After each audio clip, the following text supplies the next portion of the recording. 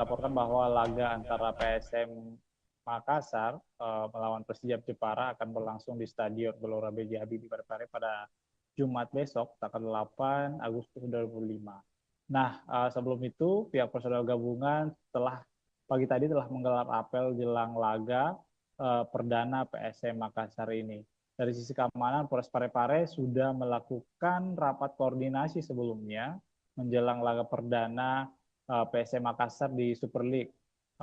AKBP, maksud kami Kapolres Parepare AKBP Indra Waspada Yuda mengatakan ada sebanyak 835 personel gabungan yang akan terlibat dalam pengamanan laga perdana PSM Makassar di Super League 2005-2006 nanti. Ya. Untuk kemudian menjadi pertanyaan dari 835 ini, mengapa sebanyak 800-an yang dikerahkan untuk pengamanan? Ada informasi mengenai hal tersebut? Betul sekali, Fior. Jadi 830 personel ini merupakan personel gabungan, diantaranya adalah 2/4 dari personel Polres Kota Parepare, kemudian ada juga TNI, kemudian ikut juga BRIMOB, Satpol PP, dan pihak-pihak lainnya. Nah, banyaknya personel gabungan untuk mengamankan di laga perdana ini dikarenakan memang ini merupakan laga perdana PSM Makassar di Super League 2025-2026 dan akan diprediksi penonton akan membludak menghadiri Stadion B.J. Habibie pada Jumat besok, ya. Beberapa instansi juga yang turut tergabung dalam pengamanan di hari esok, rekan Aryadi. Lantas mungkin dapat disampaikan juga apa yang menjadi larangan yang ditegaskan dari pihak kepolisian mungkin? Baik, sebelumnya kami informasikan bahwa pihak Polres Parepare, kemudian Polda Sulsel, dan beberapa kelompok supporter PSM Makassar sudah melakukan pertemuan dan ada kesepakatan bahwa memang beberapa larangan kembali diterapkan dalam setiap laga PSM Makassar saat bertandang maksud kami saat berada di Stadion B.J. Habibie Kota Parepare. Di antaranya tidak boleh membawa flare, kemudian tidak boleh membawa petasan, senjata tajam, kemudian juga sampai kini pihak polisi juga masih belum memberikan kesempatan bagi supporter-supporter tim tamu untuk hadir menyaksikan langsung laga di Stadion B.J. Habibie Parepare. Ya. Baik, ya. Rekan Aryadi, ini mungkin juga sekaligus mau mendapatkan konfirmasi apakah memang benar isu yang beredar bahwa kehadiran supporter lawan dilarang di Stadion Gelora B.J. Habibie. Apakah benar demikian? Dan kalau iya, mengapa? Betul sekali, Fior. Jadi memang untuk informasinya bahwa supporter lawan belum bisa menyaksikan langsung laga di stadion tandang dikarenakan memang ini merupakan aturan dari Super League 2005-2026 ini dikarenakan memang salah satu pengaruhnya adalah untuk pada saat di Liga 1 kemarin terakhir itu Persib Bandung dikarenakan banyaknya supporter yang masuk dan untuk jangan sampai ada menimbulkan kericuhan seperti itu, ya. Berarti Ada bentuk untuk baik ya. Bagaimana rekan Aryadi? ini untuk minimalisasi adanya benturan antar supporter, ya. Lantas mungkin untuk teknis pengamanan yang akan diberlakukan baik itu di dalam maupun di luar stadion seperti apa skemanya? Apakah sudah ada penjelasan? Baik, Fior. Jadi personel dipimpin oleh HKBP Indra Waspada Yuda bahwa Persiapan dari PSM melawan Persijap nantinya? betul sekali, Fior. Jadi salah satu pengamat sepak bola di Sulawesi Selatan mengatakan bahwa PSM Makassar ini mempunyai motivasi tinggi untuk menjaga tradisi yang tidak terkalahkan di laga perdana, apalagi mereka didukung dengan tampil di kandang sendiri.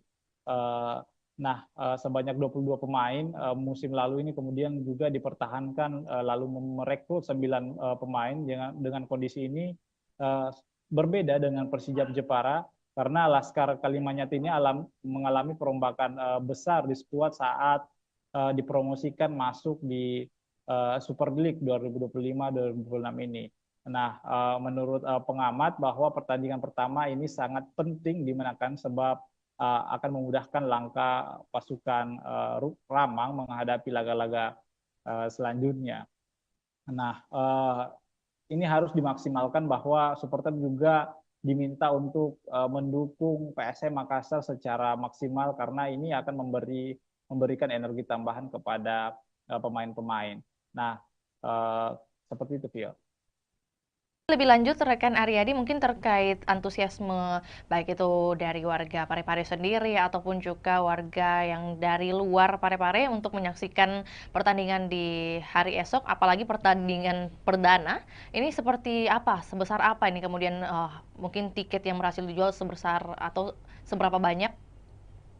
Baik, Vio. Jadi informasi yang kami telah himpun bahwa panitia pelaksana sudah menyiapkan 7.000 lembar tiket di laga perdana ini karena memang ini lebih meningkat dari sebelumnya karena memang diproyeksikan bahwa stadion akan full dipenuhi oleh supporter di laga perdana untuk mendukung PSM Makassar. Namun ternyata ada beberapa perubahan harga tiket juga dikarenakan harga tiket tribun penonton selatan dan utara itu turun 10.000 yang dulunya berkisaran dengan harga 100.000 sekarang sudah berjumlah harganya 90.000. Nah, sementara harga tiket VIP utama, VIP utara dan selatan itu tetap 300.000. Kemudian tribun timur juga itu tetap 150.000. Jadi hanya penonton tribun selatan dan utara yang mengalami penurunan 90.000. Nah, dan pantauan kami, Fior, bahwa di lapangan tadi bahwa penukaran tiket juga sudah beberapa supporter sudah melakukan penukaran tiket yang didirikan oleh panitia pelaksana PSM Makassar kepada supporter. Beberapa di antaranya itu sudah menukarkan tiket lebih awal dikarenakan memang jangan sampai besok itu ada antrian cukup panjang dikarenakan padatnya supporter yang datang untuk menonton laga perdana PSM Makassar di Super League 2025-2026, Pior. Lagi rekan Aryadi terakhir juga menyambung dengan apa yang disampaikan, kemudian sudah tersebar menurut panitia sebanyak 7.000 tiket. Lantas untuk pengawasan terhadap tiket palsu atau mungkin juga calo seperti apa yang dihadirkan oleh panitia? Baik, Viors, sebenarnya untuk tiket palsu sebenarnya ini kan sudah dilakukan oleh panitia pelaksana bahwa tiket hanya tersedia dibeli secara online. Namun panitia tetap mempertimbangkan menyiapkan lokasi penukaran, bahwa maksud kami adanya tiket tambahan jika memang ada penonton yang masih membludak seperti itu, yang belum mendapatkan tiket secara online.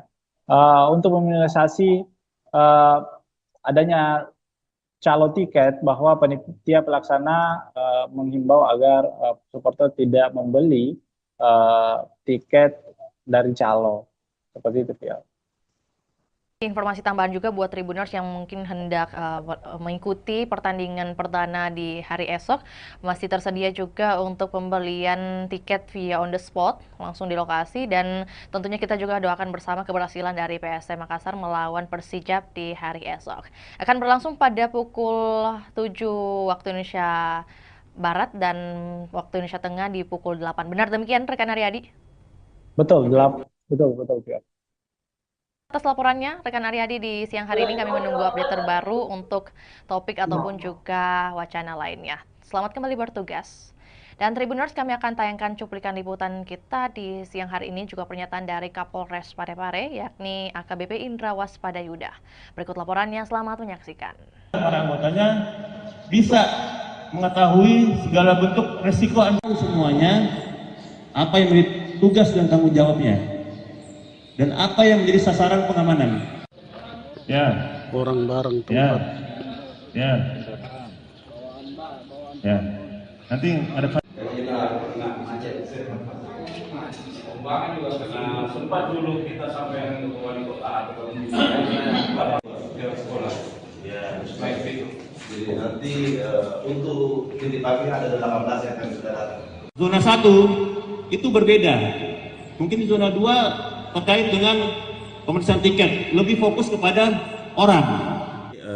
Kemarin kami melaksanakan rapat koordinasi terkait dengan pengamanan kegiatan BRI Super League, yang mana Parepare masih menjadi tuan rumah.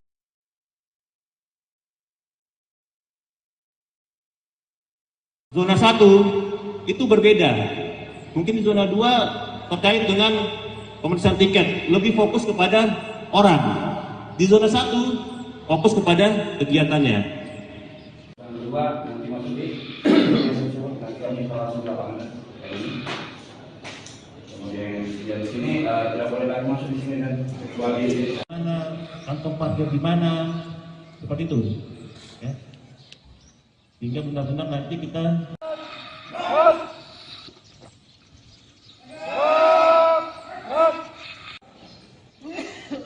coba saya mau tanya, yang tahu sasaran pengamanan apa? Kemudian risiko ancamannya apa? Ya, karena kita cuma 300.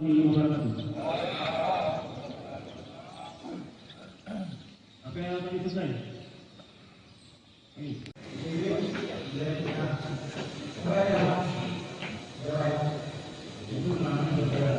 Akan padang dan para anggotanya bisa mengetahui segala bentuk resiko semuanya, apa yang menjadi tugas dan tanggung jawabnya, dan apa yang menjadi sasaran pengamanan.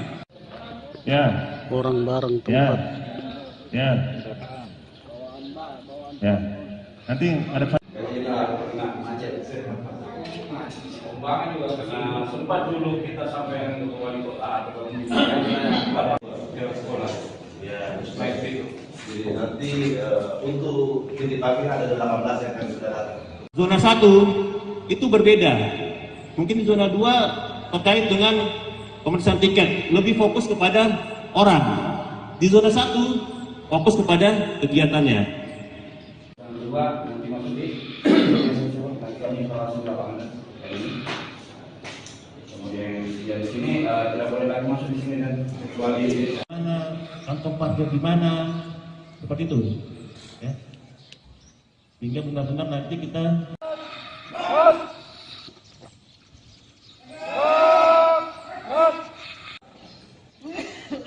coba saya mau tanya, yang tahu sasaran pengamanan apa? Kemudian risiko ancamannya apa? Ya, karena kita cuma 300.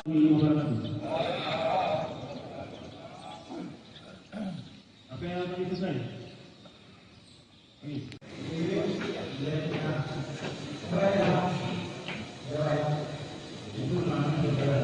Akan padang dan para anggotanya bisa mengetahui segala bentuk resiko semuanya, apa yang menjadi tugas dan tanggung jawabnya, dan apa yang menjadi sasaran pengamanan. Ya, Orang bareng ya, tempat. ya, ya. Nanti ada kena macet. Pembangunan juga karena sempat dulu kita sampai ke wali kota atau sekolah. Ya, baik itu. Jadi nanti untuk titipannya ada 18 yang akan sudah datang. zona 1 itu berbeda. Mungkin di zona 2 terkait dengan pemeriksaan tiket, lebih fokus kepada orang. Di zona 1 fokus kepada kegiatannya. Yang kedua nanti masuk di nanti kami langsung ke lapangan ini.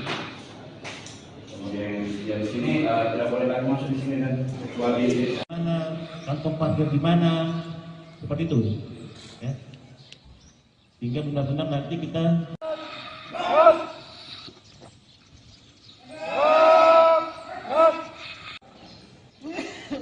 coba saya mau tanya, yang tahu sasaran pengamanan apa?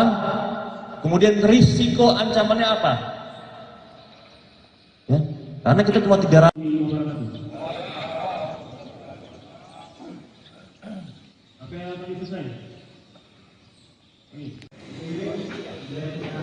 Angin segar bagi masyarakat Kota Makassar, di mana Stadion Untia Kota Makassar dilirik investor Tiongkok.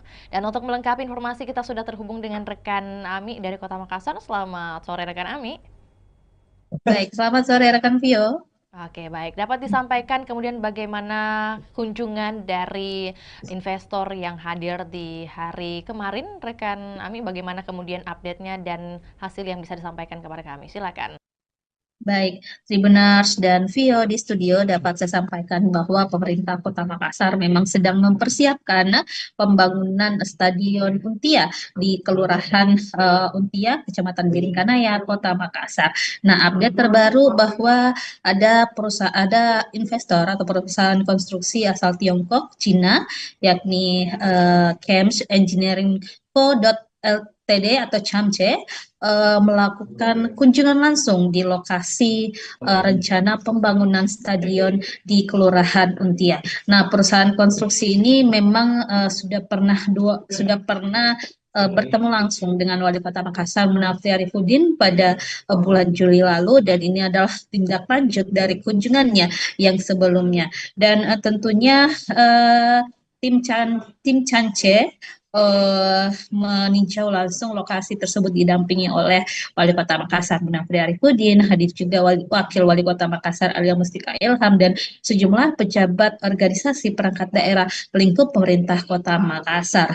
Dan dari tim CHAMCE sendiri yang hadir adalah ada General Project Manager Mr. Xiao, kemudian ada dari Commercial Managernya Mr. Sang Siki, kemudian ada Chief Engineer juga, dan desain manager hingga sekretaris dari CHAMCE itu sendiri. Dan tentunya dari peninjauan tersebut kemarin disampaikan bahwa memang pihak CHAMCE akan melakukan desain-desain, kemudian menyusun bagaimana rencana dan strategi mereka dalam perencanaan pembangunan Stadion Untia di Kota Makassar ini. Nah, pemerintah Kota Makassar tentunya membuka diri karena memang Pemkot Makassar saat ini sedang mencari investor yang akan membiayai atau mendanai pembangunan stadion di Kota Makassar. Dan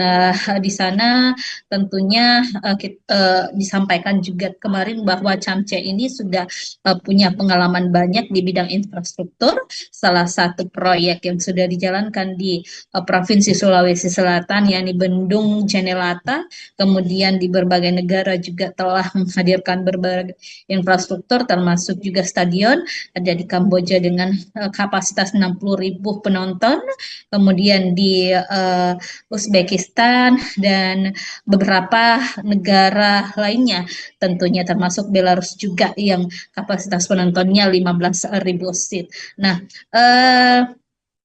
tentunya kemarin disampaikan Wali Kota Makassar Munafri Arifudin saat kami berwawancara bahwa tim CHAMCE akan segera menyusun gambaran desainnya seperti apa, yang mana cocok dan efektif untuk Stadion Untia ke depan. Dan dari situ Munafri melihat memang ada keseriusan yang ditunjukkan atau dibuktikan dari pihak CHAMCE itu sendiri, dan diprediksi tingkat keyakinan mereka melakukan investasi atau menyokong pembangunan Stadion Untia di Kota Makassar sudah di atas 50%.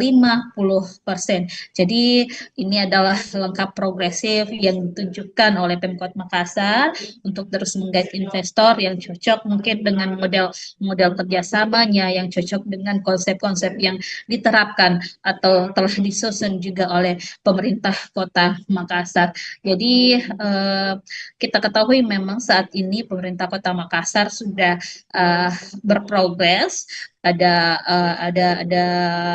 tahapan progresif dalam rencana pembangunan stadion di Untia. Sekarang ini Pemkot Makassar sudah mengalokasikan anggaran di pemerintah Kota Makassar untuk perencanaan pembangunannya tahun 2025. Di APBD perubahan nanti akan ada penganggaran untuk mungkin dokumen-dokumen sertifikat lahannya, dan juga termasuk dokumen lainnya seperti feasibility study dan juga master plan-nya. Dan 2026 juga nanti ada tahapan yang akan dijalankan oleh pemerintah Kota Makassar, termasuk penimbunan lahan, karena lahan di sana di Untia itu memang butuh pemadatan pengerasan, sehingga ini butuh juga upaya dari pemerintah Kota Makassar untuk memadatkan atau menimbun lahan tersebut agar tentunya investor nanti bisa melakukan perencanaan dengan baik terhadap lokasi pembangunan stadion di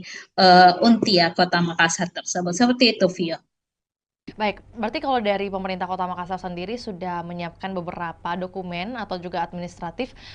Kemudian kalau dari Camce sendiri, apakah kemudian sudah ditampilkan bagaimana mereka memperlihatkan mungkin indikasi keseriusan mereka dari pihak Camce untuk berinvestasi? Dan kalau mungkin tadi sudah dikatakan oleh rekan Ami bahwa ini merupakan kunjungan kedua kalinya ke Untia atau juga ke Kota Makassar.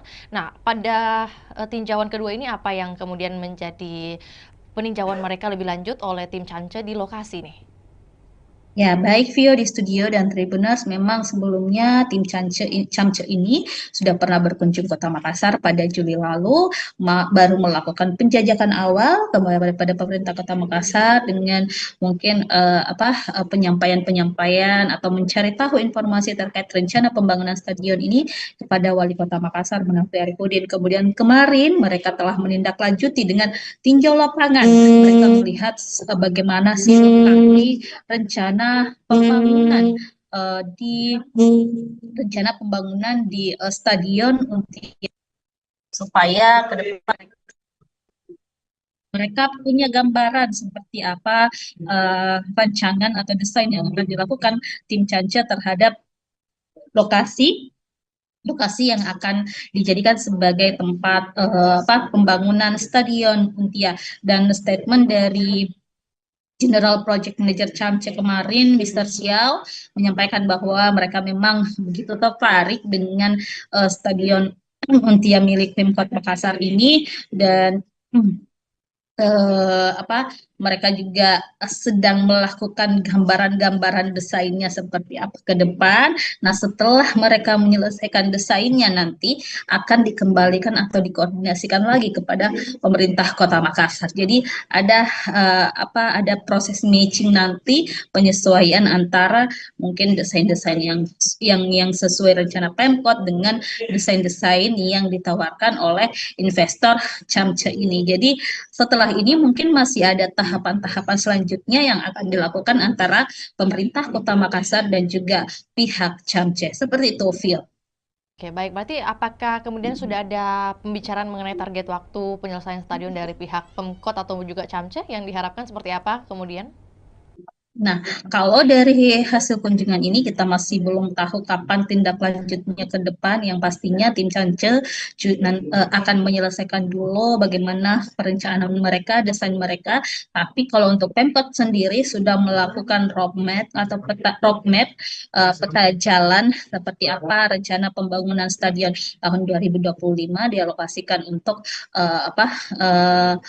pengadaan atau pembuatan roadmap maupun feasibility study dan juga sertifikat lahan. Kemudian 2026 nanti itu dilakukan pengurusan perizinan analisis dampak lingkungan atau AMDALALIN, dan juga analisis dampak lalu lintas AMDAL dan AMDALALIN. Kemudian 2026 juga dialokasikan anggaran untuk pemadatan lahan atau penimbunan di sana di Untia. Kemudian 2027 ditargetkan proses pengerjaan atau konstruksi dilakukan dengan harapan pada akhir 2027 atau 2028 nanti stadion Untia sudah bisa dinikmati atau dirasakan manfaatnya oleh masyarakat.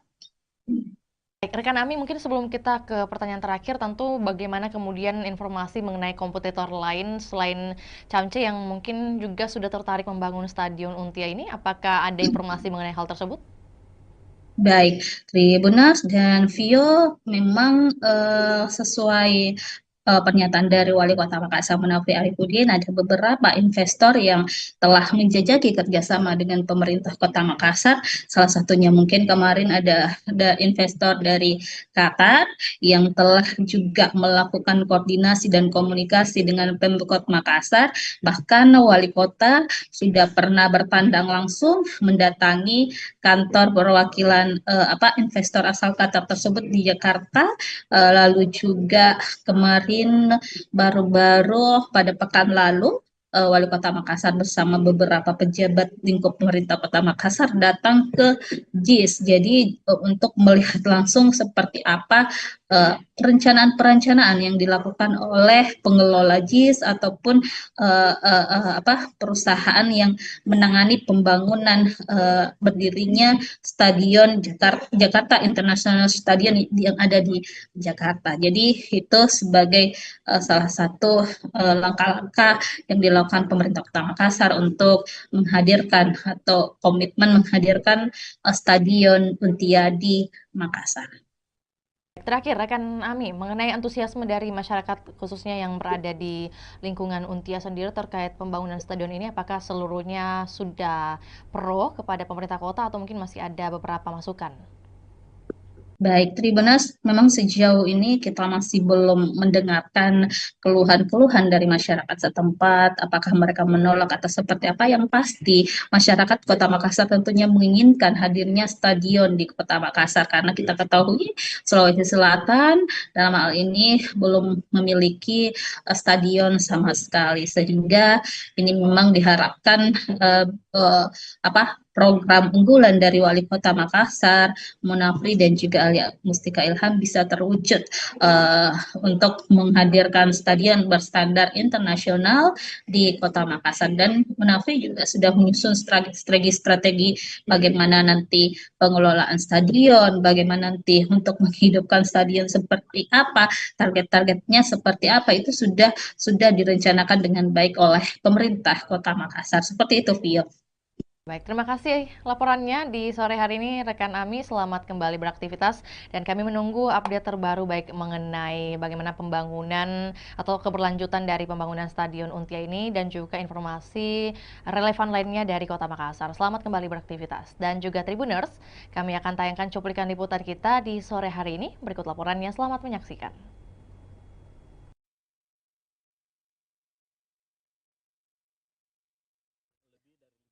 Dan kemungkinan itu, tapi kan kita masih banyak sekali hal-hal yang harus kita bicarakan. Yang paling pertama mungkin masalah pembiayaan, lama pekerjaan, desain dan sebagainya, seperti apa model kerjasama dan sebagainya. Saya pikir ini masih di dalam proses. Biarkanlah kami juga berjalan paralel untuk menyiapkan segala macam yang namanya legal administrasi dari proyek pembangunan stadion ini.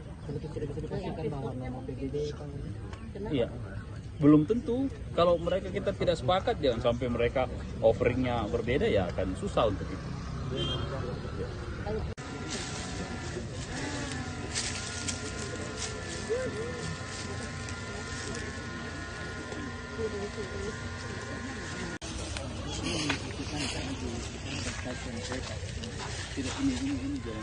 jalan yang kita pakai. Oh, kita pakai ini.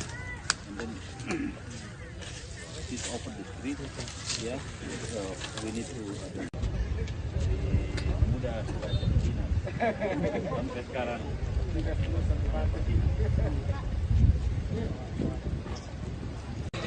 Harusnya sih biasanya kalau mereka sudah mau datang lihat lokasi artinya lebih dari 50% kemungkinan itu. Tapi kan kita masih banyak sekali hal-hal yang harus kita bicarakan. Yang paling pertama mungkin masalah pembiayaan, lama pekerjaan, desain dan sebagainya, seperti apa model kerjasama dan sebagainya. Saya pikir ini masih di dalam proses. Biarkanlah kami juga berjalan paralel untuk menyiapkan segala macam yang namanya legal administrasi dari proyek pembangunan stadion ini. Iya, belum tentu. Kalau mereka kita tidak sepakat, jangan sampai mereka offeringnya berbeda, ya akan susah untuk itu.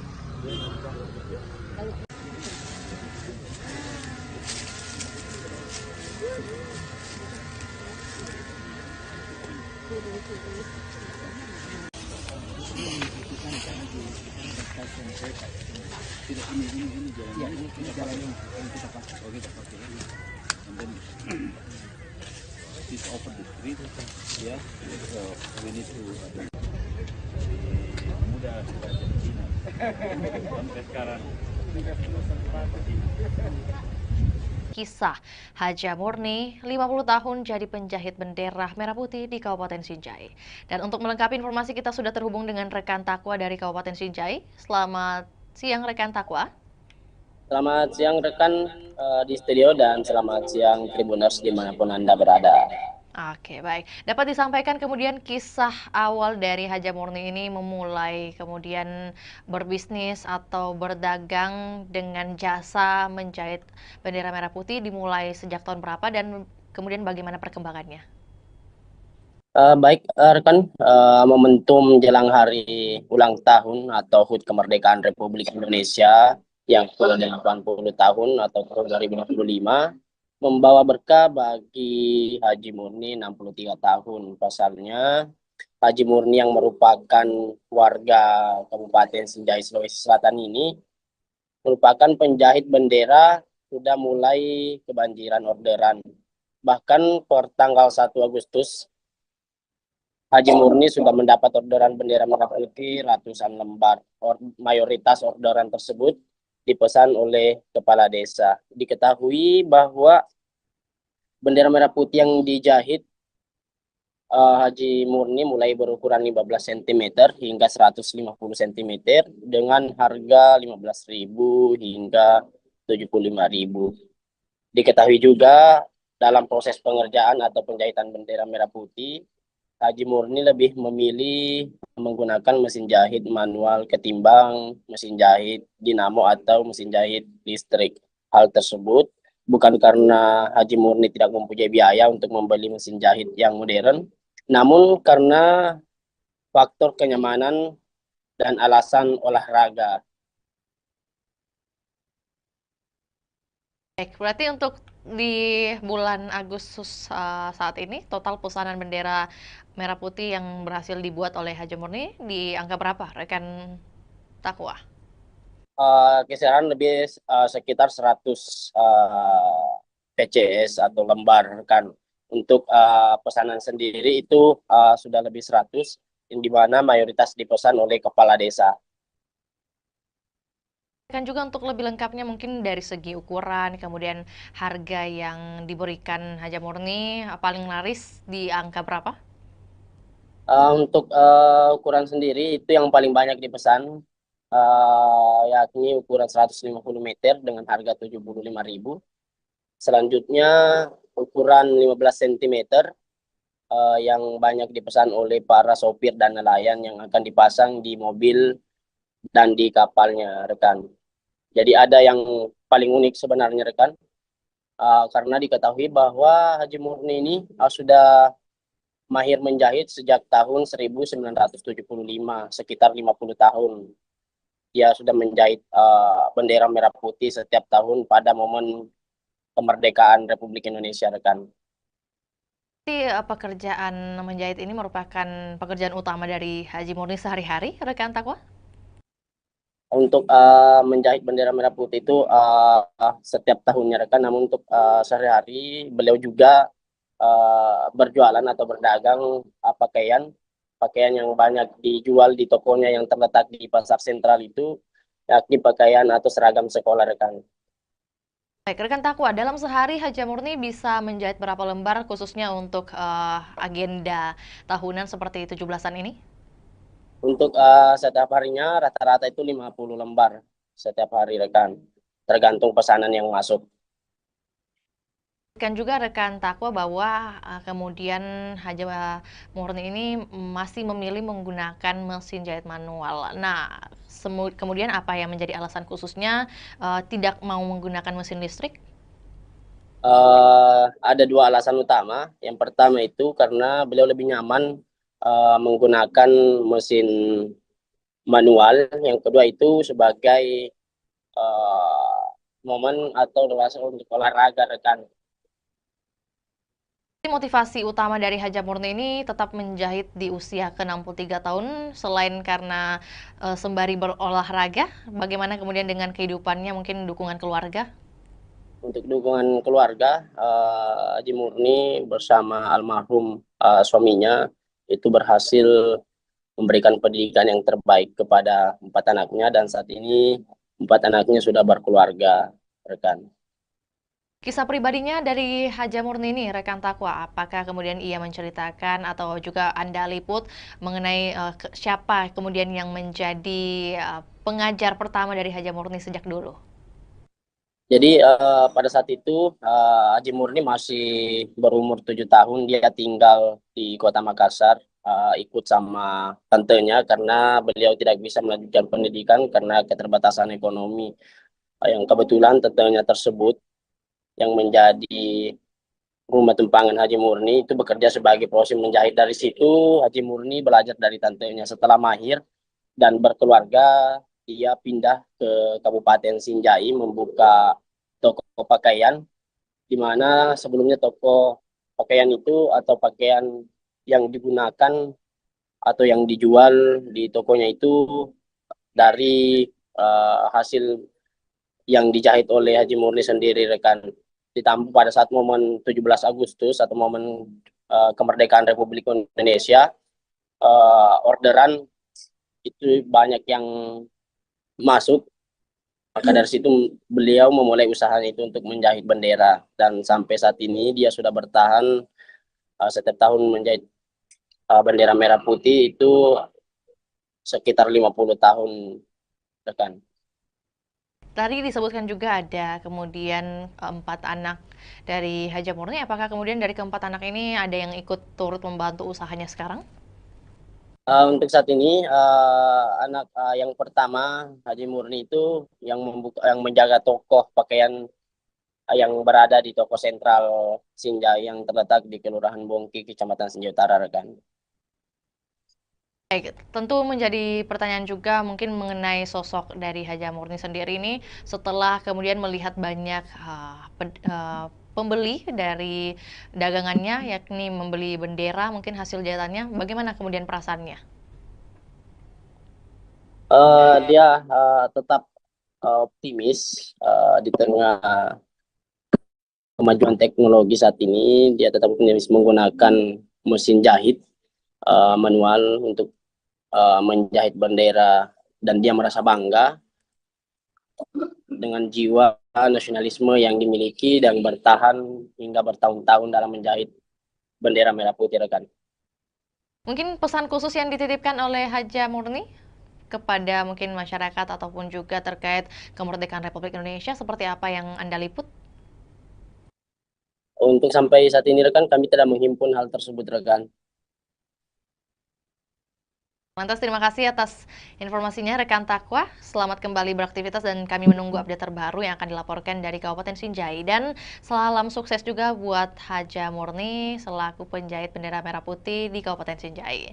Dan kami Tribuners akan tayangkan juga cuplikan liputan juga pernyataan dari seorang Haja Murni. Berikut laporannya, selamat menyaksikan.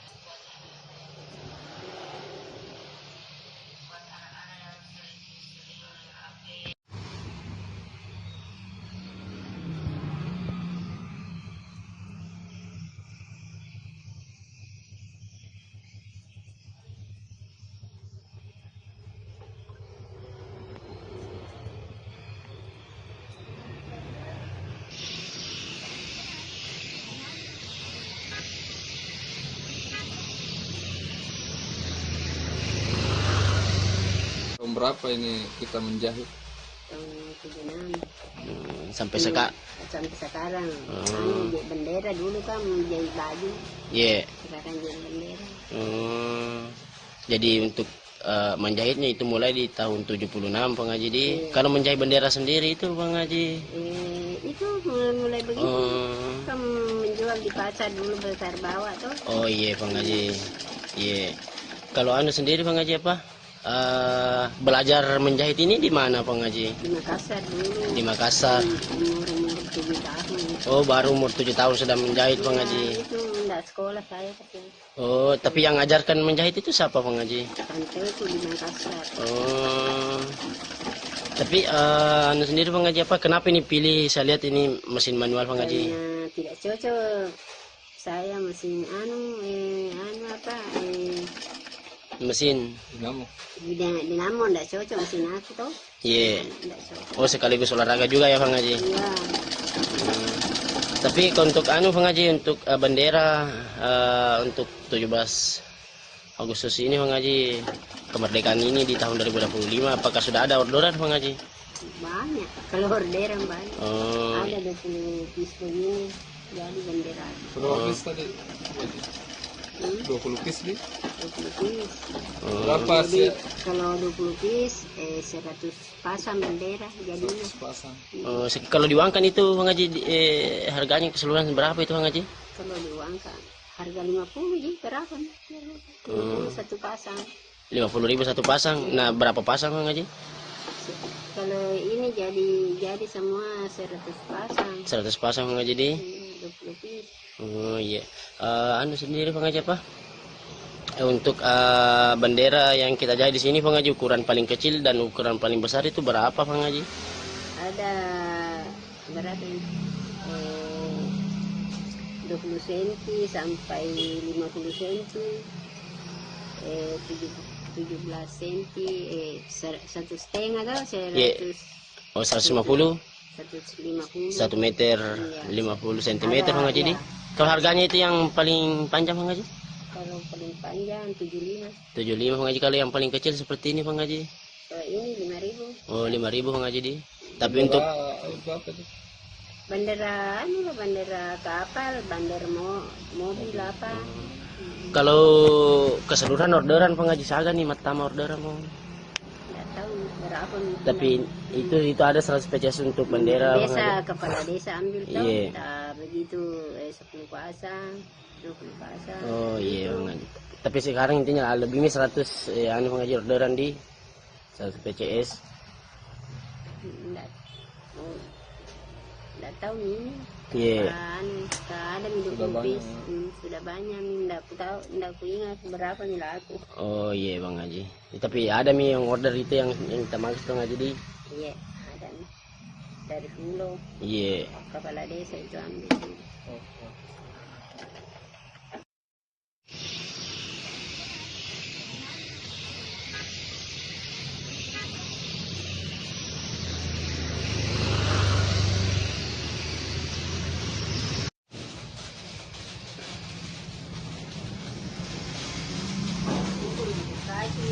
lima personel gabungan yang dikerahkan untuk amankan laga perdana PSM versus Persijap di Stadion Gelora B.J. Habibie, Kota Parepare.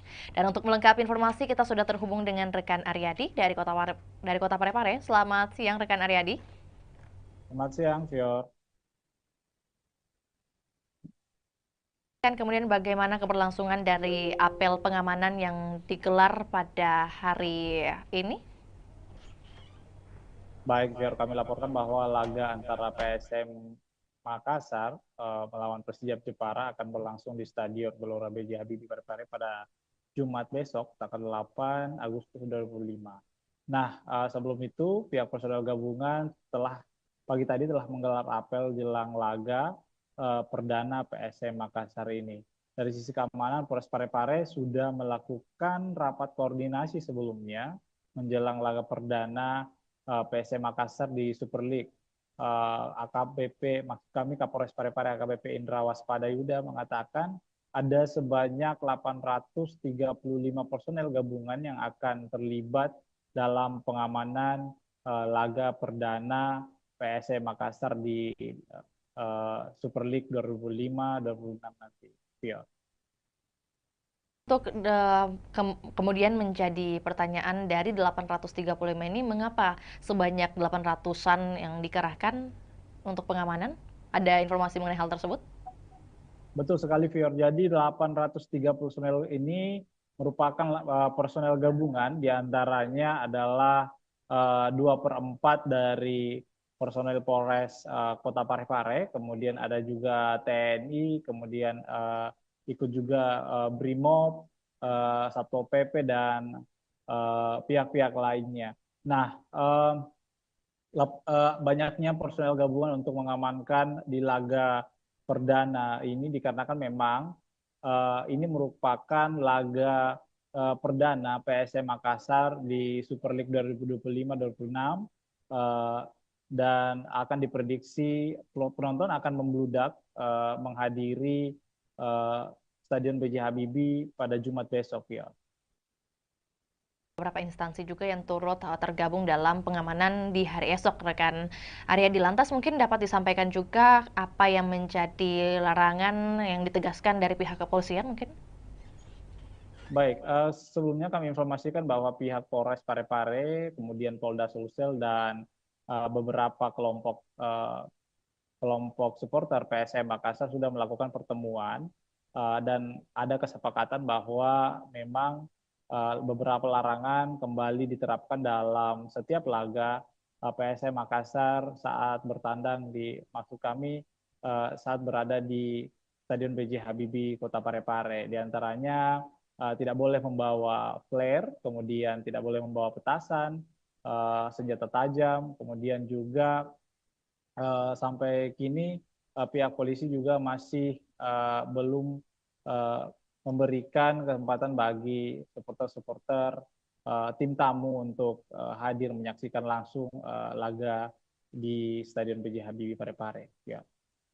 Baik, ya. Rekan Aryadi ini mungkin juga sekaligus mau mendapatkan konfirmasi apakah memang benar isu yang beredar bahwa kehadiran supporter lawan dilarang di Stadion Gelora B.J. Habibie. Apakah benar demikian? Dan kalau iya, mengapa?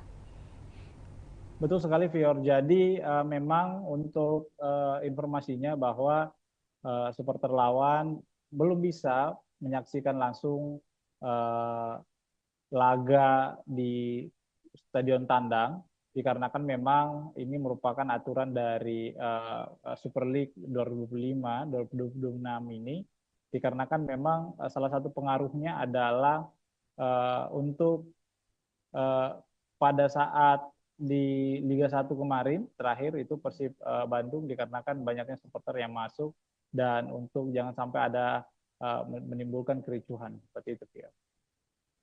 Berarti untuk baik ya. Bagaimana rekan Aryadi?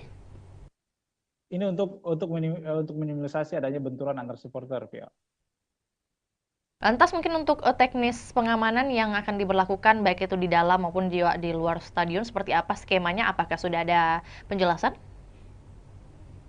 Baik, Fior. Jadi personel dipimpin oleh HKBP Indra Waspada Yuda bahwa 835 personel ini akan berpencar untuk menjaga lokasi-lokasi yang berada di sekitar stadion, termasuk tribun supporter, kemudian ada juga beberapa pintu masuk, kemudian pintu keluar. Kemudian ini akan menyebar, personel-personel ini akan menyebar di sekitar stadion untuk meminimalisir adanya kericuhan seperti itu, ya. Ya, selain imbauan rekan Aryadi, tentu menjadi pertanyaan juga bagaimana kemudian tanggapan dari Kapolres Kota Parepare mungkin mengenai dipilihnya Kota Parepare sebagai markas PSM, seperti apa yang disampaikan? Ya, menurut Indra setelah kami konfirmasi bahwa pihaknya sangat senang kembali dipilihnya Parepare menjadi markas PSM Makassar. Nah, namun meski begitu dia sangat mengimbau supporter untuk ikut menjaga keamanan dan ketertiban masyarakat di Parepare selama menonton jalannya laga. Nah, memang PSM Makassar ini untuk informasi viewer bahwa PSM Makassar mempunyai rekor unbeaten atau tidak terkalahkan di pekan pertama di kompetisi kasta tertinggi sepak bola Indonesia ini sejak 2017. Nah, rekor ini kemudian berlanjut jika PSM menekuk Persijap Jepara yang digelar besok hari. Nah, Persijap sendiri adalah tim juara 3 di Liga 2 Indonesia musim lalu yang mendapat tiket terakhir klub promosi Super League 25. Beberapa supporter juga bahkan mengharapkan bahwa PSM Makassar langsung memetik poin di laga perdana ini dikarenakan memang PSM Makassar adalah salah satu tim juara di Super League 2025-2026. Iya. Berarti prediksi dari pengamat sepak bola mungkin yang berhasil Anda liput seperti apa yang ia lihat dari permainan atau persiapan dari PSM melawan Persijap nantinya? Betul sekali, Fior. Jadi salah satu pengamat sepak bola di Sulawesi Selatan mengatakan bahwa PSM Makassar ini mempunyai motivasi tinggi untuk menjaga tradisi yang tidak terkalahkan di laga perdana, apalagi mereka didukung dengan tampil di kandang sendiri. Sebanyak 22 pemain musim lalu ini kemudian juga dipertahankan lalu merekrut 9 pemain dengan kondisi ini berbeda dengan Persijap Jepara karena Laskar Kalimanyat ini mengalami perombakan besar di skuad saat dipromosikan masuk di Super League 2025-2026 ini.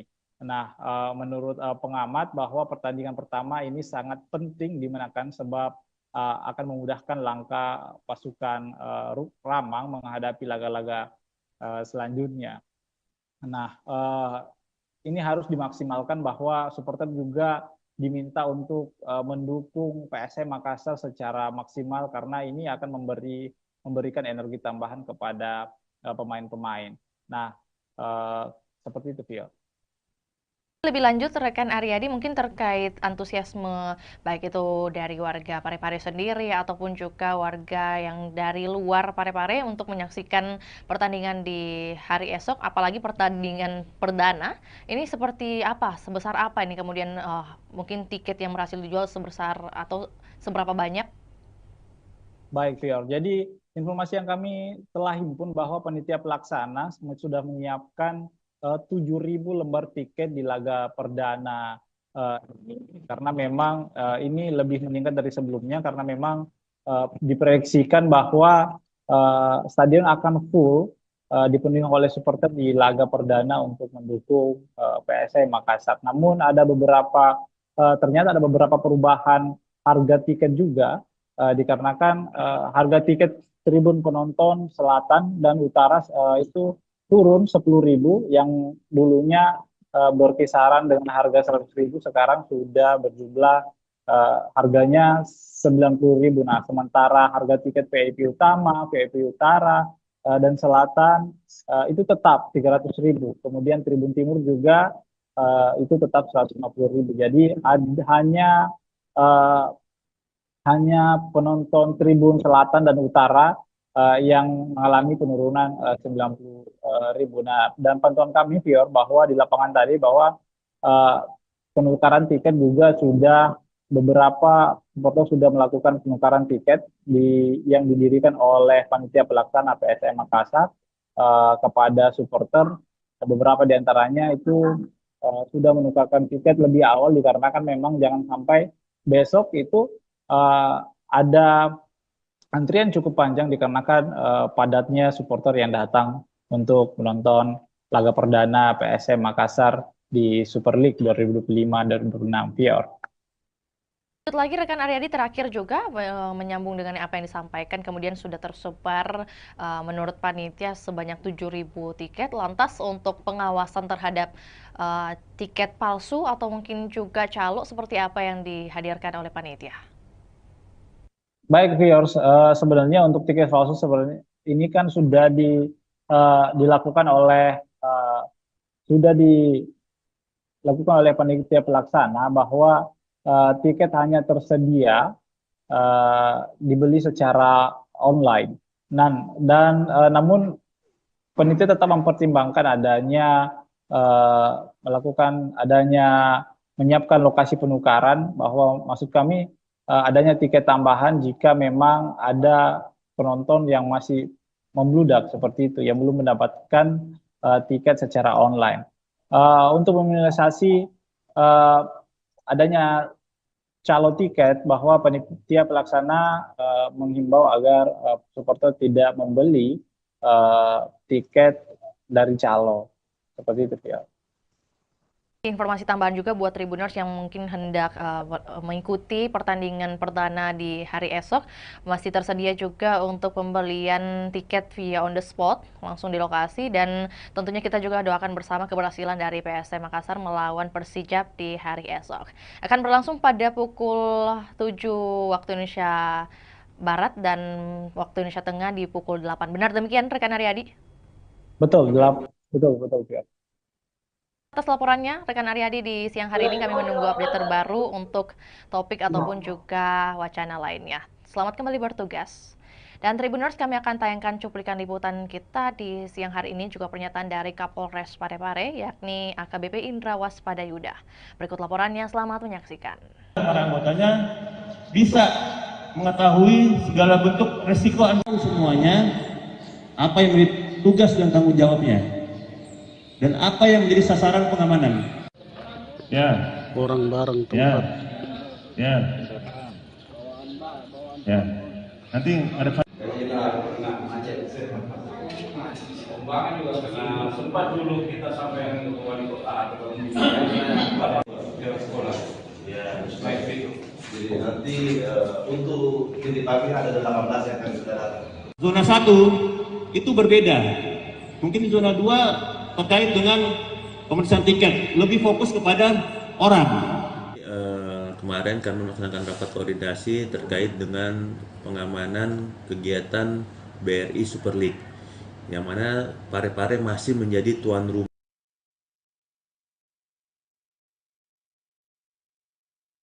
Zona 1 itu berbeda.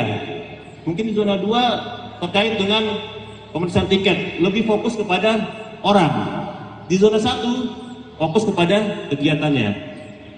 Yang kedua, nanti masuk di nanti kami langsung ke lapangan ini. Kemudian di sini tidak boleh lagi masuk di sini dan kecuali mana kantong parkir di mana, seperti itu. Ya. Sehingga benar-benar nanti kita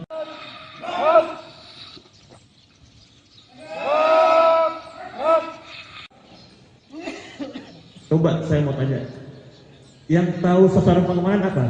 Apa? Kemudian risiko ancamannya apa?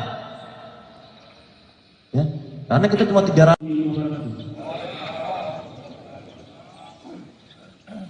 Apa yang akan selesai?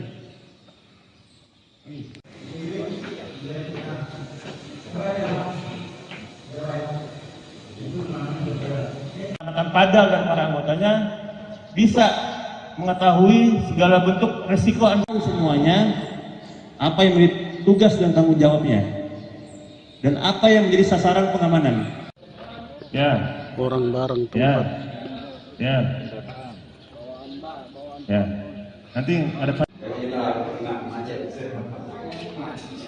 juga karena sempat dulu kita sampai ke wali kota atau sekolah. Ya, baik itu. Jadi nanti untuk titik parkir ada 18 yang akan sudah datang. Zona 1 itu berbeda. Mungkin di zona 2 terkait dengan pemeriksaan tiket, lebih fokus kepada orang. Di zona 1 fokus kepada kegiatannya. Yang kedua, nanti masuk di nanti kami langsung ke lapangan ini. Kemudian di sini tidak boleh lagi masuk di sini dan kecuali mana kantong parkir di mana, seperti itu. Ya. Sehingga benar-benar nanti kita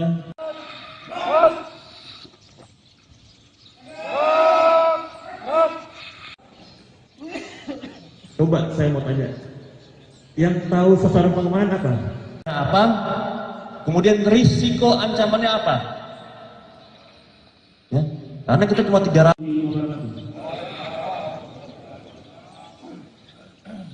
Apa yang akan selesai?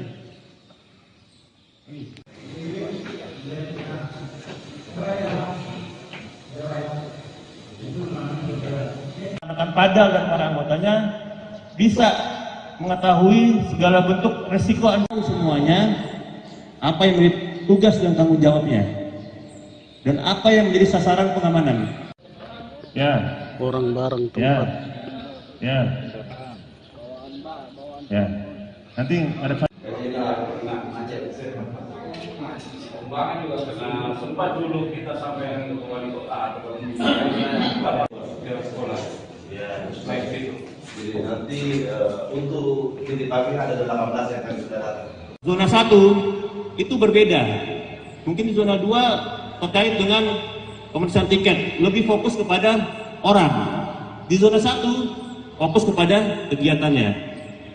Yang kedua nanti masuk di nanti kami langsung ke lapangan. Kemudian yang di sini tidak boleh lagi masuk di sini dan kecuali Mana kantong parkir di mana, seperti itu. Ya. Sehingga benar-benar nanti kita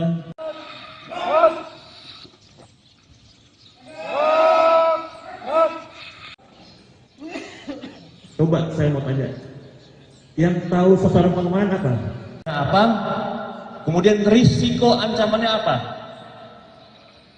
Ya, karena kita cuma 300.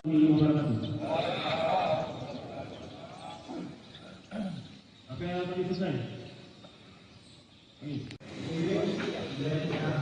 Angin segar bagi masyarakat Kota Makassar, di mana Stadion Untia Kota Makassar dilirik investor Tiongkok. Dan untuk melengkapi informasi, kita sudah terhubung dengan rekan Ami dari Kota Makassar. Selamat sore rekan Ami. Baik, selamat sore rekan Vio. Oke, baik. Dapat disampaikan kemudian bagaimana kunjungan dari investor yang hadir di hari kemarin, rekan Ami, bagaimana kemudian update-nya dan hasil yang bisa disampaikan kepada kami. Silakan. Baik, Tribuners dan Vio di studio dapat saya sampaikan bahwa pemerintah Kota Makassar memang sedang mempersiapkan pembangunan Stadion Untia di Kelurahan Untia, Kecamatan Biringkanaya, Kota Makassar. Nah, update terbaru bahwa ada investor atau perusahaan konstruksi asal Tiongkok, Cina, yakni Chems Engineering Co. Ltd atau CHAMCE melakukan kunjungan langsung di lokasi rencana pembangunan stadion di Kelurahan Untia. Nah, perusahaan konstruksi ini memang sudah pernah bertemu langsung dengan Wali Kota Makassar Munafri Arifudin pada bulan Juli lalu, dan ini adalah tindak lanjut dari kunjungannya yang sebelumnya. Dan tentunya tim CHAMCE meninjau langsung lokasi tersebut didampingi oleh Wali Kota Makassar Munafri Arifudin, hadir juga Wakil Wali Kota Makassar Alia Mustika Ilham, dan sejumlah pejabat organisasi perangkat daerah lingkup pemerintah Kota Makassar.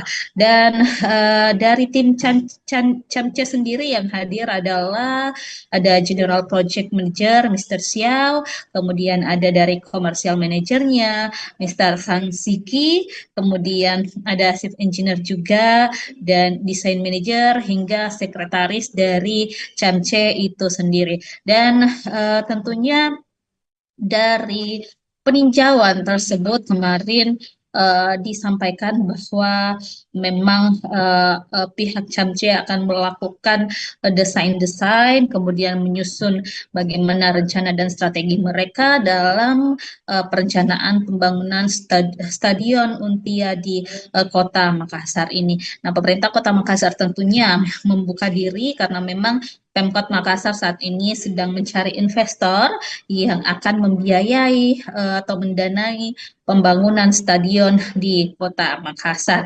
Dan di sana tentunya disampaikan juga kemarin bahwa CHAMCE ini sudah punya pengalaman banyak di bidang infrastruktur. Salah satu proyek yang sudah dijalankan di Provinsi Sulawesi Selatan yakni Bendung Jenelata, kemudian di berbagai negara juga telah menghadirkan berbagai infrastruktur termasuk juga stadion. Ada di Kamboja dengan kapasitas 60.000 penonton, kemudian di Uzbekistan dan beberapa negara lainnya tentunya termasuk Belarus juga yang kapasitas penontonnya 15.000 seat. Nah,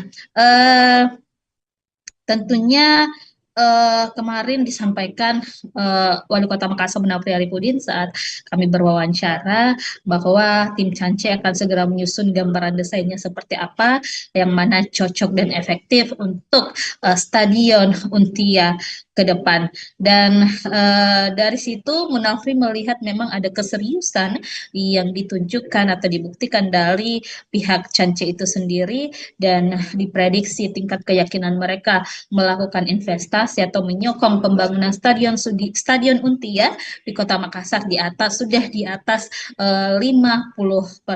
Jadi ini adalah langkah progresif yang ditunjukkan oleh Pemkot Makassar untuk terus menggait investor yang cocok mungkin dengan model kerjasamanya, yang cocok dengan konsep-konsep yang diterapkan atau telah disusun juga oleh pemerintah Kota Makassar. Jadi kita ketahui memang saat ini pemerintah Kota Makassar sudah berprogres, ada tahapan progresif dalam rencana pembangunan stadion di Untia. Sekarang ini Pemkot Makassar sudah mengalokasikan anggaran di pemerintah Kota Makassar untuk perencanaan pembangunannya tahun 2025. Di APBD perubahan nanti akan ada penganggaran untuk mungkin dokumen-dokumen sertifikat lahannya, dan juga termasuk dokumen lainnya seperti feasibility study dan juga master plan-nya. Dan 2026 juga nanti ada tahapan yang akan dijalankan oleh pemerintah Kota Makassar, termasuk penimbunan lahan, karena lahan di sana di Untia itu memang butuh pemadatan, pengerasan, sehingga ini butuh juga upaya dari pemerintah Kota Makassar untuk memadatkan atau menimbun lahan tersebut agar tentunya investor nanti bisa melakukan perencanaan dengan baik terhadap lokasi pembangunan stadion di Untia Kota Makassar tersebut. Seperti itu, Vio. Baik, berarti kalau dari pemerintah Kota Makassar sendiri sudah menyiapkan beberapa dokumen atau juga administratif. Kemudian kalau dari Camce sendiri, apakah kemudian sudah ditampilkan bagaimana mereka memperlihatkan mungkin indikasi keseriusan mereka dari pihak Camce untuk berinvestasi? Dan kalau mungkin tadi sudah dikatakan oleh rekan Ami bahwa ini merupakan kunjungan kedua kalinya ke Untia atau juga ke Kota Makassar. Nah, pada tinjauan kedua ini apa yang kemudian menjadi peninjauan mereka lebih lanjut oleh tim Cance di lokasi nih? Ya, baik Vio di studio dan Tribuners, memang sebelumnya tim Camce ini sudah pernah berkunjung Kota Makassar pada Juli lalu, baru melakukan penjajakan awal kepada pemerintah Kota Makassar dengan mungkin penyampaian atau mencari tahu informasi terkait rencana pembangunan stadion ini kepada Wali Kota Makassar Munafri Arifudin. Kemudian kemarin mereka telah menindaklanjuti dengan tinjau lapangan. Mereka melihat bagaimana sih lokasi rencana pembangunan di stadion Untia, supaya ke depan mereka punya gambaran seperti apa rancangan atau desain yang akan dilakukan tim Cance terhadap lokasi yang akan dijadikan sebagai tempat pembangunan stadion Untia. Dan statement dari General Project Manager Camce kemarin, Mr. Xiao, menyampaikan bahwa mereka memang begitu tertarik dengan stadion Untia milik Pemkot Makassar ini, dan mereka juga sedang melakukan gambaran-gambaran desainnya seperti apa ke depan. Nah, setelah mereka menyelesaikan desainnya nanti akan dikembalikan atau dikoordinasikan lagi kepada pemerintah Kota Makassar. Jadi ada proses matching nanti, penyesuaian antara mungkin desain-desain yang sesuai rencana Pemkot dengan desain-desain yang ditawarkan oleh investor Camce ini. Jadi setelah ini mungkin masih ada tahapan-tahapan selanjutnya yang akan dilakukan antara pemerintah Kota Makassar dan juga pihak Camce. Seperti itu, Phil. Oke, baik. Berarti apakah kemudian sudah ada pembicaraan mengenai target waktu penyelesaian stadion dari pihak Pemkot atau juga Camce yang diharapkan seperti apa kemudian? Nah, kalau dari hasil kunjungan ini kita masih belum tahu kapan tindak lanjutnya ke depan. Yang pastinya tim Cance akan menyelesaikan dulu bagaimana perencanaan mereka, desain mereka. Tapi kalau untuk Pemkot sendiri sudah melakukan roadmap atau peta jalan seperti apa rencana pembangunan stadion tahun 2025 dialokasikan untuk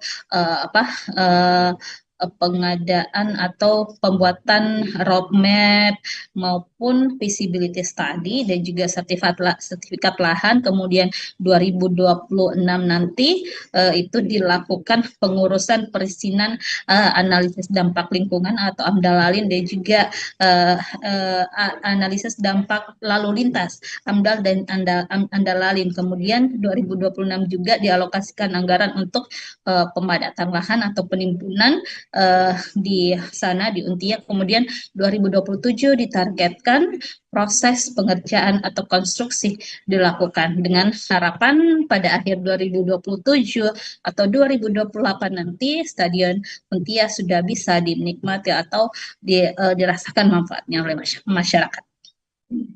Baik, rekan Ami, mungkin sebelum kita ke pertanyaan terakhir, tentu bagaimana kemudian informasi mengenai kompetitor lain selain Camce yang mungkin juga sudah tertarik membangun Stadion Untia ini, apakah ada informasi mengenai hal tersebut? Baik, Tribuners dan Vio memang sesuai pernyataan dari Wali Kota Makassar Munafri Arifudin, ada beberapa investor yang telah menjajaki kerjasama dengan pemerintah Kota Makassar. Salah satunya mungkin kemarin ada investor dari Qatar yang telah juga melakukan koordinasi dan komunikasi dengan Pemkot Makassar.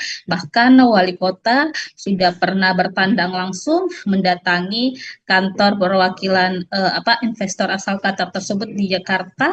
Lalu juga kemarin baru-baru pada pekan lalu Wali Kota Makassar bersama beberapa pejabat lingkup pemerintah Kota Makassar datang ke JIS. Jadi untuk melihat langsung seperti apa perencanaan yang dilakukan oleh pengelola JIS ataupun perusahaan yang menangani pembangunan berdirinya Stadion Jakarta International Stadion yang ada di Jakarta. Jadi itu sebagai salah satu langkah-langkah yang dilakukan pemerintah Kota Makassar untuk menghadirkan atau komitmen menghadirkan Stadion Untia di Makassar. Terakhir, rekan Ami, mengenai antusiasme dari masyarakat khususnya yang berada di lingkungan Untia sendiri terkait pembangunan stadion ini, apakah seluruhnya sudah pro kepada pemerintah kota atau mungkin masih ada beberapa masukan? Baik, Tribuners, memang sejauh ini kita masih belum mendengarkan keluhan-keluhan dari masyarakat setempat, apakah mereka menolak atau seperti apa. Yang pasti, masyarakat Kota Makassar tentunya menginginkan hadirnya stadion di Kota Makassar, karena kita ketahui Sulawesi Selatan dalam hal ini belum memiliki stadion sama sekali, sehingga ini memang diharapkan program unggulan dari Wali Kota Makassar, Munafri dan juga Alia Mustika Ilham bisa terwujud untuk menghadirkan stadion berstandar internasional di Kota Makassar. Dan Munafri juga sudah menyusun strategi bagaimana nanti pengelolaan stadion, bagaimana nanti untuk menghidupkan stadion seperti apa, target-targetnya seperti apa, itu sudah direncanakan dengan baik oleh pemerintah Kota Makassar. Seperti itu, Vio. Baik, terima kasih laporannya di sore hari ini rekan Ami. Selamat kembali beraktivitas dan kami menunggu update terbaru baik mengenai bagaimana pembangunan atau keberlanjutan dari pembangunan Stadion Untia ini dan juga informasi relevan lainnya dari Kota Makassar. Selamat kembali beraktivitas dan juga Tribuners, kami akan tayangkan cuplikan liputan kita di sore hari ini. Berikut laporannya, selamat menyaksikan.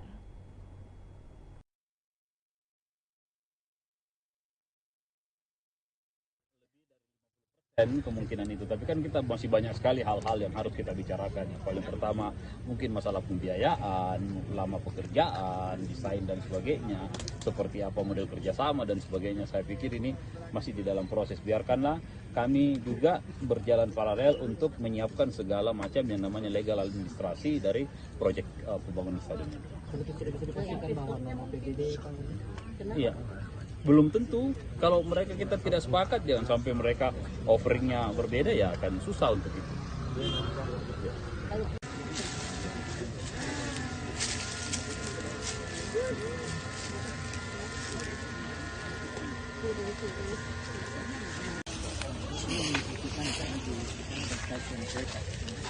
ini jalan. Ya, ini jalan yang kita pakai. Oh, kita pakai ini.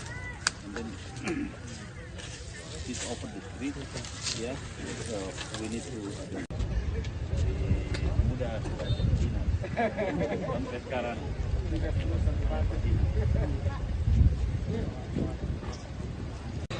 Harusnya sih biasanya kalau mereka sudah mau datang lihat lokasi artinya lebih dari 50% kemungkinan itu. Tapi kan kita masih banyak sekali hal-hal yang harus kita bicarakan. Yang paling pertama mungkin masalah pembiayaan, lama pekerjaan, desain dan sebagainya. Seperti apa model kerjasama dan sebagainya. Saya pikir ini masih di dalam proses. Biarkanlah kami juga berjalan paralel untuk menyiapkan segala macam yang namanya legal administrasi dari proyek pembangunan stadion ini. Iya, belum tentu. Kalau mereka kita tidak sepakat, jangan sampai mereka offeringnya berbeda, ya akan susah untuk itu.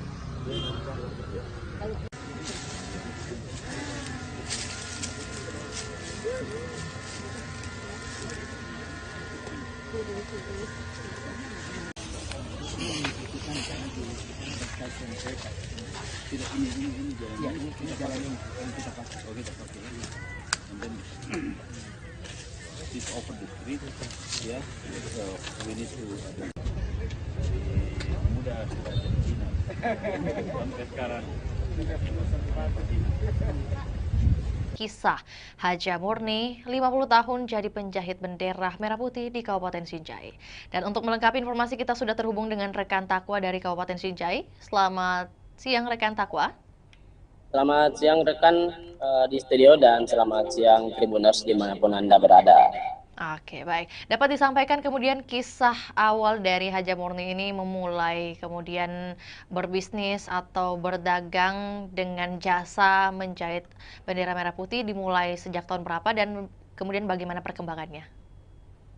Baik rekan, momentum jelang hari ulang tahun atau HUT kemerdekaan Republik Indonesia yang ke-80 tahun atau tahun 2025 membawa berkah bagi Haji Murni 63 tahun. Pasalnya Haji Murni yang merupakan warga Kabupaten Sinjai Sulawesi Selatan ini merupakan penjahit bendera, sudah mulai kebanjiran orderan. Bahkan per tanggal 1 Agustus Haji Murni sudah mendapat orderan bendera merah putih ratusan lembar. Mayoritas orderan tersebut dipesan oleh kepala desa. Diketahui bahwa bendera merah putih yang dijahit Haji Murni mulai berukuran 15 cm hingga 150 cm dengan harga 15.000 hingga 75.000. Diketahui juga dalam proses pengerjaan atau penjahitan bendera merah putih, Haji Murni lebih memilih menggunakan mesin jahit manual ketimbang mesin jahit dinamo atau mesin jahit listrik. Hal tersebut bukan karena Haji Murni tidak mempunyai biaya untuk membeli mesin jahit yang modern, namun karena faktor kenyamanan dan alasan olahraga. Baik, berarti untuk di bulan Agustus saat ini total pesanan bendera merah putih yang berhasil dibuat oleh Haji Murni di angka berapa rekan Takwa? Kisaran lebih sekitar 100 PCS atau lembar kan. Untuk pesanan sendiri itu sudah lebih 100, di mana mayoritas dipesan oleh kepala desa. Kan juga untuk lebih lengkapnya mungkin dari segi ukuran, kemudian harga yang diberikan Haja Murni paling laris di angka berapa? Untuk ukuran sendiri itu yang paling banyak dipesan, yakni ukuran 150 meter dengan harga 75.000. Selanjutnya ukuran 15 cm yang banyak dipesan oleh para sopir dan nelayan yang akan dipasang di mobil dan di kapalnya rekan. Jadi ada yang paling unik sebenarnya rekan, karena diketahui bahwa Haji Murni ini sudah mahir menjahit sejak tahun 1975, sekitar 50 tahun. dia sudah menjahit bendera merah putih setiap tahun pada momen kemerdekaan Republik Indonesia, rekan. Jadi pekerjaan menjahit ini merupakan pekerjaan utama dari Haji Murni sehari-hari, rekan Takwa? Untuk menjahit bendera merah putih itu setiap tahunnya, rekan. Namun untuk sehari-hari beliau juga berjualan atau berdagang pakaian yang banyak dijual di tokonya yang terletak di pasar sentral itu, yakni pakaian atau seragam sekolah, rekan. Baik, rekan Takwa, dalam sehari Haja Murni bisa menjahit berapa lembar khususnya untuk agenda tahunan seperti 17-an ini? Untuk setiap harinya rata-rata itu 50 lembar setiap hari, rekan. Tergantung pesanan yang masuk. Kan juga rekan Takwa bahwa kemudian Haja Murni ini masih memilih menggunakan mesin jahit manual. Nah, kemudian apa yang menjadi alasan khususnya tidak mau menggunakan mesin listrik? Ada dua alasan utama. Yang pertama itu karena beliau lebih nyaman menggunakan mesin manual. Yang kedua itu sebagai momen atau untuk olahraga, rekan. Motivasi utama dari Haja Murni ini tetap menjahit di usia ke-63 tahun, selain karena sembari berolahraga, bagaimana kemudian dengan kehidupannya, mungkin dukungan keluarga? Untuk dukungan keluarga, Haji Murni bersama almarhum suaminya itu berhasil memberikan pendidikan yang terbaik kepada 4 anaknya, dan saat ini 4 anaknya sudah berkeluarga, rekan. Kisah pribadinya dari Haja Murni ini, rekan Takwa, apakah kemudian ia menceritakan atau juga Anda liput mengenai siapa kemudian yang menjadi pengajar pertama dari Haja Murni sejak dulu? Jadi pada saat itu Haji Murni masih berumur 7 tahun, dia tinggal di Kota Makassar, ikut sama tantenya karena beliau tidak bisa melanjutkan pendidikan karena keterbatasan ekonomi.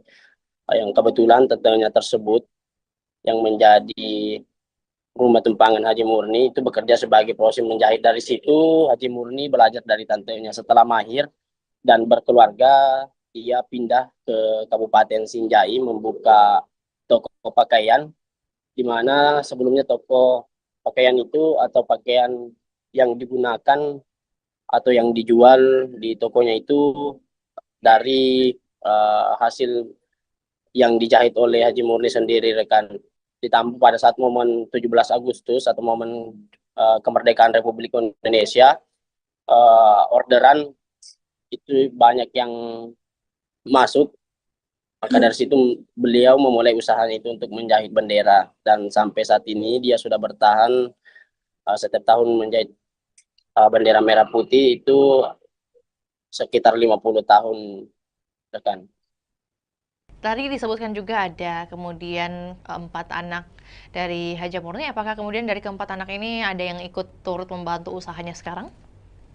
Untuk saat ini anak yang pertama Haji Murni itu yang menjaga toko pakaian yang berada di toko sentral Sinjai yang terletak di Kelurahan Bongki, Kecamatan Sinjai Utara, rekan. Baik, tentu menjadi pertanyaan juga mungkin mengenai sosok dari Haja Murni sendiri ini setelah kemudian melihat banyak pembeli dari dagangannya, yakni membeli bendera mungkin hasil jahitannya, bagaimana kemudian perasaannya?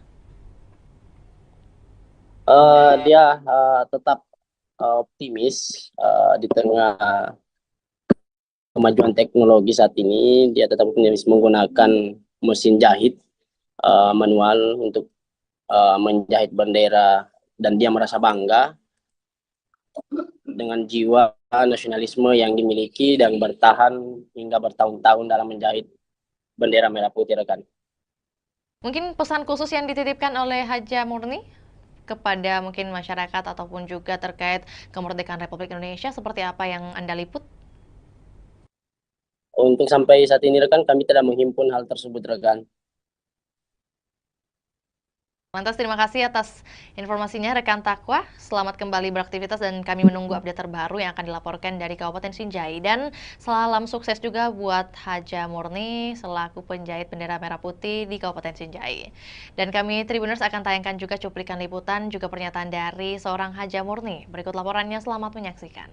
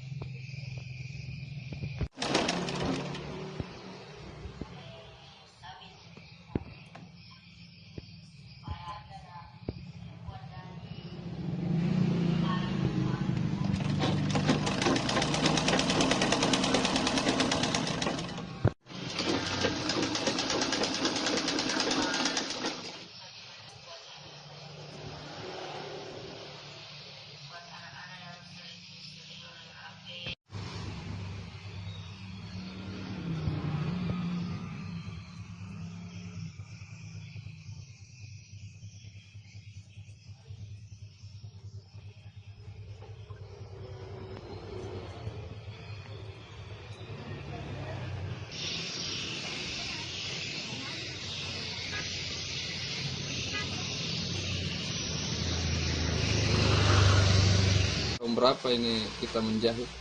Tahun 76. Sampai Sampai sekarang. Bendera dulu kan menjahit baju. Iya. Sekarang jadi bendera. Jadi untuk menjahitnya itu mulai di tahun 76 Bang Haji. Kalau menjahit bendera sendiri itu Bang Haji? Itu mulai begitu. Kan menjual di pasar dulu, pasar bawah tuh. Oh iya Bang Haji. Iya. Kalau anu sendiri Bang Haji apa? Belajar menjahit ini di mana Bang Haji? Di Makassar dulu. Di Makassar. Umur 7 tahun. Oh, baru umur 7 tahun sudah menjahit Bang Haji. Itu enggak sekolah saya tapi. Oh, tapi yang ngajarkan menjahit itu siapa Bang Haji? Tante itu di Makassar. Oh. Tapi anu sendiri Bang Haji apa? Kenapa ini pilih, saya lihat ini mesin manual Bang Haji? Karena tidak cocok. Saya mesin mesin dinamo enggak cocok mesin aku tuh. Iya.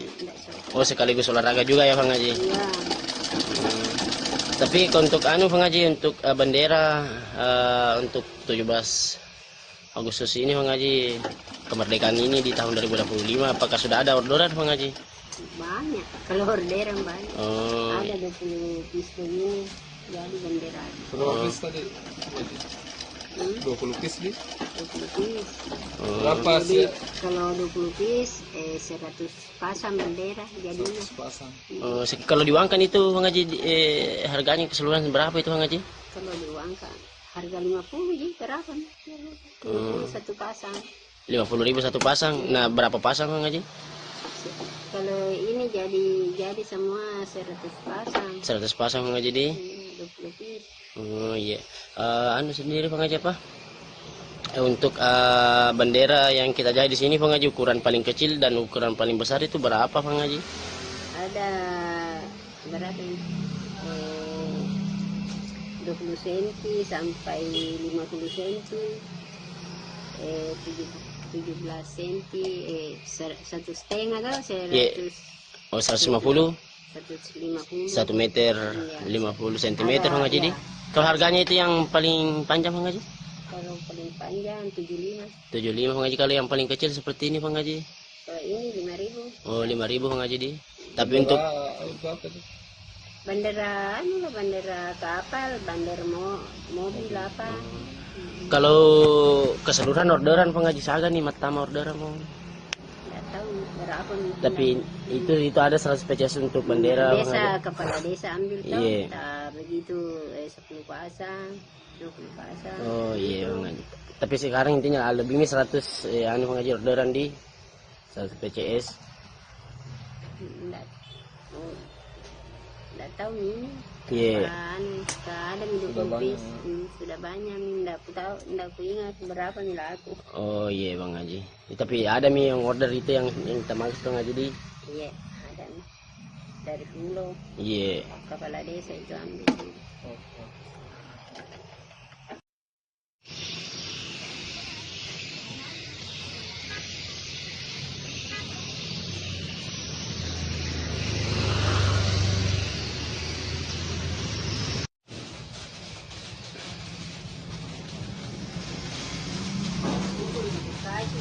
835 personel gabungan yang dikerahkan untuk amankan laga perdana PSM versus Persijap di Stadion Gelora B.J. Habibie, Kota Parepare. Dan untuk melengkapi informasi, kita sudah terhubung dengan rekan Aryadi dari Kota Parepare. Selamat siang, rekan Aryadi. Selamat siang, Fior. Kemudian bagaimana keberlangsungan dari apel pengamanan yang digelar pada hari ini? Baik, Fior, kami laporkan bahwa laga antara PSM Makassar melawan Persijap Jepara akan berlangsung di Stadion Gelora B.J. Habibie Parepare pada Jumat besok, tanggal 8 Agustus 2025. Nah, sebelum itu, pihak personel gabungan pagi tadi telah menggelar apel jelang laga perdana PSM Makassar ini. Dari sisi keamanan, Polres Parepare sudah melakukan rapat koordinasi sebelumnya menjelang laga perdana PSM Makassar di Super League. AKBP, maksud kami Kapolres Parepare AKBP Indra Waspada Yuda mengatakan ada sebanyak 835 personel gabungan yang akan terlibat dalam pengamanan laga perdana PSM Makassar di Super League 2005-2006 nanti. Ya. Untuk kemudian menjadi pertanyaan dari 835 ini, mengapa sebanyak 800-an yang dikerahkan untuk pengamanan? Ada informasi mengenai hal tersebut? Betul sekali, Fior. Jadi 830 personel ini merupakan personel gabungan, diantaranya adalah 2/4 dari personel Polres Kota Parepare, kemudian ada juga TNI, kemudian ikut juga BRIMOB, Satpol PP, dan pihak-pihak lainnya. Nah, banyaknya personel gabungan untuk mengamankan di laga perdana ini dikarenakan memang ini merupakan laga perdana PSM Makassar di Super League 2025-2026 dan akan diprediksi penonton akan membludak menghadiri Stadion B.J. Habibie pada Jumat besok, ya. Beberapa instansi juga yang turut tergabung dalam pengamanan di hari esok, rekan Aryadi. Lantas mungkin dapat disampaikan juga apa yang menjadi larangan yang ditegaskan dari pihak kepolisian mungkin? Baik, sebelumnya kami informasikan bahwa pihak Polres Parepare, kemudian Polda Sulsel, dan beberapa kelompok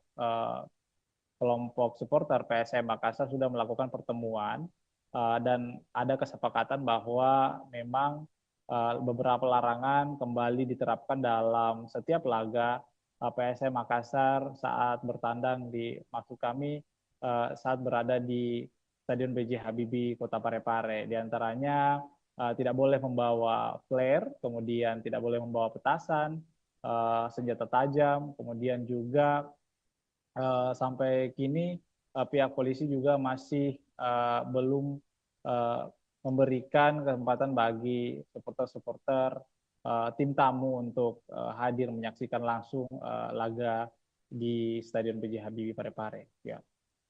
Baik, ya. Rekan Aryadi ini mungkin juga sekaligus mau mendapatkan konfirmasi apakah memang benar isu yang beredar bahwa kehadiran supporter lawan dilarang di Stadion Gelora B.J. Habibie. Apakah benar demikian? Dan kalau iya, mengapa?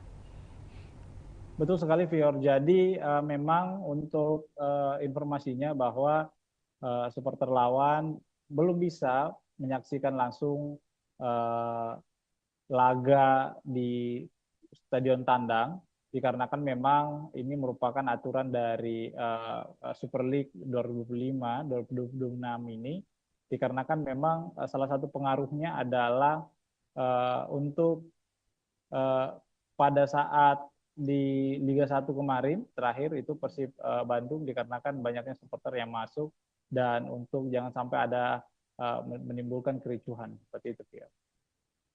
Berarti untuk baik ya. Bagaimana rekan Aryadi? Ini untuk minimalisasi adanya benturan antar supporter, ya. Lantas mungkin untuk teknis pengamanan yang akan diberlakukan baik itu di dalam maupun di luar stadion seperti apa skemanya? Apakah sudah ada penjelasan? Baik, Fior. Jadi personel dipimpin oleh HKBP Indra Waspada Yuda bahwa 835 personel ini akan berpencar untuk menjaga lokasi-lokasi yang berada di sekitar stadion, termasuk tribun supporter, kemudian ada juga beberapa pintu masuk, kemudian pintu keluar, kemudian ini akan menyebar, personel-personel ini akan menyebar di sekitar stadion untuk meminimalisir adanya kericuhan seperti itu, ya. Ya, selain imbauan rekan Aryadi, tentu menjadi pertanyaan juga bagaimana kemudian tanggapan dari Kapolres Kota Parepare mungkin mengenai dipilihnya Kota Parepare sebagai markas PSM, seperti apa yang disampaikan? Ya, menurut Indra setelah kami konfirmasi bahwa pihaknya sangat senang kembali dipilihnya Parepare menjadi markas PSM Makassar. Nah, namun meski begitu dia sangat mengimbau supporter untuk ikut menjaga keamanan dan ketertiban masyarakat di Parepare selama menonton jalannya laga. Memang PSM Makassar ini untuk informasi Fior bahwa PSM Makassar mempunyai rekor unbeaten atau tidak terkalahkan di pekan pertama di kompetisi kasta tertinggi sepak bola Indonesia ini sejak 2017. Nah, rekor ini kemudian berlanjut jika PSM menekuk Persijap Jepara yang digelar besok hari. Nah, Persijap sendiri adalah tim juara 3 di Liga 2 Indonesia musim lalu yang mendapat tiket terakhir klub promosi Super League 25. Beberapa supporter juga bahkan mengharapkan bahwa PSM Makassar langsung memetik poin di laga perdana ini, dikarenakan memang PSM Makassar adalah salah satu tim juara di Super League 2025-2026. Ya. Berarti prediksi dari pengamat sepak bola mungkin yang berhasil Anda liput seperti apa yang ia lihat dari permainan atau persiapan dari PSM melawan Persijap nantinya? Betul sekali, Fior. Jadi salah satu pengamat sepak bola di Sulawesi Selatan mengatakan bahwa PSM Makassar ini mempunyai motivasi tinggi untuk menjaga tradisi yang tidak terkalahkan di laga perdana, apalagi mereka didukung dengan tampil di kandang sendiri. Sebanyak 22 pemain musim lalu ini kemudian juga dipertahankan, lalu merekrut 9 pemain dengan kondisi ini berbeda dengan Persijap Jepara, karena Laskar Kalimantan ini mengalami perombakan besar di skuad saat dipromosikan masuk di Super League 2025-2026 ini. Nah, menurut pengamat bahwa pertandingan pertama ini sangat penting dimenangkan sebab akan memudahkan langkah pasukan Ramang menghadapi laga-laga selanjutnya. Nah, ini harus dimaksimalkan bahwa supporter juga diminta untuk mendukung PSM Makassar secara maksimal, karena ini akan memberikan energi tambahan kepada pemain-pemain. Nah, Seperti itu, Vio. Lebih lanjut, rekan Aryadi mungkin terkait antusiasme baik itu dari warga Parepare sendiri ataupun juga warga yang dari luar Parepare untuk menyaksikan pertandingan di hari esok, apalagi pertandingan perdana. Ini seperti apa? Sebesar apa ini kemudian mungkin tiket yang berhasil dijual sebesar atau seberapa banyak? Baik, Vio. Jadi informasi yang kami telah himpun bahwa panitia pelaksana sudah menyiapkan 7.000 lembar tiket di laga perdana ini, karena memang ini lebih meningkat dari sebelumnya karena memang diproyeksikan bahwa stadion akan full dipenuhi oleh supporter di laga perdana untuk mendukung PSM Makassar. Namun ternyata ada beberapa perubahan harga tiket juga dikarenakan harga tiket tribun penonton selatan dan utara itu turun 10.000, yang dulunya berkisaran dengan harga 100.000 sekarang sudah berjumlah harganya 90.000. Nah, sementara harga tiket VIP utama, VIP utara dan selatan itu tetap 300.000. Kemudian tribun timur juga itu tetap 150.000. Jadi hanya penonton tribun selatan dan utara yang mengalami penurunan 90.000. Nah, dan pantauan kami, Pior, bahwa di lapangan tadi bahwa penukaran tiket juga beberapa supporter sudah melakukan penukaran tiket yang didirikan oleh panitia pelaksana PSM Makassar kepada supporter. Beberapa di antaranya itu sudah menukarkan tiket lebih awal dikarenakan memang jangan sampai besok itu ada antrian cukup panjang dikarenakan padatnya supporter yang datang untuk menonton laga perdana PSM Makassar di Super League 2025-2026, Pior.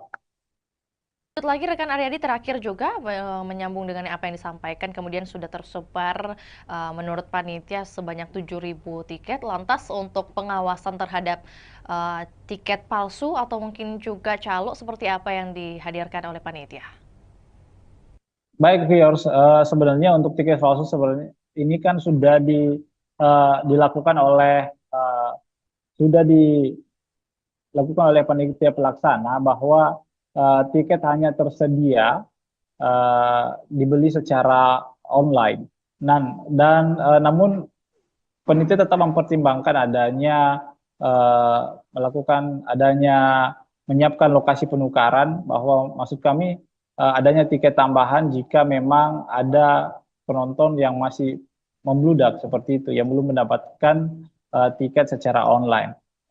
Untuk meminimalisasi adanya calo tiket, bahwa panitia pelaksana menghimbau agar supporter tidak membeli tiket dari calo seperti itu, ya. Informasi tambahan juga buat Tribuners yang mungkin hendak mengikuti pertandingan perdana di hari esok, masih tersedia juga untuk pembelian tiket via on the spot langsung di lokasi, dan tentunya kita juga doakan bersama keberhasilan dari PSM Makassar melawan Persijap di hari esok. Akan berlangsung pada pukul 7 waktu Indonesia Barat dan waktu Indonesia Tengah di pukul 8. Benar demikian rekan Aryadi? Betul, betul. Atas laporannya, rekan Aryadi, di siang hari ini kami menunggu update terbaru untuk topik ataupun juga wacana lainnya. Selamat kembali bertugas. Dan Tribuners, kami akan tayangkan cuplikan liputan kita di siang hari ini, juga pernyataan dari Kapolres Parepare, yakni AKBP Indra Waspadayuda. Berikut laporannya, selamat menyaksikan.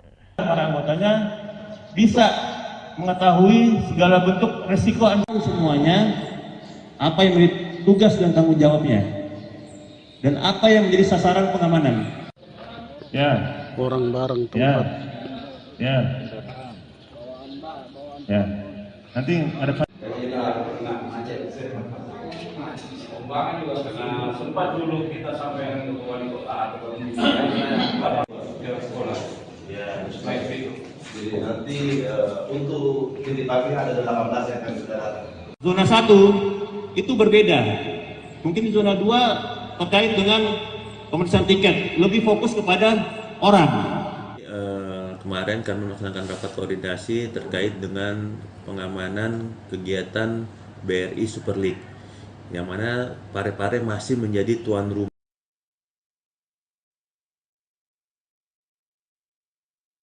Zona 1 itu berbeda. Mungkin di zona 2 terkait dengan pemeriksaan tiket, lebih fokus kepada orang. Di zona 1 fokus kepada kegiatannya. Yang kedua, nanti masuk di nanti kami langsung lapangan ini. Kemudian yang di sini tidak boleh lagi masuk di sini dan kecuali mana kantong parkir di mana, seperti itu. Ya. Hingga benar-benar nanti kita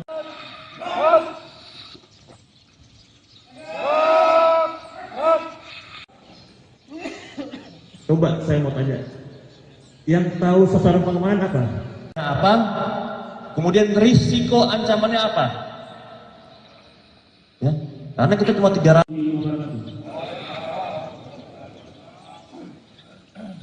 Apa yang tadi selesai?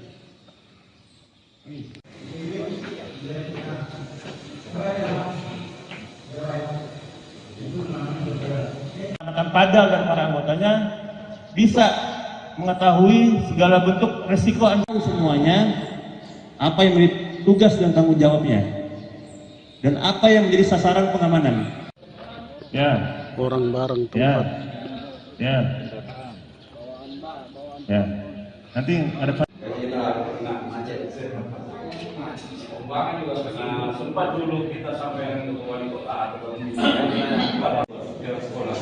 Ya, jadi nanti untuk titik pagi ada 18 yang akan kita datang. Zona 1 itu berbeda. Mungkin di zona 2 terkait dengan pemeriksaan tiket, lebih fokus kepada orang. Di zona 1 fokus kepada kegiatannya. Yang kedua, nanti masuk di nanti kami langsung lapangan ini. Kemudian yang di sini tidak boleh lagi masuk di sini dan kecuali Mana kantong parkir di mana, seperti itu. Ya. Hingga benar-benar nanti kita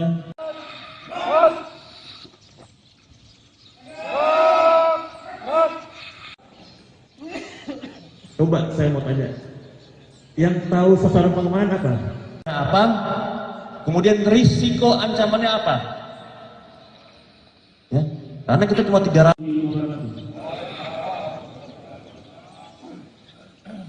Apa yang tadi selesai?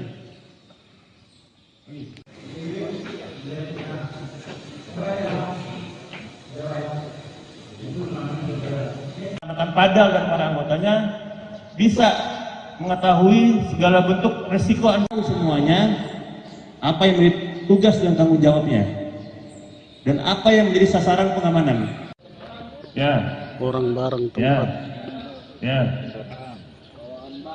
Ya. Nanti ada pembangunan juga sempat dulu kita sampai ke wali kota atau ke sekolah. Ya, jadi nanti untuk titik pagi ada 18 yang akan kita datang. Zona 1 itu berbeda. Mungkin di zona 2 terkait dengan pemeriksaan tiket, lebih fokus kepada orang. Di zona 1 fokus kepada kegiatannya. Yang kedua, nanti masuk di nanti kami langsung lapangan ini. Kemudian yang di sini tidak boleh lagi masuk di sini dan kecuali Mana kantong parkir di mana, seperti itu. Ya. Hingga benar-benar nanti kita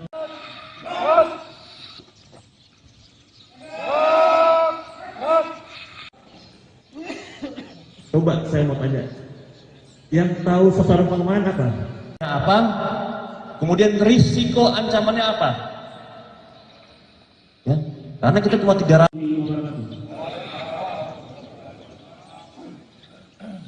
Apa yang tadi selesai? Angin segar bagi masyarakat Kota Makassar, di mana Stadion Untia Kota Makassar dilirik investor Tiongkok. Dan untuk melengkapi informasi, kita sudah terhubung dengan rekan Ami dari Kota Makassar. Selamat sore rekan Ami.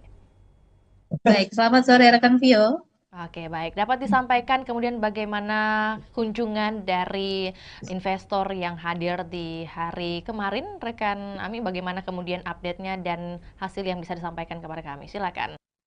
Baik, Tribuners dan Vio di studio dapat saya sampaikan bahwa pemerintah Kota Makassar memang sedang mempersiapkan pembangunan Stadion Untia di Kelurahan Untia, Kecamatan Biringkanaya, Kota Makassar.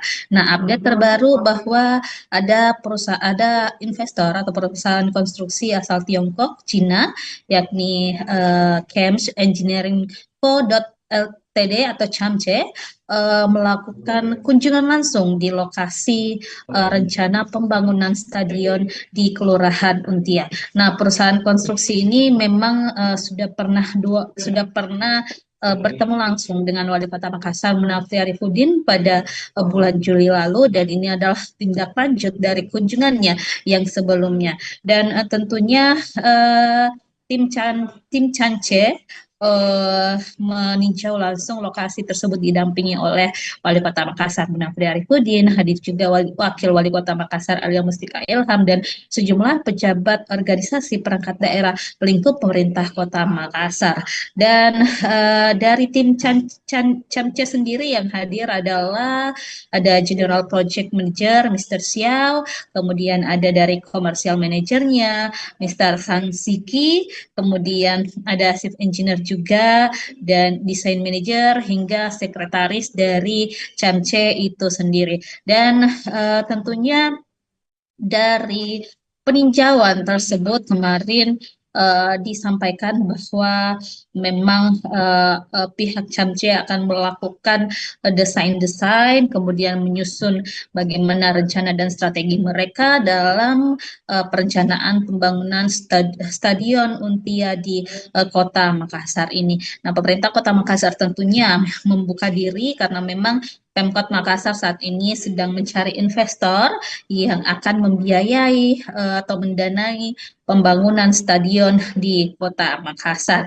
Dan di sana tentunya disampaikan juga kemarin bahwa CAMCE ini sudah punya pengalaman banyak di bidang infrastruktur. Salah satu proyek yang sudah dijalankan di Provinsi Sulawesi Selatan yakni Bendung Jenelata, kemudian di berbagai negara juga telah menghadirkan berbagai infrastruktur termasuk juga stadion, ada di Kamboja dengan kapasitas 60.000 penonton, kemudian di Uzbekistan dan beberapa negara lainnya tentunya termasuk Belarus juga yang kapasitas penontonnya 15.000 seat. Nah, tentunya kemarin disampaikan Wali Kota Makassar Munafri Arifudin saat kami berwawancara bahwa tim Cance akan segera menyusun gambaran desainnya seperti apa yang mana cocok dan efektif untuk Stadion Untia ke depan. Dan dari situ Munafri melihat memang ada keseriusan yang ditunjukkan atau dibuktikan dari pihak Cance itu sendiri, dan diprediksi tingkat keyakinan mereka melakukan investasi atau menyokong pembangunan Stadion Untia di Kota Makassar sudah di atas 50%. Jadi ini adalah langkah progresif yang ditunjukkan oleh Pemkot Makassar untuk terus menggait investor yang cocok mungkin dengan model kerjasamanya, yang cocok dengan konsep-konsep yang diterapkan atau telah disusun juga oleh pemerintah Kota Makassar. Jadi kita ketahui memang saat ini pemerintah Kota Makassar sudah berprogres, ada tahapan progresif dalam rencana pembangunan stadion di Untia. Sekarang ini Pemkot Makassar sudah mengalokasikan anggaran di pemerintah Kota Makassar untuk perencanaan pembangunannya tahun 2025 di APBD perubahan nanti akan ada penganggaran untuk mungkin dokumen-dokumen sertifikat lahannya dan juga termasuk dokumen lainnya seperti feasibility study dan juga master plan-nya. Dan 2026 juga nanti ada tahapan yang akan dijalankan oleh pemerintah Kota Makassar termasuk penimbunan lahan, karena lahan di sana di Untia itu memang butuh pemadatan pengerasan sehingga ini butuh juga upaya dari pemerintah Kota Makassar untuk memadatkan atau menimbun lahan tersebut tersebut agar tentunya investor nanti bisa melakukan perencanaan dengan baik terhadap lokasi pembangunan stadion di Untia Kota Makassar tersebut. Seperti itu, Vio. Baik, berarti kalau dari pemerintah Kota Makassar sendiri sudah menyiapkan beberapa dokumen atau juga administratif. Kemudian kalau dari Camce sendiri, apakah kemudian sudah ditampilkan bagaimana mereka memperlihatkan mungkin indikasi keseriusan mereka dari pihak Camce untuk berinvestasi? Dan kalau mungkin tadi sudah dikatakan oleh rekan Ami bahwa ini merupakan kunjungan kedua kalinya ke Untia atau juga ke Kota Makassar. Nah, pada tinjauan kedua ini apa yang kemudian menjadi peninjauan mereka lebih lanjut oleh tim Camce di lokasi nih? Ya, baik Vio di studio dan Tribuners, memang sebelumnya tim Camce ini sudah pernah berkunjung Kota Makassar pada Juli lalu, baru melakukan penjajakan awal kepada pemerintah Kota Makassar dengan mungkin penyampaian atau mencari tahu informasi terkait rencana pembangunan stadion ini kepada Wali Kota Makassar Menafri Arifudin. Kemudian kemarin mereka telah menindaklanjuti dengan tinjau lapangan. Mereka melihat bagaimana sih lokasi rencana pembangunan di stadion supaya ke depan mereka punya gambaran seperti apa rancangan atau desain yang akan dilakukan tim Camce terhadap lokasi yang akan dijadikan sebagai tempat pembangunan stadion Untia. Dan statement dari General Project Manager Camce kemarin, Mr. Xiao, menyampaikan bahwa mereka memang begitu tertarik dengan stadion Untia milik Pemkot Makassar ini, dan mereka juga sedang melakukan gambaran-gambaran desainnya seperti apa ke depan. Nah, setelah mereka menyelesaikan desainnya nanti akan dikembalikan atau dikoordinasikan lagi kepada pemerintah Kota Makassar. Jadi ada proses matching nanti, penyesuaian antara mungkin desain-desain yang sesuai rencana Pemkot dengan desain-desain yang ditawarkan oleh investor Camce ini. Jadi setelah ini mungkin masih ada tahapan-tahapan selanjutnya yang akan dilakukan antara pemerintah Kota Makassar dan juga pihak Camce. Seperti itu, Phil. Oke, baik. Berarti apakah kemudian sudah ada pembicaraan mengenai target waktu penyelesaian stadion dari pihak Pemkot atau juga Camce yang diharapkan seperti apa kemudian? Nah, kalau dari hasil kunjungan ini kita masih belum tahu kapan tindak lanjutnya ke depan. Yang pastinya tim Camce akan menyelesaikan dulu bagaimana perencanaan mereka, desain mereka. Tapi kalau untuk Pemkot sendiri sudah melakukan roadmap atau peta jalan seperti apa rencana pembangunan stadion tahun 2025 dialokasikan untuk pengadaan atau pembuatan roadmap maupun feasibility study dan juga sertifikat lahan. Kemudian 2026 nanti itu dilakukan pengurusan perizinan analisis dampak lingkungan atau AMDALALIN dan juga analisis dampak lalu lintas AMDAL dan AMDALALIN. Kemudian 2026 juga dialokasikan anggaran untuk pemadatan lahan atau penimbunan di sana di Untia. Kemudian 2027 ditargetkan proses pengerjaan atau konstruksi dilakukan dengan harapan pada akhir 2027 atau 2028 nanti stadion Untia sudah bisa dinikmati atau dirasakan manfaatnya oleh masyarakat. Rekan Ami, mungkin sebelum kita ke pertanyaan terakhir, tentu bagaimana kemudian informasi mengenai kompetitor lain selain Camce yang mungkin juga sudah tertarik membangun stadion Untia ini, apakah ada informasi mengenai hal tersebut?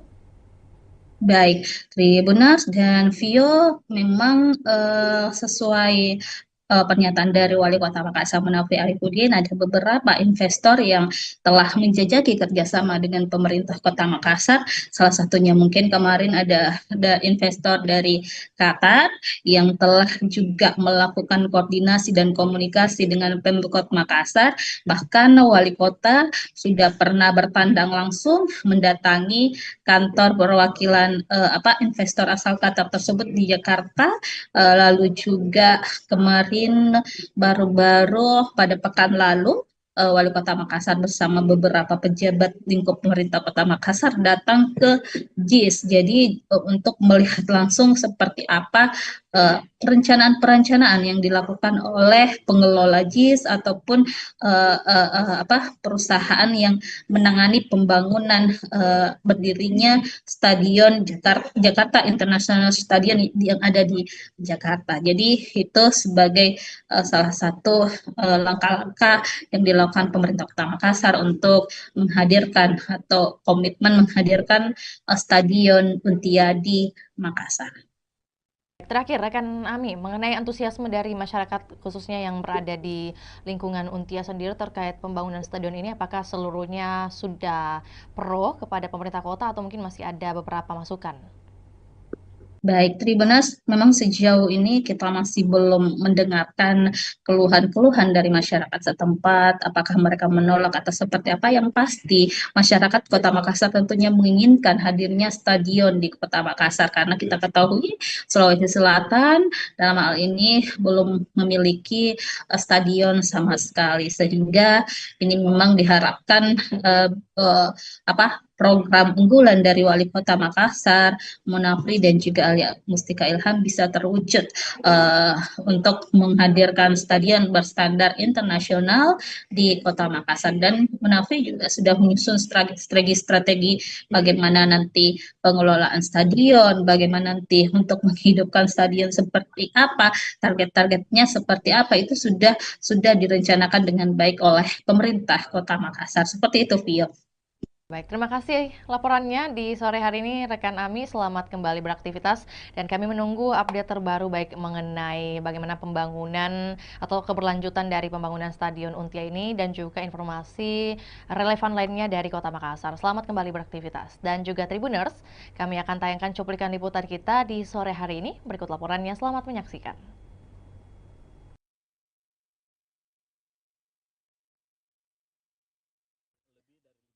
Dan kemungkinan itu, tapi kan kita masih banyak sekali hal-hal yang harus kita bicarakan. Yang paling pertama mungkin masalah pembiayaan, lama pekerjaan, desain dan sebagainya, seperti apa model kerjasama dan sebagainya. Saya pikir ini masih di dalam proses. Biarkanlah kami juga berjalan paralel untuk menyiapkan segala macam yang namanya legal administrasi dari proyek pembangunan stadion ini.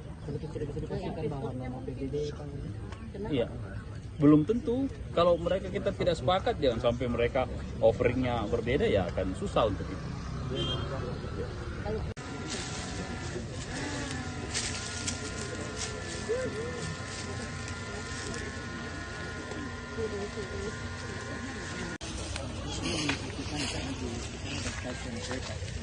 Tidak, ini jalan yang kita pakai. Oh, kita pakai ini. And then is open the street, ya. We need to mudah sudah jadi Cina sampai sekarang.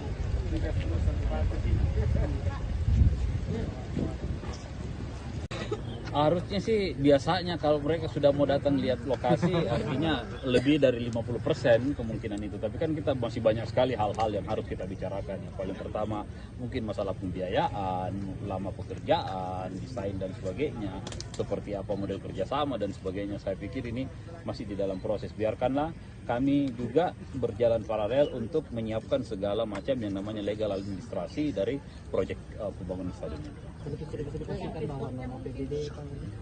Iya, belum tentu. Kalau mereka kita tidak sepakat, jangan sampai mereka offeringnya berbeda, ya akan susah untuk itu.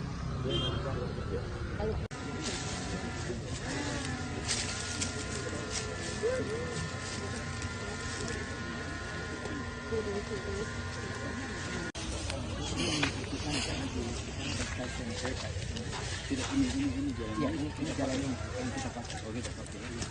And then is open the street, ya. We need to mudah sudah jadi Cina sampai sekarang.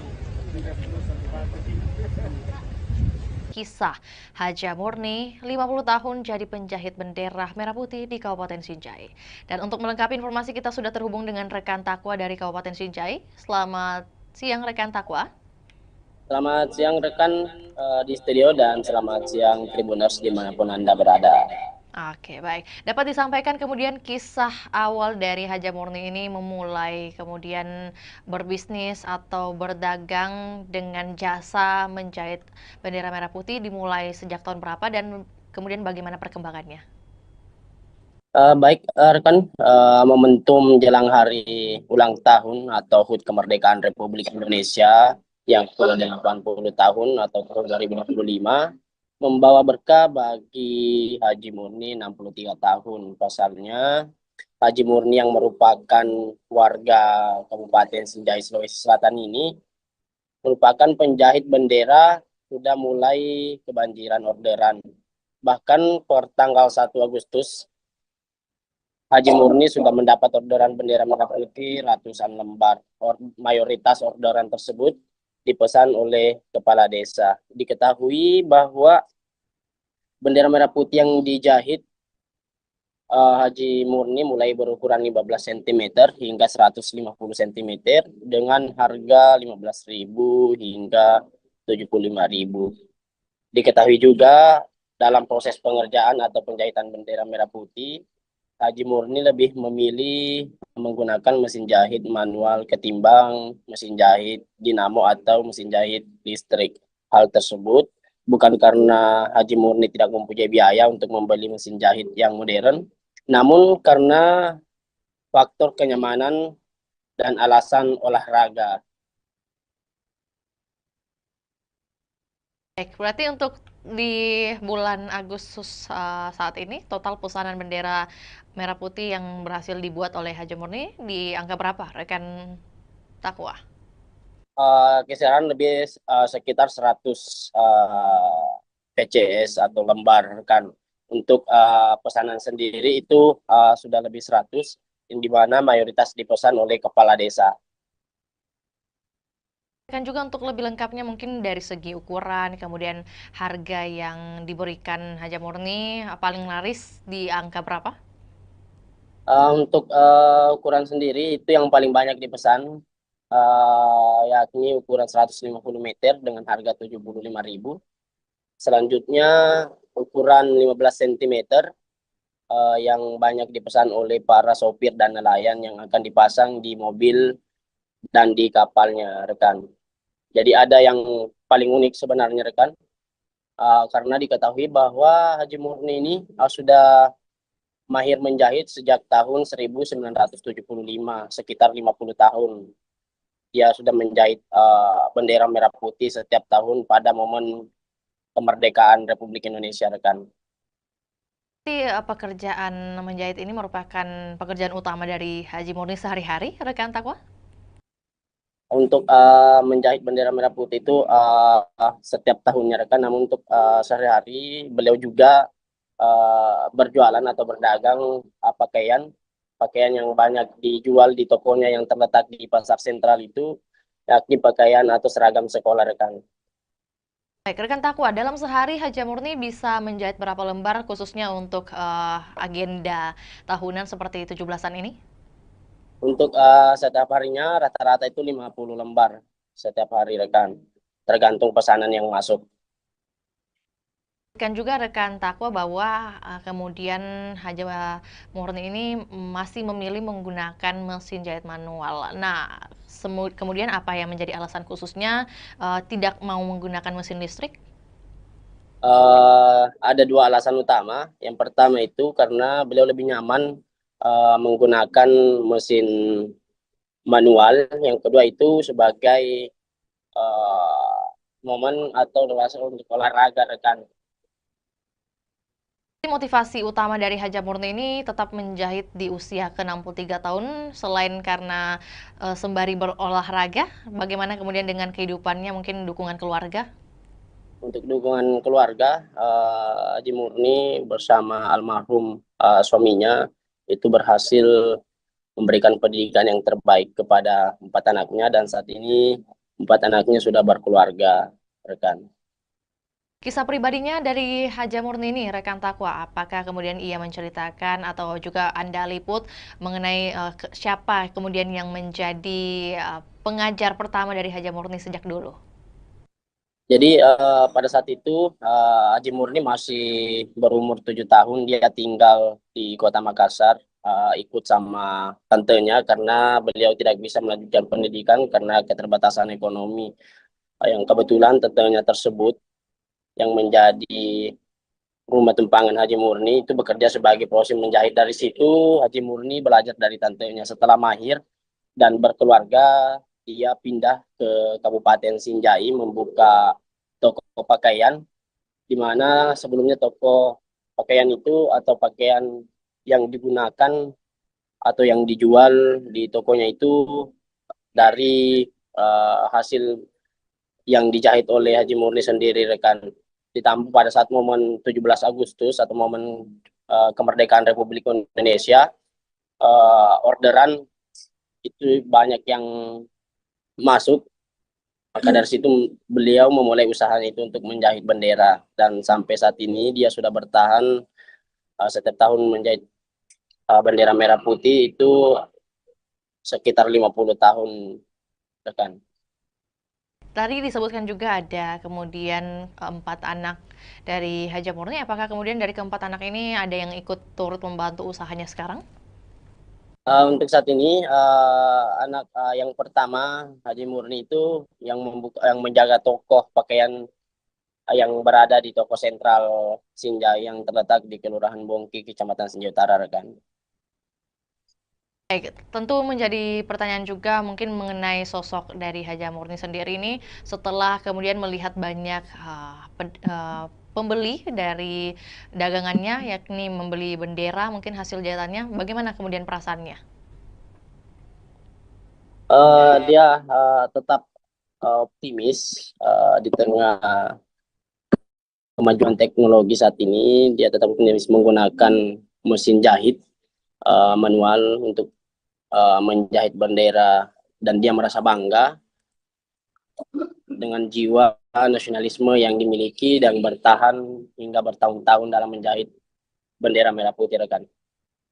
Mungkin pesan khusus yang dititipkan oleh Haji Murni kepada mungkin masyarakat ataupun juga terkait kemerdekaan Republik Indonesia seperti apa yang Anda liput? Untuk sampai saat ini, rekan, kami tidak menghimpun hal tersebut, rekan. Lantas terima kasih atas informasinya rekan Takwa. Selamat kembali beraktivitas dan kami menunggu update terbaru yang akan dilaporkan dari Kabupaten Sinjai. Dan salam sukses juga buat Haji Murni selaku penjahit bendera merah putih di Kabupaten Sinjai. Dan kami Tribuners akan tayangkan juga cuplikan liputan juga pernyataan dari seorang Haji Murni. Berikut laporannya, selamat menyaksikan.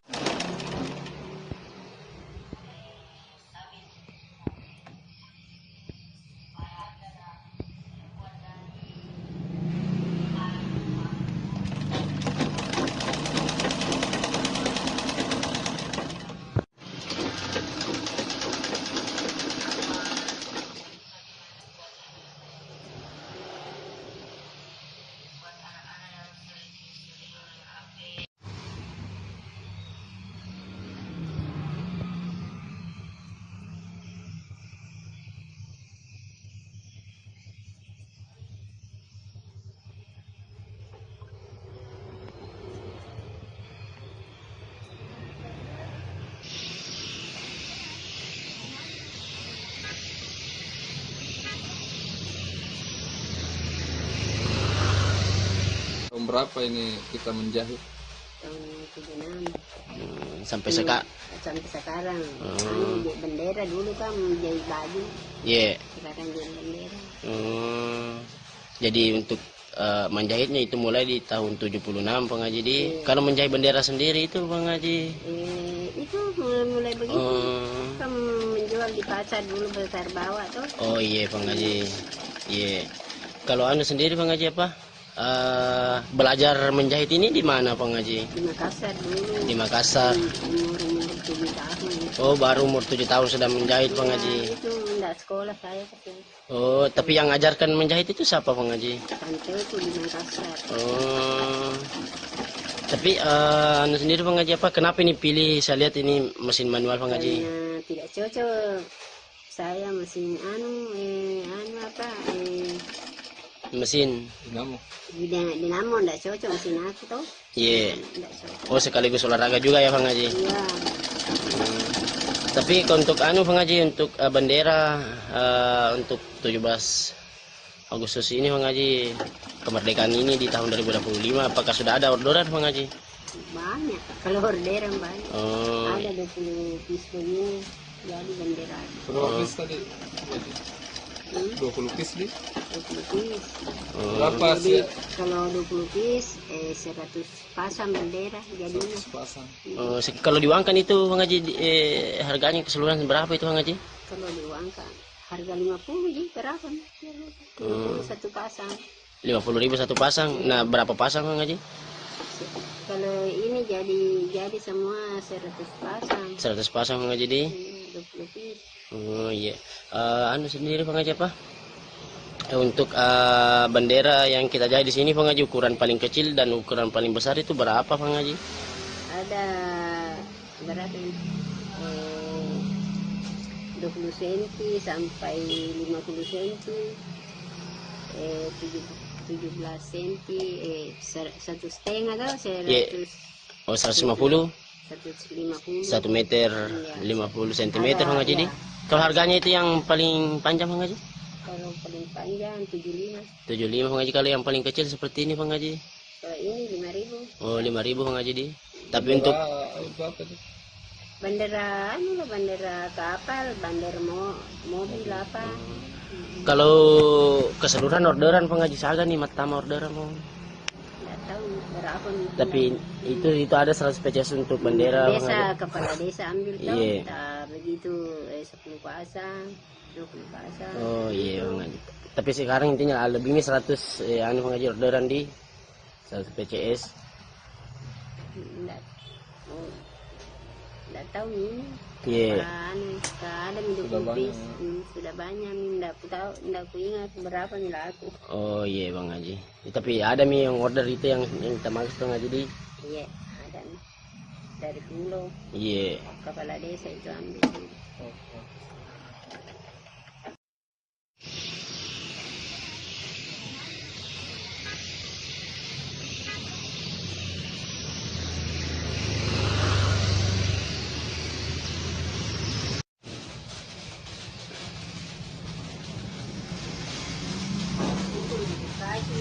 Lima 835 personel gabungan yang dikerahkan untuk amankan laga perdana PSM versus Persijap di Stadion Gelora B.J. Habibie, Kota Parepare.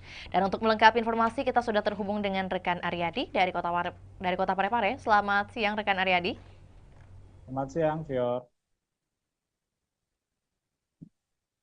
Kemudian bagaimana keberlangsungan dari apel pengamanan yang digelar pada hari ini? Baik, Fior, kami laporkan bahwa laga antara PSM Makassar melawan Persijap Jepara akan berlangsung di Stadion Gelora B.J. Habibie Parepare pada Jumat besok, tanggal 8 Agustus 2025. Nah, sebelum itu, pihak personel gabungan pagi tadi telah menggelar apel jelang laga perdana PSM Makassar ini. Dari sisi keamanan, Polres Parepare sudah melakukan rapat koordinasi sebelumnya menjelang laga perdana PSM Makassar di Super League. AKBP, maksud kami Kapolres Parepare AKBP Indra Waspada Yuda mengatakan ada sebanyak 835 personel gabungan yang akan terlibat dalam pengamanan laga perdana PSM Makassar di Super League 2005-2006 nanti. Ya. Untuk kemudian menjadi pertanyaan dari 835 ini, mengapa sebanyak 800-an yang dikerahkan untuk pengamanan? Ada informasi mengenai hal tersebut? Betul sekali, Fior. Jadi 830 personel ini merupakan personel gabungan, diantaranya adalah 2/4 dari personel Polres Kota Parepare, kemudian ada juga TNI, kemudian ikut juga BRIMOB, Satpol PP, dan pihak-pihak lainnya. Nah, banyaknya personel gabungan untuk mengamankan di laga perdana ini dikarenakan memang ini merupakan laga perdana PSM Makassar di Super League 2025-2026 dan akan diprediksi penonton akan membludak menghadiri Stadion B.J. Habibie pada Jumat besok, ya. Beberapa instansi juga yang turut tergabung dalam pengamanan di hari esok, rekan Aryadi. Lantas mungkin dapat disampaikan juga apa yang menjadi larangan yang ditegaskan dari pihak kepolisian mungkin? Baik, sebelumnya kami informasikan bahwa pihak Polres Parepare, kemudian Polda Sulsel, dan beberapa kelompok supporter PSM Makassar sudah melakukan pertemuan dan ada kesepakatan bahwa memang beberapa larangan kembali diterapkan dalam setiap laga PSM Makassar saat bertandang maksud kami saat berada di Stadion B.J. Habibie Kota Parepare. Di antaranya tidak boleh membawa flare, kemudian tidak boleh membawa petasan, senjata tajam, kemudian juga sampai kini pihak polisi juga masih belum memberikan kesempatan bagi supporter-supporter tim tamu untuk hadir menyaksikan langsung laga di Stadion B.J. Habibie Parepare. Ya. Baik, ya. Rekan Aryadi ini mungkin juga sekaligus mau mendapatkan konfirmasi apakah memang benar isu yang beredar bahwa kehadiran supporter lawan dilarang di Stadion Gelora B.J. Habibie. Apakah benar demikian? Dan kalau iya, mengapa? Betul sekali, Fior. Jadi memang untuk informasinya bahwa supporter lawan belum bisa menyaksikan langsung laga di Stadion Tandang, dikarenakan memang ini merupakan aturan dari Super League 2005-2026 ini, dikarenakan memang salah satu pengaruhnya adalah untuk pada saat di Liga 1 kemarin terakhir itu Persib Bandung, dikarenakan banyaknya supporter yang masuk dan untuk jangan sampai ada menimbulkan kericuhan seperti itu, ya. Berarti untuk baik ya. Bagaimana rekan Aryadi? Ini untuk minimalisasi adanya benturan antar supporter, ya. Lantas mungkin untuk teknis pengamanan yang akan diberlakukan baik itu di dalam maupun di luar stadion seperti apa skemanya? Apakah sudah ada penjelasan? Baik, Fior. Jadi personel dipimpin oleh HKBP Indra Waspada Yuda bahwa 835 personel ini akan berpencar untuk menjaga lokasi-lokasi yang berada di sekitar stadion, termasuk tribun supporter, kemudian ada juga beberapa pintu masuk, kemudian pintu keluar, kemudian ini akan personel-personel ini akan menyebar di sekitar stadion untuk meminimalisir adanya kericuhan seperti itu, ya. Ya, selain imbauan rekan Aryadi, tentu menjadi pertanyaan juga bagaimana kemudian tanggapan dari Kapolres Kota Parepare mungkin mengenai dipilihnya Kota Parepare sebagai markas PSM, seperti apa yang disampaikan? Ya, menurut Indra setelah kami konfirmasi bahwa pihaknya sangat senang kembali dipilihnya Parepare menjadi markas PSM Makassar. Nah, namun meski begitu dia sangat mengimbau supporter untuk ikut menjaga keamanan dan ketertiban masyarakat di Parepare selama menonton jalannya laga. Nah, memang PSM Makassar ini untuk informasi Fior bahwa PSM Makassar mempunyai rekor unbeaten atau tidak terkalahkan di pekan pertama di kompetisi kasta tertinggi sepak bola Indonesia ini sejak 2017.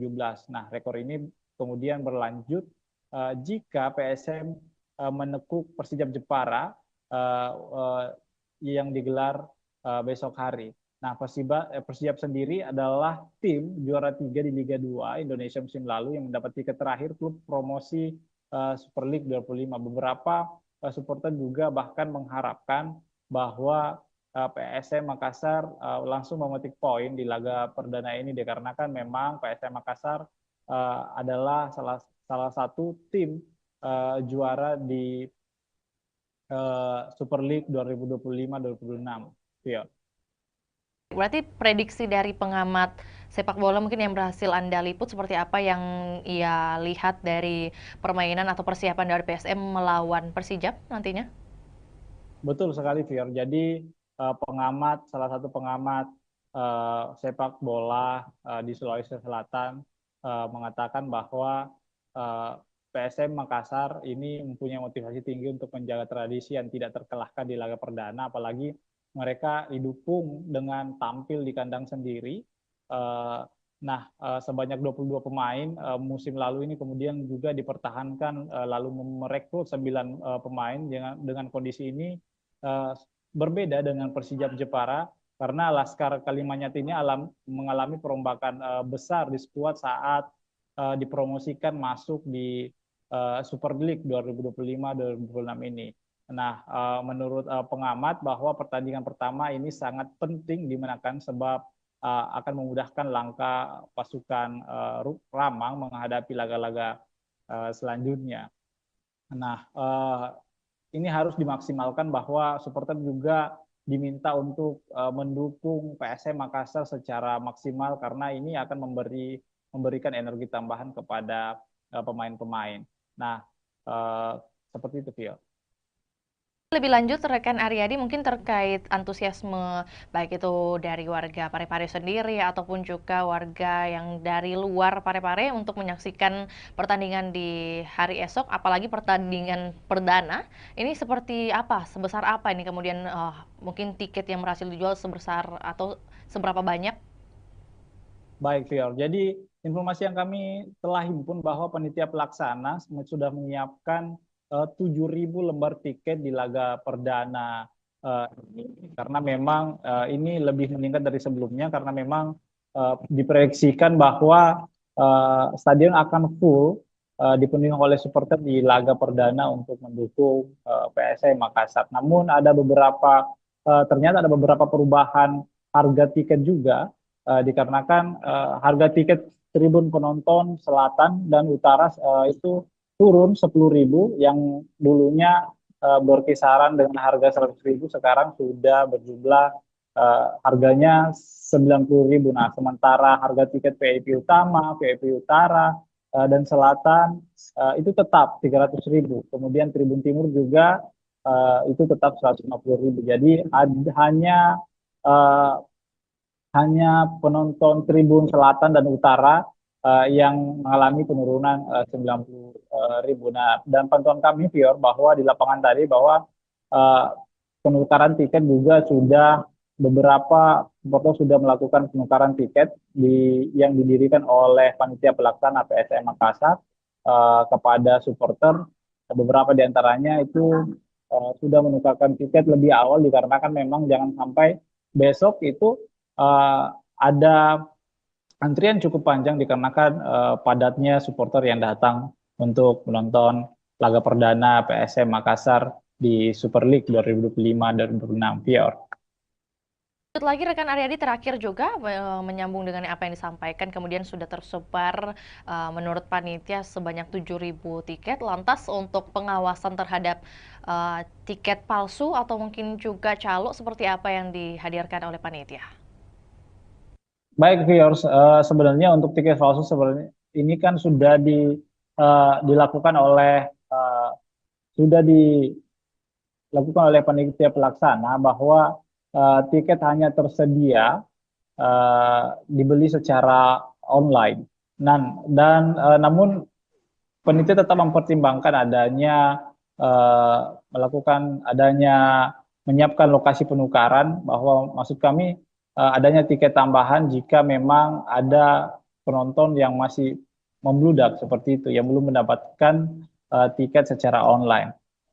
Untuk meminimalisasi adanya calo tiket, bahwa panitia pelaksana menghimbau agar supporter tidak membeli tiket dari calo seperti itu ya. Informasi tambahan juga buat Tribuners yang mungkin hendak mengikuti pertandingan perdana di hari esok, masih tersedia juga untuk pembelian tiket via on the spot langsung di lokasi, dan tentunya kita juga doakan bersama keberhasilan dari PSM Makassar melawan Persijap di hari esok. Akan berlangsung pada pukul 7 waktu Indonesia Barat dan waktu Indonesia Tengah di pukul 8. Benar demikian rekan Aryadi? Betul, betul. Atas laporannya, rekan Aryadi, di siang hari ini kami menunggu update terbaru untuk topik ataupun juga wacana lainnya. Selamat kembali bertugas. Dan Tribuners, kami akan tayangkan cuplikan liputan kita di siang hari ini, juga pernyataan dari Kapolres Parepare, yakni AKBP Indra Waspadayuda. Berikut laporannya, selamat menyaksikan. Para anggotanya bisa mengetahui segala bentuk resiko semuanya, apa yang menjadi tugas dan tanggung jawabnya, dan apa yang menjadi sasaran pengamanan. Ya. Barang-barang Ya. tempat. Ya. Ya. Nanti ada Pembangunan juga karena sempat dulu kita sampai ke wali kota atau ke sekolah. Ya, Baik itu. jadi nanti untuk titik pagi ada 18 yang akan sudah datang. zona 1 itu berbeda. Mungkin zona 2 terkait dengan pemeriksaan tiket, lebih fokus kepada orang. Kemarin kami melaksanakan rapat koordinasi terkait dengan pengamanan kegiatan BRI Super League, yang mana Parepare masih menjadi tuan rumah.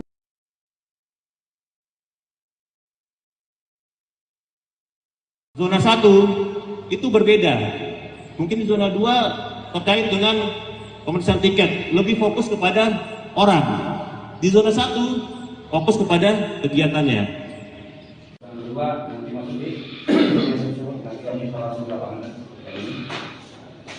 Kemudian di sini tidak boleh lagi masuk di sini dan kecuali Mana kantong parkir di mana, seperti itu.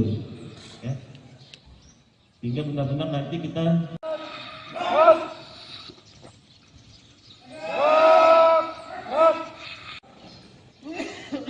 coba saya mau tanya, yang tahu sasaran pengamanan apa? Apa? Kemudian risiko ancamannya apa? Ya, karena kita cuma 300.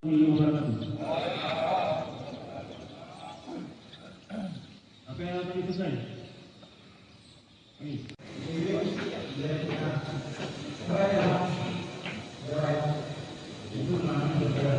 Akan padal dan para anggotanya bisa mengetahui segala bentuk resiko semuanya, apa yang menjadi tugas dan tanggung jawabnya, dan apa yang menjadi sasaran pengamanan.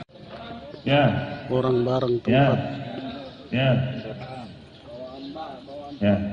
Nanti ada pembangunan juga karena sempat dulu kita sampai ke wali kota atau ke sekolah. Ya, Baik itu. jadi nanti untuk titik pagi ada 18 yang akan sudah datang. zona 1 itu berbeda. Mungkin zona 2 terkait dengan pemeriksaan tiket, lebih fokus kepada orang. Di zona 1 fokus kepada kegiatannya. Yang kedua nanti masuki nanti kami langsung lapangan ini. Kemudian di sini tidak boleh lagi masuk di sini dan kecuali Mana kantong parkir di mana, seperti itu. Ya. Sehingga benar-benar nanti kita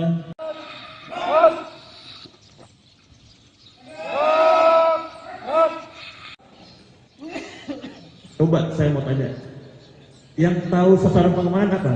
Apa? Kemudian risiko ancamannya apa? Ya, karena kita cuma 300.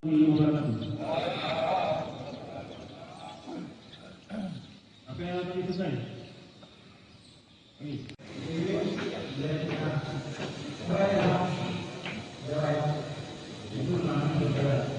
akan padal dan para anggotanya bisa mengetahui segala bentuk resiko semuanya, apa yang menjadi tugas dan tanggung jawabnya, dan apa yang menjadi sasaran pengamanan.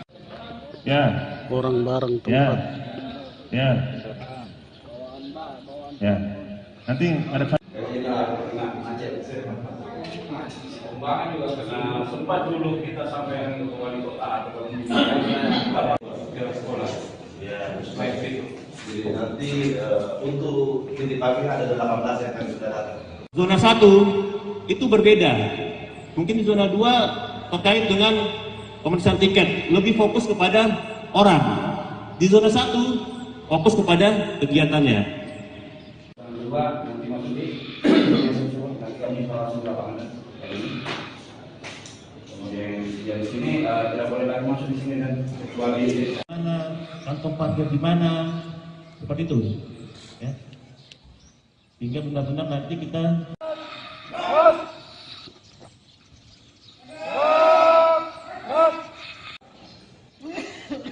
coba saya mau tanya, yang tahu sasaran pengamanan apa? Apa? Kemudian risiko ancamannya apa? Ya, karena kita cuma 300.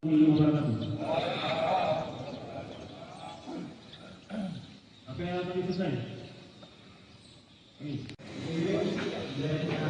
Angin segar bagi masyarakat Kota Makassar, di mana Stadion Untia Kota Makassar dilirik investor Tiongkok. Dan untuk melengkapi informasi, kita sudah terhubung dengan rekan Ami dari Kota Makassar. Selamat sore rekan Ami.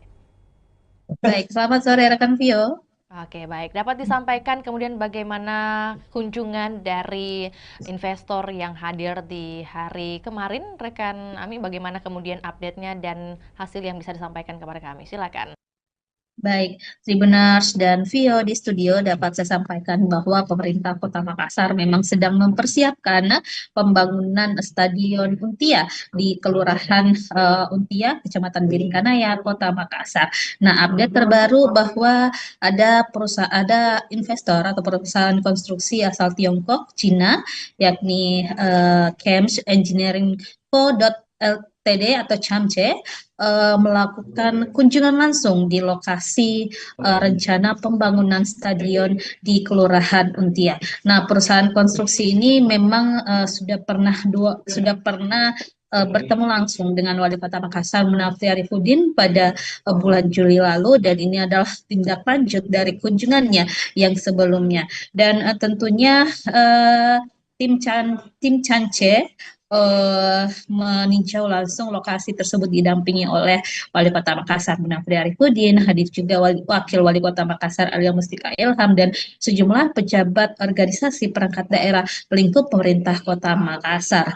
Dan dari tim CHAMCE sendiri yang hadir adalah ada General Project Manager Mr. Xiao, kemudian ada dari Commercial Managernya Mr. Sang Siki, kemudian ada Chief Engineer juga, dan desain manager hingga sekretaris dari CHAMCE itu sendiri. Dan tentunya dari peninjauan tersebut kemarin disampaikan bahwa memang pihak CHAMCE akan melakukan desain-desain, kemudian menyusun bagaimana rencana dan strategi mereka dalam perencanaan pembangunan Stadion Untia di Kota Makassar ini. Nah, pemerintah Kota Makassar tentunya membuka diri karena memang Pemkot Makassar saat ini sedang mencari investor yang akan membiayai atau mendanai pembangunan stadion di Kota Makassar. Dan di sana tentunya disampaikan juga kemarin bahwa CHAMCE ini sudah punya pengalaman banyak di bidang infrastruktur. Salah satu proyek yang sudah dijalankan di Provinsi Sulawesi Selatan, yakni Bendung Jenelata, kemudian di berbagai negara juga telah menghadirkan berbagai infrastruktur termasuk juga stadion, ada di Kamboja dengan kapasitas 60.000 penonton, kemudian di Uzbekistan dan beberapa negara lainnya tentunya termasuk Belarus juga yang kapasitas penontonnya 15.000 seat. Nah, tentunya kemarin disampaikan Wali Kota Makassar Munafri Arifudin saat kami berwawancara bahwa tim Cance akan segera menyusun gambaran desainnya seperti apa yang mana cocok dan efektif untuk Stadion Untia ke depan.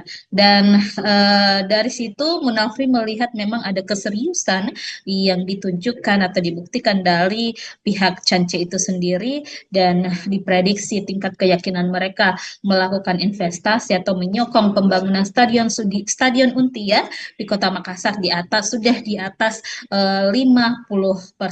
Jadi ini adalah langkah progresif yang ditunjukkan oleh Pemkot Makassar untuk terus menggait investor yang cocok mungkin dengan model kerjasamanya, yang cocok dengan konsep-konsep yang diterapkan atau telah disusun juga oleh pemerintah Kota Makassar. Jadi kita ketahui memang saat ini pemerintah Kota Makassar sudah berprogres, ada tahapan progresif dalam rencana pembangunan stadion di Untia. Sekarang ini Pemkot Makassar sudah mengalokasikan anggaran di pemerintah Kota Makassar untuk perencanaan pembangunannya tahun 2025. Di APBD perubahan nanti akan ada penganggaran untuk mungkin dokumen-dokumen sertifikat lahannya, dan juga termasuk dokumen lainnya seperti feasibility study dan juga master plan-nya. Dan 2026 juga nanti ada tahapan yang akan dijalankan oleh pemerintah Kota Makassar, termasuk penimbunan lahan, karena lahan di sana di Untia itu memang butuh pemadatan pengerasan, sehingga ini butuh juga upaya dari pemerintah Kota Makassar untuk memadatkan atau menimbun lahan tersebut agar tentunya investor nanti bisa melakukan perencanaan dengan baik terhadap lokasi pembangunan stadion di Untia Kota Makassar tersebut. Seperti itu, Vio. Baik, berarti kalau dari pemerintah Kota Makassar sendiri sudah menyiapkan beberapa dokumen atau juga administratif. Kemudian kalau dari Camce sendiri, apakah kemudian sudah ditampilkan bagaimana mereka memperlihatkan mungkin indikasi keseriusan mereka dari pihak Camce untuk berinvestasi? Dan kalau mungkin tadi sudah dikatakan oleh rekan Ami bahwa ini merupakan kunjungan kedua kalinya ke Untia atau juga ke Kota Makassar. Nah, pada tinjauan kedua ini apa yang kemudian menjadi peninjauan mereka lebih lanjut oleh tim Cance di lokasi nih? Ya, baik Vio di studio dan Tribuners, memang sebelumnya tim Camce ini sudah pernah berkunjung Kota Makassar pada Juli lalu, baru melakukan penjajakan awal kepada pemerintah Kota Makassar dengan mungkin penyampaian atau mencari tahu informasi terkait rencana pembangunan stadion ini kepada Wali Kota Makassar Munafri Arifudin. Kemudian kemarin mereka telah menindaklanjuti dengan tinjau lapangan. Mereka melihat bagaimana sih lokasi rencana pembangunan di stadion Untia, supaya ke depan mereka punya gambaran seperti apa rancangan atau desain yang akan dilakukan tim Cance terhadap lokasi yang akan dijadikan sebagai tempat pembangunan stadion Untia. Dan statement dari General Project Manager Camce kemarin, Mr. Xiao, menyampaikan bahwa mereka memang begitu tertarik dengan stadion Untia milik Pemkot Makassar ini, dan mereka juga sedang melakukan gambaran-gambaran desainnya seperti apa ke depan. Nah, setelah mereka menyelesaikan desainnya nanti akan dikembalikan atau dikoordinasikan lagi kepada pemerintah Kota Makassar. Jadi ada proses matching nanti, penyesuaian antara mungkin desain-desain yang sesuai rencana Pemkot dengan desain-desain yang ditawarkan oleh investor Camce ini. Jadi setelah ini mungkin masih ada tahapan-tahapan selanjutnya yang akan dilakukan antara pemerintah Kota Makassar dan juga pihak Camce. Seperti itu, Phil. Oke, baik. Berarti apakah kemudian sudah ada pembicaraan mengenai target waktu penyelesaian stadion dari pihak Pemkot atau juga Camce yang diharapkan seperti apa kemudian? Nah, kalau dari hasil kunjungan ini kita masih belum tahu kapan tindak lanjutnya ke depan. Yang pastinya tim Cance akan menyelesaikan dulu bagaimana perencanaan mereka, desain mereka. Tapi kalau untuk Pemkot sendiri sudah melakukan roadmap atau peta jalan seperti apa rencana pembangunan stadion tahun 2025 dialokasikan untuk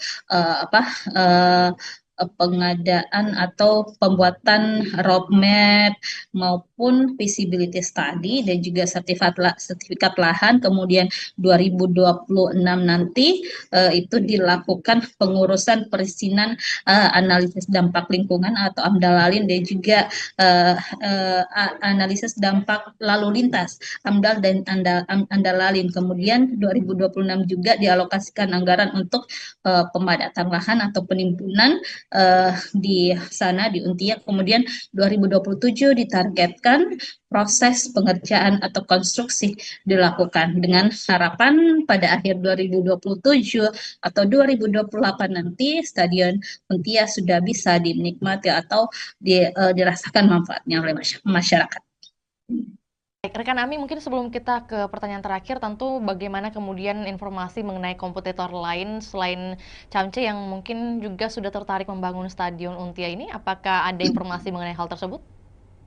Baik, Tribunas dan Vio memang sesuai pernyataan dari Wali Kota Makassar Munafri Arifudin, ada beberapa investor yang telah menjajaki kerjasama dengan pemerintah Kota Makassar. Salah satunya mungkin kemarin ada investor dari Qatar yang telah juga melakukan koordinasi dan komunikasi dengan Pemkot Makassar. Bahkan Wali Kota sudah pernah bertandang langsung mendatangi kantor perwakilan investor asal Qatar tersebut di Jakarta.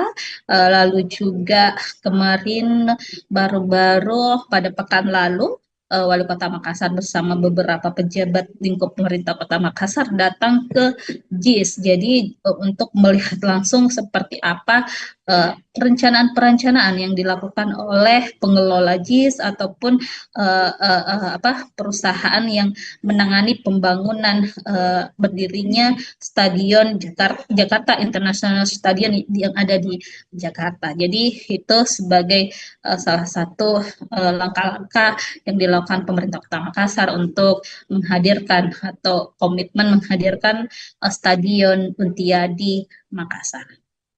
Terakhir, rekan Ami, mengenai antusiasme dari masyarakat khususnya yang berada di lingkungan Untia sendiri terkait pembangunan stadion ini, apakah seluruhnya sudah pro kepada pemerintah kota atau mungkin masih ada beberapa masukan? Baik, Tribunas, memang sejauh ini kita masih belum mendengarkan keluhan-keluhan dari masyarakat setempat, apakah mereka menolak atau seperti apa. Yang pasti, masyarakat Kota Makassar tentunya menginginkan hadirnya stadion di Kota Makassar, karena kita ketahui Sulawesi Selatan dalam hal ini belum memiliki stadion sama sekali, sehingga ini memang diharapkan program unggulan dari Wali Kota Makassar, Munafri dan juga Alia Mustika Ilham bisa terwujud untuk menghadirkan stadion berstandar internasional di Kota Makassar. Dan Munafri juga sudah menyusun strategi bagaimana nanti pengelolaan stadion, bagaimana nanti untuk menghidupkan stadion seperti apa, target-targetnya seperti apa, itu sudah direncanakan dengan baik oleh pemerintah Kota Makassar. Seperti itu, Vio. Baik, terima kasih laporannya di sore hari ini rekan Ami. Selamat kembali beraktivitas dan kami menunggu update terbaru baik mengenai bagaimana pembangunan atau keberlanjutan dari pembangunan Stadion Untia ini dan juga informasi relevan lainnya dari Kota Makassar. Selamat kembali beraktivitas. Dan juga Tribuners, kami akan tayangkan cuplikan liputan kita di sore hari ini. Berikut laporannya, selamat menyaksikan.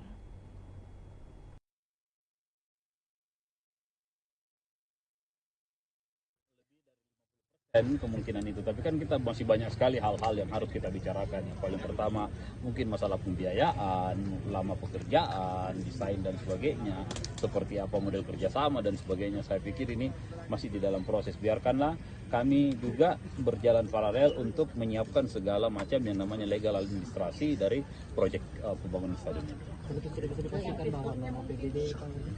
Iya. Belum tentu, kalau mereka kita tidak sepakat, jangan sampai mereka offeringnya berbeda, ya akan susah untuk itu.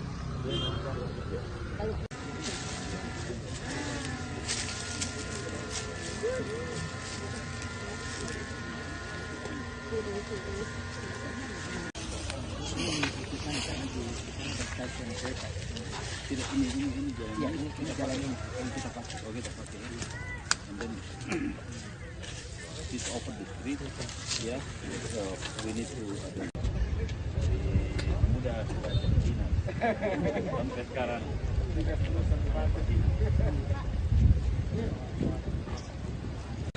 Harusnya sih biasanya kalau mereka sudah mau datang lihat lokasi artinya lebih dari 50% kemungkinan itu. Tapi kan kita masih banyak sekali hal-hal yang harus kita bicarakan. Yang paling pertama mungkin masalah pembiayaan, lama pekerjaan, desain dan sebagainya.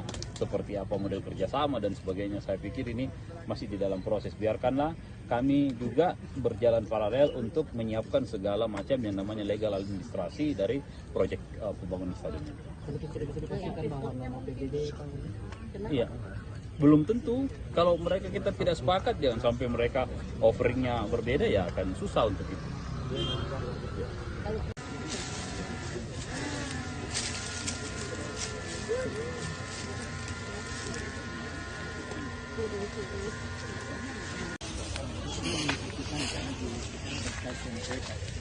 Tidak, ini jalan ya, ini jalan yang kita pakai. Oh, kita pakai ini.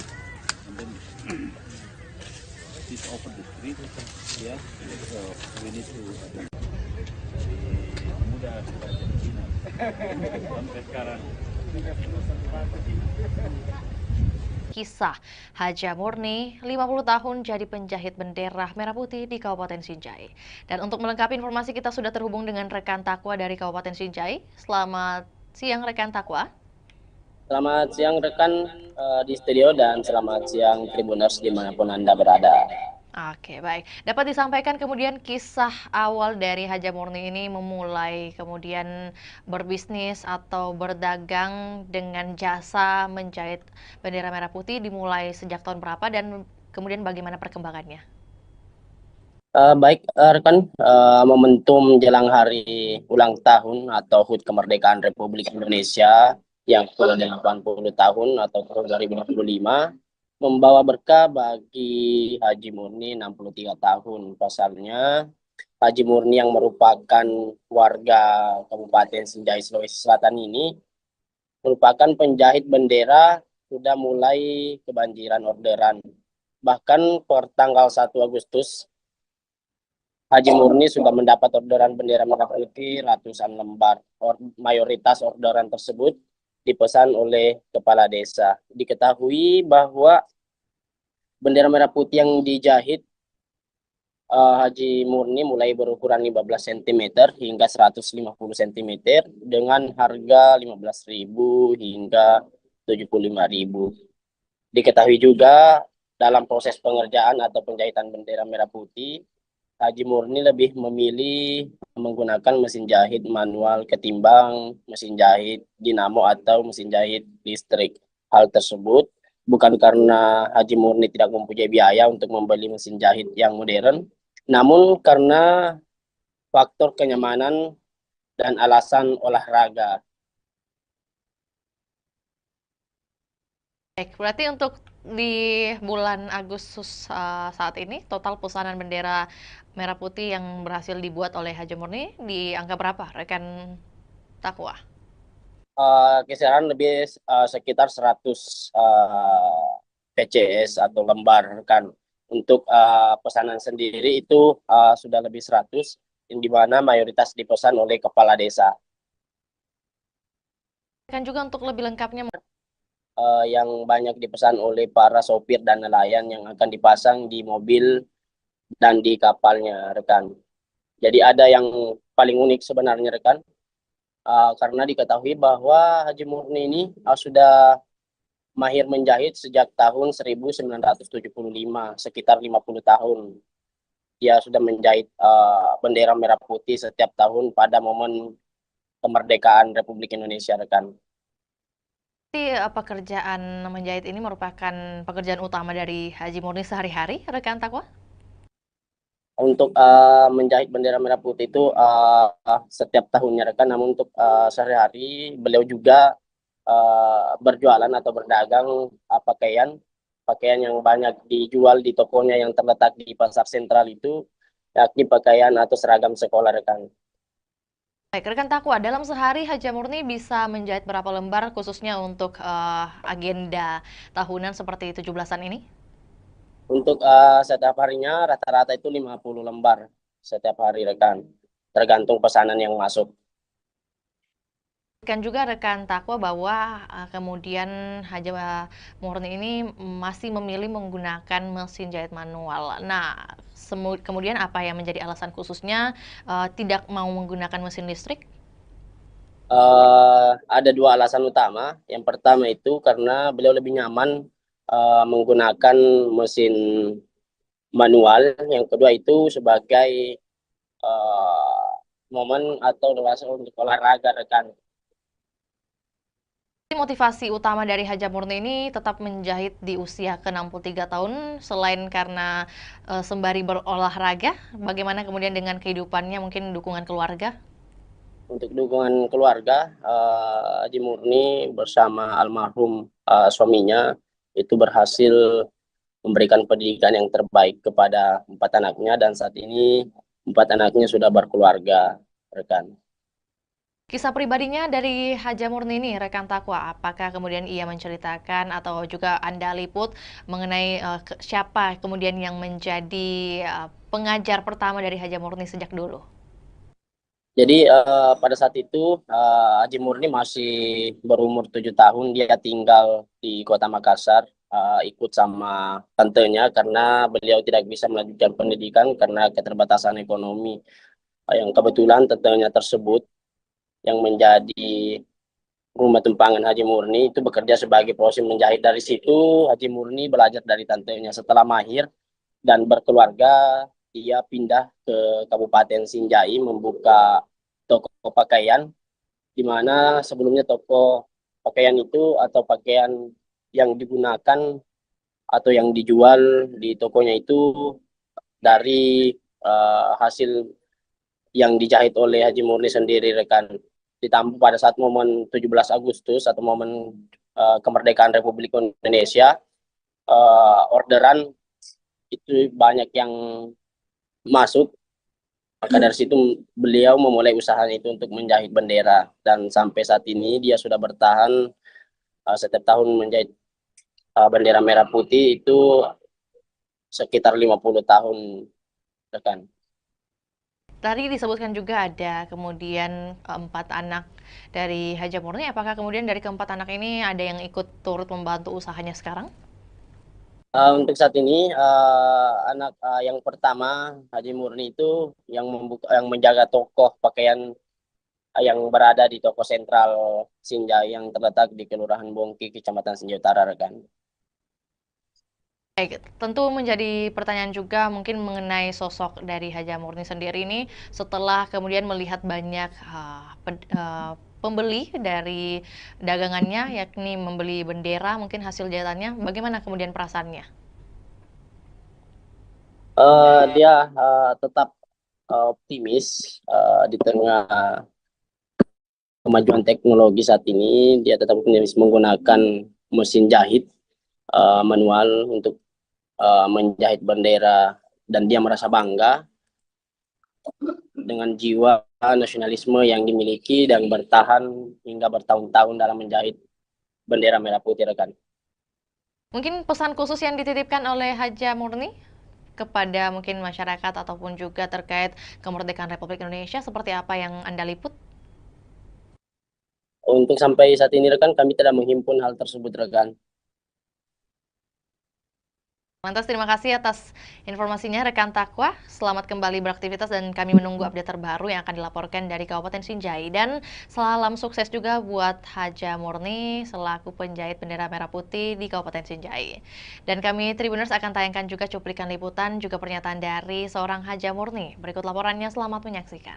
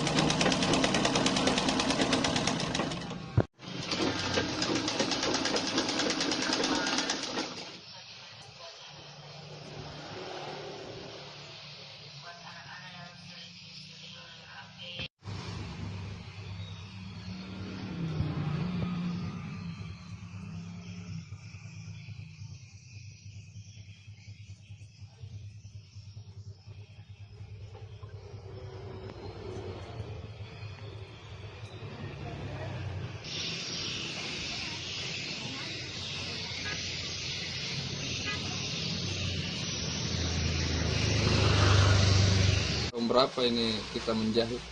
Tahun 76. Sampai Sampai sekarang. Anu, bendera dulu kan menjahit baju. Iya. Sekarang jadi bendera. Jadi untuk menjahitnya itu mulai di tahun 76 Bang Haji di. Kalau menjahit bendera sendiri itu Bang Haji. Itu mulai begitu. Kan menjual di pasar dulu besar bawah tuh. Oh iya Bang Haji. Iya. Kalau anu sendiri Bang Haji apa? Belajar menjahit ini di mana Bang Haji? Di Makassar dulu. Di Makassar. Umur 7 tahun. Oh, baru umur 7 tahun sudah menjahit Bang Haji. Itu enggak sekolah saya tapi. Oh, tapi yang ajarkan menjahit itu siapa Bang Haji? Tanteku di Makassar. Oh. Tapi anu sendiri Bang Haji apa? Kenapa ini pilih? Saya lihat ini mesin manual Bang Haji. Karena tidak cocok. Saya mesin mesin dinamo enggak cocok mesin aku tuh. Iya. Yeah. Oh, sekaligus olahraga juga ya Bang Haji. Iya. Tapi untuk anu Bang Haji, untuk bendera untuk 17 Agustus ini Bang Haji, kemerdekaan ini di tahun 2025, apakah sudah ada orderan Bang Haji? Banyak, kalau orderan banyak. Oh. Ada 20 piece begini, jadi bendera. Berapa piece tadi?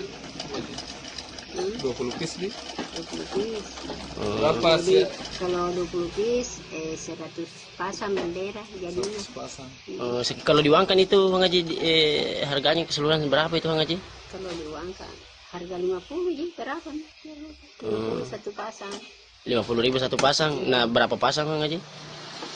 Kalau ini jadi semua 100 pasang. 100 pasang Bang Haji di? 20 piece. Oh iya. Anu sendiri Bang Haji apa?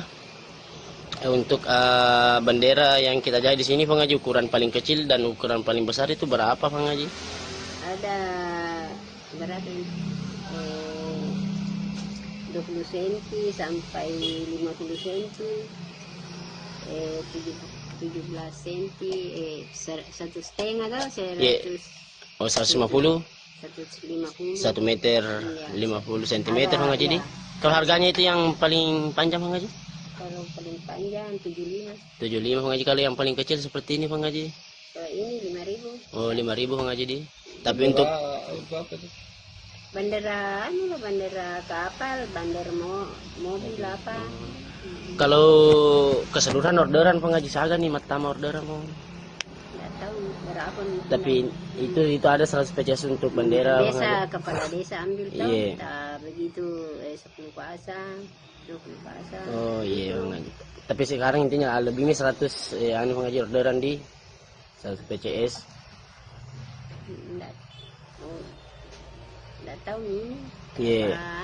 Kadang 20 piece. Sudah banyak nih, enggak aku ingat berapa nih laku. Oh iya Bang Haji. Tapi ada nih yang order itu yang kita maksud Bang Haji di. Iya, ada nih. Dari Pulau. Iya. Kepala desa itu ambil.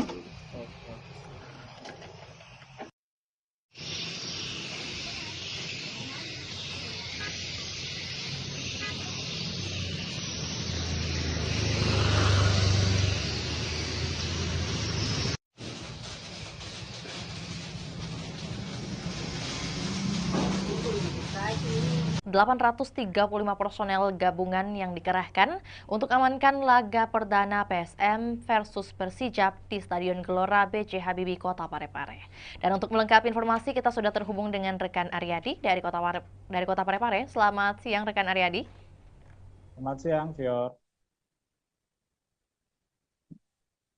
Kemudian bagaimana keberlangsungan dari apel pengamanan yang digelar pada hari ini? Baik, Fior, kami laporkan bahwa laga antara PSM Makassar melawan Persijap Jepara akan berlangsung di Stadion Gelora B.J. Habibie Parepare pada Jumat besok, tanggal 8 Agustus 2025. Nah, sebelum itu, pihak personel gabungan pagi tadi telah menggelar apel jelang laga perdana PSM Makassar ini. Dari sisi keamanan, Polres Parepare sudah melakukan rapat koordinasi sebelumnya menjelang laga perdana PSM Makassar di Super League. AKBP, maksud kami Kapolres Parepare AKBP Indra Waspada Yuda mengatakan ada sebanyak 835 personel gabungan yang akan terlibat dalam pengamanan laga perdana PSM Makassar di Super League 2005-2006 nanti. Ya. Untuk kemudian menjadi pertanyaan dari 835 ini, mengapa sebanyak 800-an yang dikerahkan untuk pengamanan? Ada informasi mengenai hal tersebut? Betul sekali, Fior. Jadi 830 personel ini merupakan personel gabungan, diantaranya adalah 2/4 dari personel Polres Kota Parepare, kemudian ada juga TNI, kemudian ikut juga BRIMOB, Satpol PP, dan pihak-pihak lainnya. Nah, banyaknya personel gabungan untuk mengamankan di laga perdana ini dikarenakan memang ini merupakan laga perdana PSM Makassar di Super League 2025-2026 dan akan diprediksi penonton akan membludak menghadiri Stadion B.J. Habibie pada Jumat besok, ya. Beberapa instansi juga yang turut tergabung dalam pengamanan di hari esok, rekan Aryadi. Lantas mungkin dapat disampaikan juga apa yang menjadi larangan yang ditegaskan dari pihak kepolisian mungkin?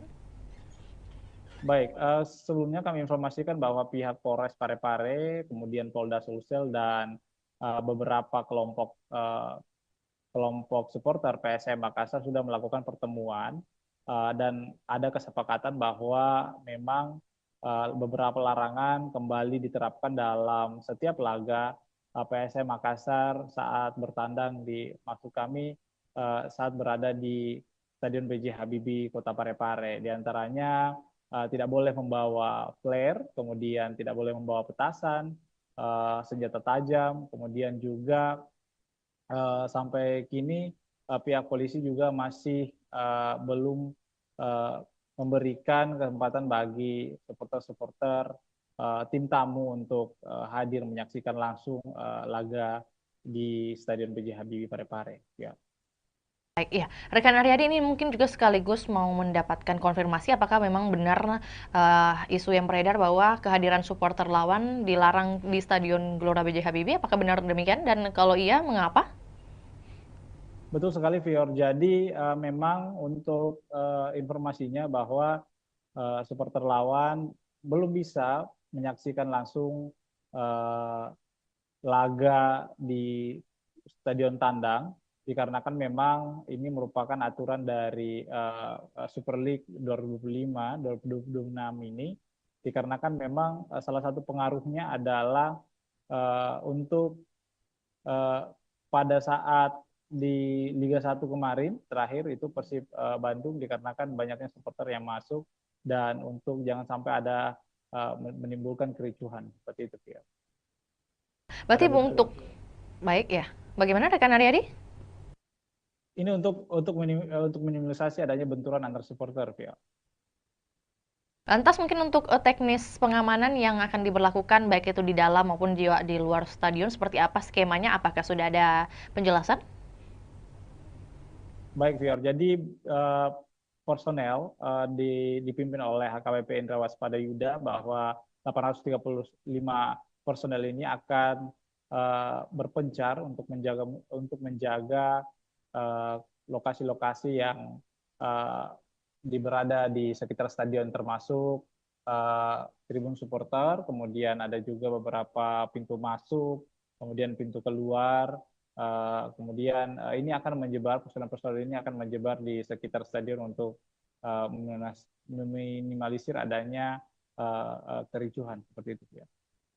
Ya, selain imbauan rekan Aryadi, tentu menjadi pertanyaan juga bagaimana kemudian tanggapan dari Kapolres Kota Parepare mungkin mengenai dipilihnya Kota Parepare sebagai markas PSM, seperti apa yang disampaikan? Ya, menurut Indra setelah kami konfirmasi bahwa pihaknya sangat senang kembali dipilihnya Parepare menjadi markas PSM Makassar.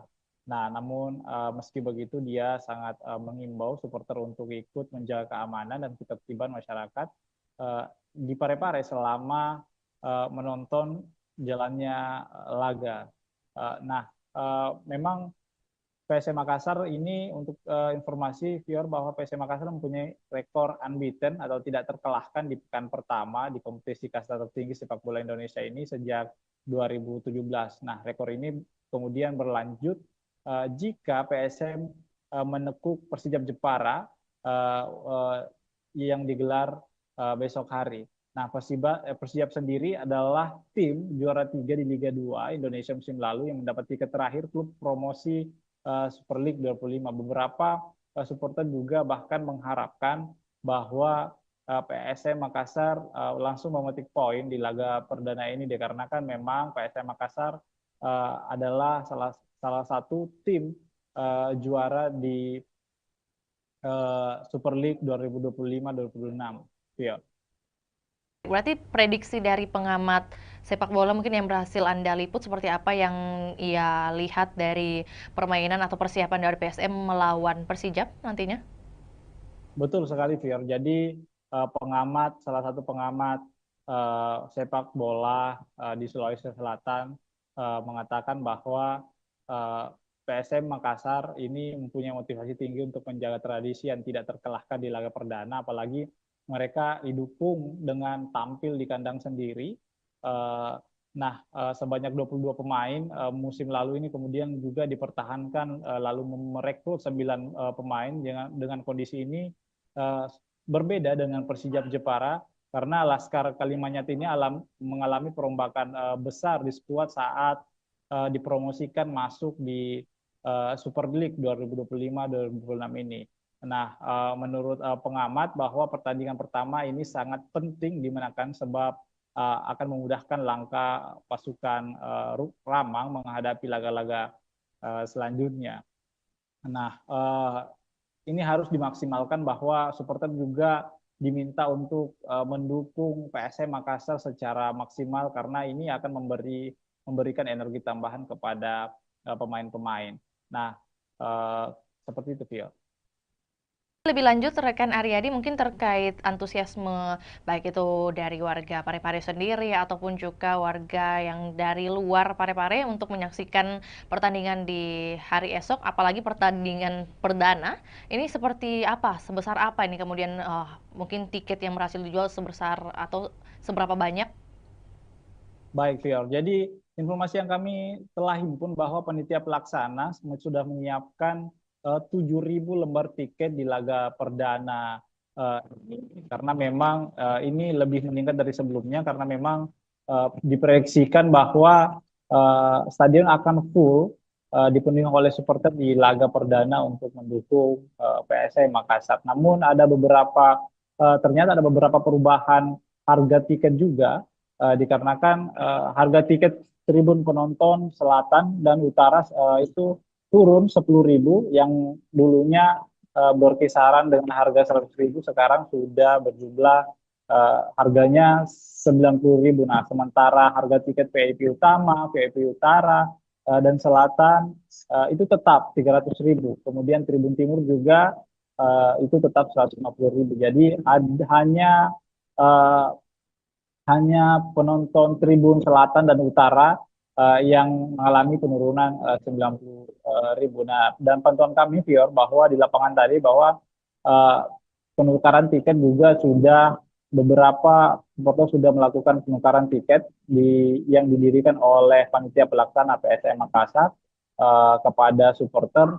Beberapa di antaranya itu sudah menukarkan tiket lebih awal dikarenakan memang jangan sampai besok itu ada antrian cukup panjang dikarenakan padatnya supporter yang datang untuk menonton laga perdana PSM Makassar di Super League 2025-2026, Pior. Lagi rekan Aryadi terakhir juga menyambung dengan apa yang disampaikan, kemudian sudah tersebar menurut panitia sebanyak 7.000 tiket. Lantas untuk pengawasan terhadap tiket palsu atau mungkin juga calo seperti apa yang dihadirkan oleh panitia?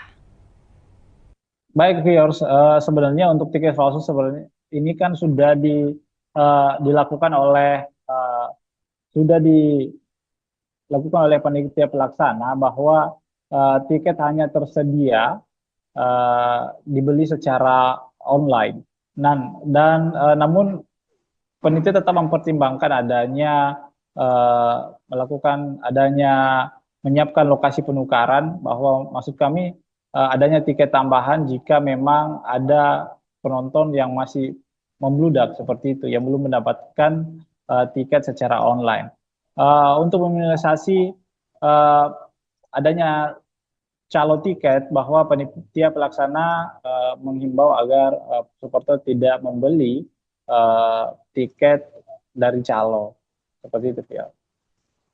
Informasi tambahan juga buat Tribuners yang mungkin hendak mengikuti pertandingan perdana di hari esok, masih tersedia juga untuk pembelian tiket via on the spot langsung di lokasi, dan tentunya kita juga doakan bersama keberhasilan dari PSM Makassar melawan Persijap di hari esok.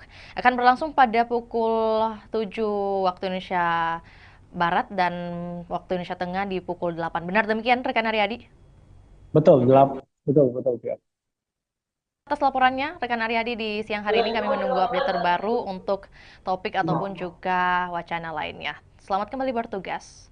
Dan Tribuners, kami akan tayangkan cuplikan liputan kita di siang hari ini, juga pernyataan dari Kapolres Parepare, yakni AKBP Indra Waspadayuda. Berikut laporannya, selamat menyaksikan. Para anggotanya bisa mengetahui segala bentuk resiko semuanya, apa yang menjadi tugas dan tanggung jawabnya, dan apa yang menjadi sasaran pengamanan. Ya. Orang bareng tempat. Ya. Nanti ada. Pembangunan juga karena sempat dulu kita sampai ke wali kota atau sekolah.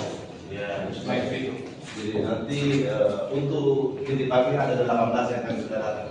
Zona 1 itu berbeda. Mungkin di zona 2 terkait dengan pemeriksaan tiket, lebih fokus kepada orang. Kemarin kami melaksanakan rapat koordinasi terkait dengan pengamanan kegiatan BRI Super League, yang mana Parepare masih menjadi tuan rumah.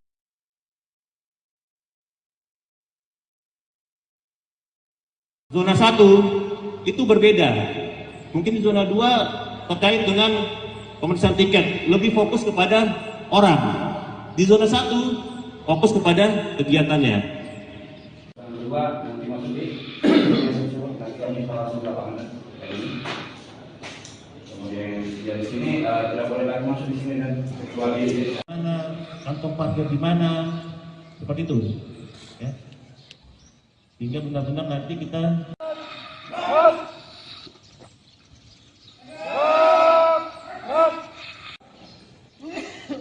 coba saya mau tanya, yang tahu sasaran pengamanan apa? Kemudian risiko ancamannya apa? Ya, karena kita cuma 300.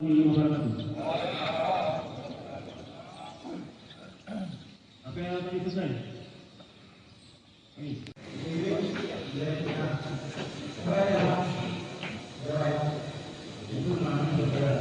Akan padang dan para anggotanya bisa mengetahui segala bentuk resiko semuanya, apa yang menjadi tugas dan tanggung jawabnya, dan apa yang menjadi sasaran pengamanan. Ya. Orang bareng tempat. Ya. Nanti ada.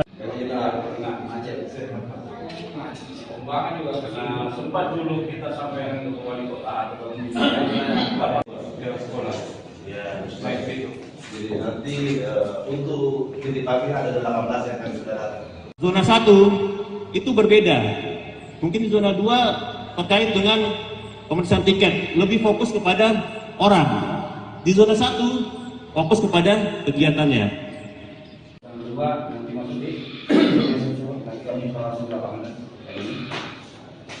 Kemudian di sini tidak boleh lagi masuk di sini dan kecuali mana kantong parkir di mana, seperti itu. Ya. Sehingga benar-benar nanti kita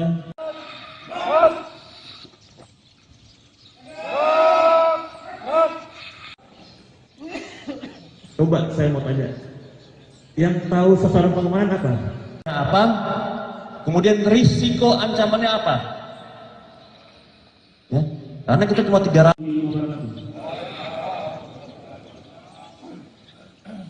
Apa yang tadi selesai?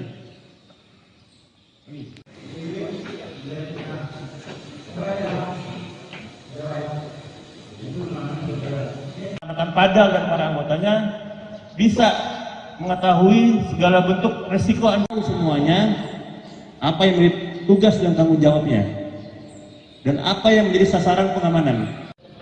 Ya. Orang barang Ya. tempat. Ya. Ya. Nanti ada Kembangan juga karena sempat dulu kita sampai ke wali kota atau sekolah. Ya, Baik itu. jadi nanti untuk titik apinya ada 18 yang akan sudah datang. Zona 1 itu berbeda. Mungkin zona 2 terkait dengan pemeriksaan tiket, lebih fokus kepada orang. Di zona 1 fokus kepada kegiatannya. Yang kedua nanti masuk di nanti kami langsung ke lapangan. Kemudian yang di sini tidak boleh lagi masuk di sini dan kecuali Mana, kantong parkir di mana, seperti itu. Ya. Sehingga benar-benar nanti kita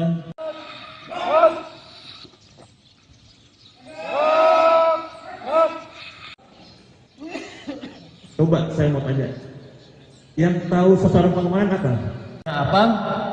Kemudian risiko ancamannya apa? Ya, karena kita cuma 300.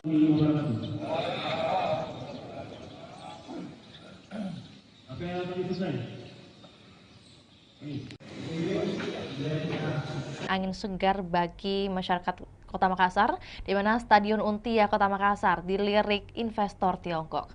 Dan untuk melengkapi informasi, kita sudah terhubung dengan rekan Ami dari Kota Makassar. Selamat sore rekan Ami.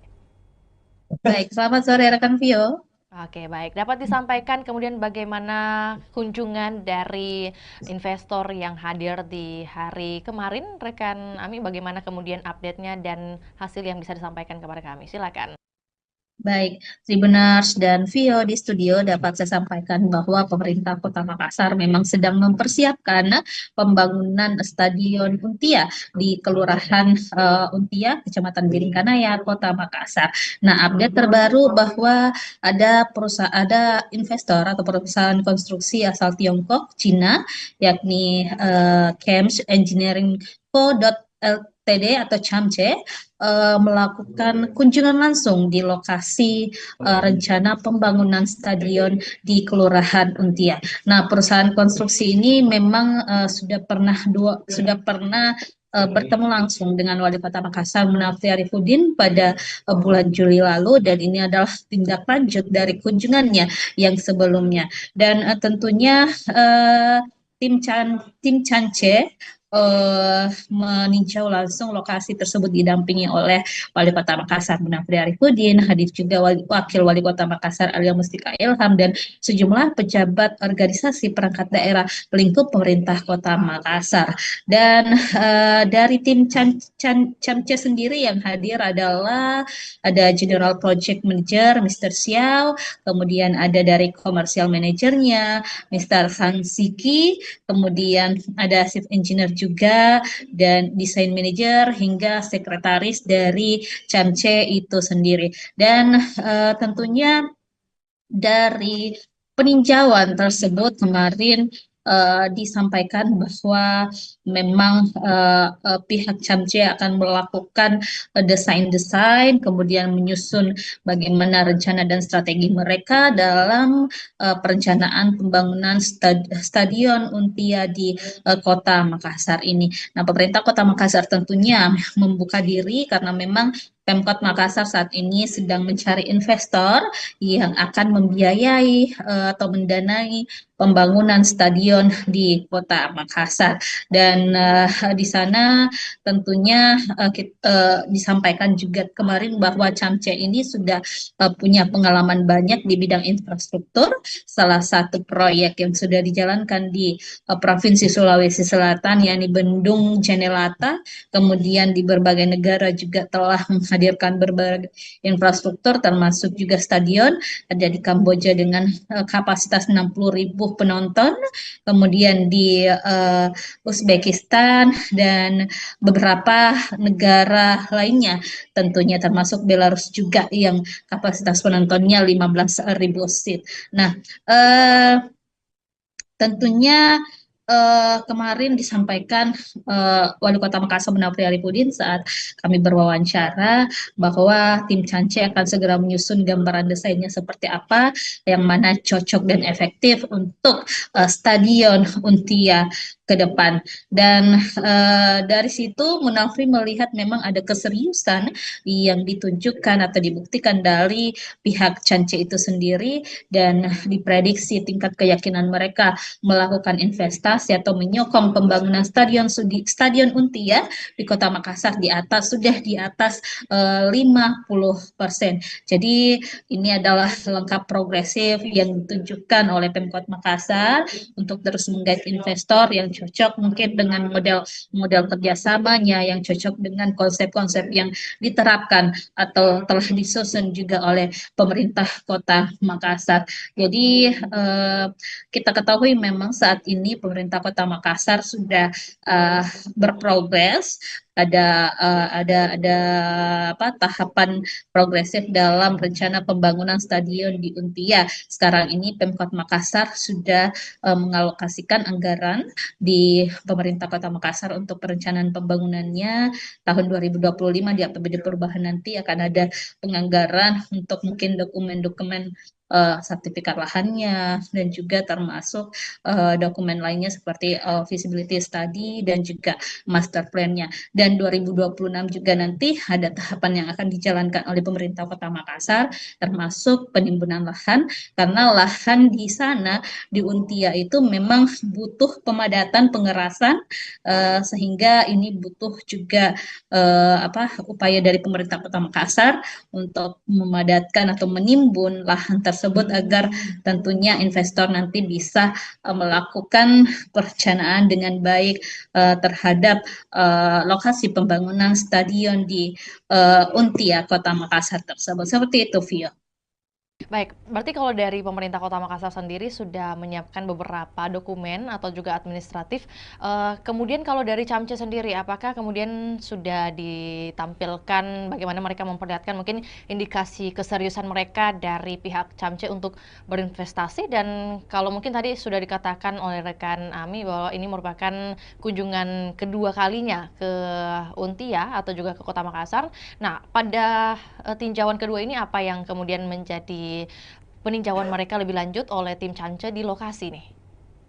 Ya, baik Vio di studio dan Tribuners, memang sebelumnya tim Camce ini sudah pernah berkunjung Kota Makassar pada Juli lalu, baru melakukan penjajakan awal kepada pemerintah Kota Makassar dengan mungkin penyampaian atau mencari tahu informasi terkait rencana pembangunan stadion ini kepada Wali Kota Makassar Munafri Arifudin. Kemudian kemarin mereka telah menindaklanjuti dengan tinjau lapangan. Mereka melihat bagaimana sih lokasi rencana pembangunan di stadion Untia, supaya ke depan mereka punya gambaran seperti apa rancangan atau desain yang akan dilakukan tim Cance terhadap lokasi yang akan dijadikan sebagai tempat pembangunan stadion Untia. Dan statement dari General Project Manager Camce kemarin, Mr. Xiao, menyampaikan bahwa mereka memang begitu tertarik dengan stadion Untia milik Pemkot Makassar ini, dan mereka juga sedang melakukan gambaran-gambaran desainnya seperti apa ke depan. Nah, setelah mereka menyelesaikan desainnya nanti akan dikembalikan atau dikoordinasikan lagi kepada pemerintah Kota Makassar. Jadi ada proses matching nanti, penyesuaian antara mungkin desain-desain yang sesuai rencana Pemkot dengan desain-desain yang ditawarkan oleh investor Camce ini. Jadi setelah ini mungkin masih ada tahapan-tahapan selanjutnya yang akan dilakukan antara pemerintah Kota Makassar dan juga pihak Camce. Seperti itu, Phil. Oke, baik. Berarti apakah kemudian sudah ada pembicaraan mengenai target waktu penyelesaian stadion dari pihak Pemkot atau juga Camce yang diharapkan seperti apa kemudian? Nah, kalau dari hasil kunjungan ini kita masih belum tahu kapan tindak lanjutnya ke depan. Yang pastinya tim Cance akan menyelesaikan dulu bagaimana perencanaan mereka, desain mereka. Tapi kalau untuk Pemkot sendiri sudah melakukan peta jalan seperti apa rencana pembangunan stadion tahun 2025 dialokasikan untuk pengadaan atau pembuatan roadmap maupun feasibility study dan juga sertifikat lahan. Kemudian 2026 nanti itu dilakukan pengurusan perizinan analisis dampak lingkungan atau AMDALALIN dan juga analisis dampak lalu lintas AMDAL dan AMDALALIN. Kemudian 2026 juga dialokasikan anggaran untuk pemadatan lahan atau penimbunan di sana di Untia. Kemudian 2027 ditargetkan proses pengerjaan atau konstruksi dilakukan dengan harapan pada akhir 2027 atau 2028 nanti Stadion Untia sudah bisa dinikmati atau dirasakan manfaatnya oleh masyarakat. Baik, rekan Ami, mungkin sebelum kita ke pertanyaan terakhir, tentu bagaimana kemudian informasi mengenai kompetitor lain selain Camce yang mungkin juga sudah tertarik membangun Stadion Untia ini, apakah ada informasi mengenai hal tersebut?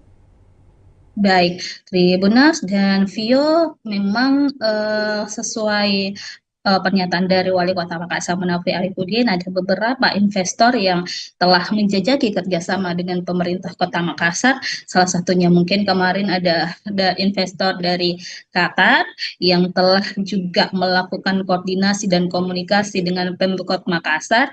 Bahkan Wali Kota sudah pernah bertandang langsung mendatangi kantor perwakilan investor asal Qatar tersebut di Jakarta. Lalu juga kemarin baru-baru pada pekan lalu Wali Kota Makassar bersama beberapa pejabat lingkup pemerintah Kota Makassar datang ke JIS. Jadi untuk melihat langsung seperti apa perencanaan yang dilakukan oleh pengelola JIS ataupun perusahaan yang menangani pembangunan berdirinya Stadion Jakarta International Stadion yang ada di Jakarta. Jadi itu sebagai salah satu langkah-langkah yang dilakukan pemerintah Kota Makassar untuk menghadirkan atau komitmen menghadirkan Stadion Untia di Makassar. Terakhir, rekan Ami, mengenai antusiasme dari masyarakat khususnya yang berada di lingkungan Untia sendiri terkait pembangunan stadion ini, apakah seluruhnya sudah pro kepada pemerintah kota atau mungkin masih ada beberapa masukan? Baik, Tribuners, memang sejauh ini kita masih belum mendengarkan keluhan-keluhan dari masyarakat setempat, apakah mereka menolak atau seperti apa. Yang pasti, masyarakat Kota Makassar tentunya menginginkan hadirnya stadion di Kota Makassar, karena kita ketahui Sulawesi Selatan dalam hal ini belum memiliki stadion sama sekali, sehingga ini memang diharapkan program unggulan dari Wali Kota Makassar, Munafri dan juga Alia Mustika Ilham bisa terwujud untuk menghadirkan stadion berstandar internasional di Kota Makassar. Dan Munafri juga sudah menyusun strategi bagaimana nanti pengelolaan stadion, bagaimana nanti untuk menghidupkan stadion seperti apa, target-targetnya seperti apa, itu sudah direncanakan dengan baik oleh pemerintah Kota Makassar. Seperti itu, Vio.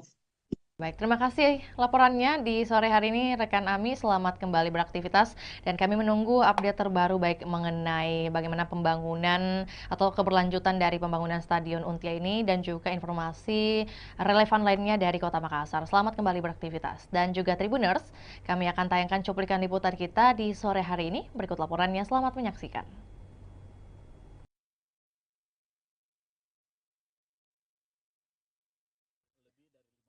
Kemungkinan itu, tapi kan kita masih banyak sekali hal-hal yang harus kita bicarakan. Yang paling pertama mungkin masalah pembiayaan, lama pekerjaan, desain dan sebagainya, seperti apa model kerjasama dan sebagainya. Saya pikir ini masih di dalam proses. Biarkanlah kami juga berjalan paralel untuk menyiapkan segala macam yang namanya legal administrasi dari proyek pembangunan stadion. Iya. Belum tentu, kalau mereka kita tidak sepakat, jangan sampai mereka offeringnya berbeda, ya akan susah untuk itu.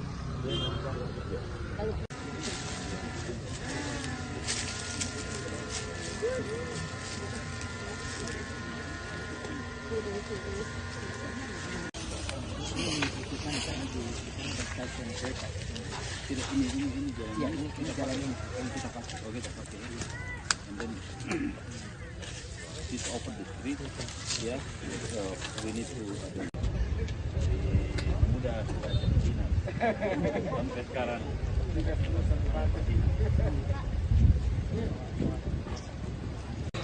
Harusnya sih biasanya kalau mereka sudah mau datang lihat lokasi artinya lebih dari 50% kemungkinan itu. Tapi kan kita masih banyak sekali hal-hal yang harus kita bicarakan. Yang paling pertama mungkin masalah pembiayaan, lama pekerjaan, desain dan sebagainya.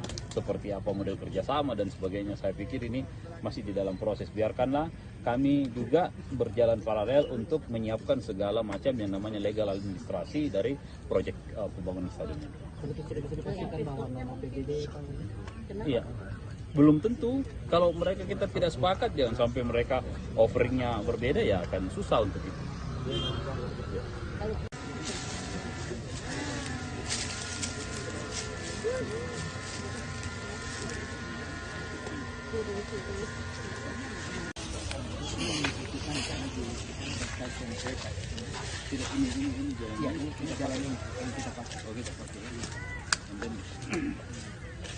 This open the street, ya, we need to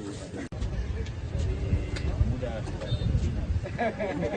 sekarang.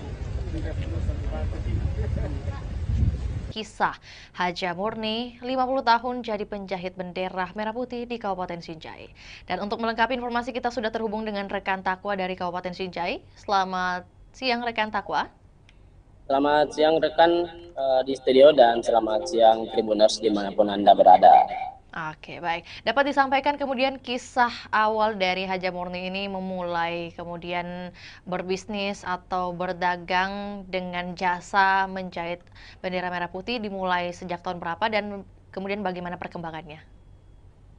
Baik rekan, momentum jelang hari ulang tahun atau HUT kemerdekaan Republik Indonesia yang ke-80 tahun atau tahun 2025 membawa berkah bagi Haji Murni 63 tahun. Pasalnya Haji Murni yang merupakan warga Kabupaten Sinjai Sulawesi Selatan ini merupakan penjahit bendera, sudah mulai kebanjiran orderan. Bahkan per tanggal 1 Agustus Haji Murni sudah mendapat orderan bendera merah putih ratusan lembar. Mayoritas orderan tersebut dipesan oleh kepala desa. Diketahui bahwa bendera merah putih yang dijahit Haji Murni mulai berukuran 15 cm hingga 150 cm dengan harga 15.000 hingga 75.000. Diketahui juga dalam proses pengerjaan atau penjahitan bendera merah putih, Haji Murni lebih memilih menggunakan mesin jahit manual ketimbang mesin jahit dinamo atau mesin jahit listrik. Hal tersebut bukan karena Haji Murni tidak mempunyai biaya untuk membeli mesin jahit yang modern, namun karena faktor kenyamanan dan alasan olahraga. Baik, berarti untuk di bulan Agustus saat ini total pesanan bendera merah putih yang berhasil dibuat oleh Haji Murni di angka berapa rekan Takwa? Kisaran lebih sekitar 100 PCS atau lembar kan. Untuk pesanan sendiri itu sudah lebih 100, di mana mayoritas dipesan oleh kepala desa. Kan juga untuk lebih lengkapnya mungkin dari segi ukuran, kemudian harga yang diberikan Haja Murni paling laris di angka berapa? Untuk ukuran sendiri itu yang paling banyak dipesan, yakni ukuran 150 meter dengan harga 75.000. Selanjutnya ukuran 15 cm yang banyak dipesan oleh para sopir dan nelayan yang akan dipasang di mobil dan di kapalnya rekan. Jadi ada yang paling unik sebenarnya rekan, karena diketahui bahwa Haji Murni ini sudah mahir menjahit sejak tahun 1975, sekitar 50 tahun. Dia sudah menjahit bendera merah putih setiap tahun pada momen kemerdekaan Republik Indonesia rekan. Pekerjaan menjahit ini merupakan pekerjaan utama dari Haji Murni sehari-hari, rekan Takwa? Untuk menjahit bendera merah putih itu setiap tahunnya rekan, namun untuk sehari-hari beliau juga berjualan atau berdagang pakaian yang banyak dijual di tokonya yang terletak di pasar sentral itu, yakni pakaian atau seragam sekolah rekan. Baik, rekan Takwa, dalam sehari Haji Murni bisa menjahit berapa lembar khususnya untuk agenda tahunan seperti 17-an ini?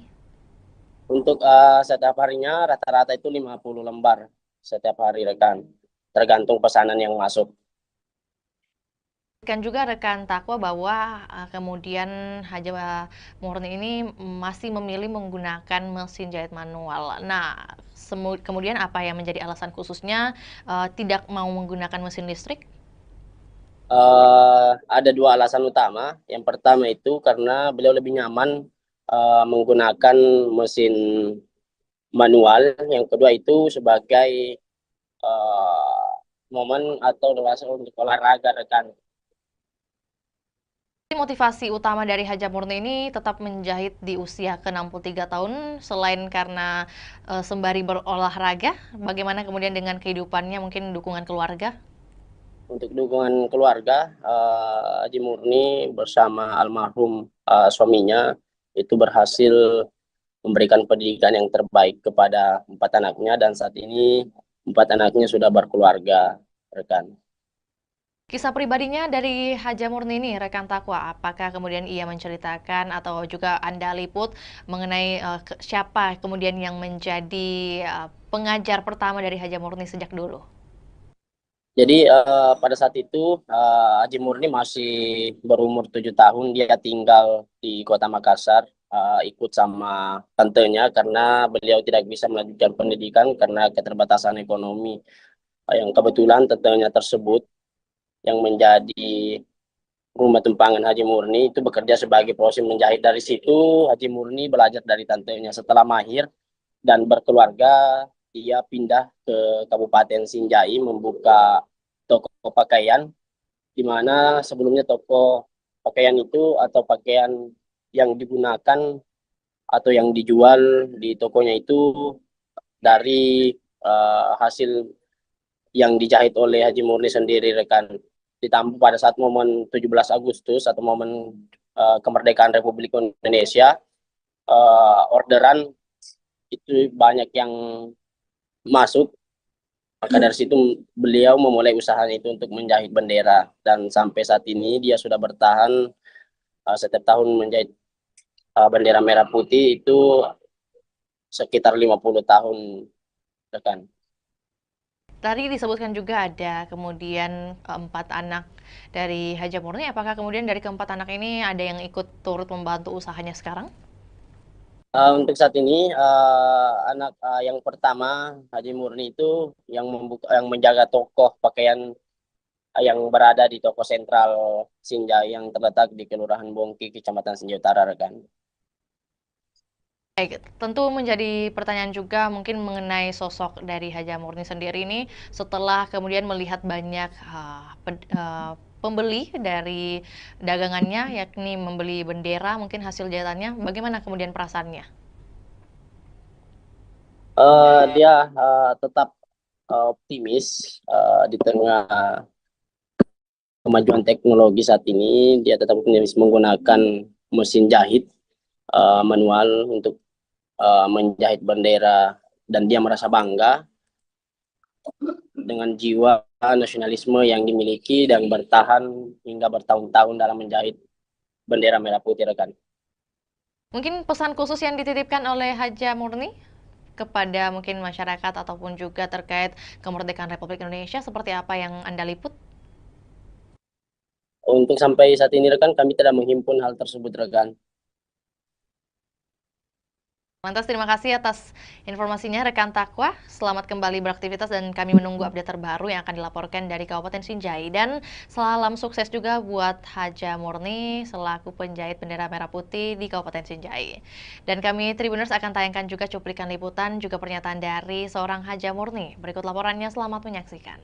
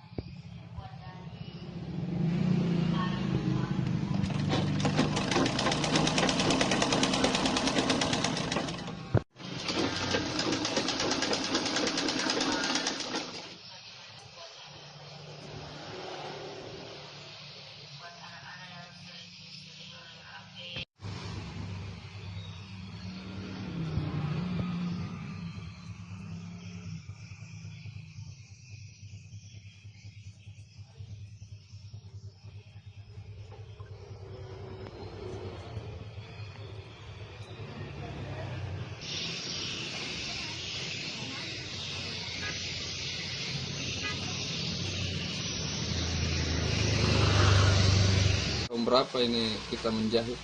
Tahun 76. Sampai Sampai sekarang. Bendera dulu kan menjahit baju. Iya. Sekarang jadi bendera. Jadi untuk menjahitnya itu mulai di tahun 76 Bang Haji di. Kalau menjahit bendera sendiri itu Bang Haji? Itu mulai begitu. Kamu menjual di pasar dulu besar bawah tuh. Oh iya Bang Haji. Iya. Kalau anu sendiri Bang Haji apa? Belajar menjahit ini di mana Bang Haji? Di Makassar dulu. Di Makassar. Umur 7 tahun. Oh baru umur 7 tahun sudah menjahit Bang Haji. Itu enggak sekolah saya tapi. Oh tapi yang ajarkan menjahit itu siapa Bang Haji? Tanteku di Makassar. Oh. Tapi anu sendiri Bang Haji apa? Kenapa ini pilih? Saya lihat ini mesin manual Bang Haji. Karena tidak cocok. Saya mesin mesin dinamo enggak cocok mesin aku toh. Iya. Oh sekaligus olahraga juga ya Bang Haji. Iya. Tapi untuk anu Bang Haji untuk bendera untuk 17 Agustus ini Bang Haji kemerdekaan ini di tahun 2025 apakah sudah ada orderan Bang Haji? Banyak. Kalau orderan banyak. Oh. Ada 20 piece begini jadi bendera. Berapa piece tadi? 20 piece di? 20 piece. Berapa jadi, sih? kalau 20 piece 100 pasang bendera jadinya. 100 pasang. Kalau diuangkan itu Bang Haji harganya keseluruhan berapa itu Bang Haji? Kalau diuangkan harga 50 ji berapa? 50 satu pasang. 50.000 satu pasang. Nah, berapa pasang Bang Haji? Kalau ini jadi semua 100 pasang. 100 pasang Bang Haji di? 20 piece. Oh iya. Anu sendiri Bang Haji apa? Untuk bendera yang kita jahit di sini Bang Haji ukuran paling kecil dan ukuran paling besar itu berapa Bang Haji? Ada berapa ini? 20 cm sampai 50 cm. 17 cm, 1,5 atau 100. Oh 150? 150. 1 meter 50 cm Bang Haji di? Kalau harganya itu yang paling panjang Bang Haji? Kalau paling panjang 75. 75 Bang Haji. Kalau yang paling kecil seperti ini Bang Haji? Ini 5.000. Oh 5.000 Bang Haji di. Tapi untuk bendera bendera kapal, bendera mobil apa?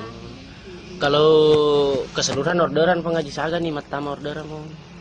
Enggak tahu berapa nih? Tapi itu ada 100 PCS untuk bendera Bang Desa, Haji. kepala desa ambil tahu, Iya. tak begitu 10 pasang, 20 pasang. Oh iya Bang Haji. Tapi sekarang intinya lebih ini 100 anu Bang Haji orderan di 100 PCS. Enggak, oh, enggak tahu nih. Iya. Ada minum bis, sudah banyak nih, enggak aku ingat berapa nih laku. Oh iya Bang Haji. Tapi ada nih yang order itu yang kita maksud Bang Haji di. Iya, ada nih. Dari Pulau. Iya. Kepala desa itu ambil.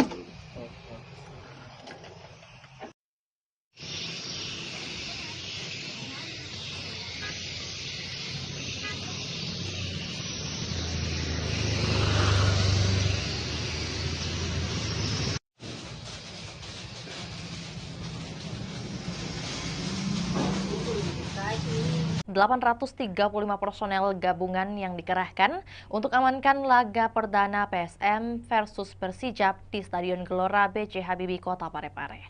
Dan untuk melengkapi informasi, kita sudah terhubung dengan rekan Aryadi dari Kota Parepare. Selamat siang, rekan Aryadi. Selamat siang, Fior. Kemudian bagaimana keberlangsungan dari apel pengamanan yang digelar pada hari ini? Baik, Fior, kami laporkan bahwa laga antara PSM Makassar melawan Persijap Jepara akan berlangsung di Stadion Gelora B.J. Habibie Parepare pada Jumat besok, tanggal 8 Agustus 2025. Nah, sebelum itu, pihak personel gabungan pagi tadi telah menggelar apel jelang laga perdana PSM Makassar ini. Dari sisi keamanan, Polres Parepare sudah melakukan rapat koordinasi sebelumnya menjelang laga perdana PSM Makassar di Super League. AKBP, maksud kami Kapolres Parepare AKBP Indra Waspadayuda mengatakan ada sebanyak 835 personel gabungan yang akan terlibat dalam pengamanan laga perdana PSM Makassar di Super League 2005-2006 nanti. Ya. Untuk kemudian menjadi pertanyaan dari 835 ini, mengapa sebanyak 800-an yang dikerahkan untuk pengamanan? Ada informasi mengenai hal tersebut?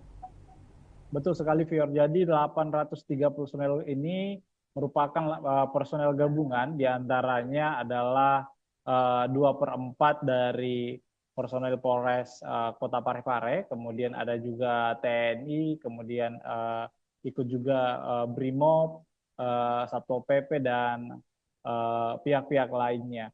Nah, banyaknya personel gabungan untuk mengamankan di laga perdana ini dikarenakan memang ini merupakan laga perdana. Aryadi, lantas mungkin dapat disampaikan juga apa yang menjadi larangan yang ditegaskan dari pihak kepolisian mungkin? Baik, sebelumnya kami informasikan bahwa pihak Polres Parepare, kemudian Polda Sulsel, dan beberapa kelompok supporter PSM Makassar sudah melakukan pertemuan dan ada kesepakatan bahwa memang beberapa larangan kembali diterapkan dalam setiap laga PSM Makassar saat bertandang maksud kami saat berada di Stadion B.J. Habibie, Kota Parepare. Di antaranya tidak boleh membawa flare, kemudian tidak boleh membawa petasan, senjata tajam, kemudian juga sampai kini pihak polisi juga masih belum memberikan kesempatan bagi supporter-supporter tim tamu untuk hadir menyaksikan langsung laga di Stadion B.J. Habibie Parepare. Ya. Baik, ya. Rekan Aryadi, ini mungkin juga sekaligus mau mendapatkan konfirmasi apakah memang benar isu yang beredar bahwa kehadiran supporter lawan dilarang di Stadion Gelora B.J. Habibie. Apakah benar demikian? Dan kalau iya, mengapa?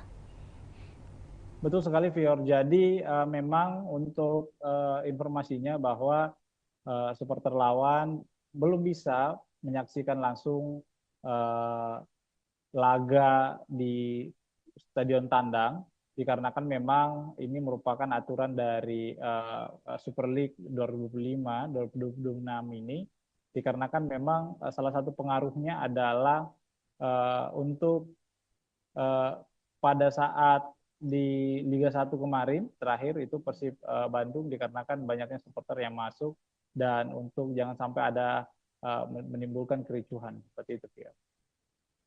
Berarti untuk baik ya. Bagaimana rekan Aryadi? Ini untuk minimalisasi adanya benturan antar supporter ya. Lantas mungkin untuk teknis pengamanan yang akan diberlakukan baik itu di dalam maupun di luar stadion seperti apa skemanya? Apakah sudah ada penjelasan? Baik, Fior. Jadi personel dipimpin oleh HKBP Indra Waspada Yuda bahwa 835 personel ini akan berpencar untuk menjaga lokasi-lokasi yang berada di sekitar stadion termasuk tribun supporter, kemudian ada juga beberapa pintu masuk, kemudian pintu keluar. Kemudian ini akan menyebar, personel-personel ini akan menyebar di sekitar stadion untuk meminimalisir adanya kericuhan seperti itu ya.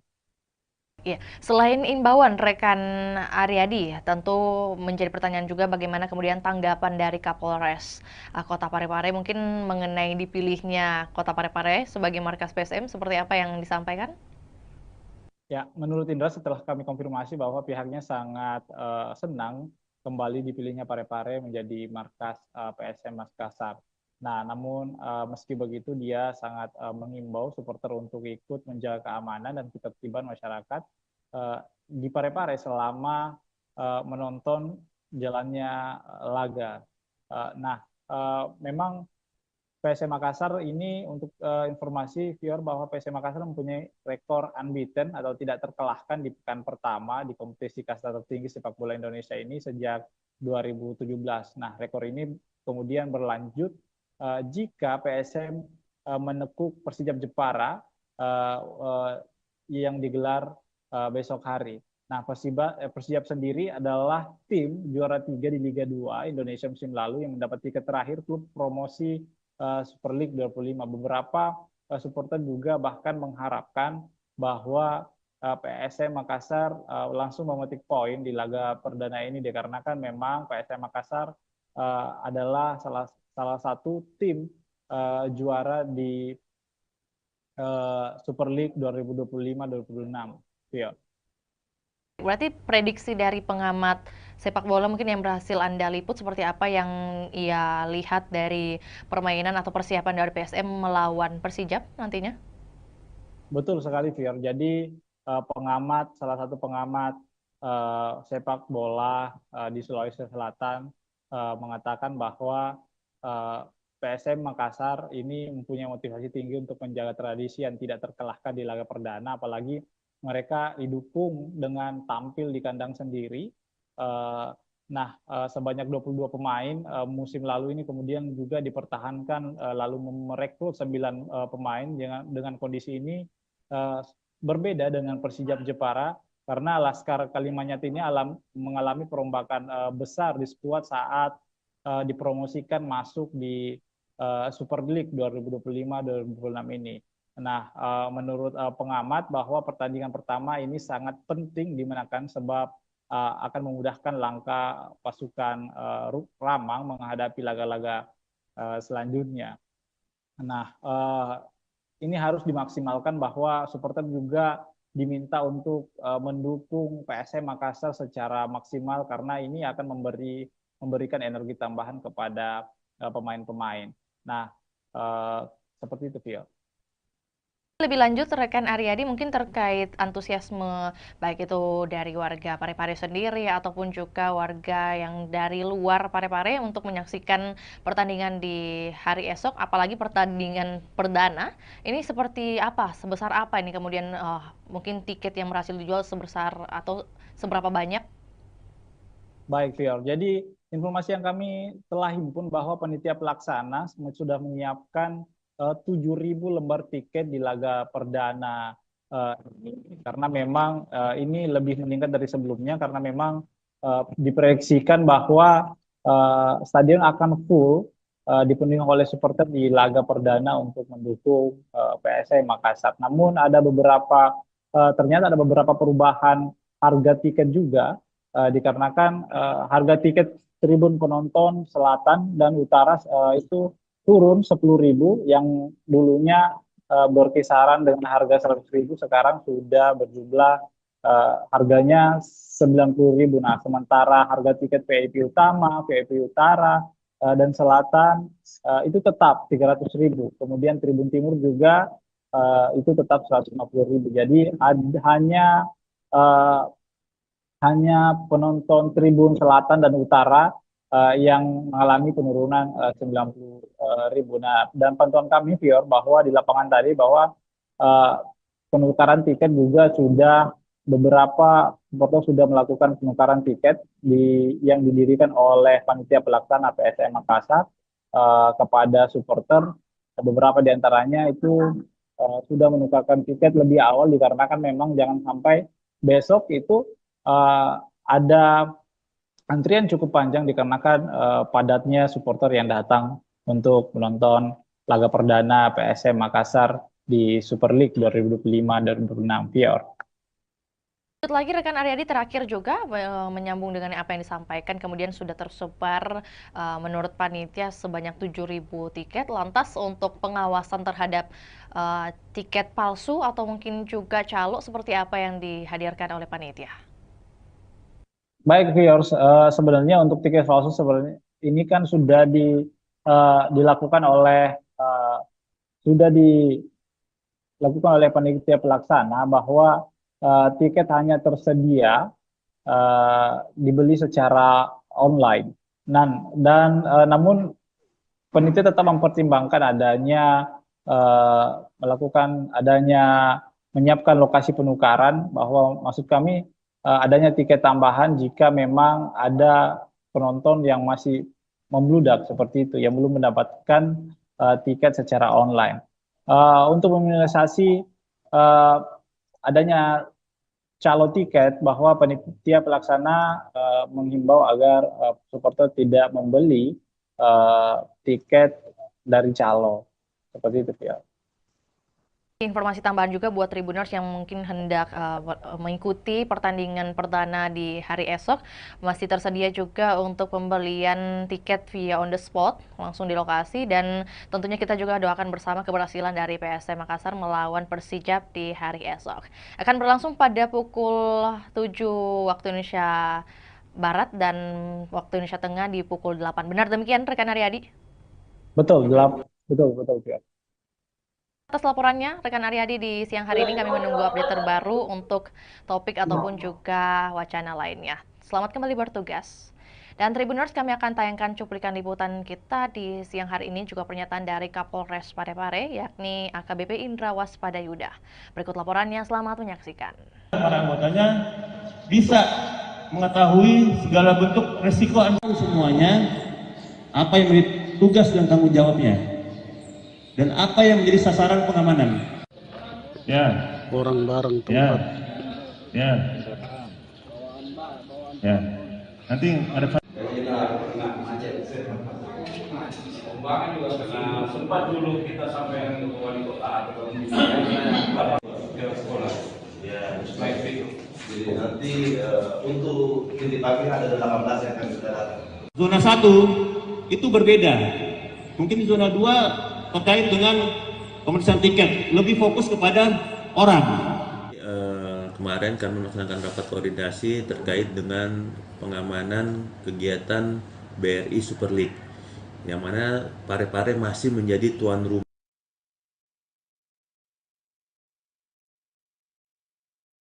Zona 1 itu berbeda.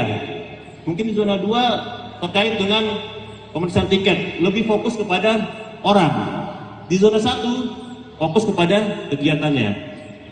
Yang kedua, nanti masuk di kami langsung lapangan ini. Kemudian di sini tidak boleh lagi masuk di sini dan kecuali mana, kantong parkir di mana, seperti itu. Ya. Sehingga benar-benar nanti kita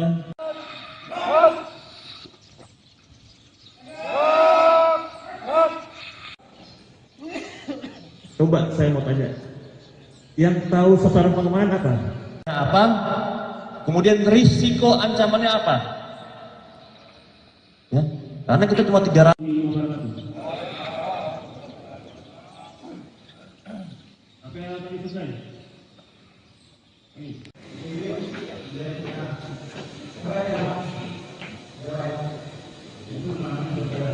Akan padal dan para anggotanya bisa mengetahui segala bentuk resiko semuanya, apa yang menjadi tugas dan tanggung jawabnya, dan apa yang menjadi sasaran pengamanan.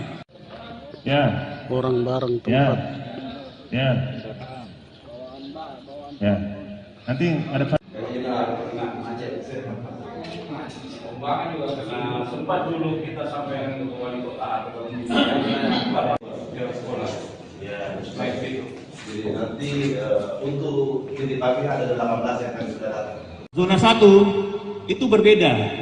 Mungkin di zona 2 terkait dengan pemeriksaan tiket, lebih fokus kepada orang. Di zona 1 fokus kepada kegiatannya.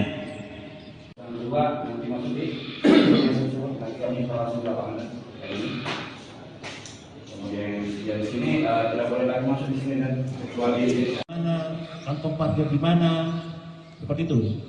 Ya. Sehingga benar-benar nanti kita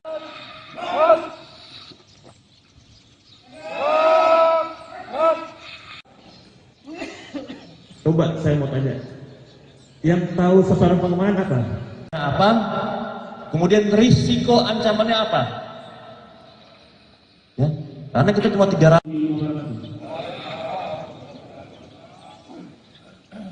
Apa yang tadi selesai?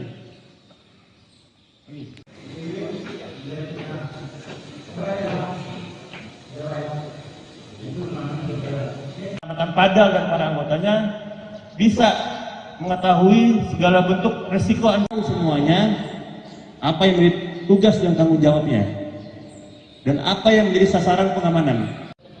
Ya. Orang bareng tempat. Ya. Ya. Nanti ada.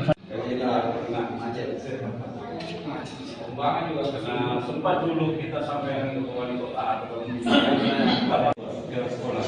Ya, baik itu. Jadi nanti untuk titik pagi ada 18 yang akan sudah datang. Zona 1 itu berbeda. Mungkin di zona 2 terkait dengan pemeriksaan tiket, lebih fokus kepada orang. Di zona 1 fokus kepada kegiatannya. Yang kedua nanti masuki nanti kami langsung lapangan ini. Kemudian di sini tidak boleh lagi masuk di sini dan kecuali mana kantong parkir di mana, seperti itu. Ya. Sehingga benar-benar nanti kita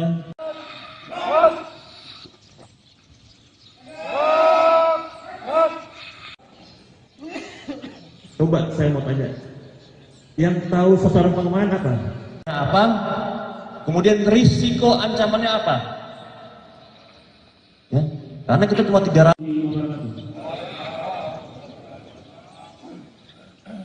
Apa yang tadi selesai?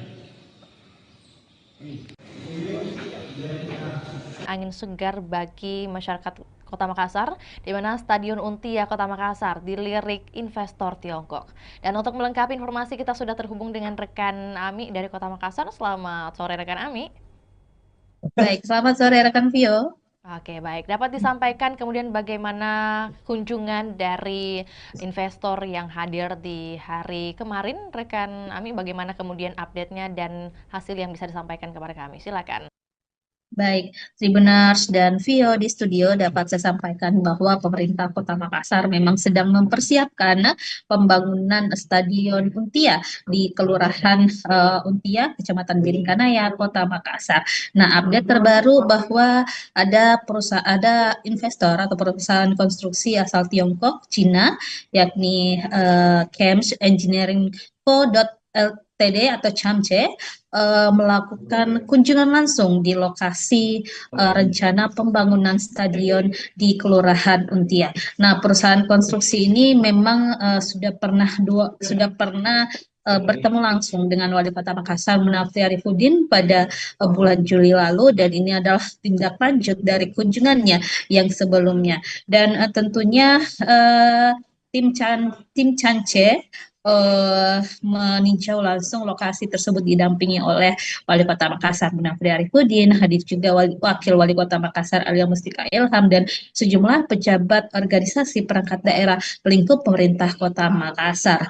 Dan dari tim Camce sendiri yang hadir adalah ada General Project Manager Mr. Xiao, kemudian ada dari Commercial Managernya Mr. Sang Siki, kemudian ada Chief Engineer juga, dan Desain Manager hingga sekretaris dari Camce itu sendiri. Dan tentunya dari peninjauan tersebut kemarin disampaikan bahwa memang pihak Camce akan melakukan desain-desain, kemudian menyusun bagaimana rencana dan strategi mereka dalam perencanaan pembangunan Stadion Untia di Kota Makassar ini.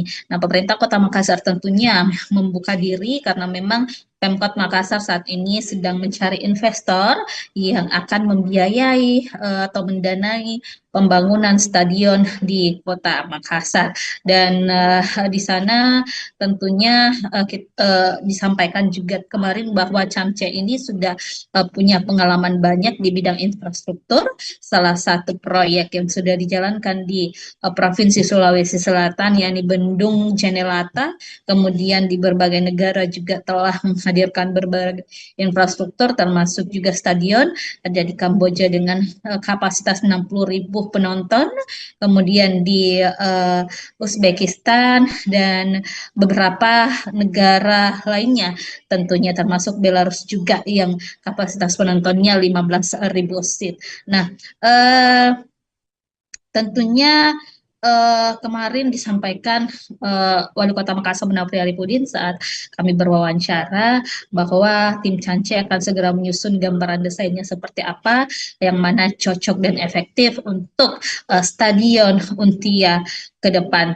Dan dari situ Munafri melihat memang ada keseriusan yang ditunjukkan atau dibuktikan dari pihak Camce itu sendiri, dan diprediksi tingkat keyakinan mereka melakukan investasi atau menyokong pembangunan Stadion Untia di Kota Makassar sudah di atas 50%.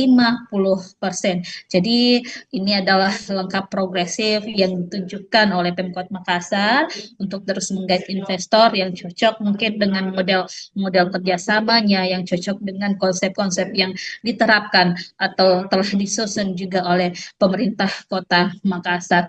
Jadi kita ketahui memang saat ini pemerintah Kota Makassar sudah berprogres, ada tahapan progresif dalam rencana pembangunan stadion di Untia. Sekarang ini Pemkot Makassar sudah mengalokasikan anggaran di pemerintah Kota Makassar untuk perencanaan pembangunannya tahun 2025. Di APBD perubahan nanti akan ada penganggaran untuk mungkin dokumen-dokumen sertifikat lahannya dan juga termasuk dokumen lainnya seperti feasibility study dan juga master plan-nya. Dan 2026 juga nanti ada tahapan yang akan dijalankan oleh pemerintah Kota Makassar termasuk penimbunan lahan, karena lahan di sana di Untia itu memang butuh pemadatan pengerasan, sehingga ini butuh juga upaya dari pemerintah Kota Makassar untuk memadatkan atau menimbun lahan tersebut agar tentunya investor nanti bisa melakukan perencanaan dengan baik terhadap lokasi pembangunan stadion di Untia Kota Makassar tersebut. Seperti itu, Vio. Baik, berarti kalau dari pemerintah Kota Makassar sendiri sudah menyiapkan beberapa dokumen atau juga administratif. Kemudian kalau dari Camce sendiri, apakah kemudian sudah ditampilkan bagaimana mereka memperlihatkan mungkin indikasi keseriusan mereka dari pihak Camce untuk berinvestasi? Dan kalau mungkin tadi sudah dikatakan oleh rekan Ami bahwa ini merupakan kunjungan kedua kalinya ke Untia atau juga ke Kota Makassar. Nah, pada tinjauan kedua ini apa yang kemudian menjadi peninjauan mereka lebih lanjut oleh tim Camce di lokasi nih? Ya, baik Vio di studio dan Tribuners, memang sebelumnya tim Camce ini sudah pernah berkunjung Kota Makassar pada Juli lalu, baru melakukan penjajakan awal kepada pemerintah Kota Makassar dengan mungkin penyampaian-penyampaian atau mencari tahu informasi terkait rencana pembangunan stadion ini kepada Wali Kota Makassar Menafri Arifudin. Kemudian kemarin mereka telah menindaklanjuti dengan tinjau lapangan. Mereka melihat bagaimana sih lokasi rencana pembangunan di stadion supaya ke depan mereka punya gambaran seperti apa rancangan atau desain yang akan dilakukan tim Canca terhadap lokasi yang akan dijadikan sebagai tempat pembangunan stadion Untia. Dan statement dari General Project Manager Camce kemarin, Mr. Xiao, menyampaikan bahwa mereka memang begitu tertarik dengan stadion Untia milik Pemkot Makassar ini, dan mereka juga sedang melakukan gambaran-gambaran desainnya seperti apa ke depan. Nah, setelah mereka menyelesaikan desainnya nanti akan dikembalikan atau dikoordinasikan lagi kepada pemerintah Kota Makassar. Jadi ada proses matching nanti, penyesuaian antara mungkin desain-desain yang sesuai rencana Pemkot dengan desain-desain yang ditawarkan oleh investor Camce ini. Jadi setelah ini mungkin masih ada tahapan-tahapan selanjutnya yang akan dilakukan antara pemerintah Kota Makassar dan juga pihak Camce. Seperti itu, Phil. Oke, baik. Berarti apakah kemudian sudah ada pembicaraan mengenai target waktu penyelesaian stadion dari pihak Pemkot atau juga Camce yang diharapkan seperti apa kemudian? Nah, kalau dari hasil kunjungan ini kita masih belum tahu kapan tindak lanjutnya ke depan. Yang pastinya tim Camce akan menyelesaikan dulu bagaimana perencanaan mereka, desain mereka. Tapi kalau untuk Pemkot sendiri sudah melakukan roadmap atau peta jalan seperti apa rencana pembangunan stadion tahun 2025 dialokasikan untuk pengadaan atau pembuatan roadmap maupun feasibility study dan juga sertifikat lahan. Kemudian 2026 nanti itu dilakukan pengurusan perizinan analisis dampak lingkungan atau AMDALALIN dan juga analisis dampak lalu lintas AMDAL dan AMDALALIN. Kemudian 2026 juga dialokasikan anggaran untuk pemadatan lahan atau penimbunan di sana di Untia. Kemudian 2027 ditargetkan proses pengerjaan atau konstruksi dilakukan dengan harapan pada akhir 2027 atau 2028 nanti Stadion Untia sudah bisa dinikmati atau dirasakan manfaatnya oleh masyarakat. Baik, rekan Ami, mungkin sebelum kita ke pertanyaan terakhir, tentu bagaimana kemudian informasi mengenai kompetitor lain selain Camce yang mungkin juga sudah tertarik membangun Stadion Untia ini, apakah ada informasi mengenai hal tersebut? Baik, Tribuners dan Vio, memang sesuai pernyataan dari Wali Kota Makassar Menafri Arifudin, ada beberapa investor yang telah menjajaki kerjasama dengan pemerintah Kota Makassar. Salah satunya mungkin kemarin ada investor dari Qatar yang telah juga melakukan koordinasi dan komunikasi dengan Pemkot Makassar. Bahkan Wali Kota sudah pernah bertandang langsung mendatangi kantor perwakilan investor asal Qatar tersebut di Jakarta. Lalu juga kemarin baru-baru pada pekan lalu Wali Kota Makassar bersama beberapa pejabat lingkup pemerintah Kota Makassar datang ke JIS. Jadi untuk melihat langsung seperti apa perencanaan-perencanaan yang dilakukan oleh pengelola JIS ataupun perusahaan yang menangani pembangunan berdirinya Stadion Jakarta International Stadion yang ada di Jakarta. Jadi itu sebagai salah satu langkah-langkah yang dilakukan pemerintah Kota Makassar untuk menghadirkan atau komitmen menghadirkan Stadion Untia di Makassar. Terakhir, rekan Ami, mengenai antusiasme dari masyarakat khususnya yang berada di lingkungan Untia sendiri terkait pembangunan stadion ini, apakah seluruhnya sudah pro kepada pemerintah kota atau mungkin masih ada beberapa masukan? Baik, Tribuners, memang sejauh ini kita masih belum mendengarkan keluhan-keluhan dari masyarakat setempat, apakah mereka menolak atau seperti apa. Yang pasti, masyarakat Kota Makassar tentunya menginginkan hadirnya stadion di Kota Makassar, karena kita ketahui Sulawesi Selatan dalam hal ini belum memiliki stadion sama sekali, sehingga ini memang diharapkan program unggulan dari Wali Kota Makassar, Munafri dan juga Alia Mustika Ilham bisa terwujud untuk menghadirkan stadion berstandar internasional di Kota Makassar. Dan Munafri juga sudah menyusun strategi bagaimana nanti pengelolaan stadion, bagaimana nanti untuk menghidupkan stadion seperti apa, target-targetnya seperti apa, itu sudah direncanakan dengan baik oleh pemerintah Kota Makassar. Seperti itu, Vio. Baik, terima kasih laporannya di sore hari ini rekan Ami. Selamat kembali beraktivitas dan kami menunggu update terbaru baik mengenai bagaimana pembangunan atau keberlanjutan dari pembangunan Stadion Untia ini dan juga informasi relevan lainnya dari Kota Makassar. Selamat kembali beraktivitas. Dan juga Tribuners, kami akan tayangkan cuplikan liputan kita di sore hari ini. Berikut laporannya, selamat menyaksikan.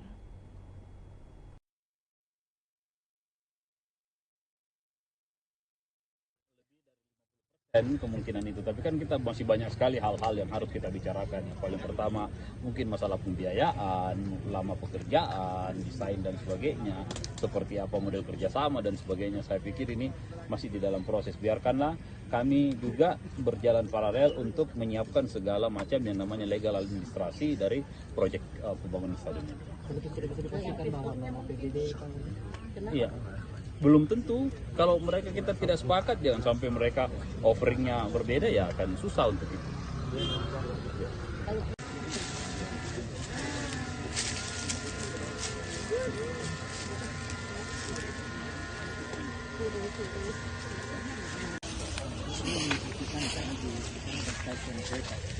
Tidak, ini jalan yang kita pakai. Oh, kita pakai ini. And then this open the street, ya. So we need to mudah Cina sampai sekarang.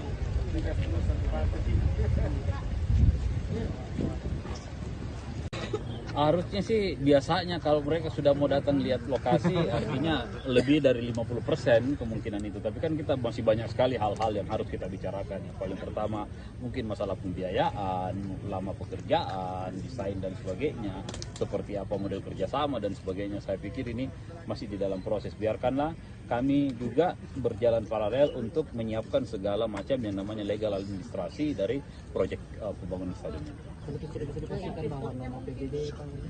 Iya, belum tentu. Kalau mereka kita tidak sepakat, jangan sampai mereka offeringnya berbeda, ya akan susah untuk itu.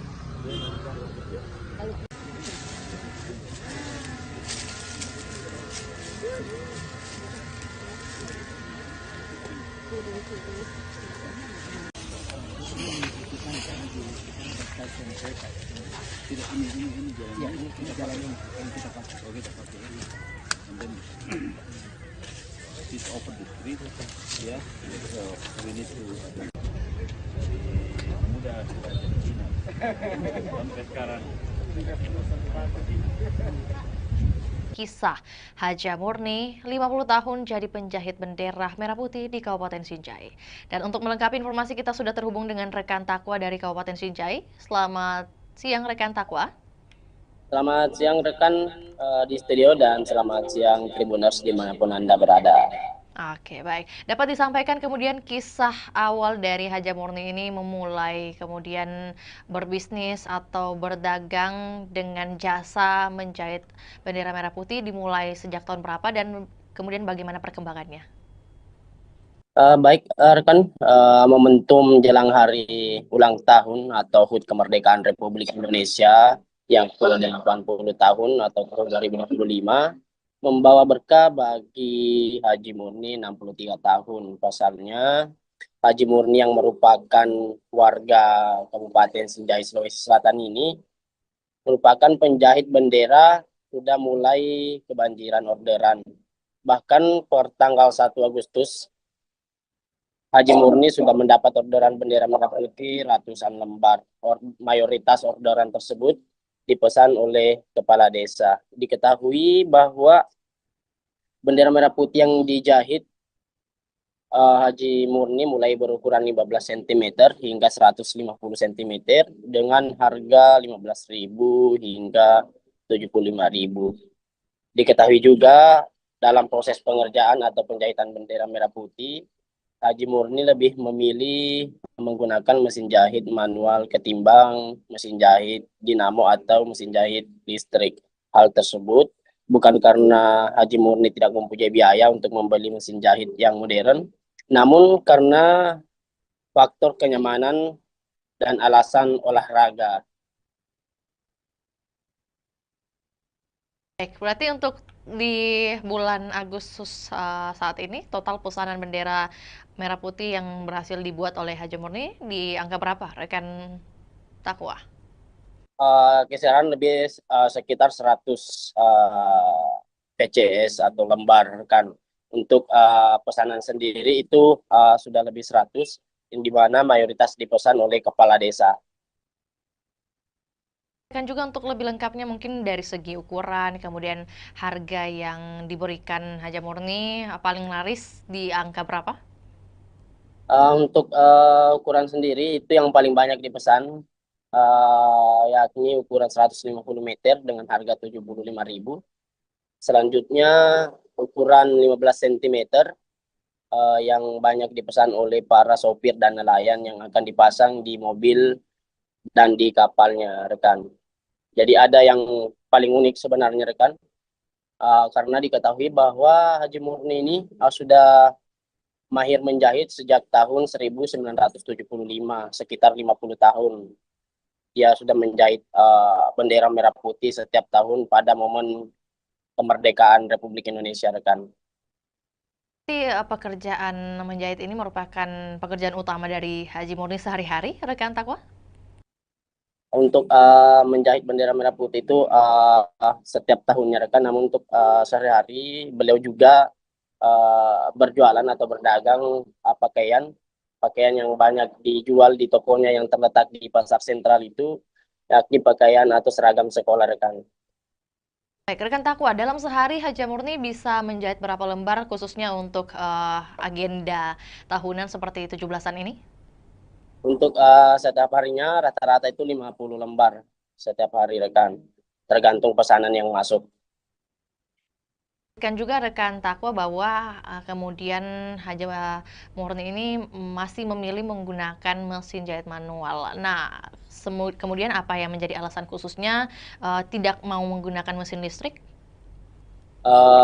Ada dua alasan utama. Yang pertama itu karena beliau lebih nyaman menggunakan mesin manual. Yang kedua itu sebagai momen atau dewasa untuk olahraga, rekan.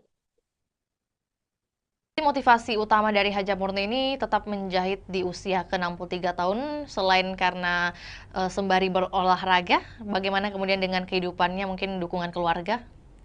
Untuk dukungan keluarga, Haji Murni bersama almarhum suaminya itu berhasil memberikan pendidikan yang terbaik kepada 4 anaknya, dan saat ini 4 anaknya sudah berkeluarga, rekan. Kisah pribadinya dari Haji Murni ini, rekan Takwa, apakah kemudian ia menceritakan atau juga Anda liput mengenai siapa kemudian yang menjadi pengajar pertama dari Haji Murni sejak dulu? Jadi pada saat itu Haji Murni masih berumur 7 tahun, dia tinggal di Kota Makassar, ikut sama tantenya karena beliau tidak bisa melanjutkan pendidikan karena keterbatasan ekonomi.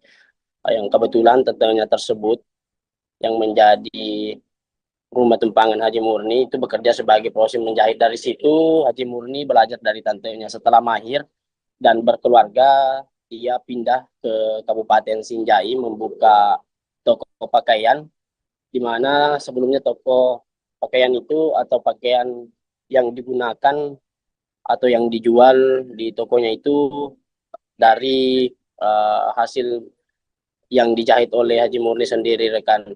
Ditambah pada saat momen 17 Agustus atau momen kemerdekaan Republik Indonesia, orderan itu banyak yang masuk, Maka dari situ beliau memulai usaha itu untuk menjahit bendera, dan sampai saat ini dia sudah bertahan setiap tahun menjahit bendera merah putih itu sekitar 50 tahun, rekan.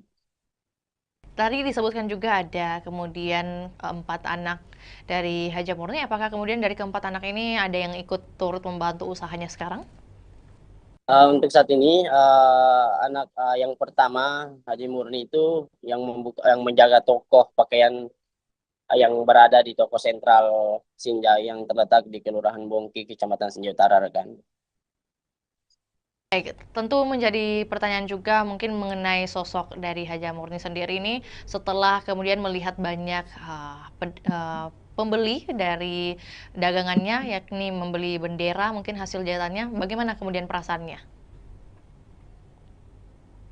Dia tetap optimis di tengah kemajuan teknologi saat ini. Dia tetap optimis menggunakan mesin jahit manual untuk menjahit bendera, dan dia merasa bangga dengan jiwa nasionalisme yang dimiliki dan bertahan hingga bertahun-tahun dalam menjahit bendera merah putih, rekan. Mungkin pesan khusus yang dititipkan oleh Haja Murni kepada mungkin masyarakat ataupun juga terkait kemerdekaan Republik Indonesia seperti apa yang Anda liput? Untuk sampai saat ini, rekan, kami tidak menghimpun hal tersebut, rekan. Lantas terima kasih atas informasinya rekan Takwa. Selamat kembali beraktivitas dan kami menunggu update terbaru yang akan dilaporkan dari Kabupaten Sinjai. Dan salam sukses juga buat Haja Murni selaku penjahit bendera merah putih di Kabupaten Sinjai. Dan kami Tribuners akan tayangkan juga cuplikan liputan juga pernyataan dari seorang Haja Murni. Berikut laporannya, selamat menyaksikan.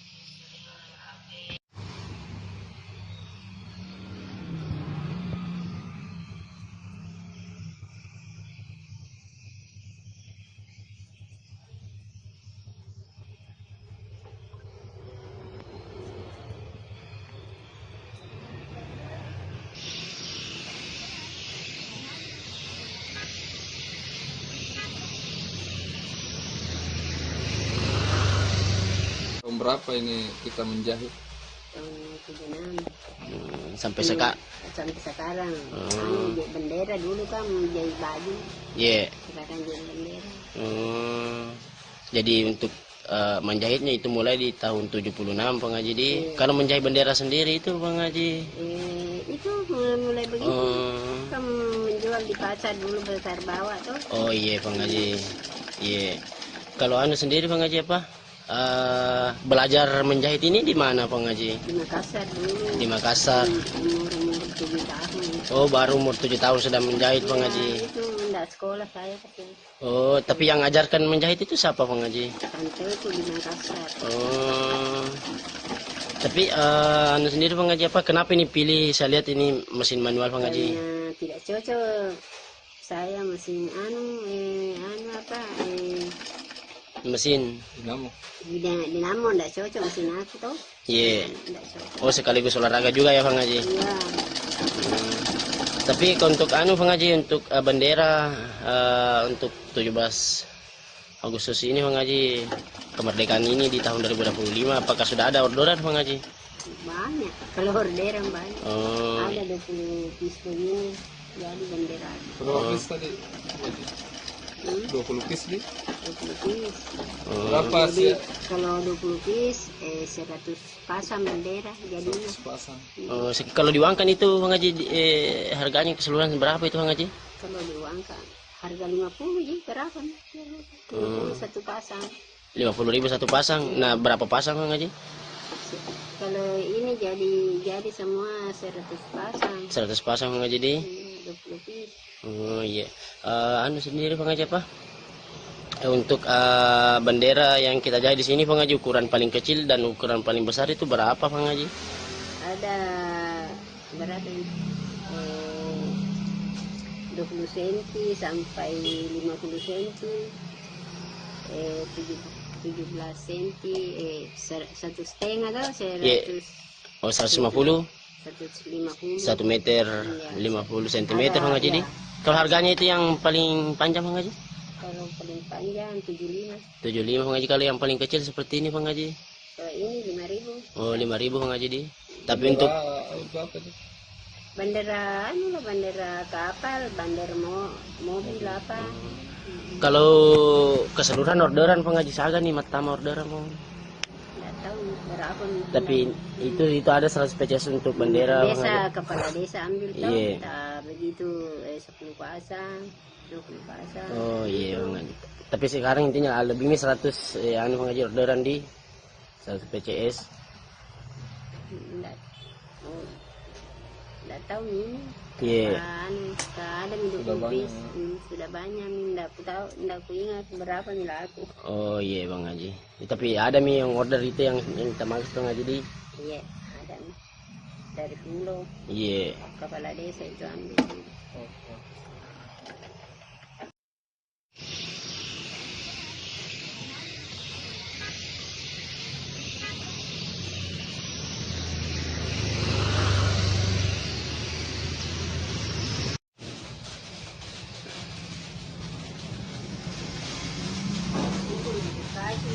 835 personel gabungan yang dikerahkan untuk amankan laga perdana PSM versus Persijap di Stadion Gelora B.J. Habibie, Kota Parepare. Dan untuk melengkapi informasi, kita sudah terhubung dengan rekan Aryadi dari Kota Parepare. Selamat siang rekan Aryadi. Selamat siang, Fior. Kemudian bagaimana keberlangsungan dari apel pengamanan yang digelar pada hari ini? Baik, Fior, kami laporkan bahwa laga antara PSM Makassar melawan Persijap Jepara akan berlangsung di Stadion Gelora B.J. Habibie Parepare pada Jumat besok, tanggal 8 Agustus 2025. Nah, sebelum itu, pihak personel gabungan pagi tadi telah menggelar apel jelang laga perdana PSM Makassar ini. Dari sisi keamanan, Polres Parepare sudah melakukan rapat koordinasi sebelumnya menjelang laga perdana PSM Makassar di Super League. AKBP, maksud kami Kapolres Parepare AKBP Indra Waspada Yuda mengatakan ada sebanyak 835 personel gabungan yang akan terlibat dalam pengamanan laga perdana PSM Makassar di Super League 2005-2006 nanti. Ya. Untuk kemudian menjadi pertanyaan dari 835 ini, mengapa sebanyak 800-an yang dikerahkan untuk pengamanan? Ada informasi mengenai hal tersebut? Betul sekali, Fior. Jadi 830 personel ini merupakan personel gabungan, diantaranya adalah 2/4 dari personel Polres Kota Parepare, kemudian ada juga TNI, kemudian ikut juga BRIMOB, Satpol PP, dan pihak-pihak lainnya. Nah, banyaknya personel gabungan untuk mengamankan di laga perdana ini dikarenakan memang ini merupakan laga perdana PSM Makassar di Super League 2025-2026 dan akan diprediksi penonton akan membludak menghadiri Stadion B.J. Habibie pada Jumat besok, ya.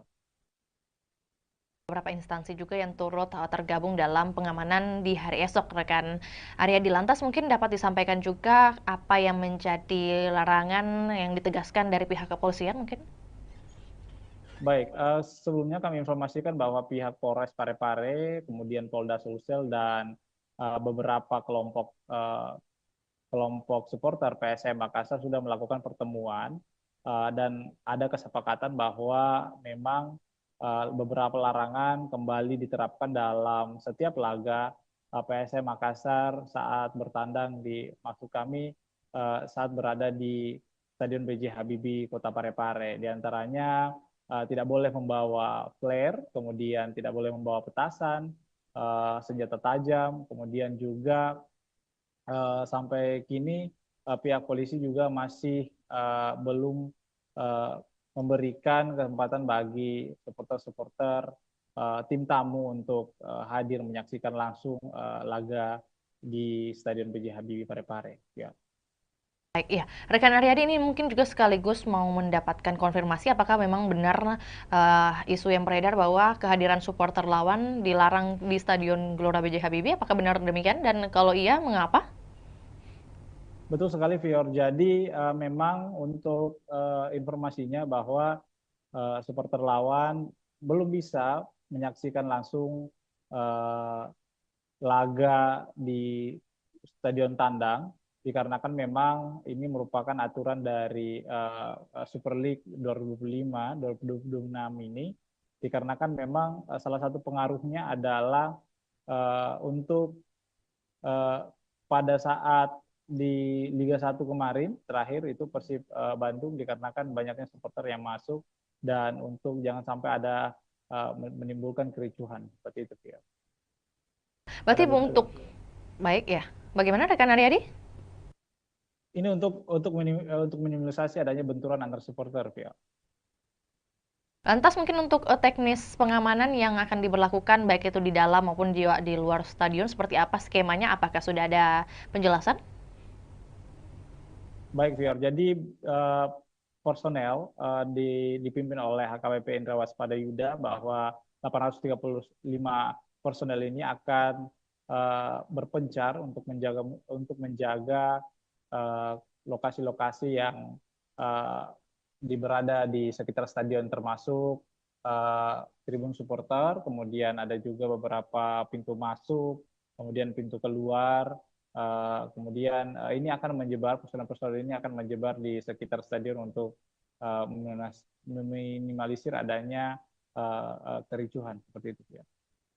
Ya, selain imbauan rekan Aryadi, tentu menjadi pertanyaan juga bagaimana kemudian tanggapan dari Kapolres Kota Parepare mungkin mengenai dipilihnya Kota Parepare sebagai markas PSM, seperti apa yang disampaikan?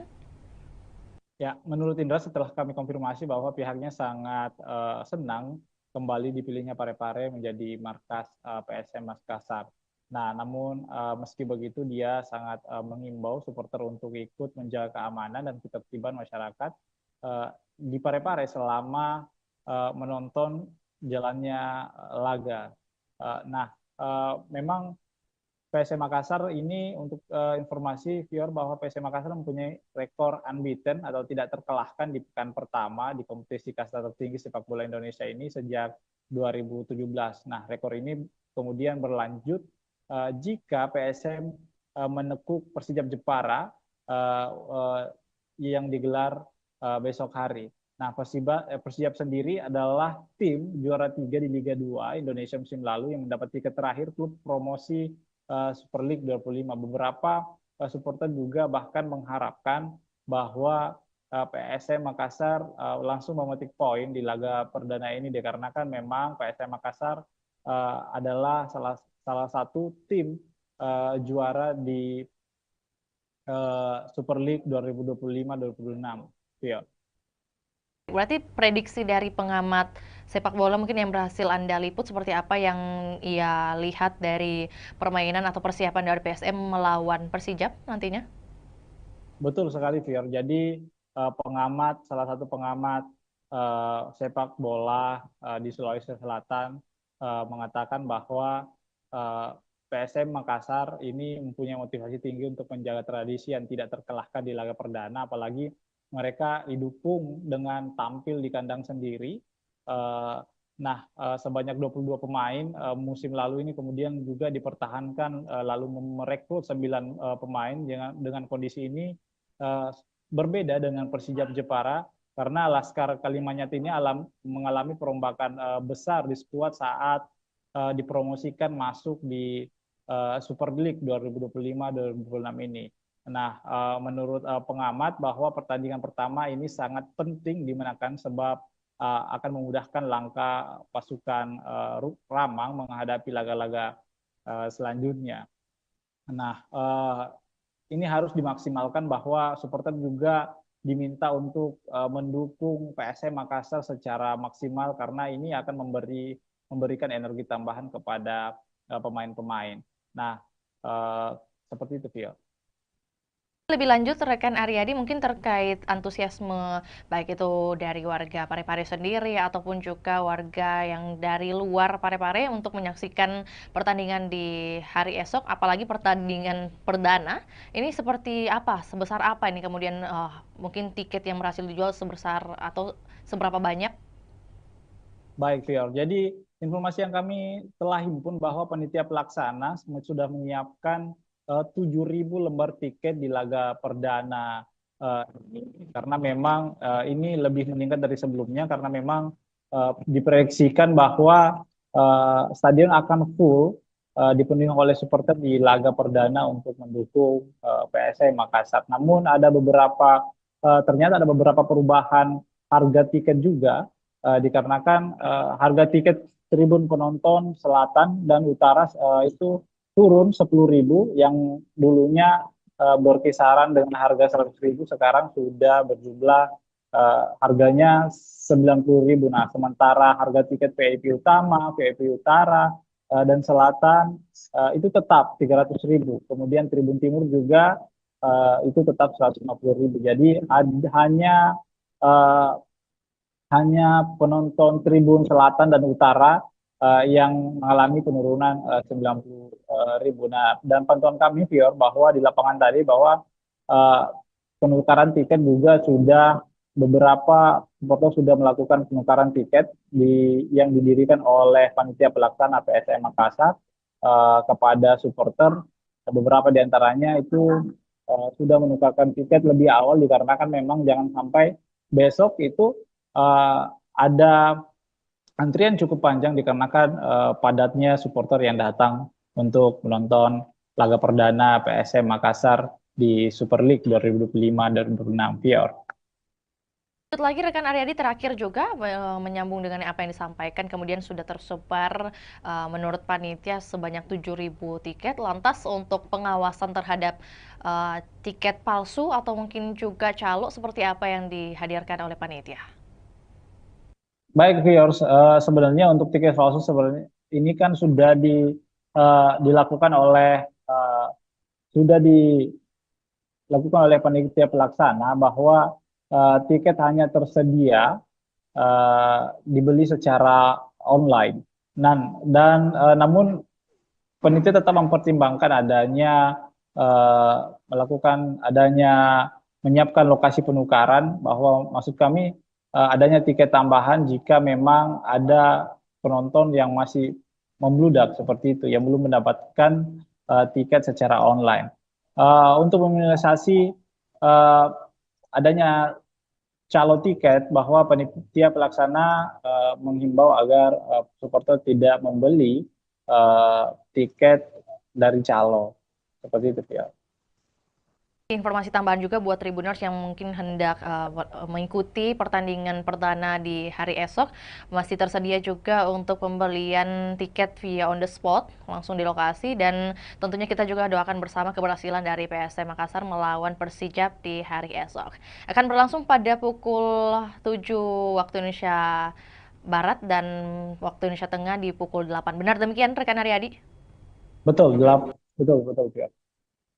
Atas laporannya, rekan Aryadi, di siang hari ini kami menunggu update terbaru untuk topik ataupun juga wacana lainnya. Selamat kembali bertugas. Dan Tribuners, kami akan tayangkan cuplikan liputan kita di siang hari ini, juga pernyataan dari Kapolres Parepare, yakni AKBP Indra Waspadayuda. Berikut laporannya, selamat menyaksikan.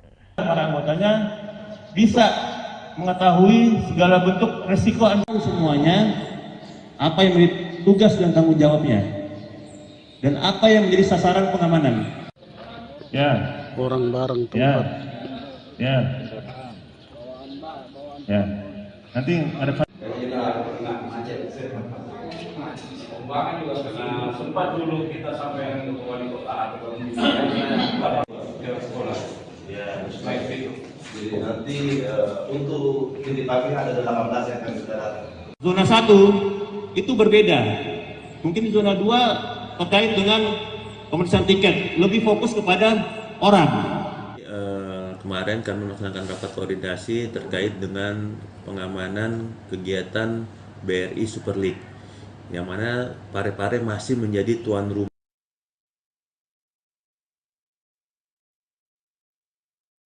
Zona 1 itu berbeda. Mungkin zona 2 terkait dengan pemeriksaan tiket, lebih fokus kepada orang. Di zona 1 fokus kepada kegiatannya. Yang kedua nanti masuk di nanti kami langsung lapangan ini. Kemudian di sini tidak boleh lagi masuk di sini dan kecuali mana kantong parkir di mana, seperti itu. Ya. Hingga benar-benar nanti kita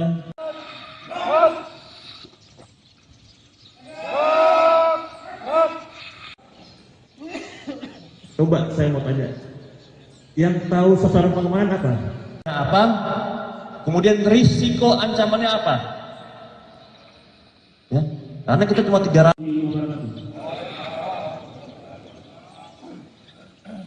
Apa yang tadi selesai?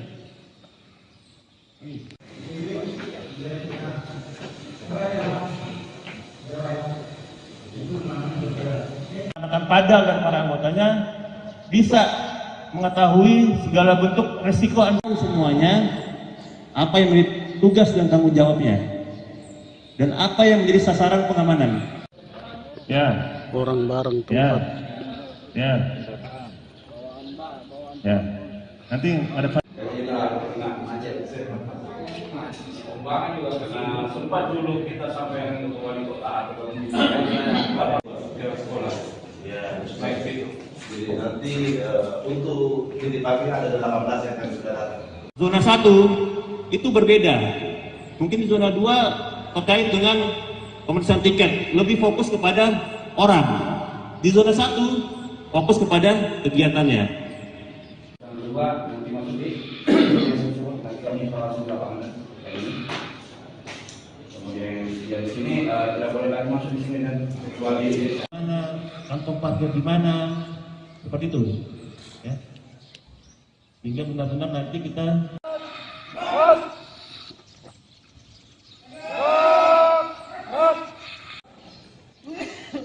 coba saya mau tanya, yang tahu sasaran pengamanan apa? Apa? Kemudian risiko ancamannya apa?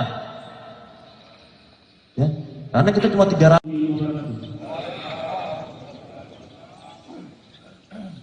Apa yang tadi selesai?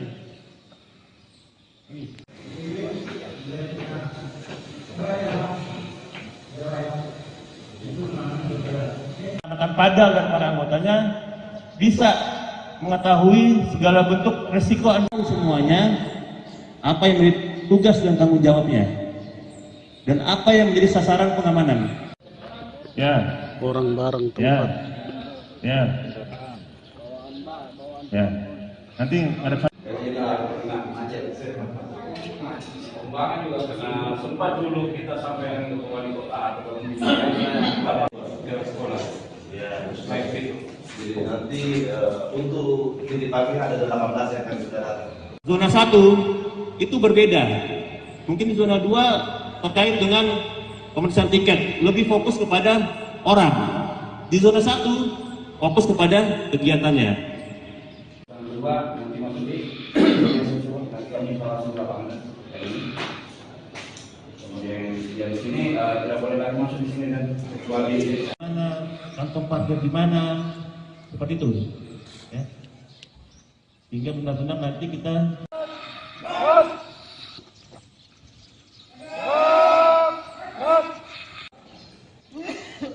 coba saya mau tanya, yang tahu sasaran pengembangan apa? Apa? Kemudian risiko ancamannya apa? Ya, karena kita cuma 300.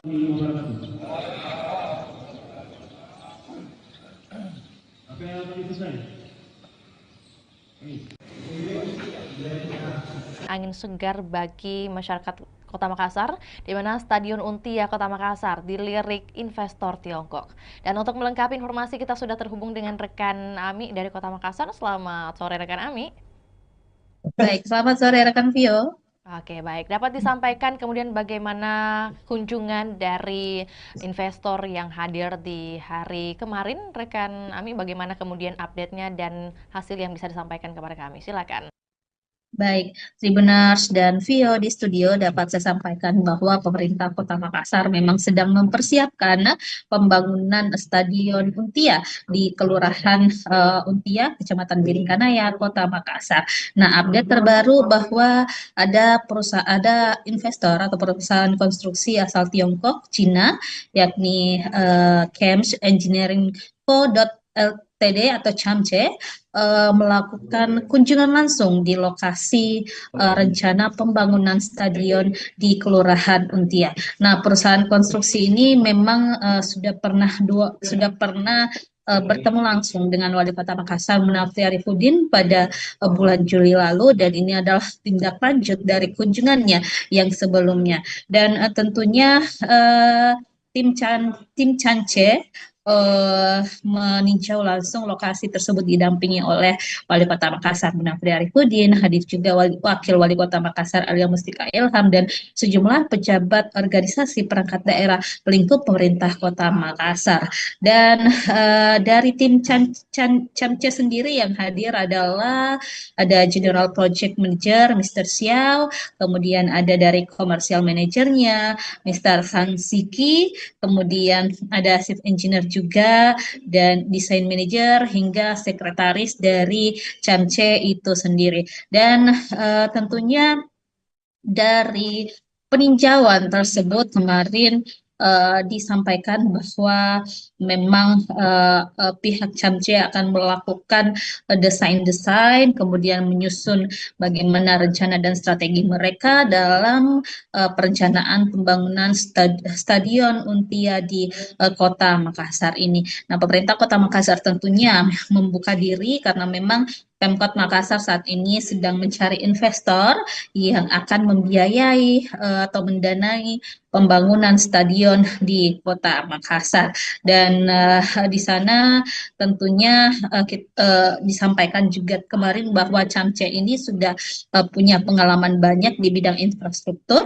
Salah satu proyek yang sudah dijalankan di Provinsi Sulawesi Selatan yakni Bendung Jenelata, kemudian di berbagai negara juga telah menghadirkan berbagai infrastruktur termasuk juga stadion, ada di Kamboja dengan kapasitas 60.000 penonton, kemudian di Uzbekistan dan beberapa negara lainnya tentunya termasuk Belarus juga yang kapasitas penontonnya 15.000 seat. Nah, tentunya kemarin disampaikan Wali Kota Makassar Munafri Arifudin saat kami berwawancara bahwa tim CHAMCE akan segera menyusun gambaran desainnya seperti apa yang mana cocok dan efektif untuk Stadion Untia ke depan. Dan dari situ Munafri melihat memang ada keseriusan yang ditunjukkan atau dibuktikan dari pihak Chance itu sendiri, dan diprediksi tingkat keyakinan mereka melakukan investasi atau menyokong pembangunan stadion Untia di Kota Makassar sudah di atas 50%. Jadi ini adalah langkah progresif yang ditunjukkan oleh Pemkot Makassar untuk terus menggait investor yang cocok mungkin dengan model kerjasamanya, yang cocok dengan konsep-konsep yang diterapkan atau telah disusun juga oleh pemerintah Kota Makassar. Jadi kita ketahui memang saat ini pemerintah Kota Makassar sudah berprogres, ada tahapan progresif dalam rencana pembangunan stadion di Untia. Sekarang ini Pemkot Makassar sudah mengalokasikan anggaran di pemerintah Kota Makassar untuk perencanaan pembangunannya tahun 2025. Di APBD perubahan nanti akan ada penganggaran untuk mungkin dokumen-dokumen sertifikat lahannya, dan juga termasuk dokumen lainnya seperti feasibility study dan juga master plan-nya. Dan 2026 juga nanti ada tahapan yang akan dijalankan oleh pemerintah Kota Makassar, termasuk penimbunan lahan, karena lahan di sana di Untia itu memang butuh pemadatan pengerasan, sehingga ini butuh juga upaya dari pemerintah Kota Makassar untuk memadatkan atau menimbun lahan tersebut agar tentunya investor nanti bisa melakukan perencanaan dengan baik terhadap lokasi pembangunan stadion di Untia Kota Makassar tersebut. Seperti itu, Vio. Baik, berarti kalau dari pemerintah Kota Makassar sendiri sudah menyiapkan beberapa dokumen atau juga administratif. Kemudian kalau dari Camce sendiri, apakah kemudian sudah ditampilkan bagaimana mereka memperlihatkan mungkin indikasi keseriusan mereka dari pihak Camce untuk berinvestasi? Dan kalau mungkin tadi sudah dikatakan oleh rekan Ami bahwa ini merupakan kunjungan kedua kalinya ke Untia atau juga ke Kota Makassar. Nah, pada tinjauan kedua ini apa yang kemudian menjadi peninjauan mereka lebih lanjut oleh tim Camce di lokasi nih? Ya, baik Vio di studio dan Tribuners, memang sebelumnya tim Camce ini sudah pernah berkunjung Kota Makassar pada Juli lalu, baru melakukan penjajakan awal kepada pemerintah Kota Makassar dengan mungkin penyampaian atau mencari tahu informasi terkait rencana pembangunan stadion ini kepada Wali Kota Makassar Munafri Arifudin. Kemudian kemarin mereka telah menindaklanjuti dengan tinjau lapangan. Mereka melihat bagaimana sih lokasi rencana pembangunan di stadion Untia, supaya ke depan mereka punya gambaran seperti apa rancangan atau desain yang akan dilakukan tim Camce terhadap lokasi yang akan dijadikan sebagai tempat pembangunan stadion Untia. Dan statement dari General Project Manager Camce kemarin, Mr. Xiao, menyampaikan bahwa mereka memang begitu tertarik dengan stadion Untia milik Pemkot Makassar ini, dan mereka juga sedang melakukan gambaran-gambaran desainnya seperti apa ke depan. Nah, setelah mereka menyelesaikan desainnya nanti akan dikembalikan atau dikoordinasikan lagi kepada pemerintah Kota Makassar. Jadi ada proses matching nanti, penyesuaian antara mungkin desain-desain yang sesuai rencana Pemkot dengan desain-desain yang ditawarkan oleh investor Camce ini. Jadi setelah ini mungkin masih ada tahapan-tahapan selanjutnya yang akan dilakukan antara pemerintah Kota Makassar dan juga pihak Camce. Seperti itu, Phil. Oke, baik. Berarti apakah kemudian sudah ada pembicaraan mengenai target waktu penyelesaian stadion dari pihak Pemkot atau juga Camce yang diharapkan seperti apa kemudian? Nah, kalau dari hasil kunjungan ini kita masih belum tahu kapan tindak lanjutnya ke depan. Yang pastinya tim Camce akan menyelesaikan dulu bagaimana perencanaan mereka, desain mereka. Tapi kalau untuk Pemkot sendiri sudah melakukan roadmap atau peta jalan seperti apa rencana pembangunan stadion tahun 2025 dialokasikan untuk pengadaan atau pembuatan roadmap maupun feasibility study dan juga sertifikat lahan. Kemudian 2026 nanti itu dilakukan pengurusan perizinan analisis dampak lingkungan atau AMDALALIN dan juga analisis dampak lalu lintas AMDAL dan AMDALALIN. Kemudian 2026 juga dialokasikan anggaran untuk pemadatan lahan atau penimbunan di sana di Untia. Kemudian 2027 ditargetkan proses pengerjaan atau konstruksi dilakukan dengan harapan pada akhir 2027 atau 2028 nanti Stadion Untia sudah bisa dinikmati atau dirasakan manfaatnya oleh masyarakat. Baik, rekan Ami, mungkin sebelum kita ke pertanyaan terakhir, tentu bagaimana kemudian informasi mengenai kompetitor lain selain Camce yang mungkin juga sudah tertarik membangun Stadion Untia ini, apakah ada informasi mengenai hal tersebut? Baik, Tribuners dan Vio, memang sesuai pernyataan dari Wali Kota Makassar Munafri Arifudin, ada beberapa investor yang telah menjajaki kerjasama dengan pemerintah Kota Makassar. Salah satunya mungkin kemarin ada investor dari Qatar yang telah juga melakukan koordinasi dan komunikasi dengan Pemkot Makassar. Bahkan Wali Kota sudah pernah berapa perencanaan yang dilakukan oleh pengelola JIS ataupun perusahaan yang menangani pembangunan berdirinya Stadion Jakarta International Stadium yang ada di Jakarta. Jadi itu sebagai salah satu langkah-langkah yang dilakukan pemerintah Kota Makassar untuk menghadirkan atau komitmen menghadirkan Stadion Untia di Makassar. Terakhir, rekan Ami, mengenai antusiasme dari masyarakat khususnya yang berada di lingkungan Untia sendiri terkait pembangunan stadion ini, apakah seluruhnya sudah pro kepada pemerintah kota atau mungkin masih ada beberapa masukan? Baik, Tribuners, memang sejauh ini kita masih belum mendengarkan keluhan-keluhan dari masyarakat setempat, apakah mereka menolak atau seperti apa. Yang pasti, masyarakat Kota Makassar tentunya menginginkan hadirnya stadion di Kota Makassar, karena kita ketahui Sulawesi Selatan dalam hal ini belum memiliki stadion sama sekali, sehingga ini memang diharapkan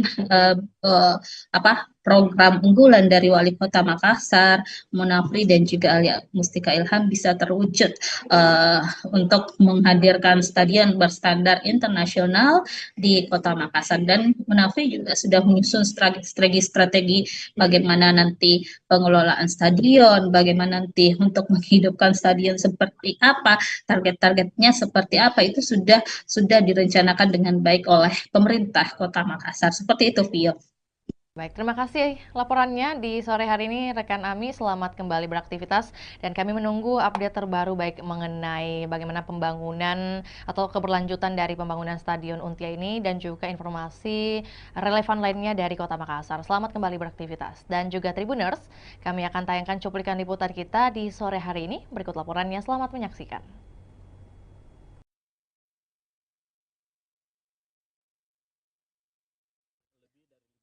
Kemungkinan itu, tapi kan kita masih banyak sekali hal-hal yang harus kita bicarakan. Yang paling pertama mungkin masalah pembiayaan, lama pekerjaan, desain dan sebagainya, seperti apa model kerjasama dan sebagainya. Saya pikir ini masih di dalam proses. Biarkanlah kami juga berjalan paralel untuk menyiapkan segala macam yang namanya legal administrasi dari proyek pembangunan stadion. Iya. Belum tentu, kalau mereka kita tidak sepakat, jangan sampai mereka offeringnya berbeda, ya akan susah untuk itu.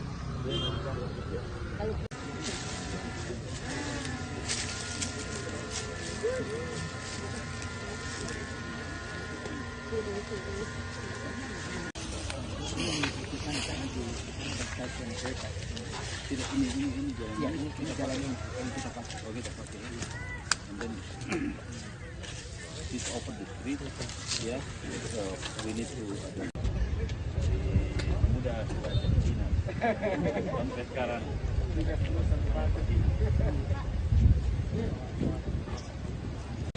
Harusnya sih biasanya kalau mereka sudah mau datang lihat lokasi artinya lebih dari 50% kemungkinan itu. Tapi kan kita masih banyak sekali hal-hal yang harus kita bicarakan. Yang paling pertama mungkin masalah pembiayaan, lama pekerjaan, desain dan sebagainya. Seperti apa model kerjasama dan sebagainya. Saya pikir ini masih di dalam proses. Biarkanlah kami juga berjalan paralel untuk menyiapkan segala macam yang namanya legal administrasi dari proyek pembangunan stadion. Iya, belum tentu. Kalau mereka kita tidak sepakat, jangan sampai mereka offeringnya berbeda, ya akan susah untuk itu.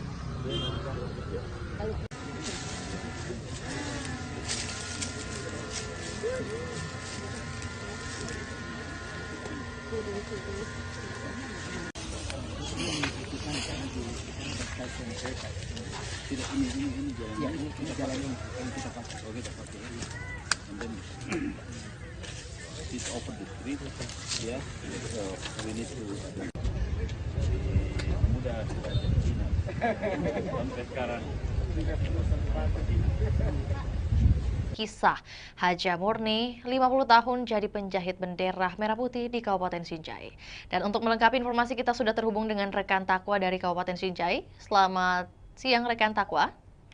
Selamat siang rekan di studio dan selamat siang Tribuners dimanapun Anda berada. Oke, baik. Dapat disampaikan kemudian kisah awal dari Haja Murni ini memulai kemudian berbisnis atau berdagang dengan jasa menjahit bendera merah putih dimulai sejak tahun berapa dan kemudian bagaimana perkembangannya? Baik rekan, momentum jelang hari ulang tahun atau HUT kemerdekaan Republik Indonesia yang ke-80 tahun atau tahun 2025 membawa berkah bagi Haji Murni 63 tahun. Pasalnya Haji Murni yang merupakan warga Kabupaten Sinjai Sulawesi Selatan ini merupakan penjahit bendera, sudah mulai kebanjiran orderan. Bahkan per tanggal 1 Agustus Haji Murni sudah mendapat orderan bendera merah putih ratusan lembar. Mayoritas orderan tersebut dipesan oleh kepala desa. Diketahui bahwa bendera merah putih yang dijahit Haji Murni mulai berukuran 15 cm hingga 150 cm dengan harga 15.000 hingga 75.000. Diketahui juga dalam proses pengerjaan atau penjahitan bendera merah putih, Haji Murni lebih memilih menggunakan mesin jahit manual ketimbang mesin jahit dinamo atau mesin jahit listrik. Hal tersebut bukan karena Haji Murni tidak mempunyai biaya untuk membeli mesin jahit yang modern, namun karena faktor kenyamanan dan alasan olahraga. Baik, berarti untuk di bulan Agustus saat ini total pesanan bendera merah putih yang berhasil dibuat oleh Haji Murni di angka berapa rekan Takwa? Kisaran lebih sekitar 100 PCS atau lembar kan. Untuk pesanan sendiri itu sudah lebih 100, di mana mayoritas dipesan oleh kepala desa. Kan juga untuk lebih lengkapnya mungkin dari segi ukuran, kemudian harga yang diberikan Haja Murni paling laris di angka berapa?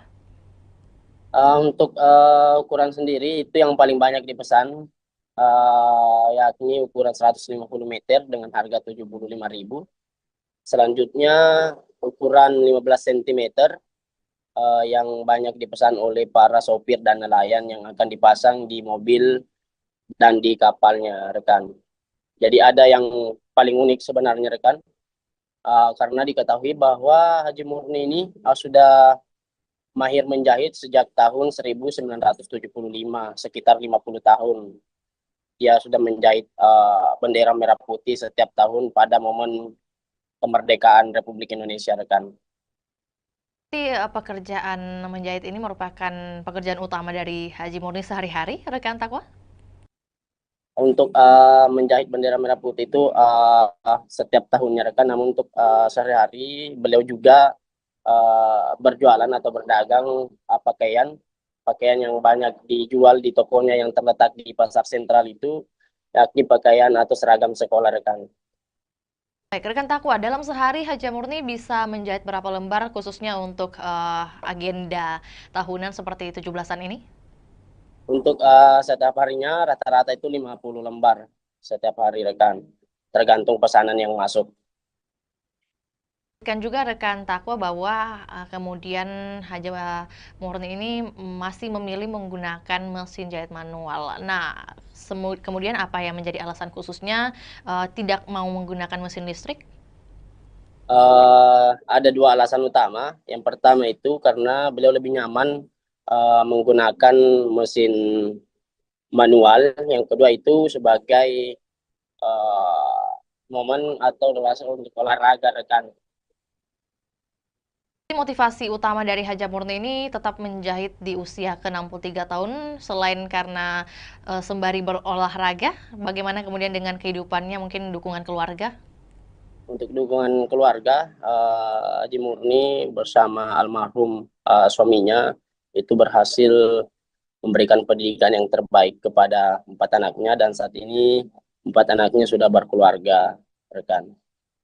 Kisah pribadinya dari Haja Murni ini, rekan Takwa, apakah kemudian ia menceritakan atau juga Anda liput mengenai siapa kemudian yang menjadi pengajar pertama dari Haja Murni sejak dulu? Jadi pada saat itu Haji Murni masih berumur 7 tahun, dia tinggal di Kota Makassar, ikut sama tantenya karena beliau tidak bisa melanjutkan pendidikan karena keterbatasan ekonomi. Yang kebetulan tantenya tersebut yang menjadi rumah tumpangan Haji Murni itu bekerja sebagai proses menjahit. Dari situ Haji Murni belajar dari tantenya. Setelah mahir dan berkeluarga, dia pindah ke Kabupaten Sinjai membuka toko pakaian, di mana sebelumnya toko pakaian itu atau pakaian yang digunakan atau yang dijual di tokonya itu dari hasil yang dijahit oleh Haji Murni sendiri, rekan. Ditambah pada saat momen 17 Agustus atau momen kemerdekaan Republik Indonesia, orderan itu banyak yang masuk, maka dari situ beliau memulai usaha itu untuk menjahit bendera, dan sampai saat ini dia sudah bertahan setiap tahun menjahit bendera merah putih itu sekitar 50 tahun, rekan. Tadi disebutkan juga ada kemudian 4 anak dari Haja Murni. Apakah kemudian dari ke-4 anak ini ada yang ikut turut membantu usahanya sekarang? Untuk saat ini anak yang pertama Haji Murni itu yang menjaga toko pakaian yang berada di toko sentral Sinjai yang terletak di Kelurahan Bongki, Kecamatan Sinjai Utara, rekan. Baik, tentu menjadi pertanyaan juga mungkin mengenai sosok dari Haja Murni sendiri ini setelah kemudian melihat banyak pembeli dari dagangannya, yakni membeli bendera mungkin hasil jahitannya, bagaimana kemudian perasaannya? Dia tetap optimis di tengah kemajuan teknologi saat ini. Dia tetap optimis menggunakan mesin jahit manual untuk menjahit bendera, dan dia merasa bangga dengan jiwa nasionalisme yang dimiliki dan bertahan hingga bertahun-tahun dalam menjahit bendera merah putih, rekan. Mungkin pesan khusus yang dititipkan oleh Haja Murni kepada mungkin masyarakat ataupun juga terkait kemerdekaan Republik Indonesia seperti apa yang Anda liput? Untuk sampai saat ini, rekan, kami tidak menghimpun hal tersebut, rekan. Lantas terima kasih atas informasinya rekan Takwa. Selamat kembali beraktivitas dan kami menunggu update terbaru yang akan dilaporkan dari Kabupaten Sinjai. Dan salam sukses juga buat Haja Murni selaku penjahit bendera merah putih di Kabupaten Sinjai. Dan kami Tribuners akan tayangkan juga cuplikan liputan juga pernyataan dari seorang Haja Murni. Berikut laporannya, selamat menyaksikan.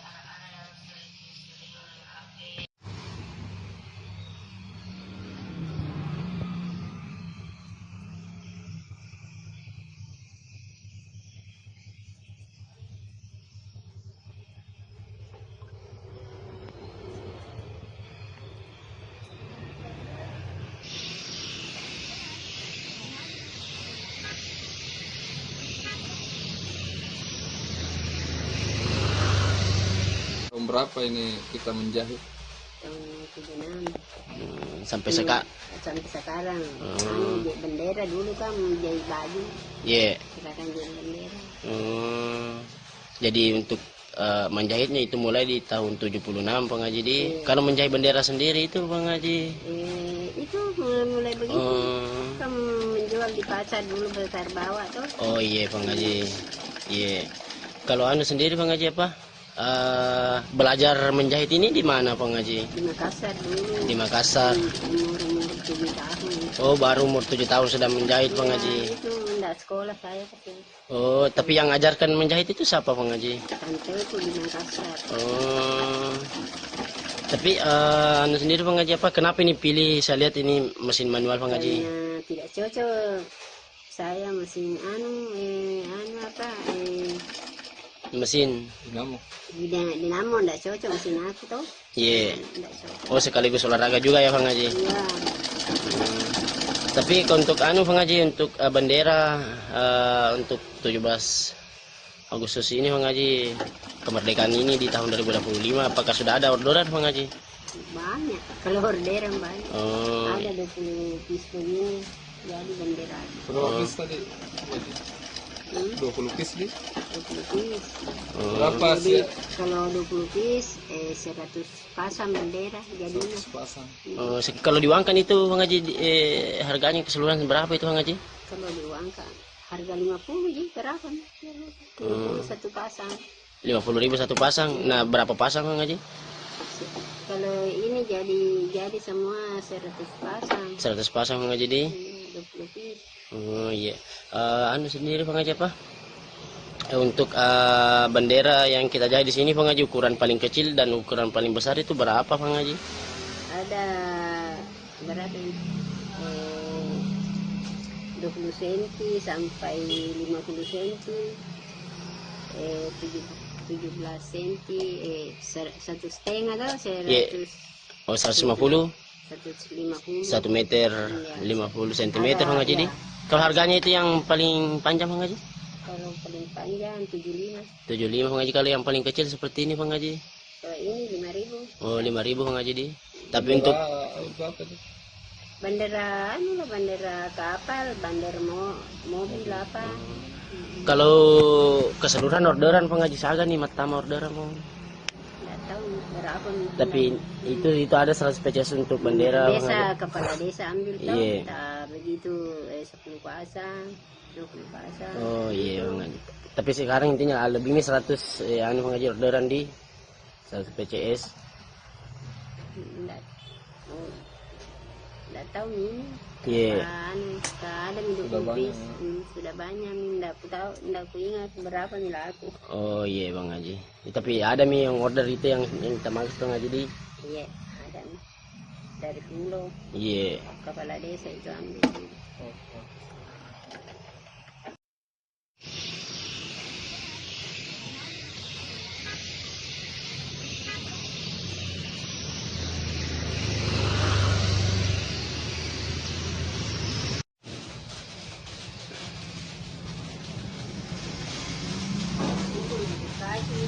835 personel gabungan yang dikerahkan untuk amankan laga perdana PSM versus Persijap di Stadion Gelora B.J. Habibie, Kota Parepare. Dan untuk melengkapi informasi, kita sudah terhubung dengan rekan Aryadi dari Kota Parepare. Selamat siang rekan Aryadi. Selamat siang, Fior. Kemudian bagaimana keberlangsungan dari apel pengamanan yang digelar pada hari ini? Baik, Fior, kami laporkan bahwa laga antara PSM Makassar melawan Persijap Jepara akan berlangsung di Stadion Gelora B.J. Habibie Parepare pada Jumat besok, tanggal 8 Agustus 2025. Nah, sebelum itu, pihak personel gabungan pagi tadi telah menggelar apel jelang laga perdana PSM Makassar ini. Dari sisi keamanan, Polres Parepare sudah melakukan rapat koordinasi sebelumnya menjelang laga perdana PSM Makassar di Super League. AKBP, maksud kami Kapolres Parepare AKBP Indra Waspada Yuda mengatakan ada sebanyak 835 personel gabungan yang akan terlibat dalam pengamanan laga perdana PSM Makassar di Super League 2005-2006 nanti. Ya. Untuk kemudian menjadi pertanyaan dari 835 ini, mengapa sebanyak 800-an yang dikerahkan untuk pengamanan? Ada informasi mengenai hal tersebut? Betul sekali, Fior. Jadi 830 personel ini merupakan personel gabungan, diantaranya adalah 2/4 dari personel Polres Kota Parepare, kemudian ada juga TNI, kemudian ikut juga BRIMOB, Satpol PP, dan pihak-pihak lainnya. Nah, banyaknya personel gabungan untuk mengamankan di laga perdana ini dikarenakan memang ini merupakan laga perdana PSM Makassar di Super League 2025-2026 dan akan diprediksi penonton akan membludak menghadiri Stadion B.J. Habibie pada Jumat besok, ya. Beberapa instansi juga yang turut tergabung dalam pengamanan di hari esok, rekan Aryadi. Lantas mungkin dapat disampaikan juga apa yang menjadi larangan yang ditegaskan dari pihak kepolisian mungkin? Baik, sebelumnya kami informasikan bahwa pihak Polres Parepare, kemudian Polda Sulsel, dan beberapa kelompok supporter PSM Makassar sudah melakukan pertemuan dan ada kesepakatan bahwa memang beberapa larangan kembali diterapkan dalam setiap laga PSM Makassar saat bertandang di, maksud kami, saat berada di Stadion B.J. Habibie Kota Parepare. Di antaranya tidak boleh membawa flare, kemudian tidak boleh membawa petasan, senjata tajam, kemudian juga sampai kini pihak polisi juga masih belum memberikan kesempatan bagi supporter-supporter tim tamu untuk hadir menyaksikan langsung laga di Stadion B.J. Habibie Parepare. Ya. Baik, ya. Rekan Aryadi ini mungkin juga sekaligus mau mendapatkan konfirmasi apakah memang benar isu yang beredar bahwa kehadiran supporter lawan dilarang di Stadion Gelora B.J. Habibie. Apakah benar demikian? Dan kalau iya, mengapa? Betul sekali, Fior. Jadi memang untuk informasinya bahwa supporter lawan belum bisa menyaksikan langsung laga di Stadion Tandang, dikarenakan memang ini merupakan aturan dari Super League 2005-2026 ini, dikarenakan memang salah satu pengaruhnya adalah untuk pada saat di Liga 1 kemarin terakhir itu Persib Bandung, dikarenakan banyaknya supporter yang masuk dan untuk jangan sampai ada menimbulkan kericuhan seperti itu, ya. Berarti untuk baik ya. Bagaimana rekan Aryadi? Ini untuk minimalisasi adanya benturan antar supporter, ya. Lantas mungkin untuk teknis pengamanan yang akan diberlakukan baik itu di dalam maupun di luar stadion seperti apa skemanya? Apakah sudah ada penjelasan? Baik, Fior. Jadi personel dipimpin oleh HKBP Indra Waspada Yuda bahwa 835 personel ini akan berpencar untuk menjaga lokasi-lokasi yang berada di sekitar stadion, termasuk tribun supporter, kemudian ada juga beberapa pintu masuk, kemudian pintu keluar, kemudian ini akan menyebar, personel-personel ini akan menyebar di sekitar stadion untuk meminimalisir adanya kericuhan seperti itu, ya. Ya, selain imbauan rekan Aryadi, tentu menjadi pertanyaan juga bagaimana kemudian tanggapan dari Kapolres Kota Parepare mungkin mengenai dipilihnya Kota Parepare sebagai markas PSM, seperti apa yang disampaikan? Ya, menurut Indra setelah kami konfirmasi bahwa pihaknya sangat senang kembali dipilihnya Parepare menjadi markas PSM Makassar. Nah, namun meski begitu dia sangat mengimbau supporter untuk ikut menjaga keamanan dan ketertiban masyarakat di Parepare selama menonton jalannya laga.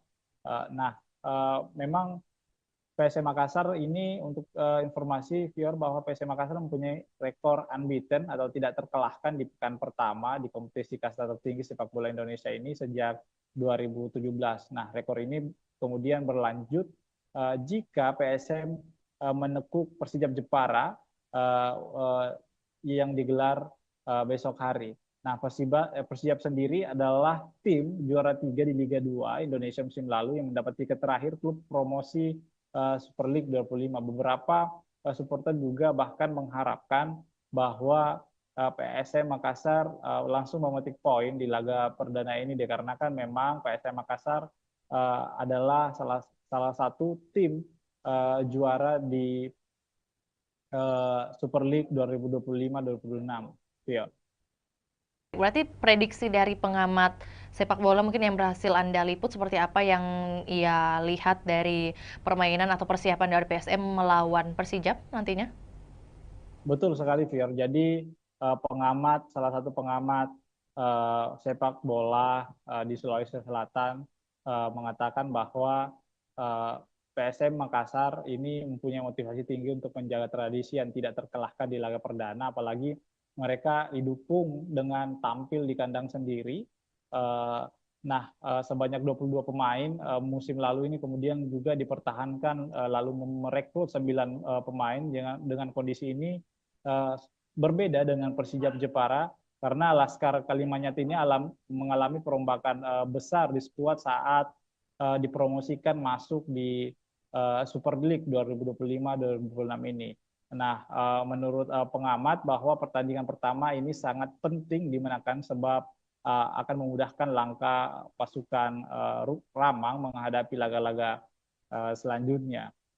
Nah, ini harus dimaksimalkan bahwa supporter juga diminta untuk mendukung PSM Makassar secara maksimal karena ini akan memberikan energi tambahan kepada pemain-pemain. Nah, seperti itu, Vio. Lebih lanjut, rekan Aryadi mungkin terkait antusiasme baik itu dari warga Parepare sendiri ataupun juga warga yang dari luar Parepare untuk menyaksikan pertandingan di hari esok, apalagi pertandingan perdana. Ini seperti apa? Sebesar apa ini kemudian mungkin tiket yang berhasil dijual sebesar atau seberapa banyak?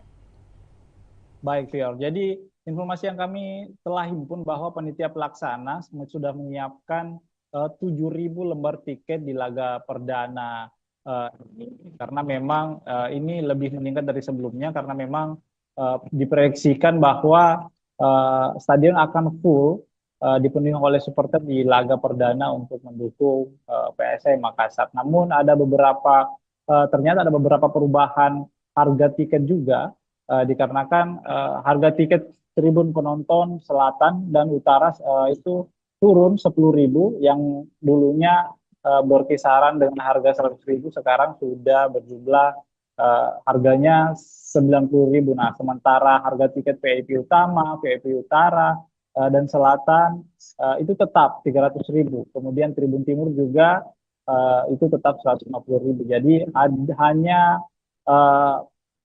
hanya penonton tribun selatan dan utara yang mengalami penurunan 90.000. Nah, dan pantauan kami, Fior, bahwa di lapangan tadi bahwa penukaran tiket juga sudah beberapa supporter sudah melakukan penukaran tiket yang didirikan oleh panitia pelaksana PSM Makassar kepada supporter.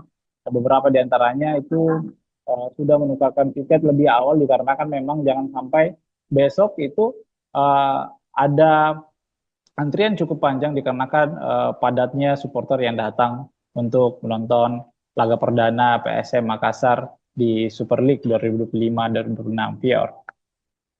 Lagi rekan Aryadi terakhir juga menyambung dengan apa yang disampaikan, kemudian sudah tersebar menurut panitia sebanyak 7.000 tiket. Lantas untuk pengawasan terhadap tiket palsu atau mungkin juga calo seperti apa yang dihadirkan oleh panitia? Baik, Fior, sebenarnya untuk tiket palsu sebenarnya ini kan sudah dilakukan oleh panitia pelaksana bahwa tiket hanya tersedia dibeli secara online. Namun penitia tetap mempertimbangkan menyiapkan lokasi penukaran, bahwa maksud kami adanya tiket tambahan jika memang ada penonton yang masih membludak seperti itu, yang belum mendapatkan tiket secara online. Untuk meminimalisasi adanya calo tiket, bahwa panitia pelaksana menghimbau agar supporter tidak membeli tiket dari calo seperti itu ya. Informasi tambahan juga buat Tribuners yang mungkin hendak mengikuti pertandingan perdana di hari esok, masih tersedia juga untuk pembelian tiket via on the spot langsung di lokasi, dan tentunya kita juga doakan bersama keberhasilan dari PSM Makassar melawan Persijap di hari esok. Akan berlangsung pada pukul 7 waktu Indonesia Barat dan waktu Indonesia Tengah di pukul 8. Benar demikian rekan Aryadi? Betul, betul.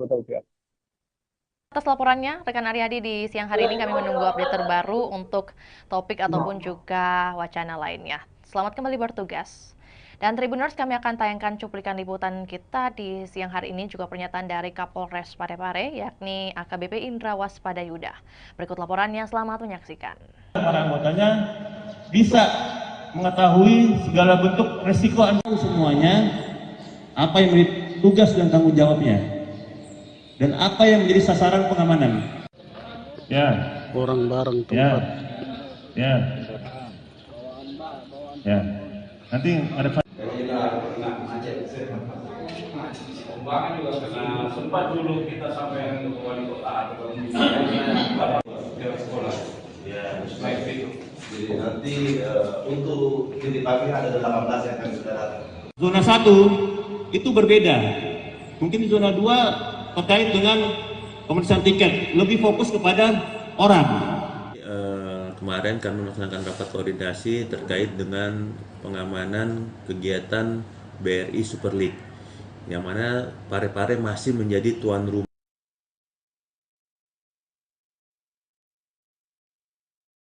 Zona 1 itu berbeda. Mungkin di zona 2 terkait dengan pemeriksaan tiket, lebih fokus kepada orang. Di zona 1 fokus kepada kegiatannya. Dan kedua, nanti masuk di nanti kami langsung ke lapangan ini. Kemudian di sini tidak boleh lagi masuk di sini dan kecuali mana, kantong parkir di mana, seperti itu. Ya. Hingga benar-benar nanti kita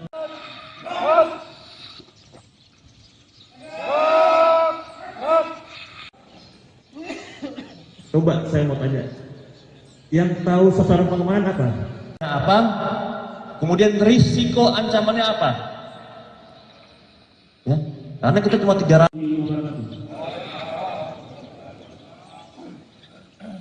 Apa yang tadi selesai?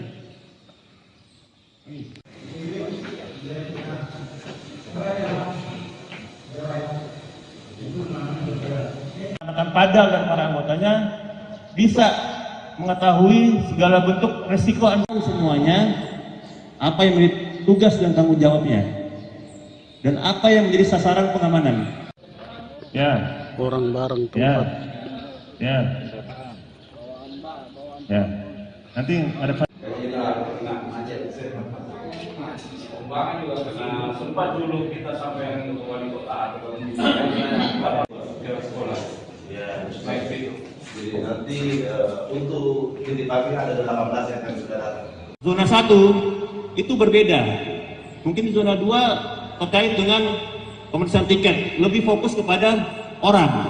Di zona 1 fokus kepada kegiatannya. Dan kedua, nanti masuk di nanti kami langsung ke lapangan ini. Kemudian di sini tidak boleh lagi masuk di sini dan kecuali mana, kantong parkir di mana, seperti itu. Ya. Hingga benar-benar nanti kita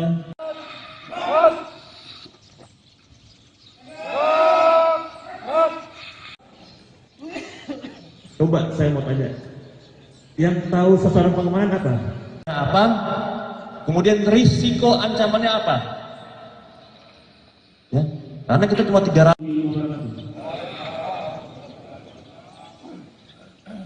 Apa yang tadi selesai?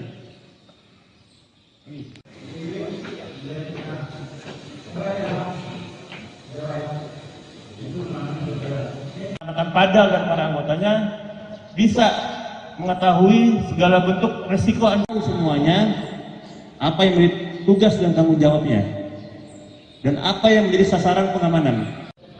Ya. Orang bareng Ya. tempat. Ya. Ya. Nanti ada Pembangunan juga karena sempat dulu kita sampai ke wali kota atau ke sekolah. Ya, Baik itu. jadi nanti untuk titik pagi ada 18 yang akan sudah datang. Zona 1 itu berbeda. Mungkin zona 2 terkait dengan pemeriksaan tiket, lebih fokus kepada orang. Di zona 1 fokus kepada kegiatannya. Yang kedua nanti masuk di nanti kami langsung ke lapangan. Kemudian yang di sini tidak boleh lagi masuk di sini dan kecuali Mana kantong parkir di mana, seperti itu. Ya. Sehingga benar-benar nanti kita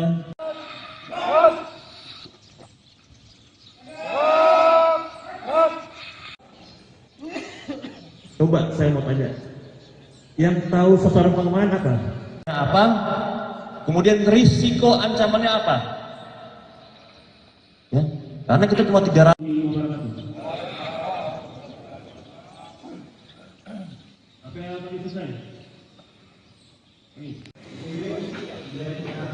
Angin segar bagi masyarakat Kota Makassar, di mana Stadion Untia Kota Makassar dilirik investor Tiongkok. Dan untuk melengkapi informasi, kita sudah terhubung dengan rekan Ami dari Kota Makassar. Selamat sore rekan Ami. Baik, selamat sore rekan Vio. Oke, baik. Dapat disampaikan kemudian bagaimana kunjungan dari investor yang hadir di hari kemarin, rekan Ami, bagaimana kemudian update-nya dan hasil yang bisa disampaikan kepada kami. Silakan. Baik, Tribuners dan Vio di studio dapat saya sampaikan bahwa pemerintah Kota Makassar memang sedang mempersiapkan pembangunan Stadion Untia di Kelurahan Untia, Kecamatan Biringkanaya, Kota Makassar. Nah, update terbaru bahwa ada investor atau perusahaan konstruksi asal Tiongkok, Cina, yakni Chems Engineering Co.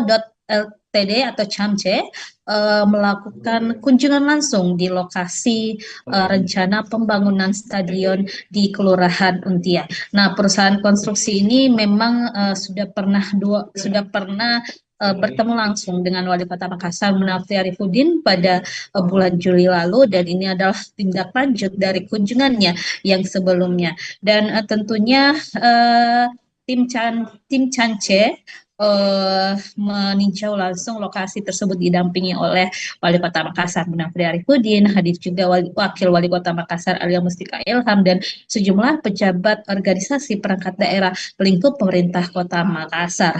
Dan dari tim CHAMCE sendiri yang hadir adalah ada General Project Manager Mr. Xiao, kemudian ada dari Commercial Managernya Mr. Sang Siki, kemudian ada Chief Engineer juga, dan desain manager hingga sekretaris dari CHAMCE itu sendiri. Dan tentunya dari peninjauan tersebut kemarin disampaikan bahwa memang pihak CHAMCE akan melakukan desain, kemudian menyusun bagaimana rencana dan strategi mereka dalam perencanaan pembangunan Stadion Untia di Kota Makassar ini. Nah, pemerintah Kota Makassar tentunya membuka diri karena memang Pemkot Makassar saat ini sedang mencari investor yang akan membiayai atau mendanai pembangunan stadion di Kota Makassar. Dan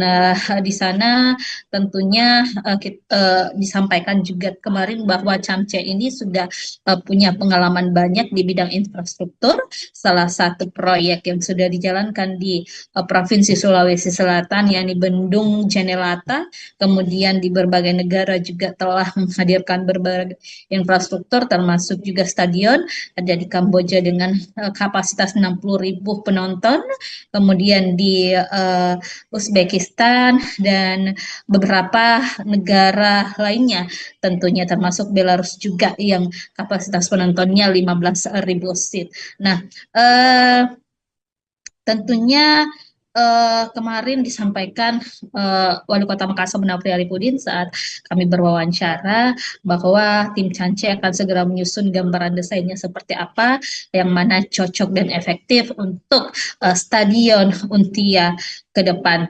Dan dari situ Munafri melihat memang ada keseriusan yang ditunjukkan atau dibuktikan dari pihak Cance itu sendiri, dan diprediksi tingkat keyakinan mereka melakukan investasi atau menyokong pembangunan Stadion Untia di Kota Makassar sudah di atas 50%.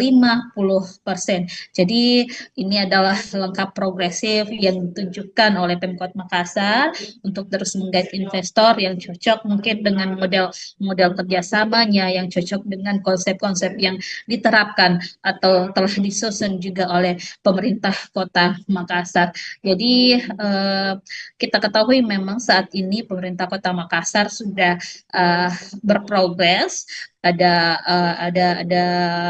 tahapan progresif dalam rencana pembangunan stadion di Untia. Sekarang ini Pemkot Makassar sudah mengalokasikan anggaran di pemerintah Kota Makassar untuk perencanaan pembangunannya tahun 2025. Di APBD perubahan nanti akan ada penganggaran untuk mungkin dokumen-dokumen sertifikat lahannya dan juga termasuk dokumen lainnya seperti feasibility study dan juga master plan-nya. Dan 2026 juga nanti ada tahapan yang akan dijalankan oleh pemerintah Kota Makassar termasuk penimbunan lahan, karena lahan di sana di Untia itu memang butuh pemadatan pengerasan, sehingga ini butuh juga upaya dari pemerintah Kota Makassar untuk memadatkan atau menimbun lahan tersebut agar tentunya investor nanti bisa melakukan perencanaan dengan baik terhadap lokasi pembangunan stadion di Untia Kota Makassar tersebut. Seperti itu, Vio. Baik, berarti kalau dari pemerintah Kota Makassar sendiri sudah menyiapkan beberapa dokumen atau juga administratif. Kemudian kalau dari Camce sendiri, apakah kemudian sudah ditampilkan bagaimana mereka memperlihatkan mungkin indikasi keseriusan mereka dari pihak Camce untuk berinvestasi? Dan kalau mungkin tadi sudah dikatakan oleh rekan Ami bahwa ini merupakan kunjungan kedua kalinya ke Untia atau juga ke Kota Makassar. Nah, pada tinjauan kedua ini apa yang kemudian menjadi peninjauan mereka lebih lanjut oleh tim Cance di lokasi nih? Ya, baik Vio di studio dan Tribuners, memang sebelumnya tim Camce ini sudah pernah berkunjung Kota Makassar pada Juli lalu, baru melakukan penjajakan awal kepada pemerintah Kota Makassar dengan mungkin penyampaian atau mencari tahu informasi terkait rencana pembangunan stadion ini kepada Wali Kota Makassar Munafri Arifudin. Kemudian kemarin mereka telah menindaklanjuti dengan tinjau lapangan. Mereka melihat bagaimana sih rencana pembangunan di stadion Untia, supaya ke depan mereka punya gambaran seperti apa rancangan atau desain yang akan dilakukan tim Cance terhadap lokasi yang akan dijadikan sebagai tempat pembangunan stadion Untia. Dan statement dari General Project Manager Camce kemarin, Mr. Xiao, menyampaikan bahwa mereka memang begitu tertarik dengan stadion Untia milik Pemkot Makassar ini, dan mereka juga sedang melakukan gambaran-gambaran desainnya seperti apa ke depan. Nah, setelah mereka menyelesaikan desainnya nanti akan dikembalikan atau dikoordinasikan lagi kepada pemerintah Kota Makassar. Jadi ada proses matching nanti, penyesuaian antara mungkin desain-desain yang sesuai rencana Pemkot dengan desain-desain yang ditawarkan oleh investor Camce ini. Jadi setelah ini mungkin masih ada tahapan-tahapan selanjutnya yang akan dilakukan antara pemerintah Kota Makassar dan juga pihak Camce. Seperti itu, Phil. Oke, baik. Berarti apakah kemudian sudah ada pembicaraan mengenai target waktu penyelesaian stadion dari pihak Pemkot atau juga Camce yang diharapkan seperti apa kemudian? Nah, kalau dari hasil kunjungan ini kita masih belum tahu kapan tindak lanjutnya ke depan. Yang pastinya tim Cance akan menyelesaikan dulu bagaimana perencanaan mereka, desain mereka. Tapi kalau untuk Pemkot sendiri sudah melakukan peta jalan seperti apa rencana pembangunan stadion tahun 2025 dialokasikan untuk pengadaan atau pembuatan roadmap maupun feasibility study dan juga sertifikat lahan. Kemudian 2026 nanti itu dilakukan pengurusan perizinan analisis dampak lingkungan atau AMDAL-LALIN dan juga analisis dampak lalu lintas AMDAL dan AMDAL-LALIN. Kemudian 2026 juga dialokasikan anggaran untuk pemadatan lahan atau penimbunan di sana di Untia. Kemudian 2027 ditargetkan proses pengerjaan atau konstruksi dilakukan dengan harapan pada akhir 2027 atau 2028 nanti Stadion Untia sudah bisa dinikmati atau dirasakan manfaatnya oleh masyarakat. Baik, rekan Ami, mungkin sebelum kita ke pertanyaan terakhir, tentu bagaimana kemudian informasi mengenai kompetitor lain selain Camce yang mungkin juga sudah tertarik membangun Stadion Untia ini, apakah ada informasi mengenai hal tersebut?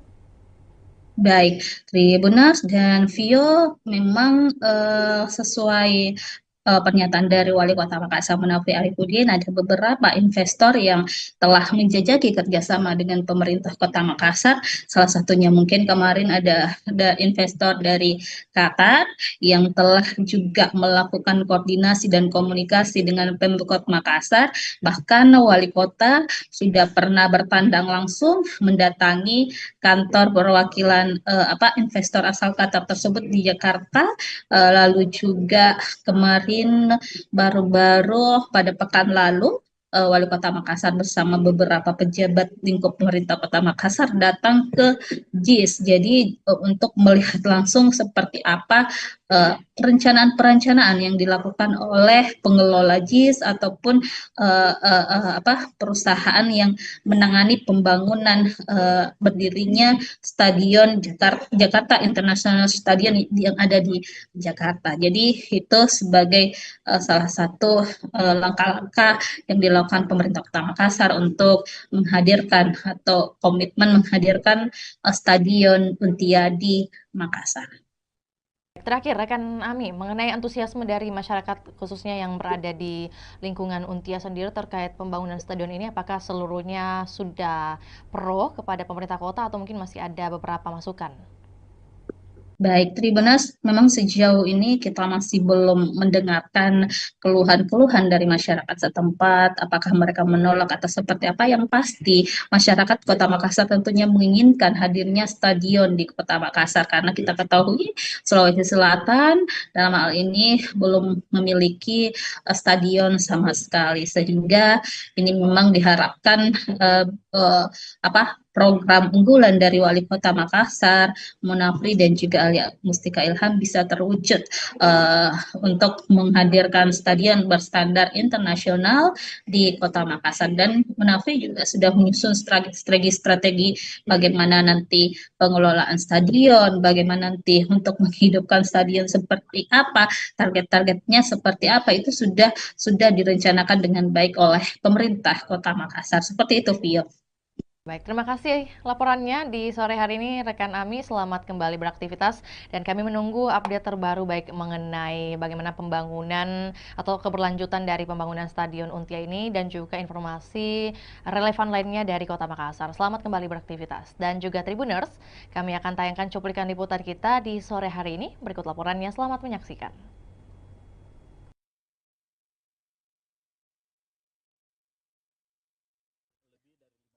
Kemungkinan itu, tapi kan kita masih banyak sekali hal-hal yang harus kita bicarakan. Yang paling pertama mungkin masalah pembiayaan, lama pekerjaan, desain dan sebagainya, seperti apa model kerjasama dan sebagainya. Saya pikir ini masih di dalam proses. Biarkanlah kami juga berjalan paralel untuk menyiapkan segala macam yang namanya legal administrasi dari proyek pembangunan stadion.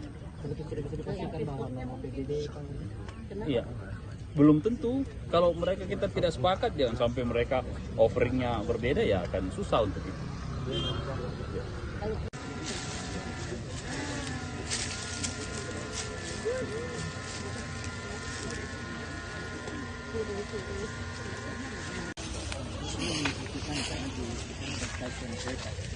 Ini jalan yang kita pakai. Oh, kita pakai. And then this open the street, ya. We need to mudah sampai sekarang.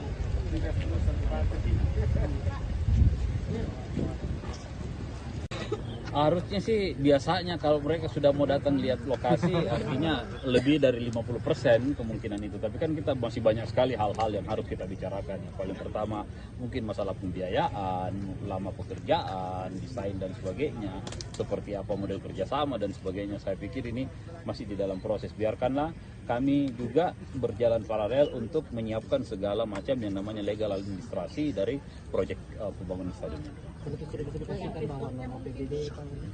Iya, belum tentu. Kalau mereka kita tidak sepakat, jangan sampai mereka offeringnya berbeda, ya akan susah untuk itu.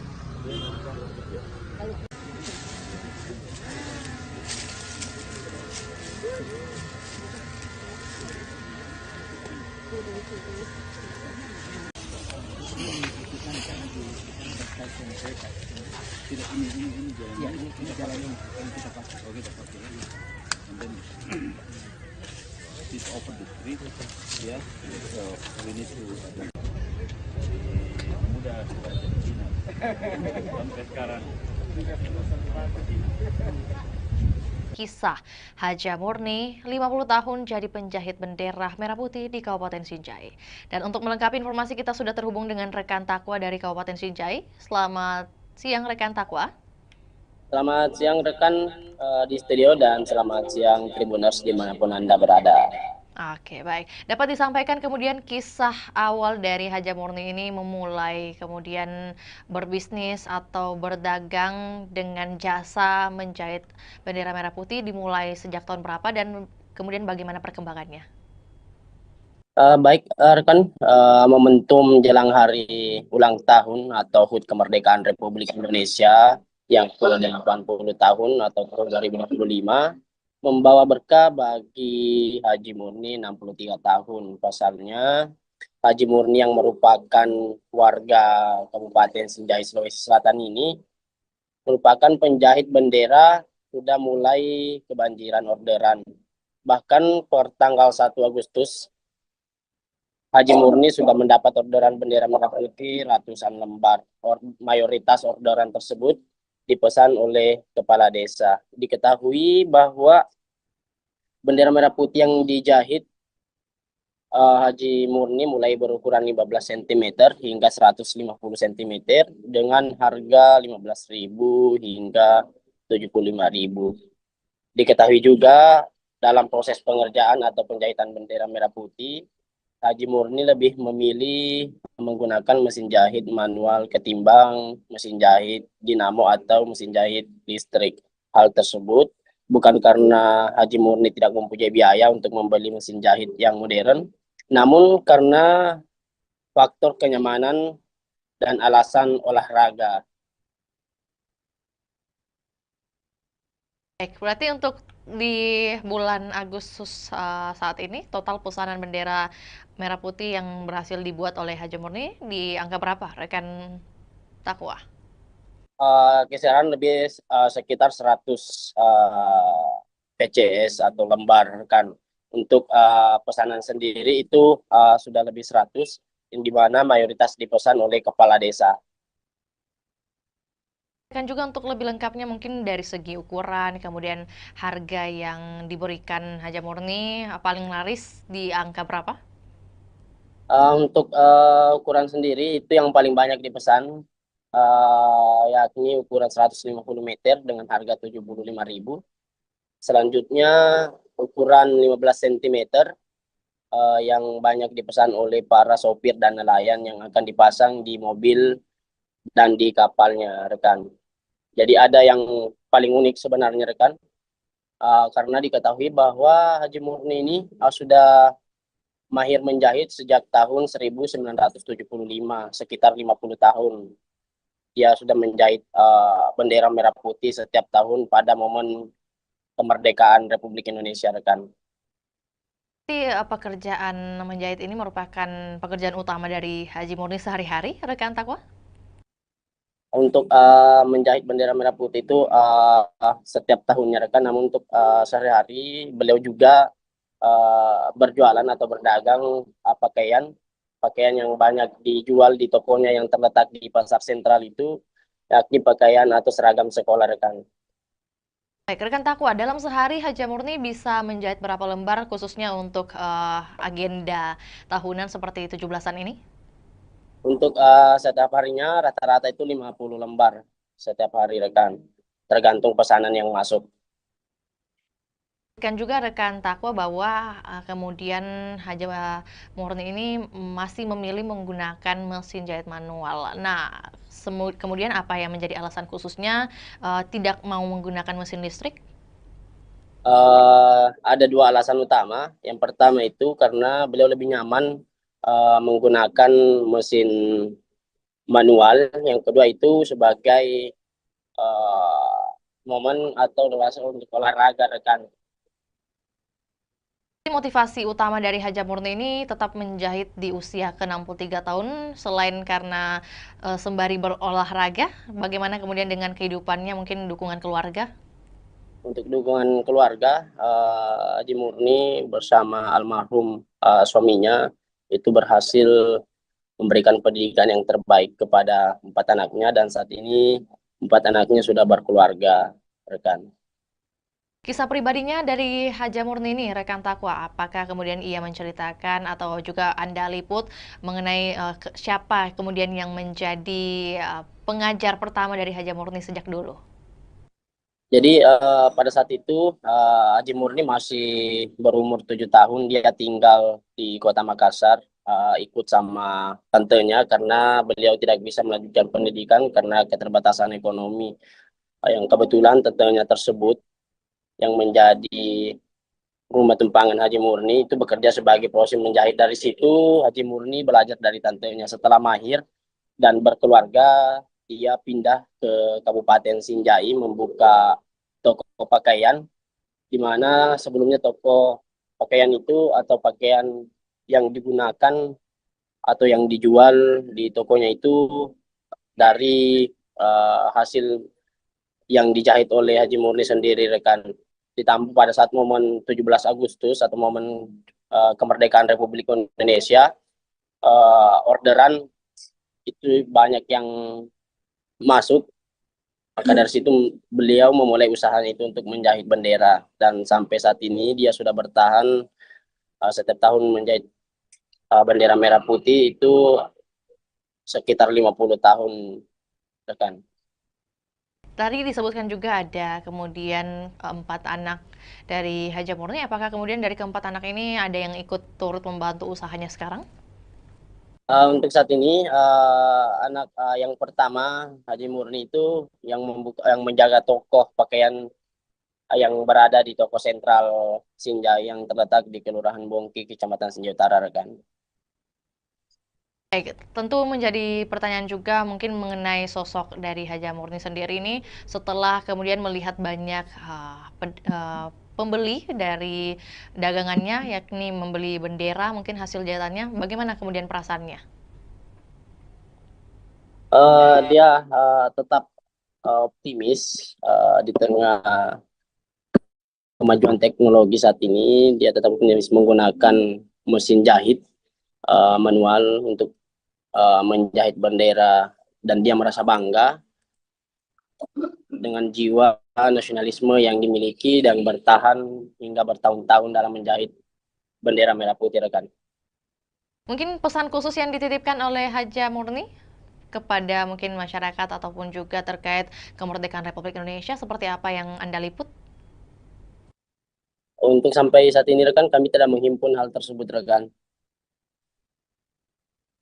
Lantas terima kasih atas informasinya rekan Takwa. Selamat kembali beraktivitas dan kami menunggu update terbaru yang akan dilaporkan dari Kabupaten Sinjai. Dan salam sukses juga buat Haja Murni selaku penjahit bendera merah putih di Kabupaten Sinjai.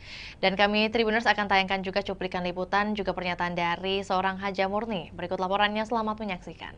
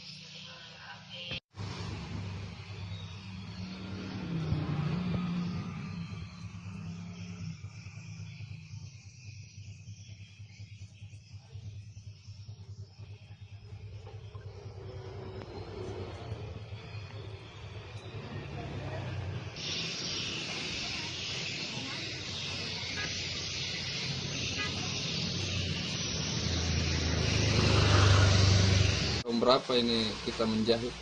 Tahun 76. Sampai sekarang. Sampai sekarang. Bendera dulu kan menjahit baju. Iya. Sekarang jadi bendera. Jadi untuk menjahitnya itu mulai di tahun 76 Bang Haji. Kalau menjahit bendera sendiri itu Bang Haji? Itu mulai begitu. Kan menjual di pasar dulu besar bawah tuh. Oh iya Bang Haji. Iya. Kalau anu sendiri Bang Haji apa? Belajar menjahit ini di mana Bang Haji? Di Makassar dulu. Di Makassar. Umur 7 tahun. Oh baru umur 7 tahun sudah menjahit Bang Haji. Itu enggak sekolah saya tapi. Oh tapi yang ajarkan menjahit itu siapa Bang Haji? Tanteku di Makassar. Oh. Tapi anu sendiri Bang Haji apa? Kenapa ini pilih? Saya lihat ini mesin manual Bang Haji. Karena tidak cocok. Saya mesin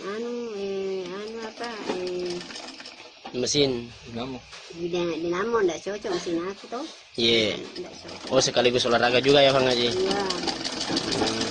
Tapi untuk anu Bang Haji untuk bendera untuk 17 Agustus ini Bang Haji, kemerdekaan ini di tahun 2025, apakah sudah ada orderan Bang Haji? Banyak, kalau orderan banyak. Oh. Ada 20 piece begini, jadi bendera. Berapa piece tadi? 20 piece di? 20 piece. Berapa jadi, sih? kalau 20 piece 100 pasang bendera jadinya. 100 pasang. Kalau diuangkan itu Bang Haji harganya keseluruhan berapa itu Bang Haji? Kalau diuangkan harga 50 jadi berapa? 50 satu pasang. 50.000 satu pasang. Nah, berapa pasang Bang Haji? Kalau ini jadi semua 100 pasang. 100 pasang Bang Haji di? 20 piece. Oh iya. Anu sendiri Bang Haji apa?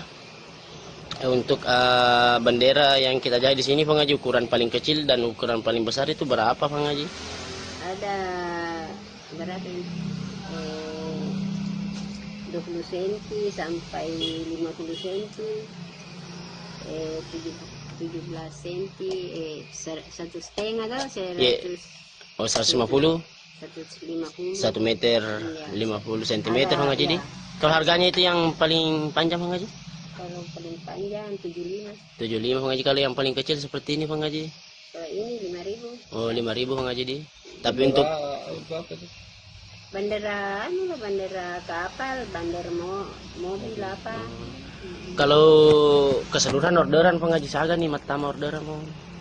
Nggak tahu berapa nih. Tapi itu ada 100 PCS untuk bendera Bang Desa, Haji. kepala desa ambil tahu. Iya. Tak begitu 10 pasang, 20 pasang. Oh iya Bang Haji. Tapi sekarang intinya lebih ini 100 Bang Haji orderan di 100 PCS. Nggak tahu nih. Iya. Kadang hidup bis sudah banyak nih, nggak aku ingat berapa nih laku. Oh iya Bang Haji. Tapi ada nih yang order itu yang kita maksud Bang Haji di. Iya, ada nih. Dari Pulau. Iya. Kepala desa itu ambil.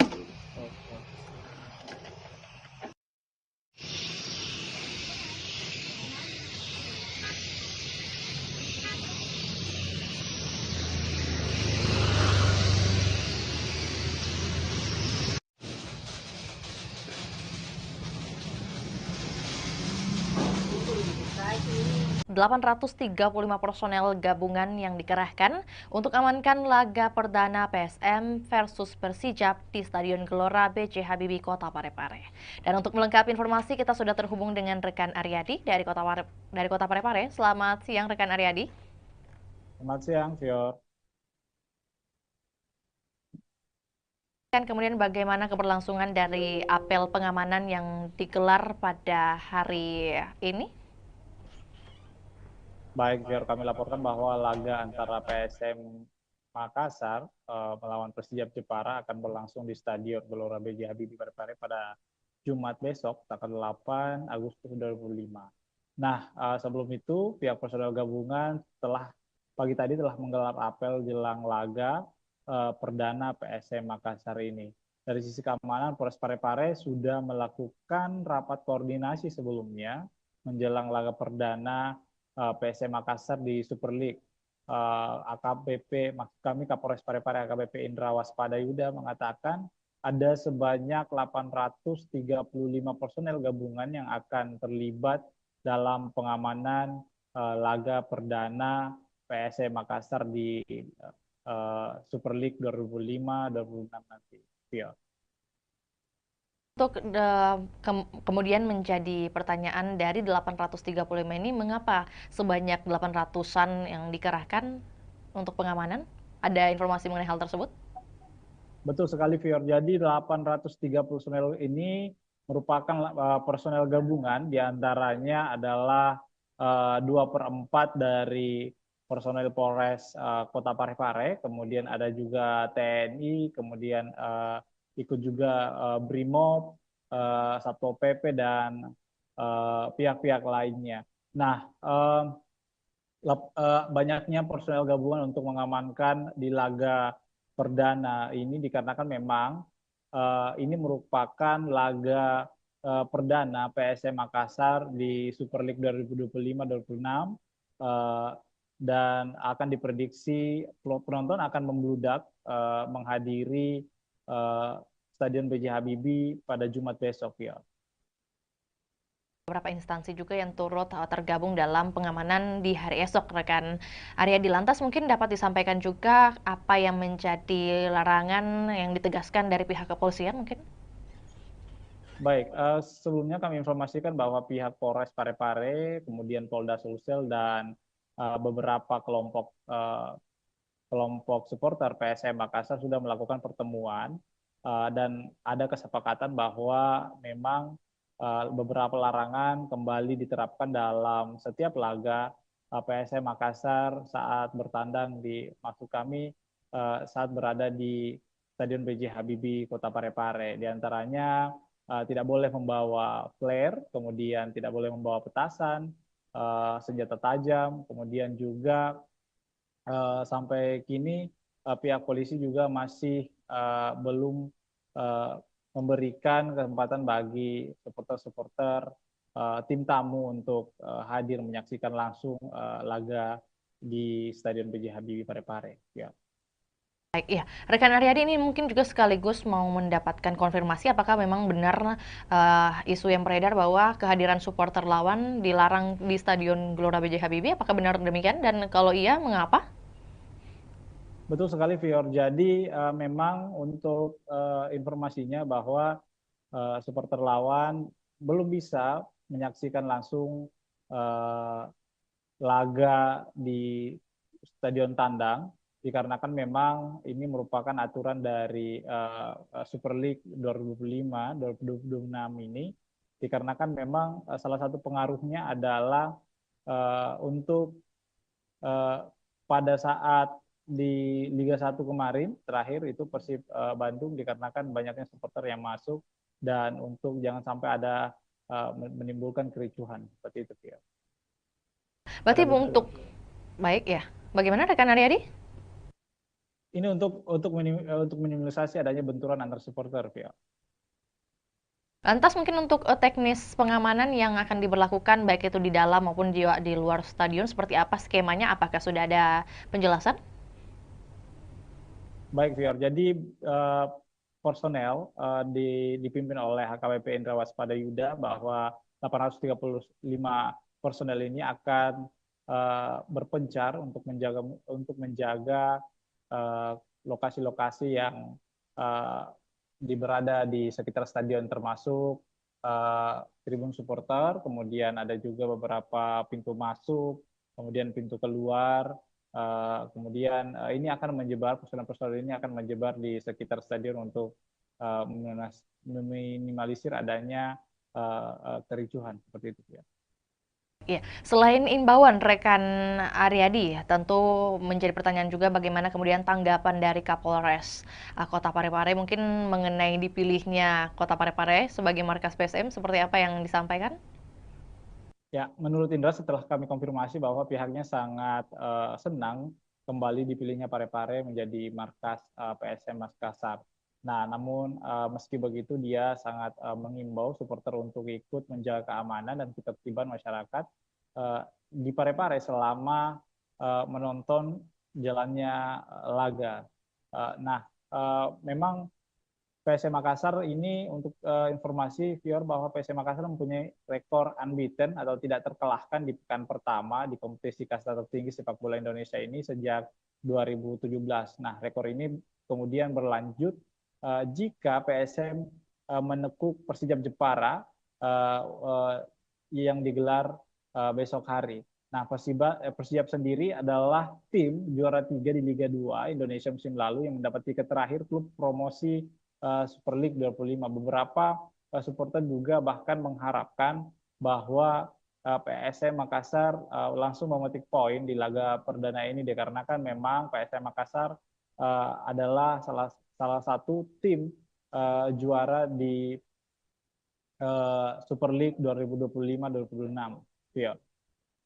Berarti prediksi dari pengamat sepak bola mungkin yang berhasil Anda liput seperti apa yang ia lihat dari permainan atau persiapan dari PSM melawan Persijap nantinya? Betul sekali, Fior. Jadi salah satu pengamat sepak bola di Sulawesi Selatan mengatakan bahwa PSM Makassar ini mempunyai motivasi tinggi untuk menjaga tradisi yang tidak terkalahkan di laga perdana, apalagi mereka didukung dengan tampil di kandang sendiri. Sebanyak 22 pemain musim lalu ini kemudian juga dipertahankan lalu merekrut 9 pemain dengan kondisi ini berbeda dengan Persijap Jepara karena Laskar Kalimanyat ini mengalami perombakan besar di skuad saat dipromosikan masuk di Super League 2025-2026 ini.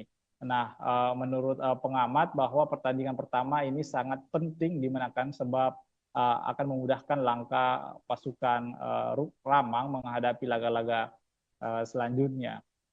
Nah, ini harus dimaksimalkan bahwa supporter juga diminta untuk mendukung PSM Makassar secara maksimal karena ini akan memberikan energi tambahan kepada pemain-pemain.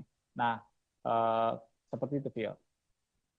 Lebih lanjut, rekan Aryadi mungkin terkait antusiasme baik itu dari warga Parepare sendiri ataupun juga warga yang dari luar Parepare untuk menyaksikan pertandingan di hari esok, apalagi pertandingan perdana.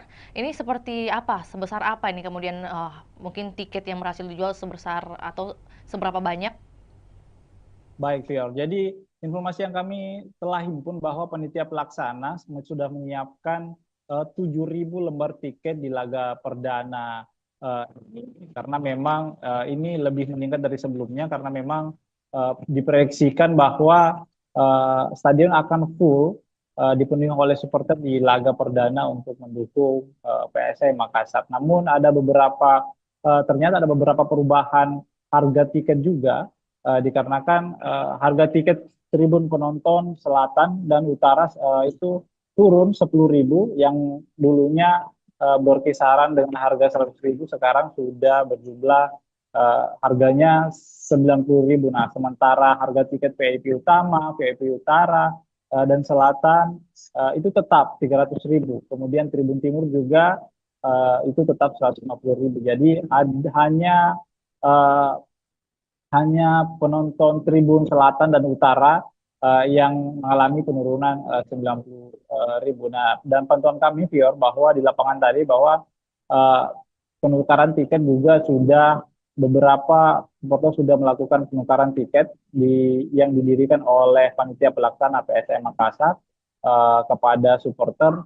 Beberapa di antaranya itu sudah menukarkan tiket lebih awal dikarenakan memang jangan sampai besok itu ada antrian cukup panjang dikarenakan padatnya supporter yang datang untuk menonton laga perdana PSM Makassar di Super League 2025-2026, Pior.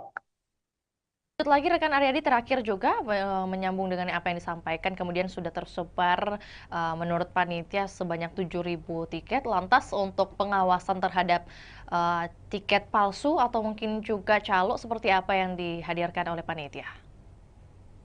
Baik, Viors, sebenarnya untuk tiket palsu sebenarnya ini kan sudah dilakukan oleh panitia pelaksana bahwa tiket hanya tersedia dibeli secara online. Namun panitia tetap mempertimbangkan menyiapkan lokasi penukaran, bahwa maksud kami adanya tiket tambahan jika memang ada penonton yang masih membludak seperti itu, yang belum mendapatkan tiket secara online. Untuk meminimalisasi adanya calo tiket, bahwa panitia pelaksana menghimbau agar supporter tidak membeli tiket dari calo, seperti itu, ya. Informasi tambahan juga buat Tribuners yang mungkin hendak mengikuti pertandingan perdana di hari esok, masih tersedia juga untuk pembelian tiket via on the spot langsung di lokasi, dan tentunya kita juga doakan bersama keberhasilan dari PSM Makassar melawan Persijap di hari esok. Akan berlangsung pada pukul 7 waktu Indonesia Barat dan waktu Indonesia Tengah di pukul 8. Benar demikian rekan Aryadi? Betul, betul. Atas laporannya rekan Aryadi di siang hari ini, kami menunggu update terbaru untuk topik ataupun juga wacana lainnya. Selamat kembali bertugas. Dan Tribuners, kami akan tayangkan cuplikan liputan kita di siang hari ini, juga pernyataan dari Kapolres Parepare yakni AKBP Indra Waspadayuda. Berikut laporannya, selamat menyaksikan. Para anggotanya bisa mengetahui segala bentuk resiko semuanya, apa yang menjadi tugas dan tanggung jawabnya, dan apa yang menjadi sasaran pengamanan. Ya. Orang bareng tempat. Ya. Nanti ada. Sempat dulu kita sampai ke wali kota atau ke sekolah. Ya, baik itu. Jadi nanti untuk titik pagi ada 18 yang akan sudah datang. Zona 1 itu berbeda. Mungkin zona 2 terkait dengan pemesanan tiket, lebih fokus kepada orang. Kemarin kami melaksanakan rapat koordinasi terkait dengan pengamanan kegiatan BRI Super League, yang mana Parepare masih menjadi tuan rumah.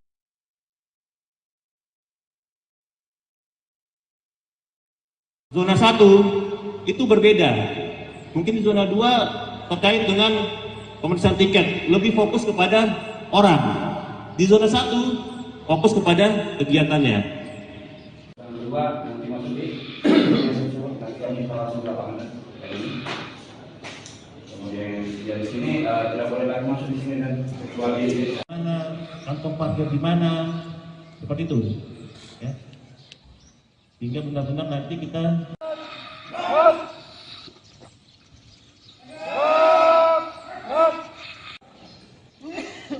coba saya mau tanya, yang tahu sasaran pengamanan apa? Apa? Kemudian risiko ancamannya apa? Ya, karena kita cuma 300.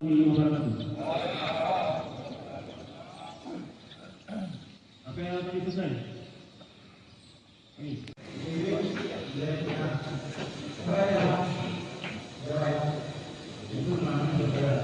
Akan padang dan para anggotanya bisa mengetahui segala bentuk resiko semuanya, apa yang menjadi tugas dan tanggung jawabnya, dan apa yang menjadi sasaran pengamanan. Ya, orang bareng ya, tempat. ya, ya. Nanti ada kalau kita kena macet, pembangunan juga kena sempat dulu kita sampai ke wali kota atau ke sekolah. Ya, Setelah itu. jadi nanti untuk titik parkir ada 18 yang akan sudah datang. Zona 1 itu berbeda. Mungkin di zona 2 terkait dengan pemesanan tiket, lebih fokus kepada orang. Di zona 1 fokus kepada kegiatannya. Yang kedua, nanti masuk di nanti kami langsung ke lapangan kayak ini. Kemudian yang di sini tidak boleh lagi masuk di sini dan kecuali Mana kantong parkir di mana, seperti itu, ya. Sehingga benar-benar nanti kita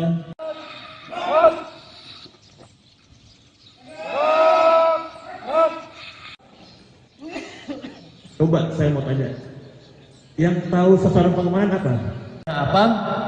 Kemudian risiko ancamannya apa? Ya, karena kita cuma 300.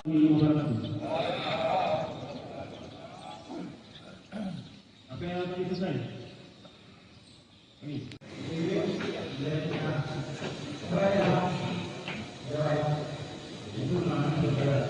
Akan padang dan para anggotanya bisa mengetahui segala bentuk resiko semuanya, apa yang menjadi tugas dan tanggung jawabnya, dan apa yang menjadi sasaran pengamanan. Ya, Orang bareng ya, tempat. ya, ya. Nanti ada kalau kita kena macet, pembangunan juga kena sempat dulu kita sampai ke wali kota atau ke sekolah. Ya, Setelah itu. jadi nanti untuk titik parkir ada 18 yang akan sudah datang. Zona 1 itu berbeda. Mungkin di zona 2 terkait dengan pemesanan tiket, lebih fokus kepada orang. Di zona 1 fokus kepada kegiatannya. Yang kedua, nanti masuk di nanti kami langsung ke lapangan kayak ini. Kemudian yang di sini tidak boleh lagi masuk di sini dan kecuali Mana kantong parkir di mana, seperti itu, ya. Sehingga benar-benar nanti kita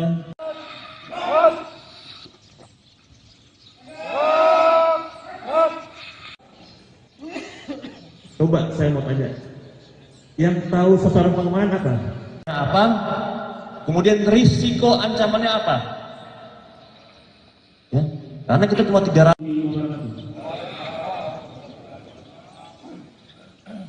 Apa yang tadi pesan? Angin segar bagi masyarakat Kota Makassar, di mana Stadion Untia Kota Makassar dilirik investor Tiongkok. Dan untuk melengkapi informasi, kita sudah terhubung dengan rekan Ami dari Kota Makassar. Selamat sore rekan Ami. Baik, selamat sore rekan Vio. Oke, baik. Dapat disampaikan kemudian bagaimana kunjungan dari investor yang hadir di hari kemarin, rekan Ami, bagaimana kemudian update-nya dan hasil yang bisa disampaikan kepada kami? Silakan. Baik, Tribuners dan Vio di studio dapat saya sampaikan bahwa pemerintah Kota Makassar memang sedang mempersiapkan pembangunan Stadion Untia di Kelurahan Untia, Kecamatan Biringkanaya, Kota Makassar. Nah, update terbaru bahwa ada investor atau perusahaan konstruksi asal Tiongkok, Cina, yakni Chems Engineering Co. Ltd atau CAMCE melakukan kunjungan langsung di lokasi rencana pembangunan stadion di Kelurahan Untia. Nah, perusahaan konstruksi ini memang sudah pernah bertemu langsung dengan Wali Kota Makassar Munafri Arifudin pada bulan Juli lalu, dan ini adalah tindak lanjut dari kunjungannya yang sebelumnya. Dan tentunya tim Cance meninjau langsung lokasi tersebut didampingi oleh Wali Kota Makassar Munafri Arifudin, hadir juga Wakil Wali Kota Makassar Alia Mustika Ilham, dan sejumlah pejabat organisasi perangkat daerah lingkup pemerintah Kota Makassar. Dan dari tim Camce sendiri yang hadir adalah ada General Project Manager Mr. Xiao, kemudian ada dari Commercial Managernya Mr. Sang Siki, kemudian ada Chief Engineer juga, dan desain manager hingga sekretaris dari CAMCE itu sendiri. Dan tentunya dari peninjauan tersebut kemarin disampaikan bahwa memang pihak CAMCE akan melakukan desain-desain, kemudian menyusun bagaimana rencana dan strategi mereka dalam perencanaan pembangunan Stadion Untia di Kota Makassar ini. Nah, pemerintah Kota Makassar tentunya membuka diri karena memang Pemkot Makassar saat ini sedang mencari investor yang akan membiayai atau mendanai pembangunan stadion di Kota Makassar. Dan di sana tentunya disampaikan juga kemarin bahwa CAMCE ini sudah punya pengalaman banyak di bidang infrastruktur. Salah satu proyek yang sudah dijalankan di Provinsi Sulawesi Selatan yakni Bendung Jenelata, kemudian di berbagai negara juga telah menghadirkan berbagai infrastruktur termasuk juga stadion, ada di Kamboja dengan kapasitas 60.000 penonton, kemudian di Uzbekistan dan beberapa negara lainnya tentunya termasuk Belarus juga yang kapasitas penontonnya 15.000 seat. Nah, tentunya kemarin disampaikan Wali Kota Makassar Munafri Arifudin saat kami berwawancara bahwa tim CAMCE akan segera menyusun gambaran desainnya seperti apa yang mana cocok dan efektif untuk Stadion Untia ke depan. Dan dari situ Munafri melihat memang ada keseriusan yang ditunjukkan atau dibuktikan dari pihak CAMCE itu sendiri, dan diprediksi tingkat keyakinan mereka melakukan investasi atau menyokong pembangunan Stadion Untia di Kota Makassar sudah di atas 50%. Jadi ini adalah langkah progresif yang ditunjukkan oleh Pemkot Makassar untuk terus menggait investor yang cocok mungkin dengan model kerjasamanya, yang cocok dengan konsep-konsep yang diterapkan atau telah disusun juga oleh pemerintah Kota Makassar. Jadi kita ketahui memang saat ini pemerintah Kota Makassar sudah berprogres, ada tahapan progresif dalam rencana pembangunan stadion di Untia. Sekarang ini Pemkot Makassar sudah mengalokasikan anggaran di pemerintah Kota Makassar untuk perencanaan pembangunannya tahun 2025 di APBD perubahan nanti akan ada penganggaran untuk mungkin dokumen-dokumen sertifikat lahannya dan juga termasuk dokumen lainnya seperti feasibility study dan juga master plan-nya. Dan 2026 juga nanti ada tahapan yang akan dijalankan oleh pemerintah Kota Makassar termasuk penimbunan lahan, karena lahan di sana di Untia itu memang butuh pemadatan pengerasan sehingga ini butuh juga upaya dari pemerintah Kota Makassar untuk memadatkan atau menimbun lahan tersebut tersebut agar tentunya investor nanti bisa melakukan perencanaan dengan baik terhadap lokasi pembangunan stadion di Untia Kota Makassar tersebut. Seperti itu, Vio. Baik, berarti kalau dari pemerintah Kota Makassar sendiri sudah menyiapkan beberapa dokumen atau juga administratif. Kemudian kalau dari Camce sendiri, apakah kemudian sudah ditampilkan bagaimana mereka memperlihatkan mungkin indikasi keseriusan mereka dari pihak Camce untuk berinvestasi? Dan kalau mungkin tadi sudah dikatakan oleh rekan Ami bahwa ini merupakan kunjungan kedua kalinya ke Untia atau juga ke Kota Makassar. Nah, pada tinjauan kedua ini apa yang kemudian menjadi peninjauan mereka lebih lanjut oleh tim Camce di lokasi nih? Ya, baik Vio di studio dan Tribuners, memang sebelumnya tim Camce ini sudah pernah berkunjung Kota Makassar pada Juli lalu, baru melakukan penjajakan awal kepada pemerintah Kota Makassar dengan mungkin penyampaian atau mencari tahu informasi terkait rencana pembangunan stadion ini kepada Wali Kota Makassar Munafri Arifudin. Kemudian kemarin mereka telah menindaklanjuti dengan tinjau lapangan. Mereka melihat bagaimana sih lokasi rencana pembangunan di stadion Untia supaya ke depan mereka punya gambaran seperti apa rancangan atau desain yang akan dilakukan tim Camce terhadap lokasi yang akan dijadikan sebagai tempat pembangunan stadion Untia. Dan statement dari General Project Manager Camce kemarin, Mr. Xiao, menyampaikan bahwa mereka memang begitu tertarik dengan stadion Untia milik Pemkot Makassar ini, dan mereka juga sedang melakukan gambaran-gambaran desainnya seperti apa ke depan. Nah, setelah mereka menyelesaikan desainnya nanti akan dikembalikan atau dikoordinasikan lagi kepada pemerintah Kota Makassar. Jadi ada proses matching nanti, penyesuaian antara mungkin desain-desain yang sesuai rencana Pemkot dengan desain-desain yang ditawarkan oleh investor Camce ini. Jadi setelah ini mungkin masih ada tahapan-tahapan selanjutnya yang akan dilakukan antara pemerintah Kota Makassar dan juga pihak Camce. Seperti itu, Phil. Oke, baik. Berarti apakah kemudian sudah ada pembicaraan mengenai target waktu penyelesaian stadion dari pihak Pemkot atau juga Camce yang diharapkan seperti apa kemudian?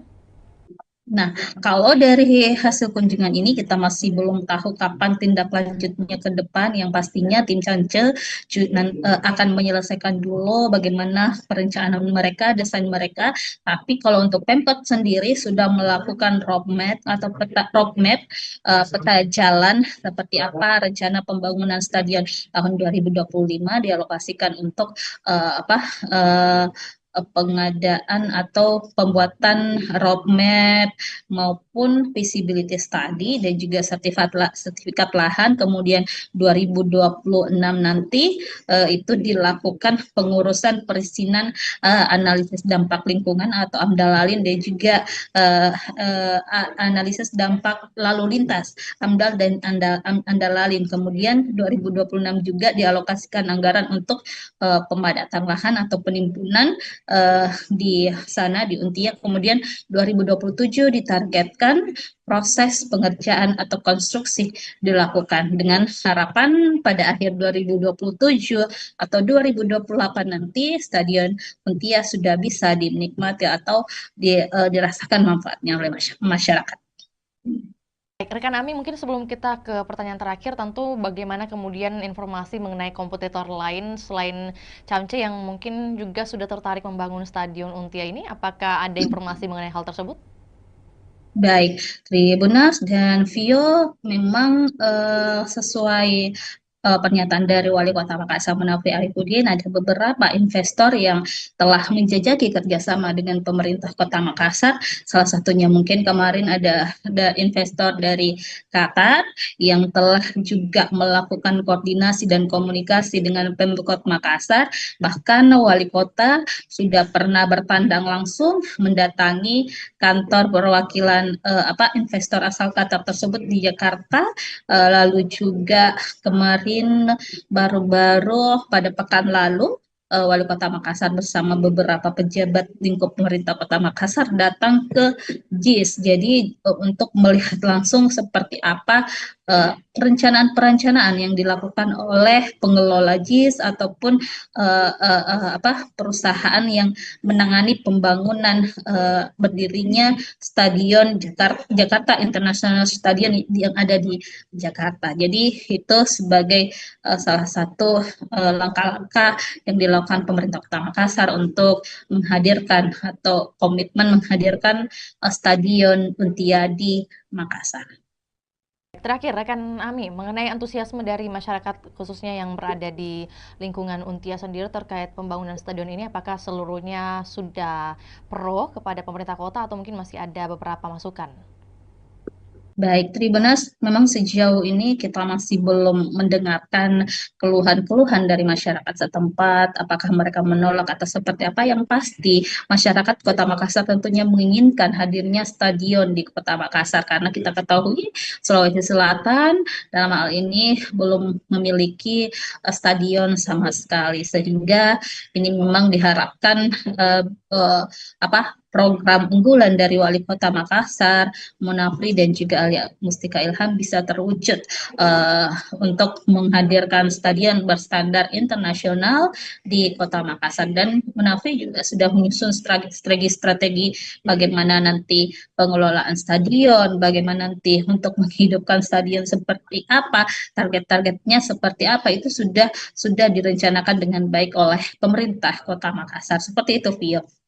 Baik, terima kasih laporannya di sore hari ini rekan Ami. Selamat kembali beraktivitas dan kami menunggu update terbaru baik mengenai bagaimana pembangunan atau keberlanjutan dari pembangunan Stadion Untia ini dan juga informasi relevan lainnya dari Kota Makassar. Selamat kembali beraktivitas dan juga Tribuners, kami akan tayangkan cuplikan liputan kita di sore hari ini. Berikut laporannya, selamat menyaksikan.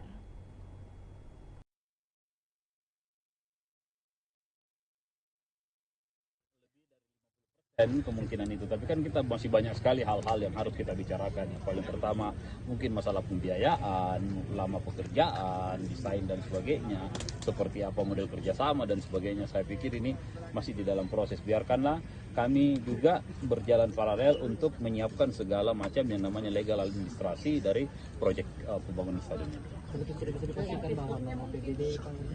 Iya. Belum tentu, kalau mereka kita tidak sepakat, jangan sampai mereka offeringnya berbeda, ya akan susah untuk itu.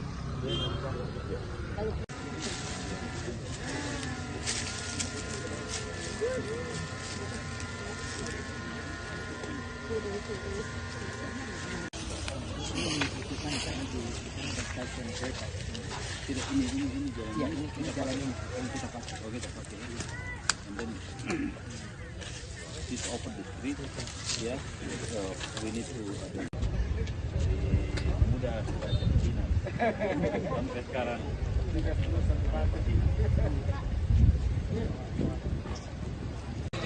Harusnya sih biasanya kalau mereka sudah mau datang lihat lokasi, artinya lebih dari 50% kemungkinan itu. Tapi kan kita masih banyak sekali hal-hal yang harus kita bicarakan. Yang paling pertama mungkin masalah pembiayaan, lama pekerjaan, desain dan sebagainya, seperti apa model kerjasama dan sebagainya. Saya pikir ini masih di dalam proses. Biarkanlah kami juga berjalan paralel untuk menyiapkan segala macam yang namanya legal administrasi dari proyek pembangunan stadion ini.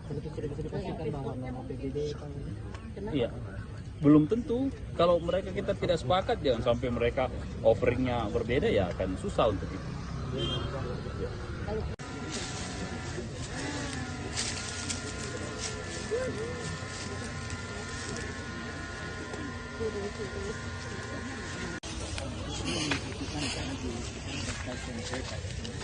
Ini jalan yang kita pakai. Oh, kita pakai.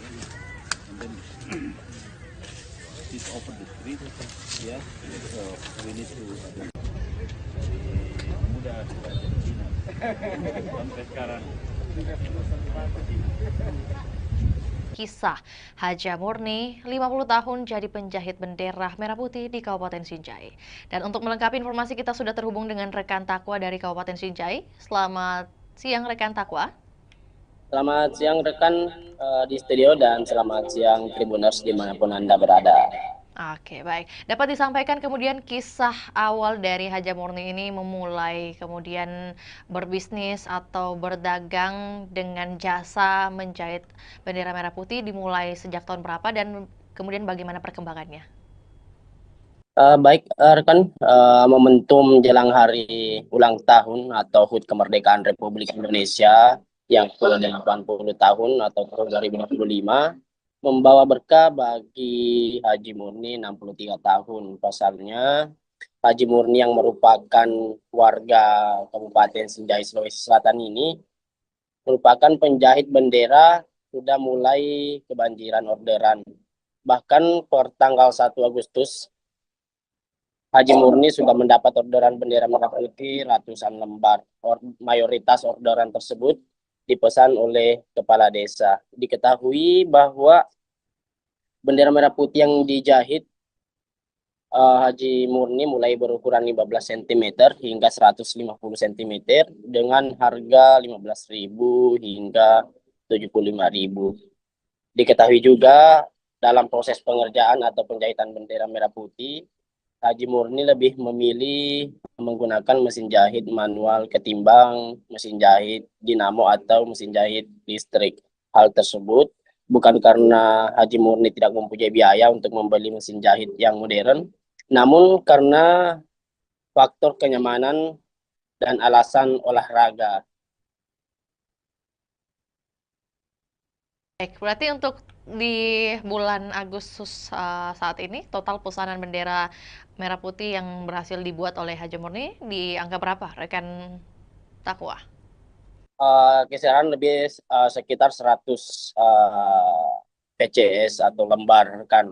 Untuk pesanan sendiri itu sudah lebih 100, di mana mayoritas dipesan oleh kepala desa.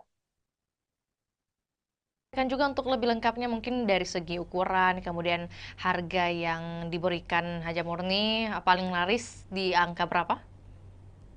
Untuk ukuran sendiri itu yang paling banyak dipesan, yakni ukuran 150 meter dengan harga 75.000. Selanjutnya ukuran 15 cm yang banyak dipesan oleh para sopir dan nelayan yang akan dipasang di mobil dan di kapalnya, rekan. Jadi ada yang paling unik sebenarnya, rekan, karena diketahui bahwa Haji Murni ini sudah mahir menjahit sejak tahun 1975, sekitar 50 tahun. Dia sudah menjahit bendera merah putih setiap tahun pada momen kemerdekaan Republik Indonesia, rekan. Jadi pekerjaan menjahit ini merupakan pekerjaan utama dari Haji Murni sehari-hari, rekan Takwa? Untuk menjahit bendera merah putih itu setiap tahunnya, rekan. Namun untuk sehari-hari beliau juga berjualan atau berdagang pakaian yang banyak dijual di tokonya yang terletak di pasar sentral itu, yakni pakaian atau seragam sekolah, rekan. Baik, rekan Takwa, dalam sehari Haja Murni bisa menjahit berapa lembar khususnya untuk agenda tahunan seperti 17-an ini? Untuk setiap harinya rata-rata itu 50 lembar setiap hari, rekan. Tergantung pesanan yang masuk. Kan juga rekan Takwa bahwa kemudian Haja Murni ini masih memilih menggunakan mesin jahit manual. Nah, kemudian apa yang menjadi alasan khususnya tidak mau menggunakan mesin listrik? Ada dua alasan utama. Yang pertama itu karena beliau lebih nyaman menggunakan mesin manual. Yang kedua itu sebagai momen atau luas untuk olahraga, rekan. Motivasi utama dari Haja Murni ini tetap menjahit di usia ke-63 tahun, selain karena sembari berolahraga, bagaimana kemudian dengan kehidupannya, mungkin dukungan keluarga? Untuk dukungan keluarga, Haji Murni bersama almarhum suaminya itu berhasil memberikan pendidikan yang terbaik kepada 4 anaknya, dan saat ini 4 anaknya sudah berkeluarga, rekan. Kisah pribadinya dari Haja Murni ini, rekan Takwa, apakah kemudian ia menceritakan atau juga Anda liput mengenai siapa kemudian yang menjadi pengajar pertama dari Haja Murni sejak dulu? Jadi pada saat itu Haji Murni masih berumur 7 tahun. Dia tinggal di Kota Makassar, ikut sama tantenya karena beliau tidak bisa melanjutkan pendidikan karena keterbatasan ekonomi. Yang kebetulan tantenya tersebut yang menjadi rumah tumpangan Haji Murni itu bekerja sebagai proses menjahit. Dari situ Haji Murni belajar dari tantenya. Setelah mahir dan berkeluarga, dia pindah ke Kabupaten Sinjai membuka toko pakaian, di mana sebelumnya toko pakaian itu atau pakaian yang digunakan atau yang dijual di tokonya itu dari hasil yang dijahit oleh Haji Murni sendiri, rekan. Ditambah pada saat momen 17 Agustus atau momen kemerdekaan Republik Indonesia, orderan itu banyak yang masuk. Maka dari situ beliau memulai usahanya itu untuk menjahit bendera, dan sampai saat ini dia sudah bertahan setiap tahun menjahit bendera merah putih itu sekitar 50 tahun, rekan. Tadi disebutkan juga ada kemudian 4 anak dari Haji Murni. Apakah kemudian dari keempat anak ini ada yang ikut turut membantu usahanya sekarang?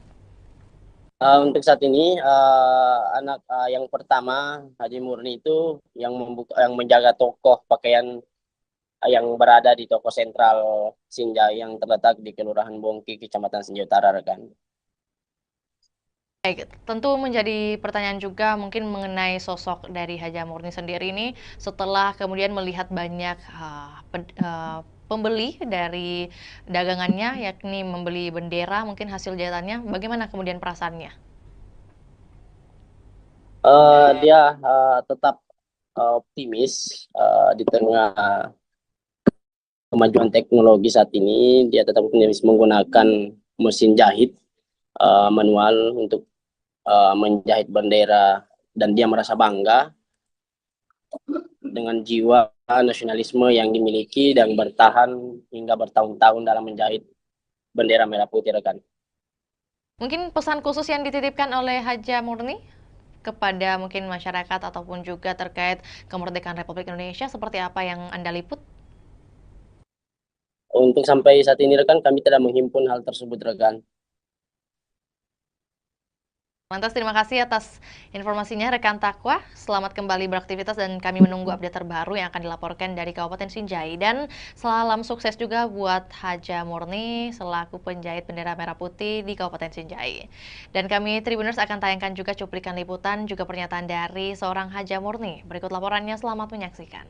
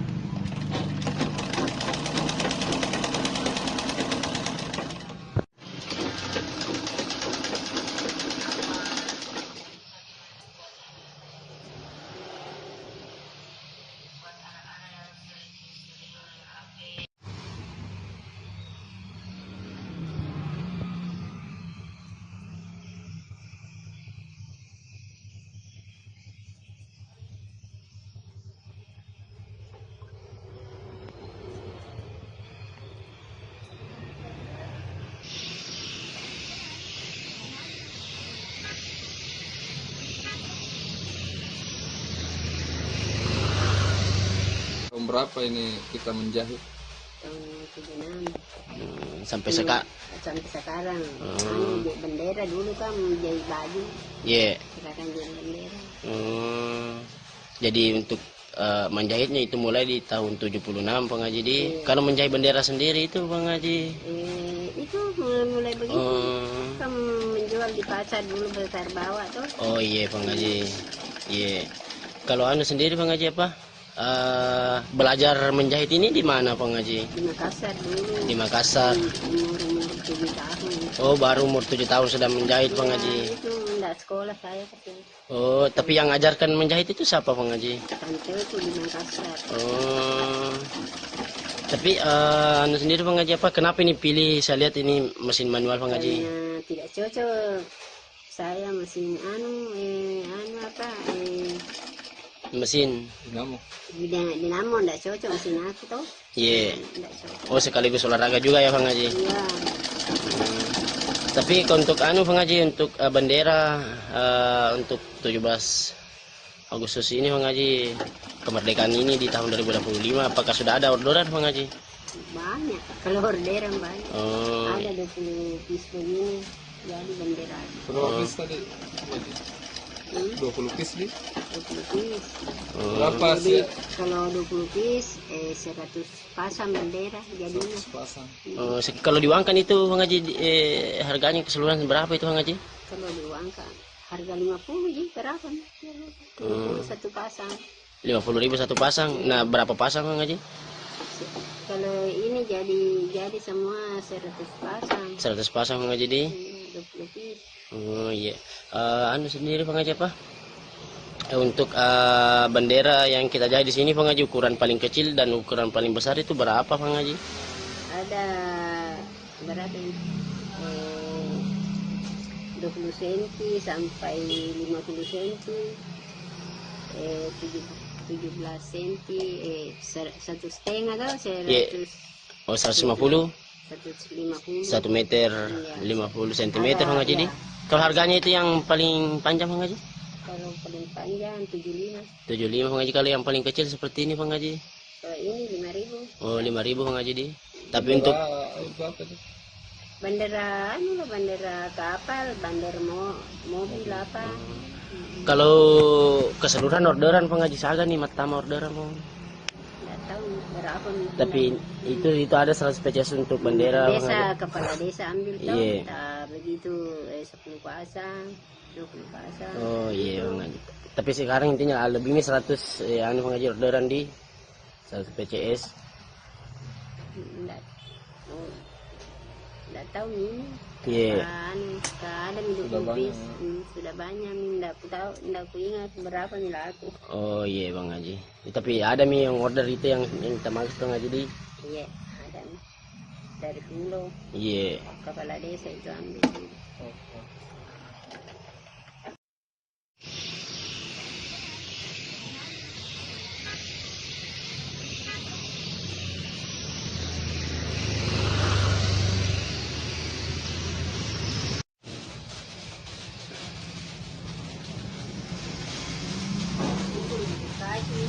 lima personel gabungan yang dikerahkan untuk amankan laga perdana PSM versus Persijap di Stadion Gelora B.J. Habibie, Kota Parepare. Dan untuk melengkapi informasi, kita sudah terhubung dengan rekan Aryadi dari Kota Parepare. Selamat siang rekan Aryadi.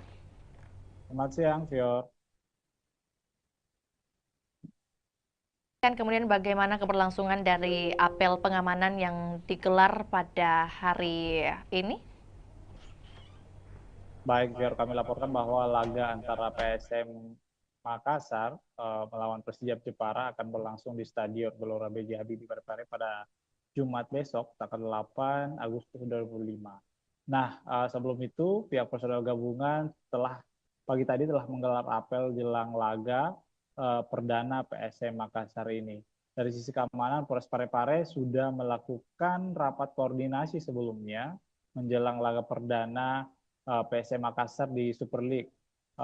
AKBP, maksud kami Kapolres Parepare AKBP Indra Waspadayuda mengatakan ada sebanyak 835 personel gabungan yang akan terlibat dalam pengamanan laga perdana PSM Makassar di Super League 2005-2006 nanti. Ya. Untuk kemudian menjadi pertanyaan dari 835 ini, mengapa sebanyak 800-an yang dikerahkan untuk pengamanan? Ada informasi mengenai hal tersebut? Betul sekali, Fior. Jadi 830 personel ini merupakan personel gabungan, diantaranya adalah 2/4 dari personel Polres Kota Parepare, kemudian ada juga TNI, kemudian ikut juga Brimob, Satpol PP, dan pihak-pihak lainnya. Nah, banyaknya personel gabungan untuk mengamankan di laga perdana ini dikarenakan memang ini merupakan laga perdana PSM Makassar di Super League 2025-2026 dan akan diprediksi penonton akan membludak menghadiri Stadion B.J. Habibie pada Jumat besok, ya. Beberapa instansi juga yang turut tergabung dalam pengamanan di hari esok, rekan Aryadi. Lantas mungkin dapat disampaikan juga apa yang menjadi larangan yang ditegaskan dari pihak kepolisian mungkin? Baik, sebelumnya kami informasikan bahwa pihak Polres Parepare, kemudian Polda Sulsel, dan beberapa kelompok supporter PSM Makassar sudah melakukan pertemuan dan ada kesepakatan bahwa memang beberapa larangan kembali diterapkan dalam setiap laga PSM Makassar saat bertandang maksud kami saat berada di Stadion B.J. Habibie Kota Parepare. Di antaranya tidak boleh membawa flare, kemudian tidak boleh membawa petasan, senjata tajam, kemudian juga sampai kini pihak polisi juga masih belum memberikan kesempatan bagi supporter-supporter tim tamu untuk hadir menyaksikan langsung laga di Stadion B.J. Habibie Parepare. Ya. Baik, ya. Rekan Aryadi ini mungkin juga sekaligus mau mendapatkan konfirmasi apakah memang benar isu yang beredar bahwa kehadiran supporter lawan dilarang di Stadion Gelora B.J. Habibie. Apakah benar demikian? Dan kalau iya, mengapa?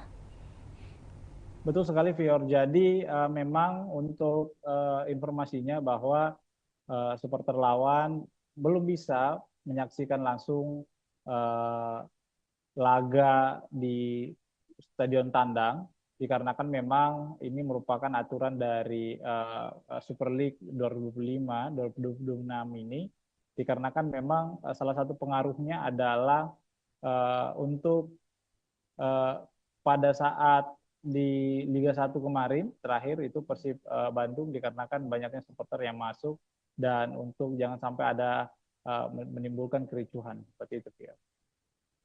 Berarti untuk baik ya. Bagaimana rekan Aryadi?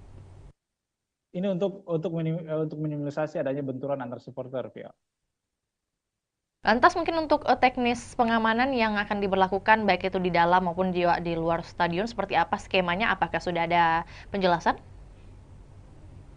Baik, Fior. Jadi personel dipimpin oleh HKBP Indra Waspada Yuda bahwa 835 personel ini akan berpencar untuk menjaga lokasi-lokasi yang berada di sekitar stadion, termasuk tribun supporter, kemudian ada juga beberapa pintu masuk, kemudian pintu keluar, kemudian ini akan menyebar, personel-personel ini akan menyebar di sekitar stadion untuk meminimalisir adanya kericuhan seperti itu, ya. Ya, selain imbauan rekan Aryadi, tentu menjadi pertanyaan juga bagaimana kemudian tanggapan dari Kapolres Kota Parepare mungkin mengenai dipilihnya Kota Parepare sebagai markas PSM, seperti apa yang disampaikan?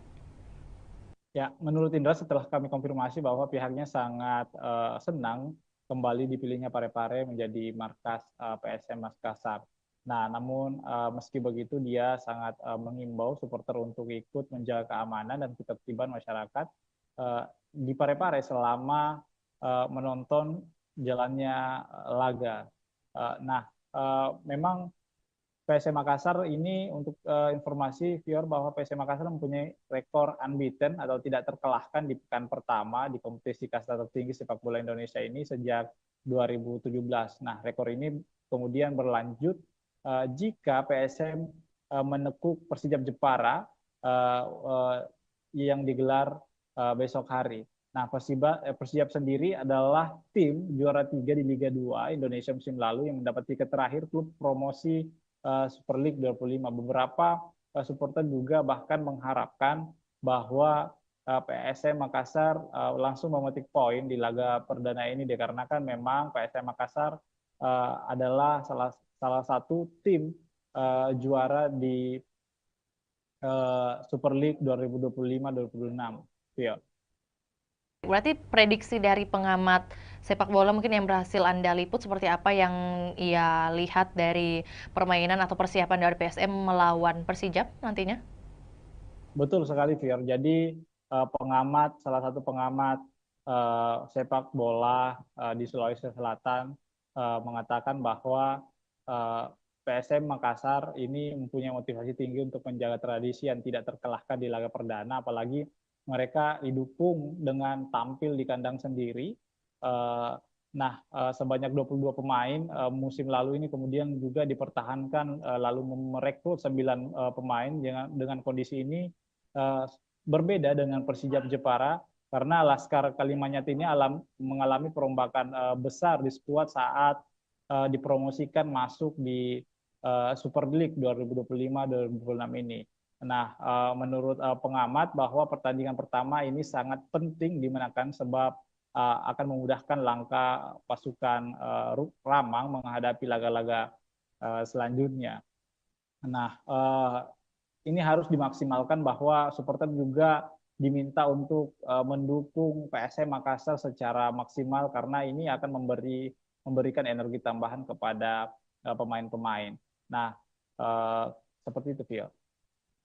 Lebih lanjut, rekan Aryadi mungkin terkait antusiasme baik itu dari warga Parepare sendiri ataupun juga warga yang dari luar Parepare untuk menyaksikan pertandingan di hari esok, apalagi pertandingan perdana. Ini seperti apa? Sebesar apa ini kemudian mungkin tiket yang berhasil dijual sebesar atau seberapa banyak?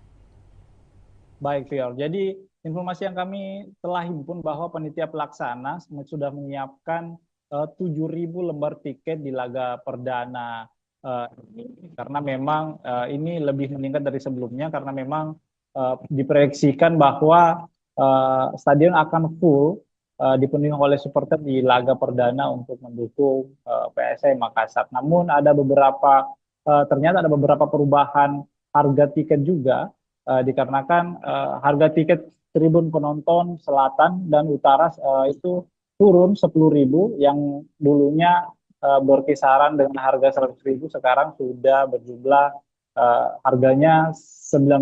Nah, sementara harga tiket VIP utama, VIP utara dan selatan itu tetap 300.000. Kemudian tribun timur juga itu tetap 150.000.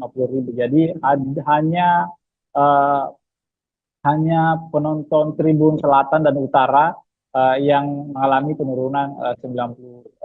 Nah, dan pantauan kami, Fior, bahwa di lapangan tadi bahwa penukaran tiket juga beberapa supporter sudah melakukan penukaran tiket yang didirikan oleh panitia pelaksana PSM Makassar kepada supporter.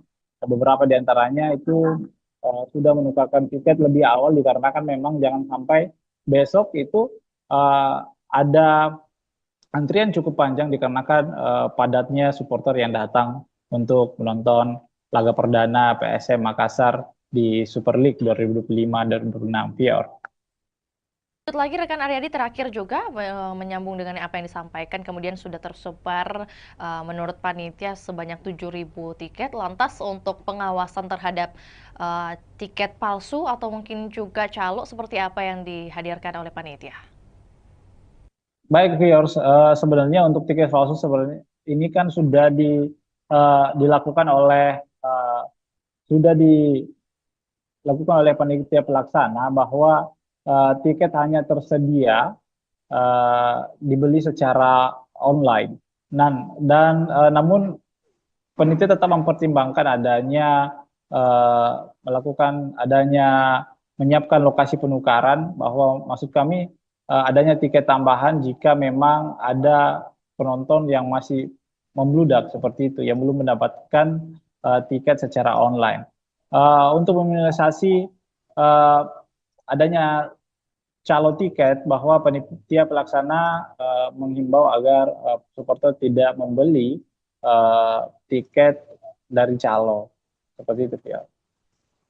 Informasi tambahan juga buat Tribuners yang mungkin hendak mengikuti pertandingan perdana di hari esok, masih tersedia juga untuk pembelian tiket via on the spot langsung di lokasi, dan tentunya kita juga doakan bersama keberhasilan dari PSM Makassar melawan Persijap di hari esok. Akan berlangsung pada pukul 7 waktu Indonesia Barat dan waktu Indonesia Tengah di pukul 8. Benar demikian rekan Aryadi? Betul, betul. Atas laporannya, rekan Aryadi, di siang hari ini kami menunggu update terbaru untuk topik ataupun juga wacana lainnya. Selamat kembali bertugas. Dan Tribuners, kami akan tayangkan cuplikan liputan kita di siang hari ini, juga pernyataan dari Kapolres Parepare, yakni AKBP Indra Waspadayuda. Berikut laporannya, selamat menyaksikan. Para anggotanya bisa mengetahui segala bentuk resiko semuanya, apa yang menjadi tugas dan tanggung jawabnya, dan apa yang menjadi sasaran pengamanan. Ya. Orang bareng tempat. Ya. Nanti ada Pembangunan juga karena sempat dulu kita sampai ke wali kota atau sekolah. Ya, jadi nanti untuk titik parkir ada 18 yang akan kita datang. Zona 1 itu berbeda. Mungkin di zona 2 terkait dengan pemeriksaan tiket, lebih fokus kepada orang. Kemarin kami melaksanakan rapat koordinasi terkait dengan pengamanan kegiatan BRI Super League, yang mana Parepare masih menjadi tuan rumah.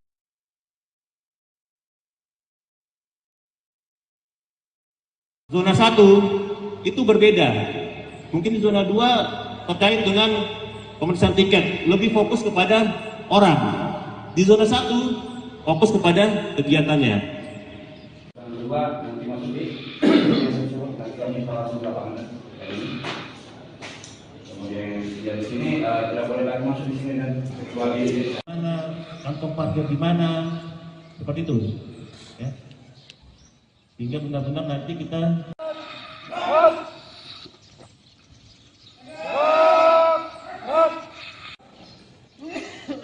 coba saya mau tanya, yang tahu sasaran pengamanan apa?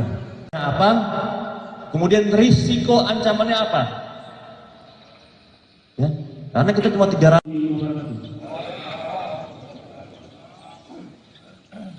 Apa yang tadi pesan?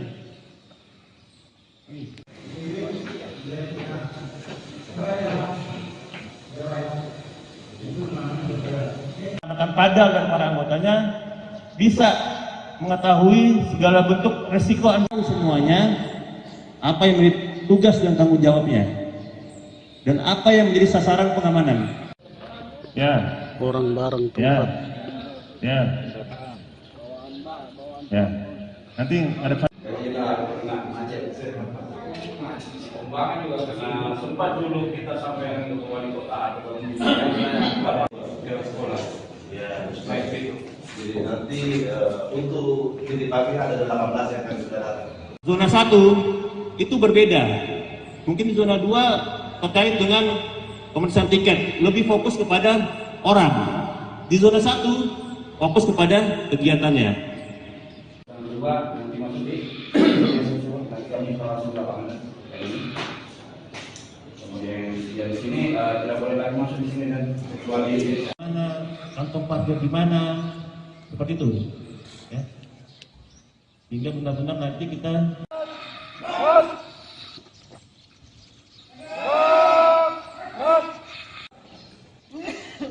coba saya mau tanya, yang tahu sasaran pengamanan apa?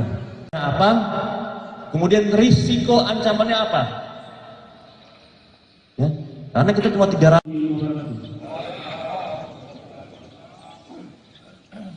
Apa yang tadi pesan?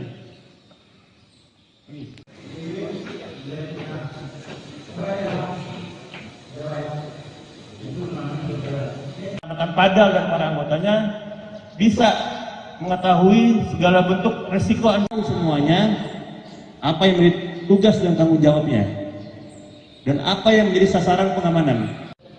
Ya. Orang bareng Ya. tempat. Ya. Ya. Nanti ada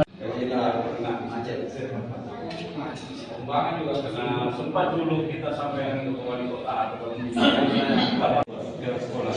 Ya, Baik itu. jadi nanti untuk titik pagi ada 18 yang akan sudah datang. Zona 1 itu berbeda. Mungkin di zona 2 terkait dengan pemeriksaan tiket, lebih fokus kepada orang. Di zona 1 fokus kepada kegiatannya. Yang kedua nanti masuk di nanti kami langsung lapangan. Kemudian yang di sini tidak boleh lagi masuk di sini dan kecuali Mana kantong parkir di mana, seperti itu. Ya. Sehingga benar-benar nanti kita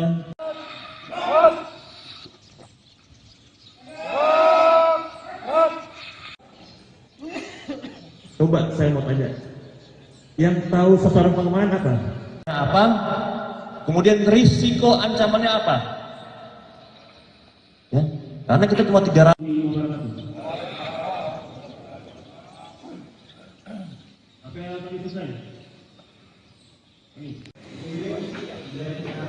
Angin segar bagi masyarakat Kota Makassar, di mana Stadion Untia Kota Makassar dilirik investor Tiongkok. Dan untuk melengkapi informasi, kita sudah terhubung dengan rekan Ami dari Kota Makassar. Selamat sore rekan Ami.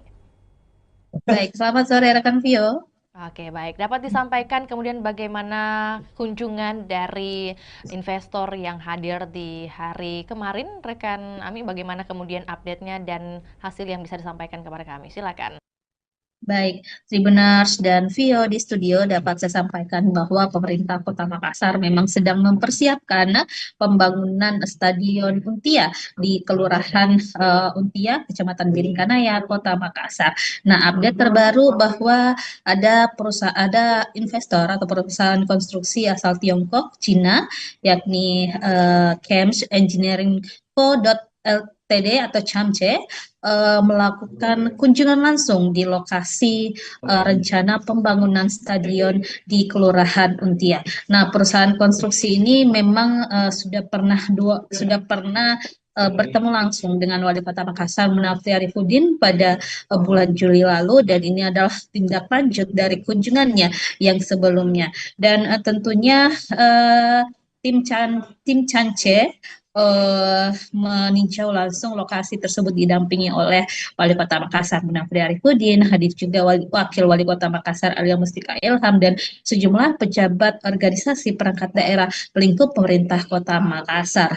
Dan dari tim CHAMCE sendiri yang hadir adalah ada General Project Manager Mr. Xiao, kemudian ada dari Commercial Managernya Mr. Sang Siki, kemudian ada Chief Engineer juga, dan Desain Manager hingga sekretaris dari CHAMCE itu sendiri. Dan tentunya dari peninjauan tersebut kemarin disampaikan bahwa memang pihak CHAMCE akan melakukan desain-desain, kemudian menyusun bagaimana rencana dan strategi mereka dalam perencanaan pembangunan Stadion Untia di Kota Makassar ini. Nah, pemerintah Kota Makassar tentunya membuka diri karena memang Pemkot Makassar saat ini sedang mencari investor yang akan membiayai atau mendanai pembangunan stadion di Kota Makassar.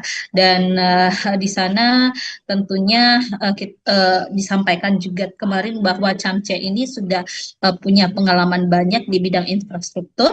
Salah satu proyek yang sudah dijalankan di Provinsi Sulawesi Selatan yakni Bendung Jenelata, kemudian di berbagai negara juga telah menghadirkan berbagai infrastruktur termasuk juga stadion, ada di Kamboja dengan kapasitas 60.000 penonton, kemudian di Uzbekistan dan beberapa negara lainnya tentunya termasuk Belarus juga yang kapasitas penontonnya 15.000 seat. Nah, tentunya kemarin disampaikan Wali Kota Makassar Munafri Arifudin saat kami berwawancara bahwa tim Cance akan segera menyusun gambaran desainnya seperti apa, yang mana cocok dan efektif untuk Stadion Untia ke depan.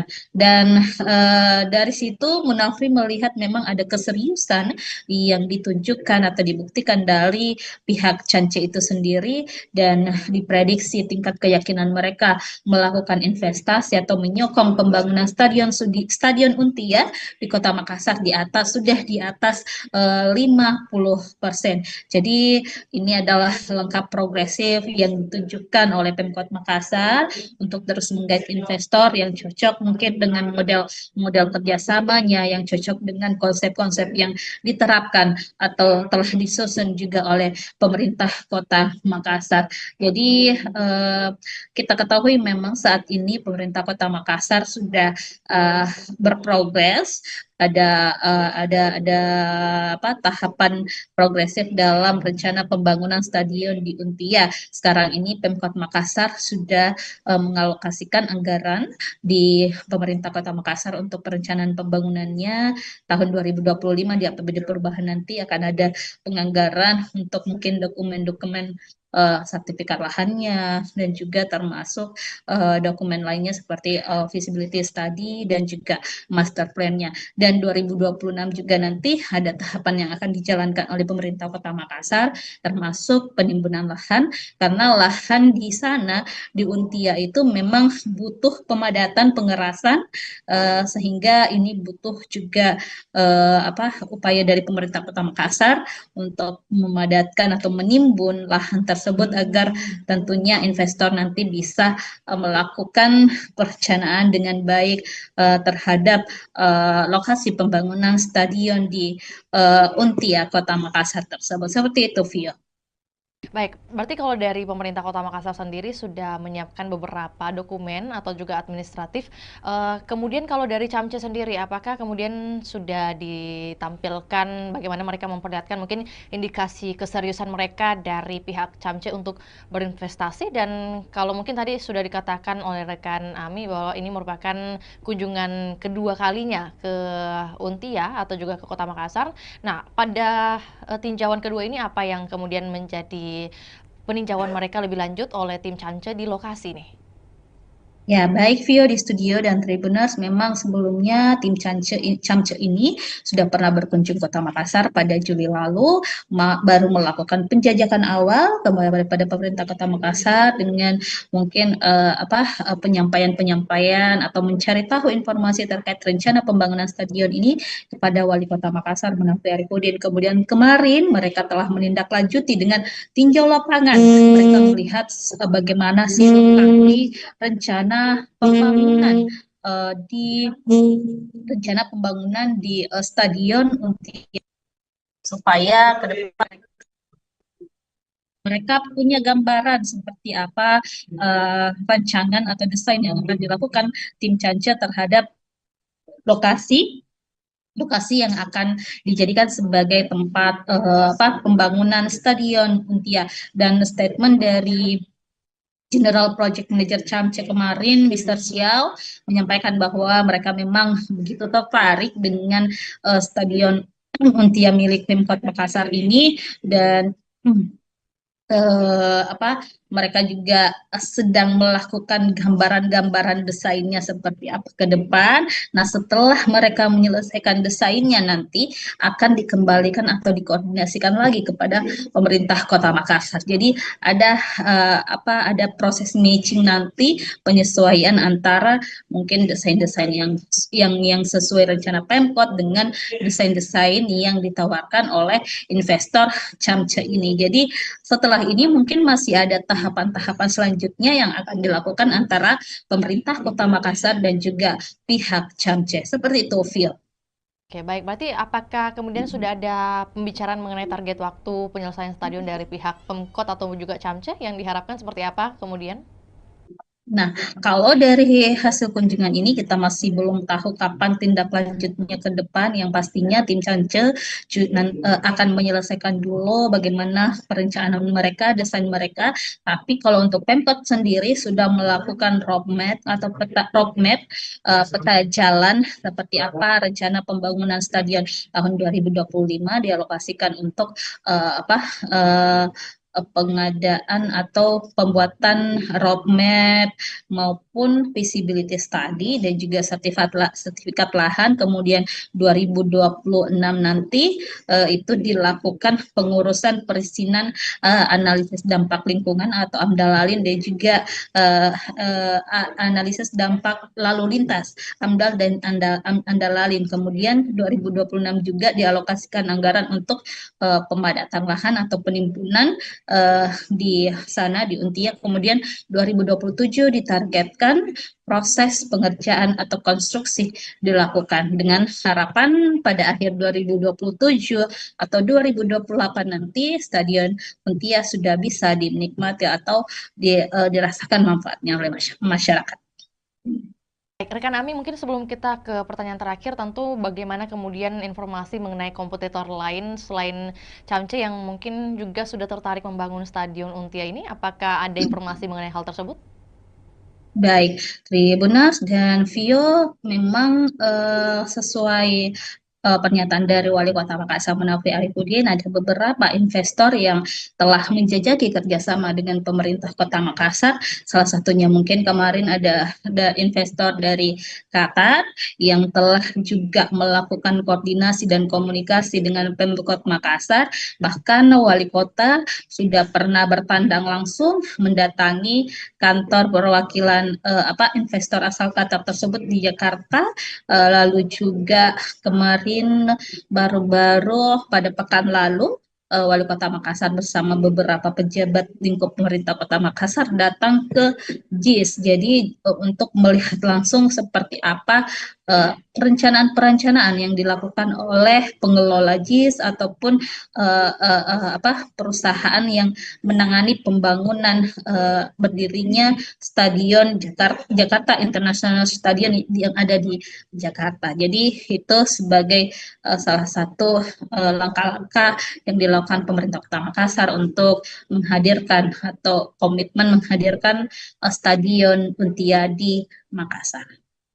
Terakhir, rekan Ami, mengenai antusiasme dari masyarakat khususnya yang berada di lingkungan Untia sendiri terkait pembangunan stadion ini, apakah seluruhnya sudah pro kepada pemerintah kota atau mungkin masih ada beberapa masukan? Baik, Tribunas, memang sejauh ini kita masih belum mendengarkan keluhan-keluhan dari masyarakat setempat, apakah mereka menolak atau seperti apa. Yang pasti, masyarakat Kota Makassar tentunya menginginkan hadirnya stadion di Kota Makassar, karena kita ketahui Sulawesi Selatan dalam hal ini belum memiliki stadion sama sekali, sehingga ini memang diharapkan program unggulan dari Wali Kota Makassar, Munafri dan juga Alia Mustika Ilham bisa terwujud untuk menghadirkan stadion berstandar internasional di Kota Makassar. Dan Munafri juga sudah menyusun strategi bagaimana nanti pengelolaan stadion, bagaimana nanti untuk menghidupkan stadion seperti apa, target-targetnya seperti apa, itu sudah direncanakan dengan baik oleh pemerintah Kota Makassar. Seperti itu, Vio. Baik, terima kasih laporannya di sore hari ini rekan Ami. Selamat kembali beraktivitas dan kami menunggu update terbaru baik mengenai bagaimana pembangunan atau keberlanjutan dari pembangunan Stadion Untia ini dan juga informasi relevan lainnya dari Kota Makassar. Selamat kembali beraktivitas dan juga Tribuners, kami akan tayangkan cuplikan liputan kita di sore hari ini. Berikut laporannya, selamat menyaksikan.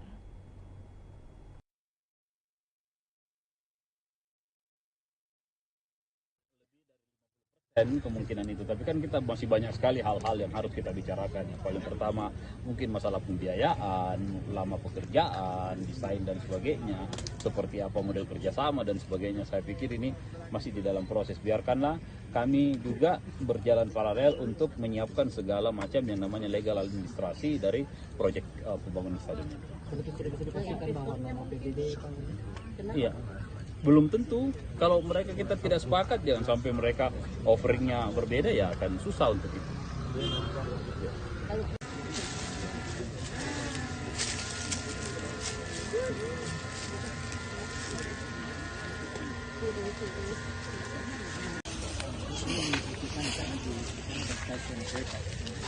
ini jalan ya, ini jalan ini kita pakai. Oh, kita pakai ini. And then it's open the street. Ya, we need to mudah Cina sampai sekarang.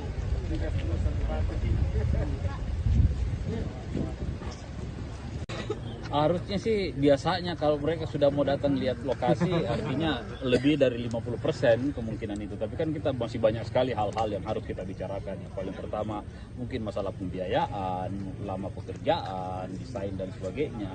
Seperti apa model kerjasama dan sebagainya. Saya pikir ini masih di dalam proses. Biarkanlah kami juga berjalan paralel untuk menyiapkan segala macam yang namanya legal administrasi dari proyek pembangunan stadion. Iya, belum tentu. Kalau mereka kita tidak sepakat, jangan sampai mereka offeringnya berbeda, ya akan susah untuk itu.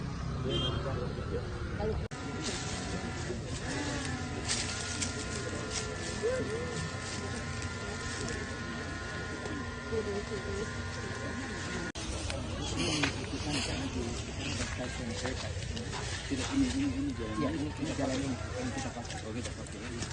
And then it's open the street. Ya, we need to mudah Cina sampai sekarang. Kisah Haja Murni, 50 tahun jadi penjahit bendera merah putih di Kabupaten Sinjai. Dan untuk melengkapi informasi kita sudah terhubung dengan rekan Takwa dari Kabupaten Sinjai. Selamat siang rekan Takwa.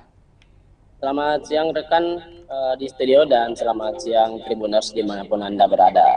Oke, baik. Dapat disampaikan kemudian kisah awal dari Haja Murni ini memulai kemudian berbisnis atau berdagang dengan jasa menjahit bendera merah putih dimulai sejak tahun berapa dan kemudian bagaimana perkembangannya? Baik rekan, momentum jelang hari ulang tahun atau HUT kemerdekaan Republik Indonesia yang ke-80 tahun atau tahun 2025 membawa berkah bagi Haji Murni 63 tahun. Pasalnya Haji Murni yang merupakan warga Kabupaten Sinjai Sulawesi Selatan ini merupakan penjahit bendera, sudah mulai kebanjiran orderan. Bahkan per tanggal 1 Agustus Haji Murni sudah mendapat orderan bendera merah putih ratusan lembar. Mayoritas orderan tersebut dipesan oleh kepala desa. Diketahui bahwa bendera merah putih yang dijahit Haji Murni mulai berukuran 15 cm hingga 150 cm dengan harga 15.000 hingga 75.000. Diketahui juga dalam proses pengerjaan atau penjahitan bendera merah putih, Haji Murni lebih memilih menggunakan mesin jahit manual ketimbang mesin jahit dinamo atau mesin jahit listrik. Hal tersebut bukan karena Haji Murni tidak mempunyai biaya untuk membeli mesin jahit yang modern, namun karena faktor kenyamanan dan alasan olahraga. Baik, berarti untuk di bulan Agustus saat ini total pesanan bendera merah putih yang berhasil dibuat oleh Haji Murni di angka berapa rekan Takwa? Kisaran lebih sekitar 100 PCS atau lembar kan. Untuk pesanan sendiri itu sudah lebih 100, di mana mayoritas dipesan oleh kepala desa. Kan juga untuk lebih lengkapnya mungkin dari segi ukuran, kemudian harga yang diberikan Haja Murni paling laris di angka berapa? Untuk ukuran sendiri itu yang paling banyak dipesan, yakni ukuran 150 meter dengan harga 75.000. Selanjutnya ukuran 15 cm yang banyak dipesan oleh para sopir dan nelayan yang akan dipasang di mobil dan di kapalnya rekan.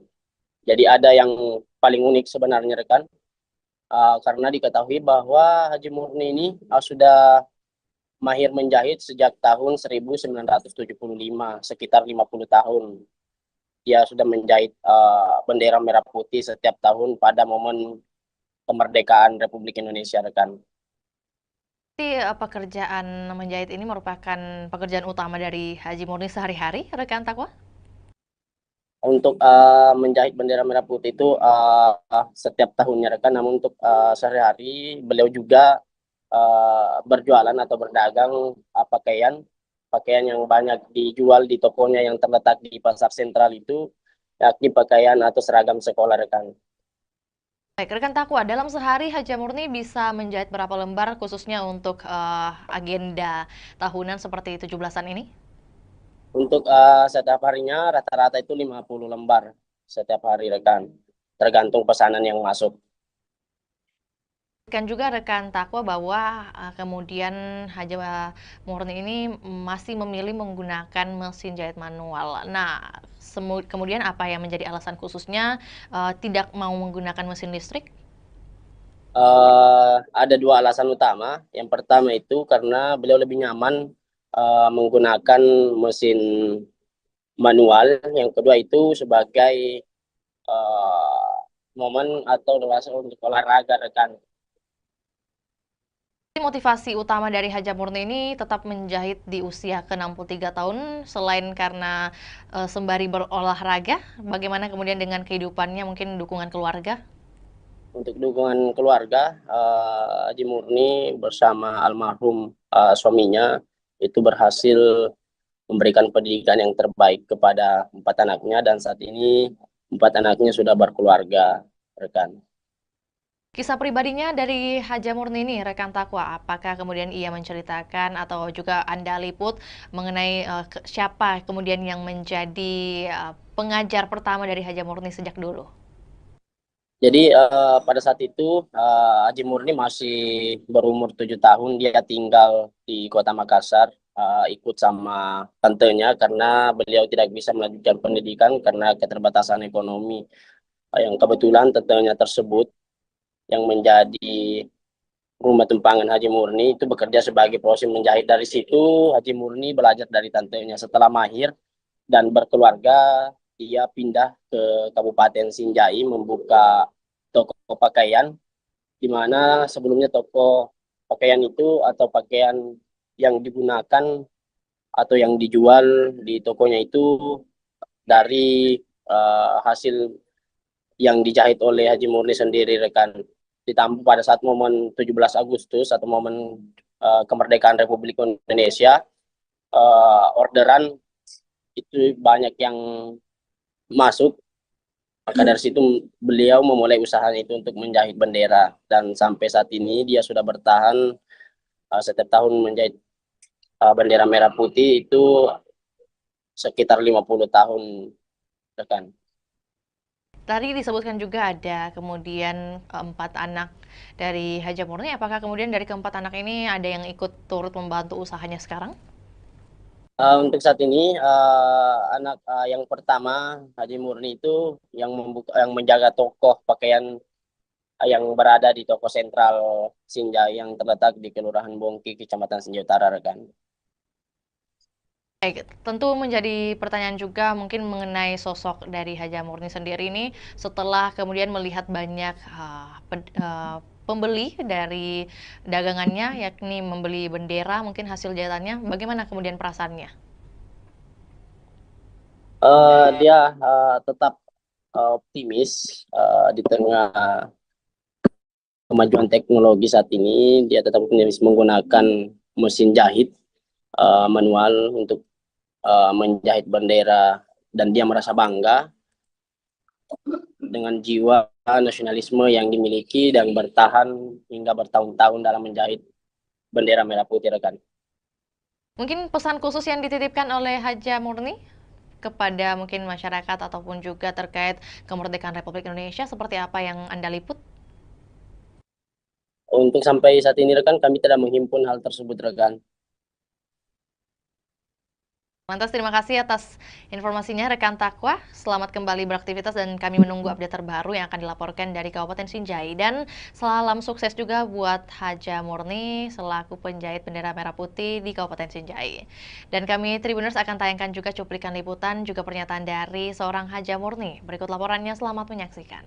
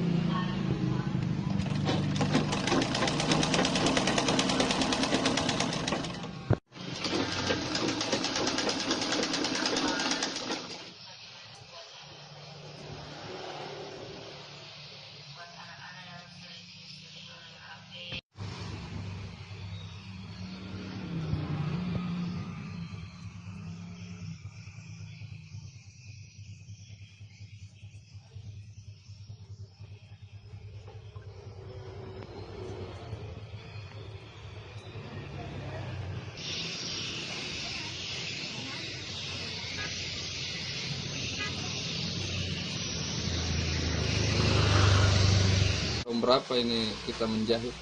Tahun 76. Sampai Sampai sekarang. Bendera dulu kan menjahit baju. Iya. Sekarang jadi bendera. Jadi untuk menjahitnya itu mulai di tahun 76 Bang Haji. Kalau menjahit bendera sendiri itu Bang Haji? Itu mulai begitu. Kan menjual di pasar dulu besar bawah tuh. Oh iya Bang Haji. Iya. Kalau anu sendiri Bang Haji apa? Belajar menjahit ini di mana Bang Haji? Di Makassar dulu. Di Makassar. Umur 7 tahun. Oh, baru umur 7 tahun sudah menjahit Bang Haji. Itu enggak sekolah saya katanya. Oh, tapi yang ajarkan menjahit itu siapa Bang Haji? Tanteku di Makassar. Oh. Tapi anu sendiri Bang Haji apa? Kenapa ini pilih? Saya lihat ini mesin manual Bang Haji. Karena tidak cocok. Saya mesin mesin dinamo enggak cocok mesin aku tuh. Iya. Oh, sekaligus olahraga juga ya Bang Haji. Iya. Tapi untuk anu Bang Haji, untuk bendera untuk 17 Agustus ini Bang Haji, kemerdekaan ini di tahun 2025, apakah sudah ada orderan Bang Haji? Banyak, kalau orderan banyak. Ada 20 piece begini jadi bendera. Berapa piece tadi? 20 piece di? 20 piece. Berapa jadi, sih? kalau 20 piece 100 pasang bendera jadinya. 100 pasang. Kalau diuangkan itu Bang Haji harganya keseluruhan berapa itu Bang Haji? Kalau diuangkan harga 50 ji berapa? 50 satu pasang. 50.000 satu pasang. Nah, berapa pasang Bang Haji? Kalau ini jadi semua 100 pasang. 100 pasang Bang Haji di? 20 piece. Oh iya. Anu sendiri Bang Haji apa?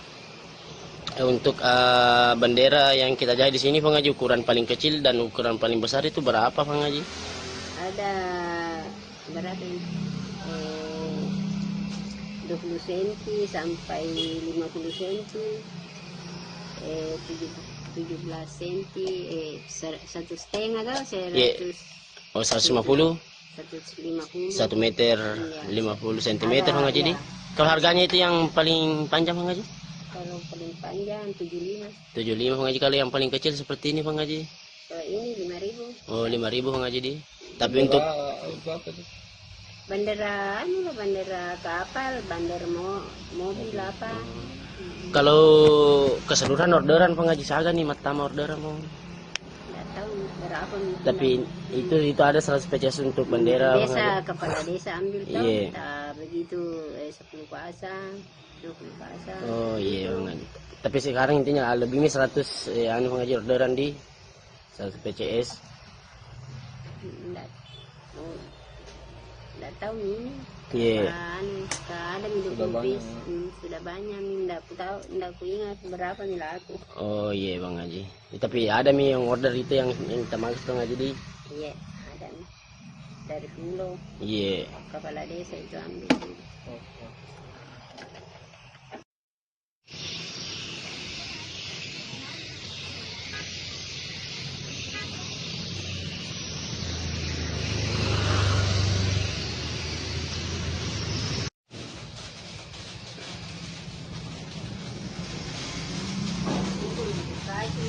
...835 personel gabungan yang dikerahkan untuk amankan laga perdana PSM versus Persijap di Stadion Gelora B.J. Habibie, Kota Parepare.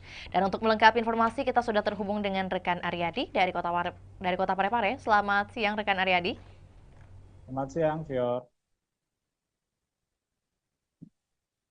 Kemudian bagaimana keberlangsungan dari apel pengamanan yang digelar pada hari ini? Baik, biar kami laporkan bahwa laga antara PSM Makassar melawan Persijap Jepara akan berlangsung di Stadion Gelora B.J. Habibie Parepare pada Jumat besok, tanggal 8 Agustus 2025. Nah, sebelum itu, pihak personel gabungan pagi tadi telah menggelar apel jelang laga perdana PSM Makassar ini. Dari sisi keamanan, Polres Parepare sudah melakukan rapat koordinasi sebelumnya menjelang laga perdana PSM Makassar di Super League. AKBP, maksud kami Kapolres Parepare AKBP Indra Waspada Yuda mengatakan ada sebanyak 835 personel gabungan yang akan terlibat dalam pengamanan laga perdana PSM Makassar di Super League 2005-2006 nanti. Ya. Untuk kemudian menjadi pertanyaan dari 835 ini, mengapa sebanyak 800-an yang dikerahkan untuk pengamanan? Ada informasi mengenai hal tersebut? Betul sekali, Fior. Jadi 830 personel ini merupakan personel gabungan, diantaranya adalah 2/4 dari personel Polres Kota Parepare, kemudian ada juga TNI, kemudian ikut juga BRIMOB, Satpol PP, dan pihak-pihak lainnya. Nah, banyaknya personel gabungan untuk mengamankan di laga perdana ini dikarenakan memang ini merupakan laga perdana PSM Makassar di Super League 2025-2026 dan akan diprediksi penonton akan membludak menghadiri Stadion B.J. Habibie pada Jumat besok, ya. Beberapa instansi juga yang turut tergabung dalam pengamanan di hari esok, rekan Aryadi. Lantas mungkin dapat disampaikan juga apa yang menjadi larangan yang ditegaskan dari pihak kepolisian mungkin? Baik, sebelumnya kami informasikan bahwa pihak Polres Parepare, kemudian Polda Sulsel, dan beberapa kelompok supporter PSM Makassar sudah melakukan pertemuan dan ada kesepakatan bahwa memang beberapa larangan kembali diterapkan dalam setiap laga PSM Makassar saat bertandang maksud kami saat berada di Stadion B.J. Habibie Kota Parepare. Di antaranya tidak boleh membawa flare, kemudian tidak boleh membawa petasan, senjata tajam, kemudian juga sampai kini pihak polisi juga masih belum memberikan kesempatan bagi supporter-supporter tim tamu untuk hadir menyaksikan langsung laga di Stadion B.J. Habibie Parepare. Ya. Baik, iya. Rekan Aryadi ini mungkin juga sekaligus mau mendapatkan konfirmasi apakah memang benar isu yang beredar bahwa kehadiran supporter lawan dilarang di Stadion Gelora B.J. Habibie. Apakah benar demikian? Dan kalau iya, mengapa? Betul sekali, Vior. Jadi memang untuk informasinya bahwa supporter lawan belum bisa menyaksikan langsung laga di Stadion Tandang, dikarenakan memang ini merupakan aturan dari Super League 2025-2026 ini, dikarenakan memang salah satu pengaruhnya adalah untuk pada saat di Liga 1 kemarin terakhir itu Persib Bandung, dikarenakan banyaknya supporter yang masuk dan untuk jangan sampai ada menimbulkan kericuhan seperti itu, ya. Berarti untuk baik ya. Bagaimana rekan Aryadi? Ini untuk minimalisasi adanya benturan antar supporter, ya. Lantas mungkin untuk teknis pengamanan yang akan diberlakukan baik itu di dalam maupun di luar stadion seperti apa skemanya? Apakah sudah ada penjelasan?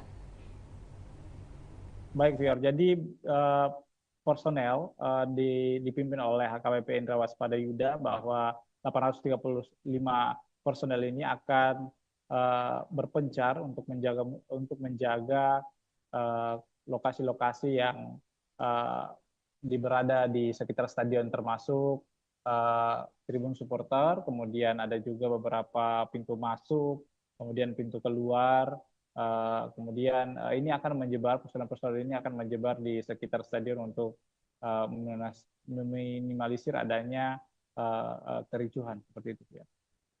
Ya, selain imbauan rekan Aryadi, tentu menjadi pertanyaan juga bagaimana kemudian tanggapan dari Kapolres Kota Parepare mungkin mengenai dipilihnya Kota Parepare sebagai markas PSM, seperti apa yang disampaikan?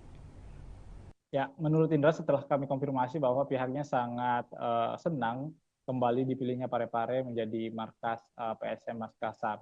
Nah, namun meski begitu dia sangat mengimbau supporter untuk ikut menjaga keamanan dan ketertiban masyarakat di Parepare selama menonton jalannya laga.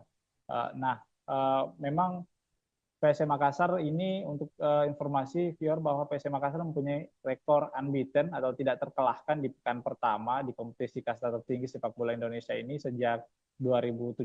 Nah, rekor ini kemudian berlanjut jika PSM menekuk Persijap Jepara yang digelar besok hari. Nah, Persijap sendiri adalah tim juara 3 di Liga 2 Indonesia musim lalu yang mendapat tiket terakhir klub promosi Super League 25. Beberapa supporter juga bahkan mengharapkan bahwa PSM Makassar langsung memetik poin di laga perdana ini, dikarenakan memang PSM Makassar adalah salah satu tim juara di Super League 2025-2026. Ya. Berarti prediksi dari pengamat sepak bola mungkin yang berhasil Anda liput seperti apa yang ia lihat dari permainan atau persiapan dari PSM melawan Persijap nantinya? Betul sekali, Fior. Jadi salah satu pengamat sepak bola di Sulawesi Selatan mengatakan bahwa PSM Makassar ini mempunyai motivasi tinggi untuk menjaga tradisi yang tidak terkalahkan di laga perdana, apalagi mereka didukung dengan tampil di kandang sendiri. Sebanyak 22 pemain musim lalu ini kemudian juga dipertahankan, lalu merekrut 9 pemain dengan kondisi ini berbeda dengan Persijap Jepara, karena Laskar Kalimantan ini mengalami perombakan besar di skuad saat dipromosikan masuk di Super League 2025-2026 ini.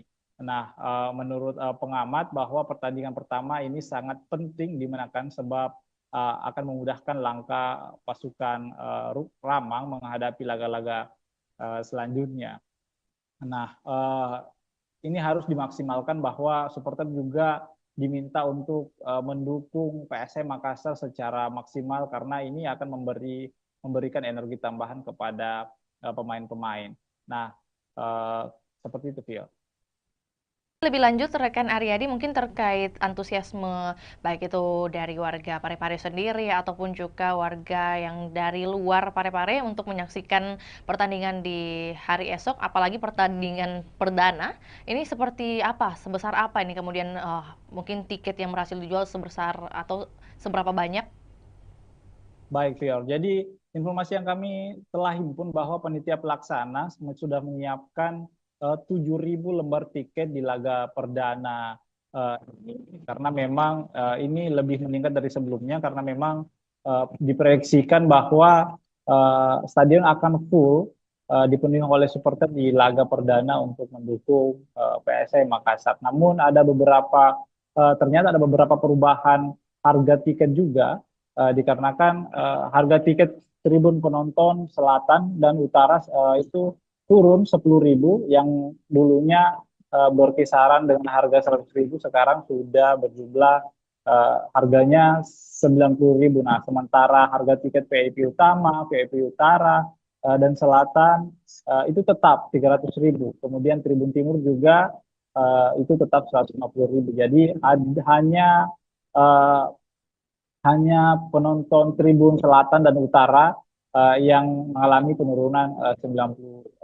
Nah, dan pantauan kami, Fior, bahwa di lapangan tadi bahwa penukaran tiket juga sudah beberapa supporter sudah melakukan penukaran tiket yang didirikan oleh panitia pelaksana PSM Makassar kepada supporter. Beberapa di antaranya itu sudah menukarkan tiket lebih awal dikarenakan memang jangan sampai besok itu ada antrian cukup panjang dikarenakan padatnya supporter yang datang untuk menonton laga perdana PSM Makassar di Super League 2025-2026, Pior. Lanjut lagi rekan Aryadi, terakhir juga menyambung dengan apa yang disampaikan, kemudian sudah tersebar menurut panitia sebanyak 7.000 tiket. Lantas untuk pengawasan terhadap tiket palsu atau mungkin juga calo seperti apa yang dihadirkan oleh panitia? Baik, viewers, sebenarnya untuk tiket palsu sebenarnya ini kan sudah dilakukan oleh panitia pelaksana bahwa tiket hanya tersedia dibeli secara online. Namun panitia tetap mempertimbangkan menyiapkan lokasi penukaran, bahwa maksud kami adanya tiket tambahan jika memang ada penonton yang masih membludak seperti itu, yang belum mendapatkan tiket secara online. Untuk meminimalisasi adanya calo tiket, bahwa panitia pelaksana menghimbau agar supporter tidak membeli tiket dari calo seperti itu, ya. Informasi tambahan juga buat Tribuners yang mungkin hendak mengikuti pertandingan perdana di hari esok, masih tersedia juga untuk pembelian tiket via on the spot, langsung di lokasi, dan tentunya kita juga doakan bersama keberhasilan dari PSM Makassar melawan Persijap di hari esok. Akan berlangsung pada pukul 7 waktu Indonesia Barat dan waktu Indonesia Tengah di pukul 8. Benar demikian rekan Aryadi? Betul, betul. Atas laporannya, rekan Aryadi, di siang hari ini kami menunggu update terbaru untuk topik ataupun juga wacana lainnya. Selamat kembali bertugas. Dan Tribuners, kami akan tayangkan cuplikan liputan kita di siang hari ini, juga pernyataan dari Kapolres Parepare, yakni AKBP Indra Waspadayuda. Berikut laporannya, selamat menyaksikan. Para anggotanya bisa mengetahui segala bentuk resiko semuanya, apa yang menjadi tugas dan tanggung jawabnya, dan apa yang menjadi sasaran pengamanan. Ya. Orang bareng tempat. Ya. Nanti ada. Pembangunan juga karena sempat dulu kita sampai ke wali kota atau sekolah. Ya, jadi nanti untuk titik pagi ada 18 yang akan sudah datang. Zona 1 itu berbeda. Mungkin di zona 2 terkait dengan pemeriksaan tiket, lebih fokus kepada orang. Kemarin kami melaksanakan rapat koordinasi terkait dengan pengamanan kegiatan BRI Super League, yang mana Parepare masih menjadi tuan rumah.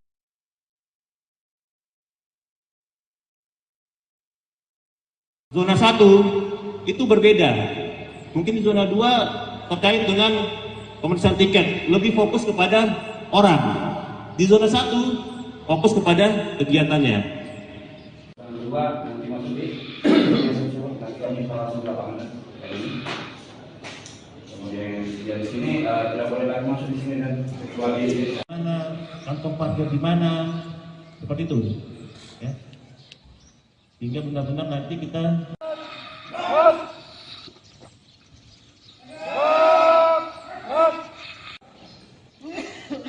coba saya mau tanya, yang tahu sasaran pengembangan apa? Apa? Kemudian risiko ancamannya apa? Ya, karena kita cuma 300.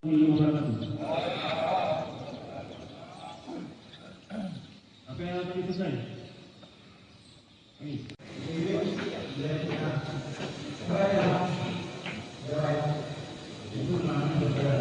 Akan padal dan para anggotanya bisa mengetahui segala bentuk resiko semuanya, apa yang menjadi tugas dan tanggung jawabnya, dan apa yang menjadi sasaran pengamanan. Ya. Orang bareng Ya. tempat. Ya. Ya. Nanti ada pembangunan juga karena sempat dulu kita sampai ke wali kota atau ke sekolah. Ya, Baik itu. jadi nanti untuk titik pagi ada 18 yang akan sudah datang. Zona 1 itu berbeda. Mungkin di zona 2 terkait dengan pemeriksaan tiket, lebih fokus kepada orang. Di zona 1 fokus kepada kegiatannya. Zona 2 nanti Mas Budi nanti kami langsung lapangan hari ini. Kemudian di sini tidak boleh lagi masuk di sini dan kecuali Mana kantong parkir di mana, seperti itu. Ya. Sehingga benar-benar nanti kita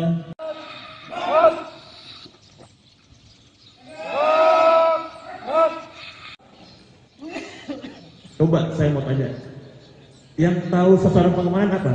Apa? Kemudian risiko ancamannya apa? Ya, karena kita cuma 300.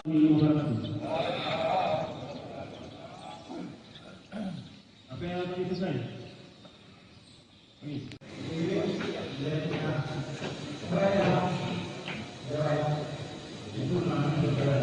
Akan padal dan para anggotanya bisa mengetahui segala bentuk resiko semuanya, apa yang menjadi tugas dan tanggung jawabnya, dan apa yang menjadi sasaran pengamanan. Ya. Orang bareng Ya. tempat. Ya. Ya. Nanti ada pembangunan juga karena sempat dulu kita sampai ke wali kota atau ke sekolah. Ya, Baik itu. jadi nanti untuk titik pagi ada 18 yang akan sudah datang. Zona 1 itu berbeda. Mungkin di zona 2 terkait dengan pemeriksaan tiket, lebih fokus kepada orang. Di zona 1 fokus kepada kegiatannya. Zona 2 nanti Mas Budi nanti kami langsung lapangan hari ini. Kemudian di sini tidak boleh lagi masuk di sini dan kecuali Mana kantong parkir di mana, seperti itu. Ya. Sehingga benar-benar nanti kita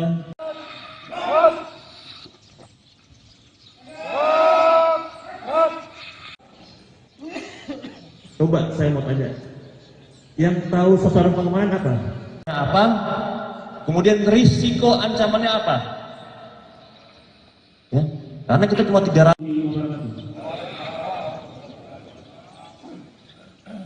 Apa yang tadi selesai? Angin segar bagi masyarakat Kota Makassar, di mana Stadion Untia Kota Makassar dilirik investor Tiongkok. Dan untuk melengkapi informasi, kita sudah terhubung dengan rekan Ami dari Kota Makassar. Selamat sore rekan Ami. Baik, selamat sore rekan Vio. Oke, baik. Dapat disampaikan kemudian bagaimana kunjungan dari investor yang hadir di hari kemarin, rekan Ami, bagaimana kemudian update-nya dan hasil yang bisa disampaikan kepada kami? Silakan. Baik, Tribuners dan Vio di studio dapat saya sampaikan bahwa pemerintah Kota Makassar memang sedang mempersiapkan pembangunan Stadion Untia di Kelurahan Untia, Kecamatan Biringkanaya, Kota Makassar. Nah, update terbaru bahwa ada investor atau perusahaan konstruksi asal Tiongkok, Cina, yakni Chems Engineering Co. Ltd atau CAMCE melakukan kunjungan langsung di lokasi rencana pembangunan stadion di Kelurahan Untia. Nah, perusahaan konstruksi ini memang sudah pernah bertemu langsung dengan Wali Kota Makassar Munafri Arifudin pada bulan Juli lalu, dan ini adalah tindak lanjut dari kunjungannya yang sebelumnya. Dan tentunya tim Cance meninjau langsung lokasi tersebut didampingi oleh Wali Kota Makassar Munafri Arifudin, hadir juga Wakil Wali Kota Makassar Alia Mustika Ilham, dan sejumlah pejabat organisasi perangkat daerah lingkup pemerintah Kota Makassar. Dan dari tim Camce sendiri yang hadir adalah ada General Project Manager Mr. Xiao, kemudian ada dari Commercial Managernya Mr. Sang Siki, kemudian ada Chief Engineer juga, dan desain manager hingga sekretaris dari CAMCE itu sendiri. Dan tentunya dari peninjauan tersebut kemarin disampaikan bahwa memang pihak CAMCE akan melakukan desain-desain, kemudian menyusun bagaimana rencana dan strategi mereka dalam perencanaan pembangunan Stadion Untia di Kota Makassar ini. Nah, pemerintah Kota Makassar tentunya membuka diri karena memang Pemkot Makassar saat ini sedang mencari investor yang akan membiayai atau mendanai pembangunan stadion di Kota Makassar. Dan di sana tentunya disampaikan juga kemarin bahwa CAMCE ini sudah punya pengalaman banyak di bidang infrastruktur.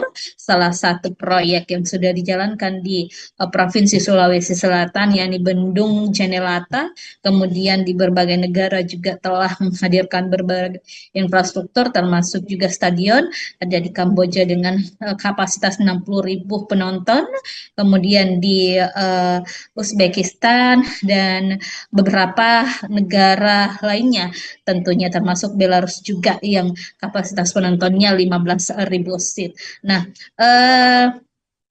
tentunya kemarin disampaikan Wali Kota Makassar Munafri Arifudin saat kami berwawancara bahwa tim CAMCE akan segera menyusun gambaran desainnya seperti apa yang mana cocok dan efektif untuk Stadion Untia ke depan.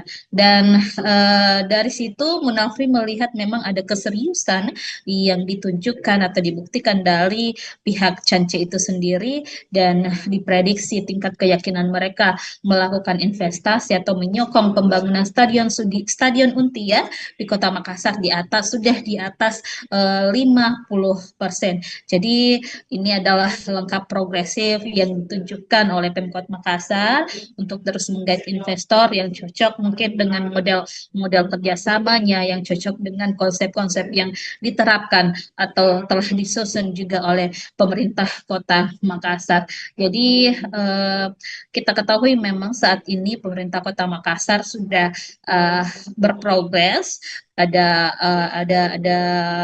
tahapan progresif dalam rencana pembangunan stadion di Untia. Sekarang ini Pemkot Makassar sudah mengalokasikan anggaran di pemerintah Kota Makassar untuk perencanaan pembangunannya tahun 2025. Di APBD perubahan nanti akan ada penganggaran untuk mungkin dokumen-dokumen sertifikat lahannya, dan juga termasuk dokumen lainnya seperti feasibility study dan juga master plan-nya. Dan 2026 juga nanti ada tahapan yang akan dijalankan oleh pemerintah Kota Makassar, termasuk penimbunan lahan, karena lahan di sana di Untia itu memang butuh pemadatan pengerasan, sehingga ini butuh juga upaya dari pemerintah Kota Makassar untuk memadatkan atau menimbun lahan tersebut tersebut agar tentunya investor nanti bisa melakukan perencanaan dengan baik terhadap lokasi pembangunan stadion di Untia, Kota Makassar tersebut. Seperti itu, Vio. Baik, berarti kalau dari pemerintah Kota Makassar sendiri sudah menyiapkan beberapa dokumen atau juga administratif. Kemudian kalau dari Camce sendiri, apakah kemudian sudah ditampilkan bagaimana mereka memperlihatkan mungkin indikasi keseriusan mereka dari pihak Camce untuk berinvestasi? Dan kalau mungkin tadi sudah dikatakan oleh rekan Ami bahwa ini merupakan kunjungan kedua kalinya ke Untia atau juga ke Kota Makassar. Nah, pada tinjauan kedua ini apa yang kemudian menjadi peninjauan mereka lebih lanjut oleh tim Camce di lokasi nih? Ya, baik Vio di studio dan Tribuners, memang sebelumnya tim Camce ini sudah pernah berkunjung Kota Makassar pada Juli lalu, baru melakukan penjajakan awal kepada pemerintah Kota Makassar dengan mungkin penyampaian-penyampaian atau mencari tahu informasi terkait rencana pembangunan stadion ini kepada Wali Kota Makassar Munafri Arifudin. Kemudian kemarin mereka telah menindaklanjuti dengan tinjau lapangan. Mereka melihat bagaimana sih lokasi rencana pembangunan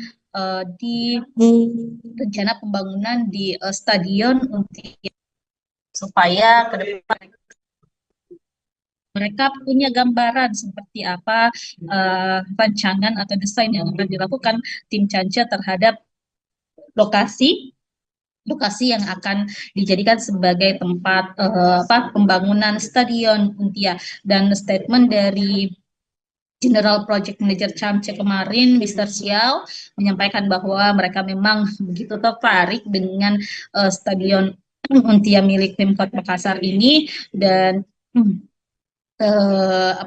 mereka juga sedang melakukan gambaran-gambaran desainnya seperti apa ke depan. Nah, setelah mereka menyelesaikan desainnya nanti akan dikembalikan atau dikoordinasikan lagi kepada pemerintah Kota Makassar. Jadi ada proses matching nanti, penyesuaian antara mungkin desain-desain yang sesuai rencana Pemkot dengan desain-desain yang ditawarkan oleh investor Camce ini. Jadi setelah ini mungkin masih ada tahapan-tahapan selanjutnya yang akan dilakukan antara pemerintah Kota Makassar dan juga pihak Camce. Seperti itu, Phil. Oke, baik. Berarti apakah kemudian sudah ada pembicaraan mengenai target waktu penyelesaian stadion dari pihak Pemkot atau juga Camce yang diharapkan seperti apa kemudian? Nah, kalau dari hasil kunjungan ini kita masih belum tahu kapan tindak lanjutnya ke depan. Yang pastinya tim Camce akan menyelesaikan dulu bagaimana perencanaan mereka, desain mereka. Tapi kalau untuk Pemkot sendiri sudah melakukan roadmap atau peta jalan seperti apa rencana pembangunan stadion tahun 2025 dialokasikan untuk pengadaan atau pembuatan roadmap maupun feasibility study dan juga sertifikat lahan. Kemudian 2026 nanti itu dilakukan pengurusan perizinan analisis dampak lingkungan atau AMDALALIN dan juga analisis dampak lalu lintas AMDAL dan AMDALALIN. Kemudian 2026 juga dialokasikan anggaran untuk pemadatan lahan atau penimbunan di sana di Untia. Kemudian 2027 ditargetkan proses pengerjaan atau konstruksi dilakukan dengan harapan pada akhir 2027 atau 2028 nanti stadion Untia sudah bisa dinikmati atau dirasakan manfaatnya oleh masyarakat. Baik, rekan Ami, mungkin sebelum kita ke pertanyaan terakhir, tentu bagaimana kemudian informasi mengenai kompetitor lain selain Camce yang mungkin juga sudah tertarik membangun stadion Untia ini, apakah ada informasi mengenai hal tersebut? Baik, Tribuners dan Vio, memang sesuai pernyataan dari Wali Kota Makassar Munafri Arifudin, ada beberapa investor yang telah menjajaki kerjasama dengan pemerintah Kota Makassar. Salah satunya mungkin kemarin ada investor dari Qatar yang telah juga melakukan koordinasi dan komunikasi dengan Pemkot Makassar. Bahkan Wali Kota sudah pernah bertandang langsung mendatangi kantor perwakilan investor asal Qatar tersebut di Jakarta. Lalu juga kemarin baru-baru pada pekan lalu Wali Kota Makassar bersama beberapa pejabat lingkup pemerintah Kota Makassar datang ke JIS. Jadi untuk melihat langsung seperti apa perencanaan-perencanaan yang dilakukan oleh pengelola JIS ataupun perusahaan yang menangani pembangunan berdirinya Stadion Jakarta International Stadion yang ada di Jakarta. Jadi itu sebagai salah satu langkah-langkah yang dilakukan pemerintah Kota Makassar untuk menghadirkan atau komitmen menghadirkan Stadion Untia di Makassar. Terakhir, rekan Ami, mengenai antusiasme dari masyarakat khususnya yang berada di lingkungan Untia sendiri terkait pembangunan stadion ini, apakah seluruhnya sudah pro kepada pemerintah kota atau mungkin masih ada beberapa masukan? Baik, Tribuners, memang sejauh ini kita masih belum mendengarkan keluhan-keluhan dari masyarakat setempat, apakah mereka menolak atau seperti apa. Yang pasti, masyarakat Kota Makassar tentunya menginginkan hadirnya stadion di Kota Makassar, karena kita ketahui Sulawesi Selatan dalam hal ini belum memiliki stadion sama sekali, sehingga ini memang diharapkan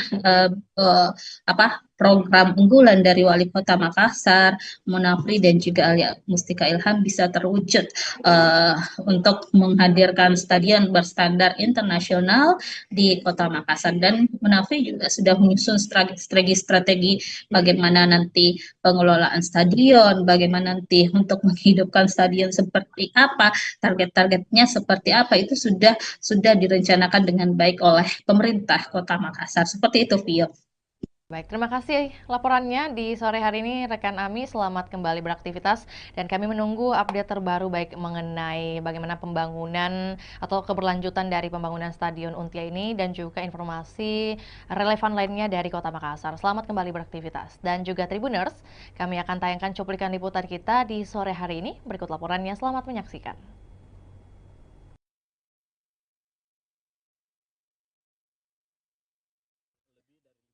Dan kemungkinan itu, tapi kan kita masih banyak sekali hal-hal yang harus kita bicarakan. Yang paling pertama mungkin masalah pembiayaan, lama pekerjaan, desain dan sebagainya, seperti apa model kerjasama dan sebagainya. Saya pikir ini masih di dalam proses. Biarkanlah kami juga berjalan paralel untuk menyiapkan segala macam yang namanya legal administrasi dari proyek pembangunan stadion ini. Iya. Belum tentu, kalau mereka kita tidak sepakat, jangan sampai mereka offeringnya berbeda, ya akan susah untuk itu.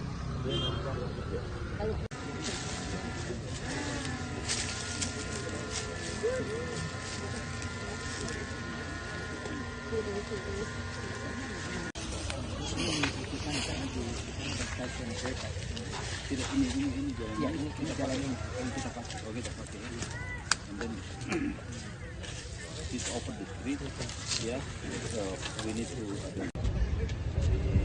mudah sampai sekarang.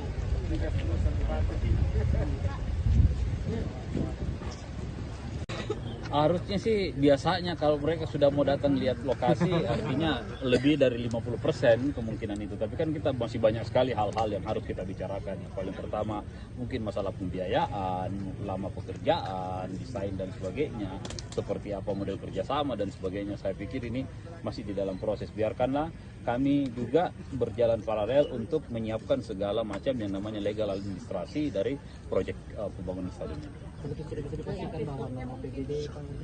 Iya, belum tentu. Kalau mereka kita tidak sepakat, jangan sampai mereka offeringnya berbeda, ya akan susah untuk itu.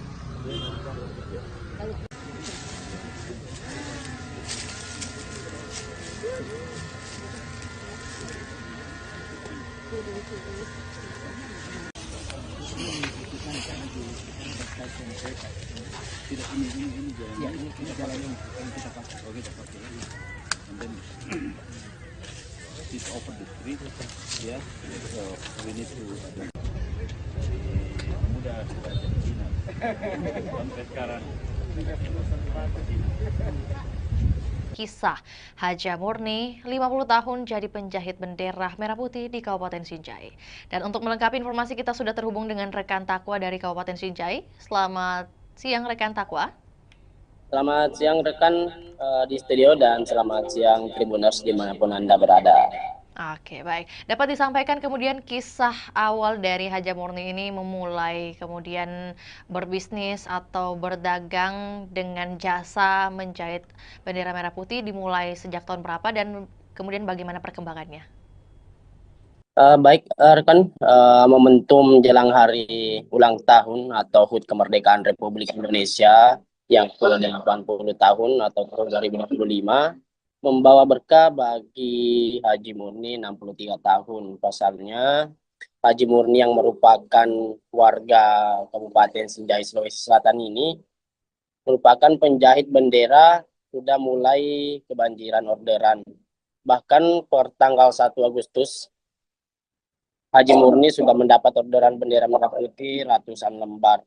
Mayoritas orderan tersebut dipesan oleh kepala desa. Diketahui bahwa bendera merah putih yang dijahit Haji Murni mulai berukuran 15 cm hingga 150 cm dengan harga 15.000 hingga 75.000. Diketahui juga dalam proses pengerjaan atau penjahitan bendera merah putih, Haji Murni lebih memilih menggunakan mesin jahit manual ketimbang mesin jahit dinamo atau mesin jahit listrik. Hal tersebut bukan karena Haji Murni tidak mempunyai biaya untuk membeli mesin jahit yang modern, namun karena faktor kenyamanan dan alasan olahraga. Baik, berarti untuk di bulan Agustus saat ini total pesanan bendera merah putih yang berhasil dibuat oleh Haji Murni di angka berapa, rekan Takwa? Kisaran lebih sekitar 100 PCS atau lembar kan. Untuk pesanan sendiri itu sudah lebih 100, di mana mayoritas dipesan oleh kepala desa. Kan juga untuk lebih lengkapnya mungkin dari segi ukuran, kemudian harga yang diberikan Haja Murni paling laris di angka berapa? Untuk ukuran sendiri itu yang paling banyak dipesan, yakni ukuran 150 meter dengan harga 75.000.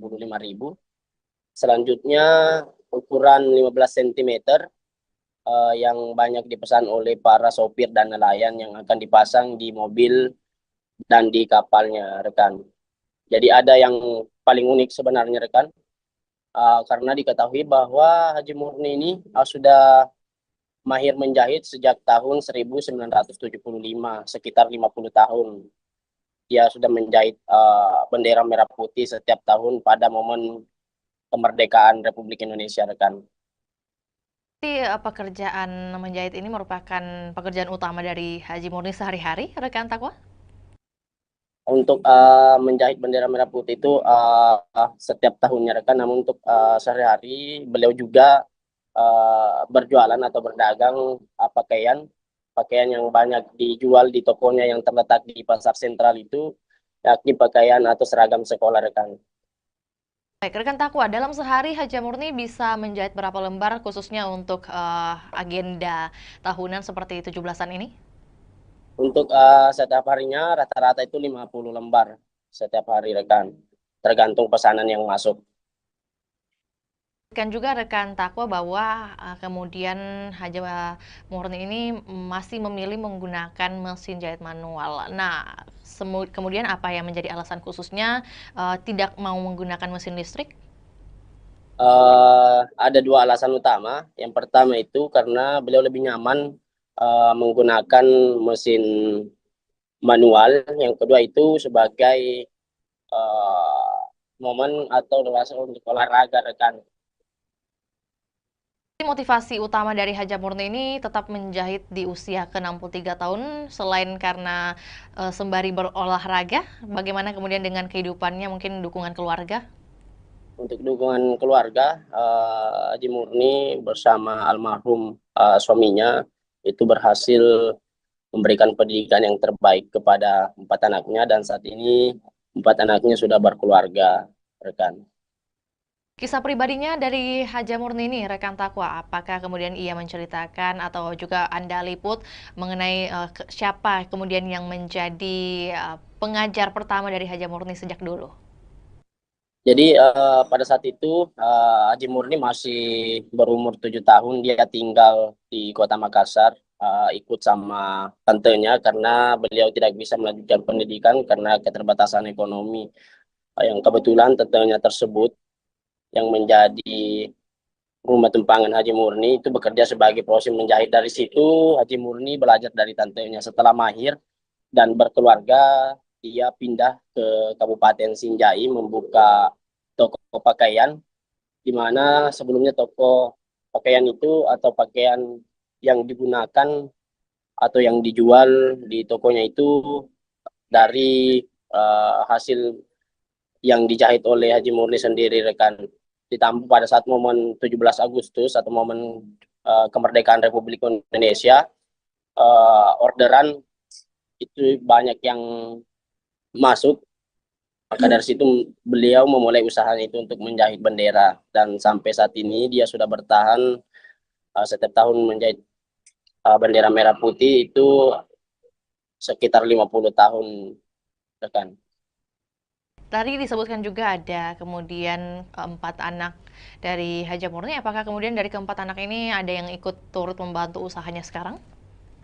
Untuk saat ini anak yang pertama Haji Murni itu yang menjaga toko pakaian yang berada di toko sentral Sinjai yang terletak di Kelurahan Bongki, Kecamatan Sinjai Utara, rekan. Baik, tentu menjadi pertanyaan juga mungkin mengenai sosok dari Haji Murni sendiri ini setelah kemudian melihat banyak pembeli dari dagangannya, yakni membeli bendera mungkin hasil jahitannya. Bagaimana kemudian perasaannya?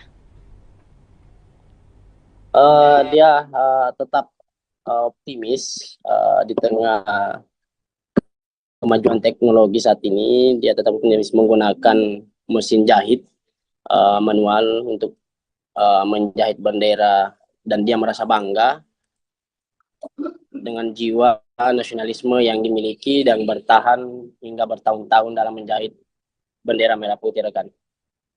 Mungkin pesan khusus yang dititipkan oleh Haji Murni kepada mungkin masyarakat ataupun juga terkait kemerdekaan Republik Indonesia seperti apa yang Anda liput? Untuk sampai saat ini, rekan, kami tidak menghimpun hal tersebut, rekan. Lantas terima kasih atas informasinya rekan Takwa. Selamat kembali beraktivitas dan kami menunggu update terbaru yang akan dilaporkan dari Kabupaten Sinjai. Dan salam sukses juga buat Haji Murni selaku penjahit bendera merah putih di Kabupaten Sinjai. Dan kami Tribuners akan tayangkan juga cuplikan liputan juga pernyataan dari seorang Haji Murni. Berikut laporannya, selamat menyaksikan.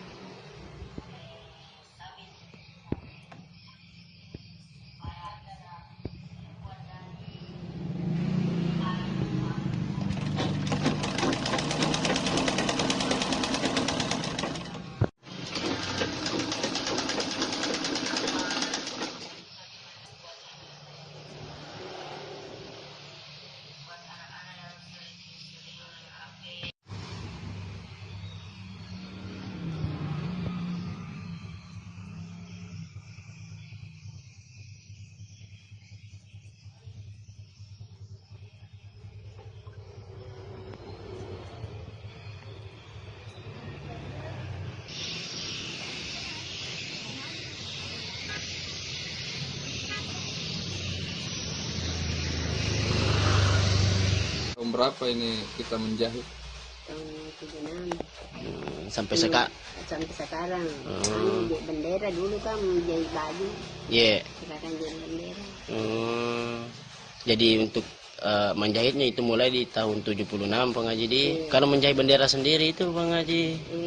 Itu mulai begitu. Kamu menjual di pasar dulu besar bawah tuh. Oh iya Bang Haji. Iya. Kalau Anda sendiri Bang Haji apa? Belajar menjahit ini di mana Bang Haji? Di Makassar dulu. Di Makassar. Umur 7 tahun. Oh, baru umur 7 tahun sudah menjahit Bang Haji. Itu enggak sekolah saya tapi. Oh, tapi yang ngajarkan menjahit itu siapa Bang Haji? Tante itu di Makassar. Oh. Tapi anu sendiri Bang Haji apa? Kenapa ini pilih? Saya lihat ini mesin manual Bang Haji. Karena tidak cocok. Saya mesin mesin dinamo enggak cocok mesin aku tuh. Iya. Oh, sekaligus olahraga juga ya Bang Haji. Iya. Tapi untuk Bang Haji untuk bendera untuk 17 Agustus ini Bang Haji, kemerdekaan ini di tahun 2025, apakah sudah ada orderan Bang Haji? Banyak, kalau orderan banyak. Ada 20 piece begini, jadi bendera. Berapa piece tadi? 20 piece di? 20 piece. Berapa sih? Kalau 20 piece 100 pasang bendera jadinya. 100 pasang. Kalau diuangkan itu Bang Haji harganya keseluruhan berapa itu Bang Haji? Kalau diuangkan harga 50 ji berapa? 50 satu pasang. 50.000 satu pasang. Nah, berapa pasang Bang Haji? Kalau ini jadi semua 100 pasang. 100 pasang Bang Haji di? 20 piece. Oh iya. Anu sendiri Bang Haji apa? Untuk bendera yang kita jahit di sini Bang Haji, ukuran paling kecil dan ukuran paling besar itu berapa Bang Haji? Ada berapa ini?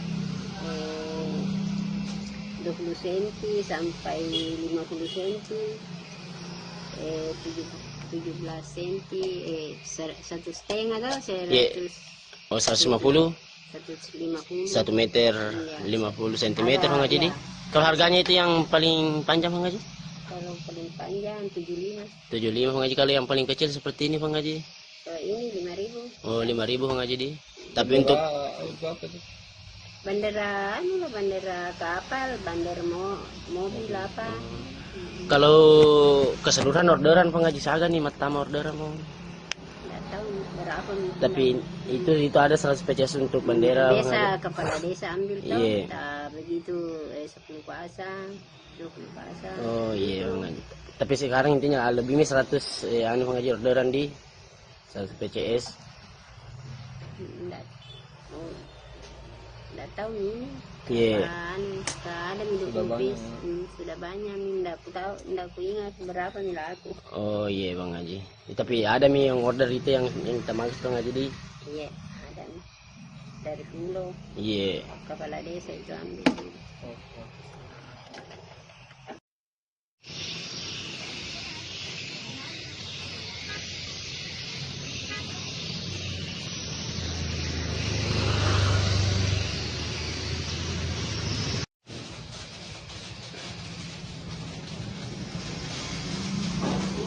Pagi 835 personel gabungan yang dikerahkan untuk amankan laga perdana PSM versus Persijap di Stadion Gelora B.J. Habibie, Kota Parepare.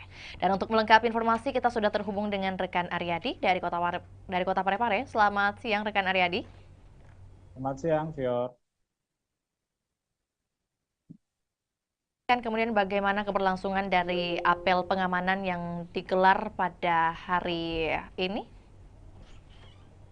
Baik, Fior, kami laporkan bahwa laga antara PSM Makassar melawan Persijap Jepara akan berlangsung di Stadion Gelora B.J. Habibie Parepare pada Jumat besok, tanggal 8 Agustus 2025. Nah, sebelum itu, pihak personel gabungan pagi tadi telah menggelar apel jelang laga perdana PSM Makassar ini. Dari sisi keamanan, Polres Parepare sudah melakukan rapat koordinasi sebelumnya menjelang laga perdana PSM Makassar di Super League. AKBP, maksud kami Kapolres Parepare AKBP Indra Waspadayuda mengatakan ada sebanyak 835 personel gabungan yang akan terlibat dalam pengamanan laga perdana PSM Makassar di Super League 2005-2006 nanti. Ya. Untuk kemudian menjadi pertanyaan dari 835 ini, mengapa sebanyak 800-an yang dikerahkan untuk pengamanan? Ada informasi mengenai hal tersebut? Betul sekali, Fior. Jadi 830 personel ini merupakan personel gabungan, diantaranya adalah 2/4 dari personel Polres Kota Parepare, kemudian ada juga TNI, kemudian ikut juga BRIMOB, Satpol PP, dan pihak-pihak lainnya. Nah, banyaknya personel gabungan untuk mengamankan di laga perdana ini dikarenakan memang ini merupakan laga perdana PSM Makassar di Super League 2025-2026 dan akan diprediksi penonton akan membludak menghadiri Stadion B.J. Habibie pada Jumat besok, ya. Beberapa instansi juga yang turut tergabung dalam pengamanan di hari esok, rekan Aryadi. Lantas mungkin dapat disampaikan juga apa yang menjadi larangan yang ditegaskan dari pihak kepolisian mungkin? Baik, sebelumnya kami informasikan bahwa pihak Polres Parepare, kemudian Polda Sulsel, dan beberapa kelompok supporter PSM Makassar sudah melakukan pertemuan dan ada kesepakatan bahwa memang beberapa larangan kembali diterapkan dalam setiap laga PSM Makassar saat bertandang maksud kami saat berada di Stadion B.J. Habibie Kota Parepare. Di antaranya tidak boleh membawa flare, kemudian tidak boleh membawa petasan, senjata tajam, kemudian juga sampai kini pihak polisi juga masih belum memberikan kesempatan bagi supporter-supporter tim tamu untuk hadir menyaksikan langsung laga di Stadion B.J. Habibie Parepare. Ya. Baik, ya. Rekan Aryadi ini mungkin juga sekaligus mau mendapatkan konfirmasi apakah memang benar isu yang beredar bahwa kehadiran supporter lawan dilarang di Stadion Gelora B.J. Habibie. Apakah benar demikian? Dan kalau iya, mengapa? Betul sekali, Fior. Jadi memang untuk informasinya bahwa supporter lawan belum bisa menyaksikan langsung laga di Stadion Tandang dikarenakan memang ini merupakan aturan dari Super League 2005-2026 ini, dikarenakan memang salah satu pengaruhnya adalah untuk pada saat di Liga 1 kemarin terakhir itu Persib Bandung, dikarenakan banyaknya supporter yang masuk dan untuk jangan sampai ada menimbulkan kericuhan seperti itu, ya. Berarti untuk baik ya. Bagaimana rekan Aryadi? Ini untuk minimalisasi adanya benturan antar supporter, ya.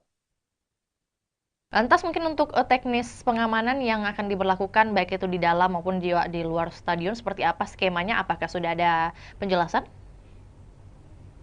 Baik, Fior. Jadi personel dipimpin oleh HKBP Indra Waspada Yuda bahwa 835 personel ini akan berpencar untuk menjaga lokasi-lokasi yang berada di sekitar stadion, termasuk tribun supporter, kemudian ada juga beberapa pintu masuk, kemudian pintu keluar. Kemudian ini akan menyebar, personel-personel ini akan menyebar di sekitar stadion untuk meminimalisir adanya kericuhan seperti itu, ya. Ya, selain imbauan rekan Aryadi, tentu menjadi pertanyaan juga bagaimana kemudian tanggapan dari Kapolres Kota Parepare mungkin mengenai dipilihnya Kota Parepare sebagai markas PSM, seperti apa yang disampaikan? Ya, menurut Indra setelah kami konfirmasi bahwa pihaknya sangat senang kembali dipilihnya Parepare menjadi markas PSM Makassar. Nah, namun meski begitu dia sangat mengimbau supporter untuk ikut menjaga keamanan dan ketertiban masyarakat di Parepare selama menonton jalannya laga.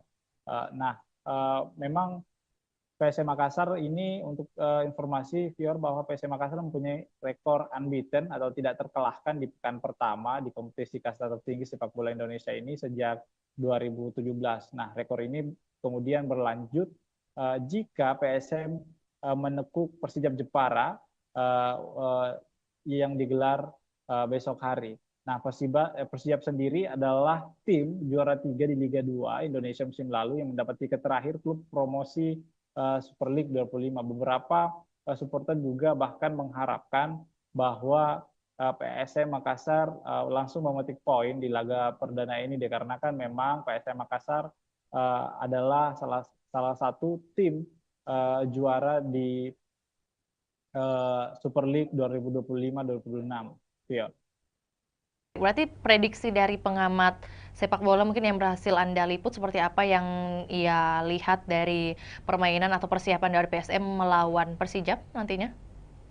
Betul sekali, Fior. Jadi salah satu pengamat sepak bola di Sulawesi Selatan mengatakan bahwa PSM Makassar ini mempunyai motivasi tinggi untuk menjaga tradisi yang tidak terkalahkan di laga perdana, apalagi mereka didukung dengan tampil di kandang sendiri.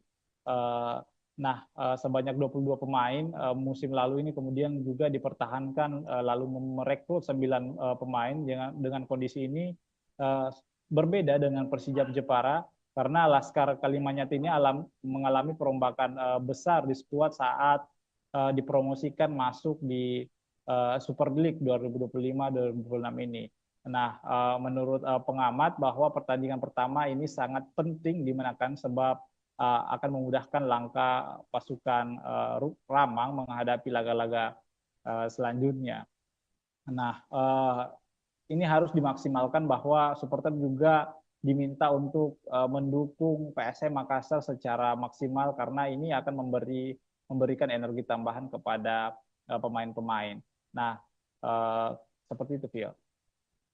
Lebih lanjut, rekan Aryadi mungkin terkait antusiasme baik itu dari warga Parepare sendiri ataupun juga warga yang dari luar Parepare untuk menyaksikan pertandingan di hari esok, apalagi pertandingan perdana. Ini seperti apa? Sebesar apa ini kemudian mungkin tiket yang berhasil dijual sebesar atau seberapa banyak? Baik, Fior. Jadi informasi yang kami telah himpun bahwa panitia pelaksana sudah menyiapkan 7.000 lembar tiket di laga perdana karena memang ini lebih meningkat dari sebelumnya karena memang diproyeksikan bahwa stadion akan full dipenuhi oleh supporter di laga perdana untuk mendukung PSM Makassar. Namun ternyata ada beberapa perubahan harga tiket juga dikarenakan harga tiket tribun penonton selatan dan utara itu turun 10.000 yang dulunya berkisaran dengan harga 100.000 sekarang sudah berjumlah harganya 90.000. Nah, sementara harga tiket VIP utama, VIP utara dan selatan itu tetap 300.000. Kemudian tribun timur juga itu tetap 150.000. Jadi hanya penonton tribun selatan dan utara yang mengalami penurunan 90.000. Nah, dan pantauan kami, Fior, bahwa di lapangan tadi bahwa penukaran tiket juga beberapa supporter sudah melakukan penukaran tiket yang didirikan oleh panitia pelaksana PSM Makassar kepada supporter. Beberapa di antaranya itu sudah menukarkan tiket lebih awal dikarenakan memang jangan sampai besok itu ada antrian cukup panjang dikarenakan padatnya supporter yang datang untuk menonton laga perdana PSM Makassar di Super League 2025-2026, Fior.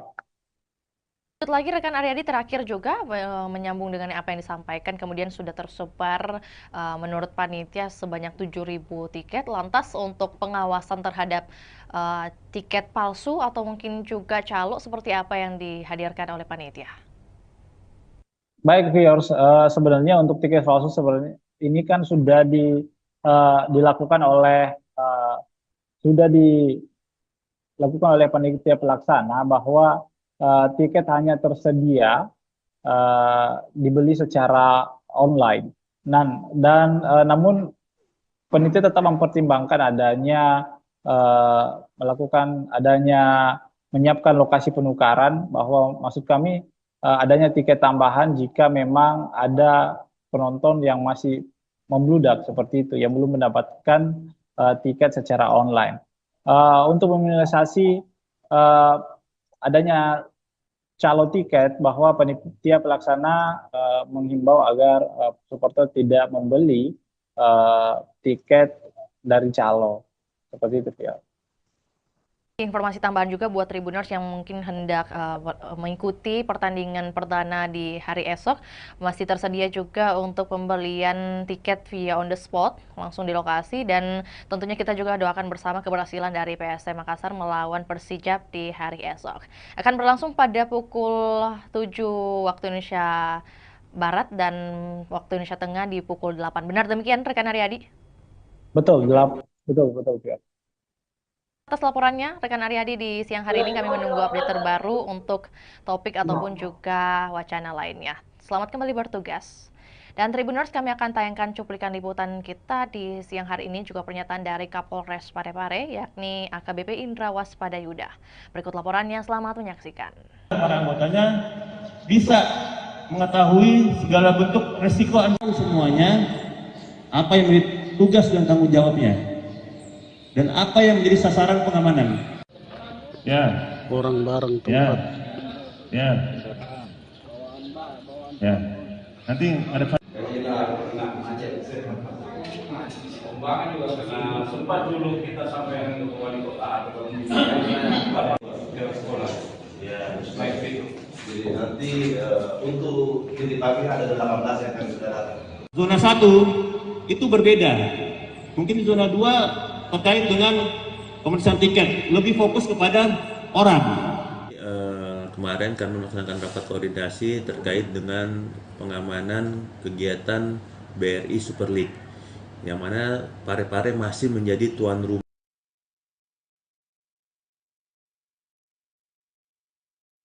Zona 1 itu berbeda. Mungkin zona 2 terkait dengan pemeriksaan tiket, lebih fokus kepada orang. Di zona 1 fokus kepada kegiatannya. Dan kedua, nanti masuk di nanti kami langsung ke lapangan hari ini. Kemudian di sini tidak boleh lagi masuk di sini dan kecuali mana, kantong parkir di mana, seperti itu. Ya. Hingga benar-benar nanti kita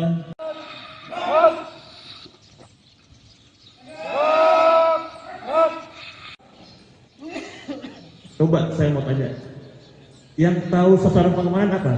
Apa? Kemudian risiko ancamannya apa? Ya, karena kita cuma 300.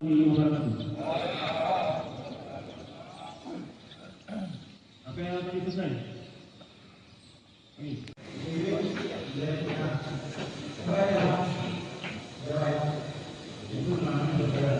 Akan padang dan para anggotanya bisa mengetahui segala bentuk resiko semuanya, apa yang menjadi tugas dan tanggung jawabnya, dan apa yang menjadi sasaran pengamanan. Ya. Orang bareng tempat. Ya. Nanti ada. kalau kita kena macet, pembangunan juga kena. Sempat dulu kita sampai ke wali kota atau ke sekolah. Ya. Baik itu.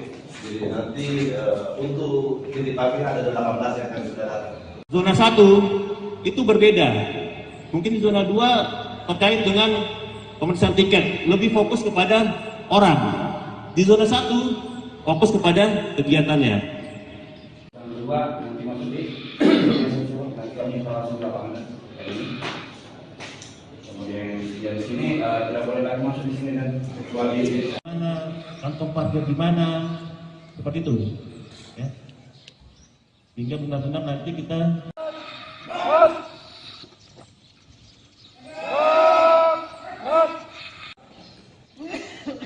coba saya mau tanya, yang tahu sasaran pengamanan apa? Apa? Kemudian risiko ancamannya apa? Ya, karena kita cuma 300.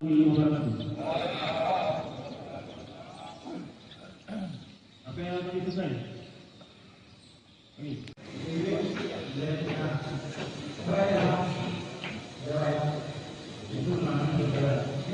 PADA agar para anggotanya bisa mengetahui segala bentuk resiko semuanya, apa yang menjadi tugas dan tanggung jawabnya, dan apa yang menjadi sasaran pengamanan. Ya. Orang bareng Ya. tempat. Ya.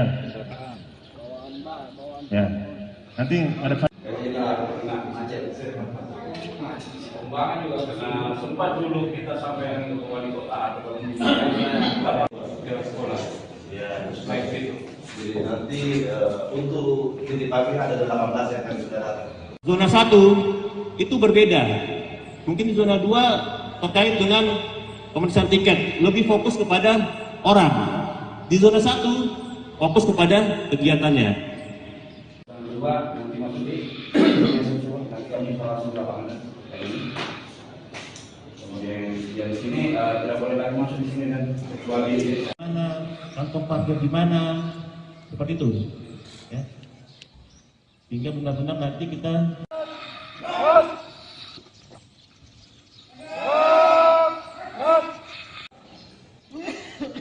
coba saya mau tanya, yang tahu sasaran pengamanan apa?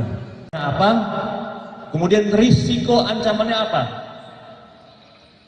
Ya, karena kita cuma 300.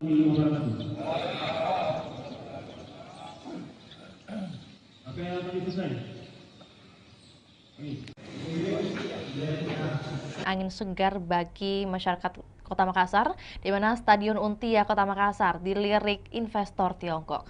Dan untuk melengkapi informasi, kita sudah terhubung dengan rekan Ami dari Kota Makassar. Selamat sore rekan Ami. Baik, selamat sore rekan Vio. Oke, baik. Dapat disampaikan kemudian bagaimana kunjungan dari investor yang hadir di hari kemarin, rekan Ami, bagaimana kemudian update-nya dan hasil yang bisa disampaikan kepada kami. Silakan. Baik, Tribuners dan Vio di studio dapat saya sampaikan bahwa pemerintah Kota Makassar memang sedang mempersiapkan pembangunan Stadion Untia di Kelurahan Untia, Kecamatan Biringkanaya, Kota Makassar. Nah, update terbaru bahwa ada investor atau perusahaan konstruksi asal Tiongkok, Cina, yakni Chems Engineering Co.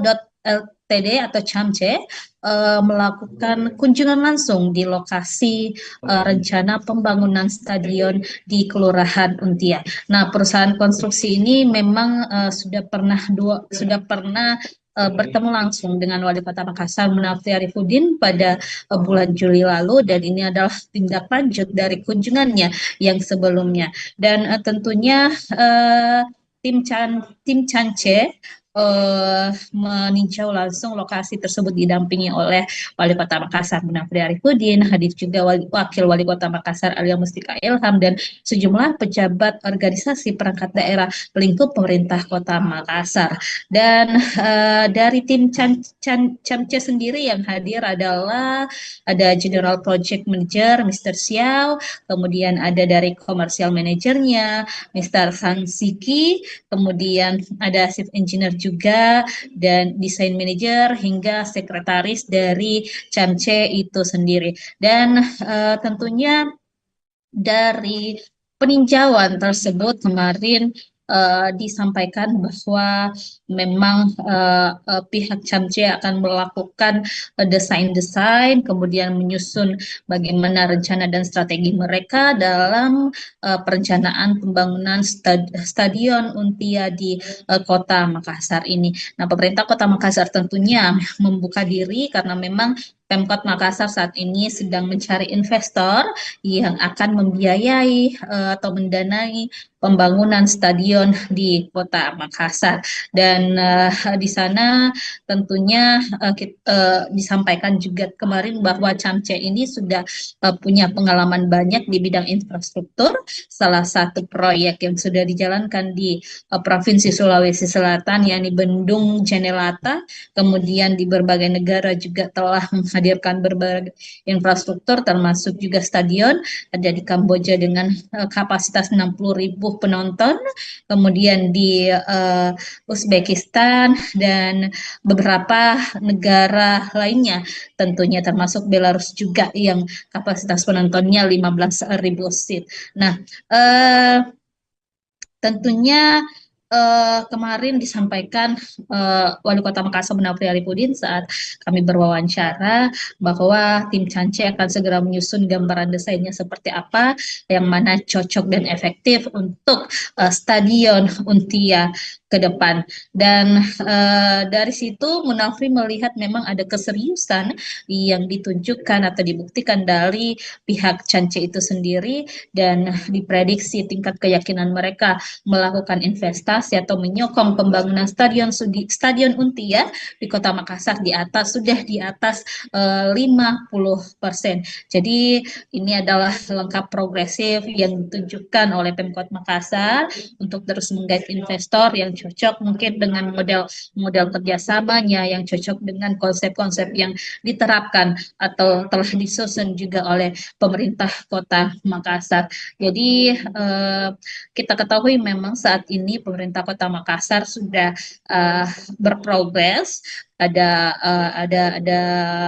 tahapan progresif dalam rencana pembangunan stadion di Untia. Sekarang ini Pemkot Makassar sudah mengalokasikan anggaran di pemerintah Kota Makassar untuk perencanaan pembangunannya tahun 2025. Di APBD perubahan nanti akan ada penganggaran untuk mungkin dokumen-dokumen sertifikat lahannya, dan juga termasuk dokumen lainnya seperti feasibility study dan juga master plan-nya. Dan 2026 juga nanti ada tahapan yang akan dijalankan oleh pemerintah Kota Makassar, termasuk penimbunan lahan, karena lahan di sana di Untia itu memang butuh pemadatan pengerasan, sehingga ini butuh juga upaya dari pemerintah Kota Makassar untuk memadatkan atau menimbun lahan tersebut agar tentunya investor nanti bisa melakukan perencanaan dengan baik terhadap lokasi pembangunan stadion di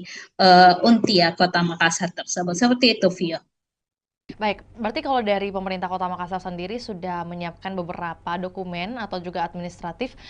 Kemudian kalau dari Camce sendiri, apakah kemudian sudah ditampilkan bagaimana mereka memperlihatkan mungkin indikasi keseriusan mereka dari pihak Camce untuk berinvestasi? Dan kalau mungkin tadi sudah dikatakan oleh rekan Ami bahwa ini merupakan kunjungan kedua kalinya ke Untia atau juga ke Kota Makassar. Nah, pada tinjauan kedua ini apa yang kemudian menjadi peninjauan mereka lebih lanjut oleh tim Cance di lokasi nih?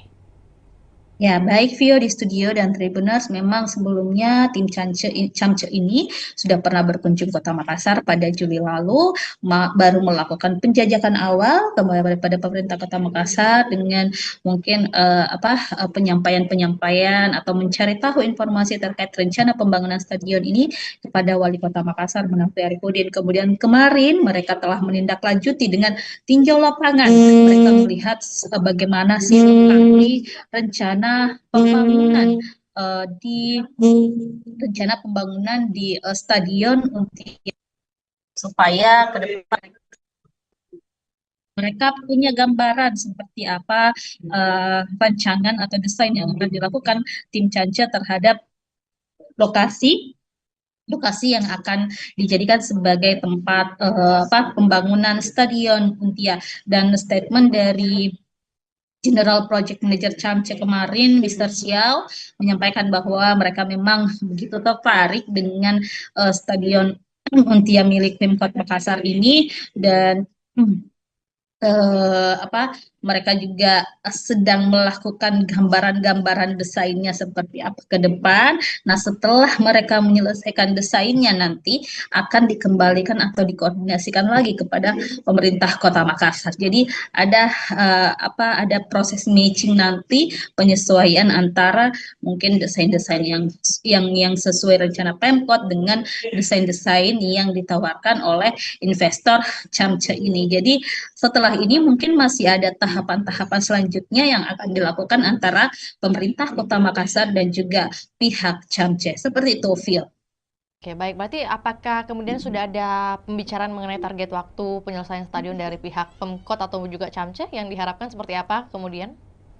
Nah, kalau dari hasil kunjungan ini kita masih belum tahu kapan tindak lanjutnya ke depan. Yang pastinya tim Cance akan menyelesaikan dulu bagaimana perencanaan mereka, desain mereka.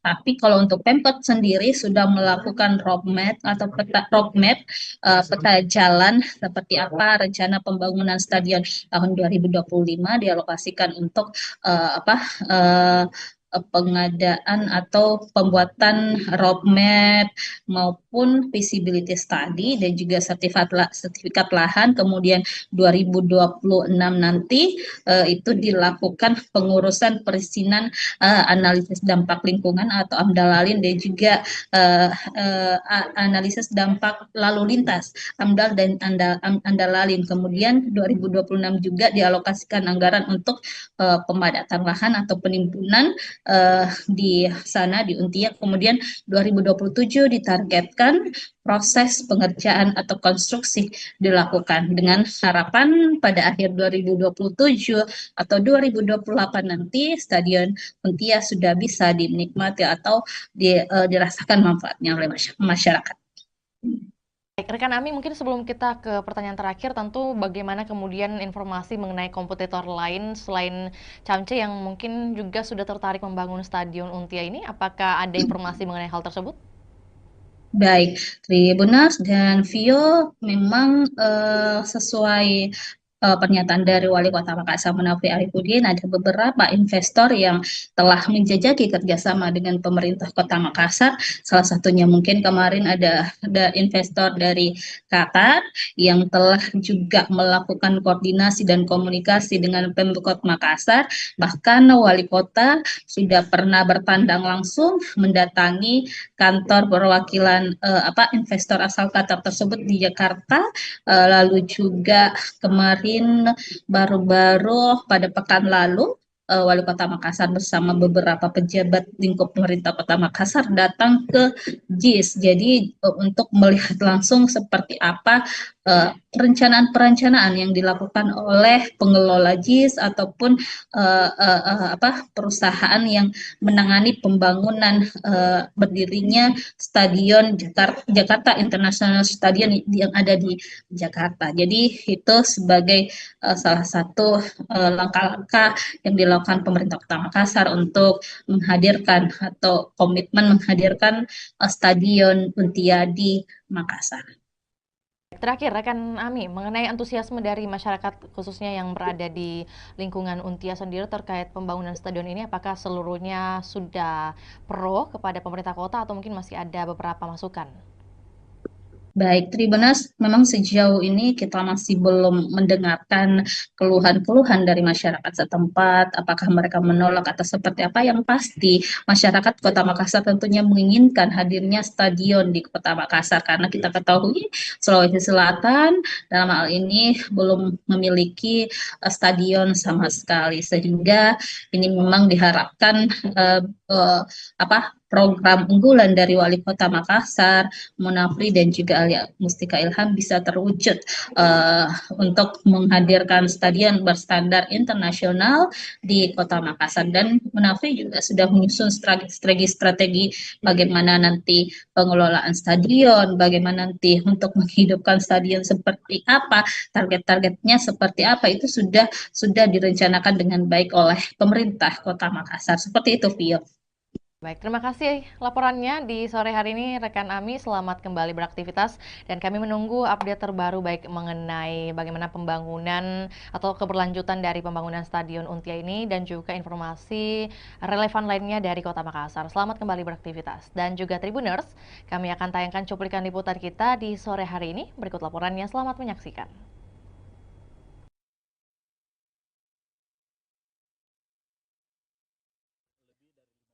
Kemungkinan itu, tapi kan kita masih banyak sekali hal-hal yang harus kita bicarakan. Yang paling pertama mungkin masalah pembiayaan, lama pekerjaan, desain dan sebagainya, seperti apa model kerjasama dan sebagainya. Saya pikir ini masih di dalam proses. Biarkanlah kami juga berjalan paralel untuk menyiapkan segala macam yang namanya legal administrasi dari proyek pembangunan stadion ini. Iya. Belum tentu, kalau mereka kita tidak sepakat, jangan sampai mereka offeringnya berbeda, ya akan susah untuk itu. Ini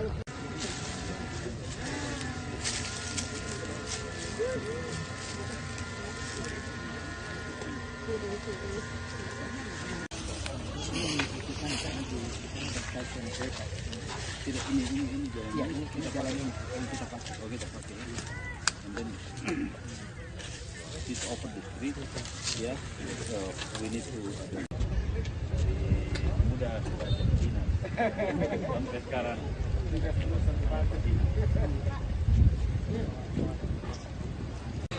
Harusnya sih biasanya kalau mereka sudah mau datang lihat lokasi artinya lebih dari 50% kemungkinan itu. Tapi kan kita masih banyak sekali hal-hal yang harus kita bicarakan. Yang paling pertama mungkin masalah pembiayaan, lama pekerjaan, desain dan sebagainya.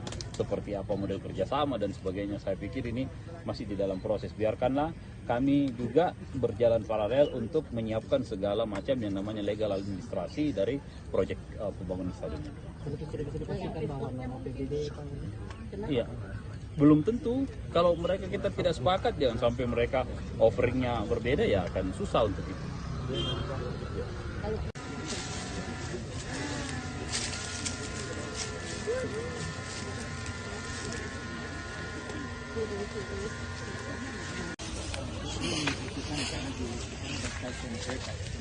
Ini jalan yang kita pakai. Oh, kita pakai ini. And then this open the street, ya. So we need to mudah baca Cina. Sampai sekarang. Kisah Haja Murni, 50 tahun jadi penjahit bendera merah putih di Kabupaten Sinjai. Dan untuk melengkapi informasi kita sudah terhubung dengan rekan Takwa dari Kabupaten Sinjai. Selamat siang rekan Takwa. Selamat siang rekan di studio dan selamat siang Tribuners dimanapun Anda berada. Oke, baik. Dapat disampaikan kemudian kisah awal dari Haja Murni ini memulai kemudian berbisnis atau berdagang dengan jasa menjahit bendera merah putih dimulai sejak tahun berapa dan kemudian bagaimana perkembangannya? Baik rekan, momentum jelang hari ulang tahun atau HUT kemerdekaan Republik Indonesia yang ke-80 tahun atau tahun 2025 membawa berkah bagi Haji Murni 63 tahun. Pasalnya Haji Murni yang merupakan warga Kabupaten Sinjai Sulawesi Selatan ini merupakan penjahit bendera, sudah mulai kebanjiran orderan. Bahkan per tanggal 1 Agustus Haji Murni sudah mendapat orderan bendera merah putih ratusan lembar. Mayoritas orderan tersebut dipesan oleh kepala desa. Diketahui bahwa bendera merah putih yang dijahit Haji Murni mulai berukuran 15 cm hingga 150 cm dengan harga 15.000 hingga 75.000. Diketahui juga dalam proses pengerjaan atau penjahitan bendera merah putih, Haji Murni lebih memilih menggunakan mesin jahit manual ketimbang mesin jahit dinamo atau mesin jahit listrik. Hal tersebut bukan karena Haji Murni tidak mempunyai biaya untuk membeli mesin jahit yang modern, namun karena faktor kenyamanan dan alasan olahraga. Baik, berarti untuk di bulan Agustus saat ini total pesanan bendera merah putih yang berhasil dibuat oleh Haji Murni di angka berapa rekan Takwa?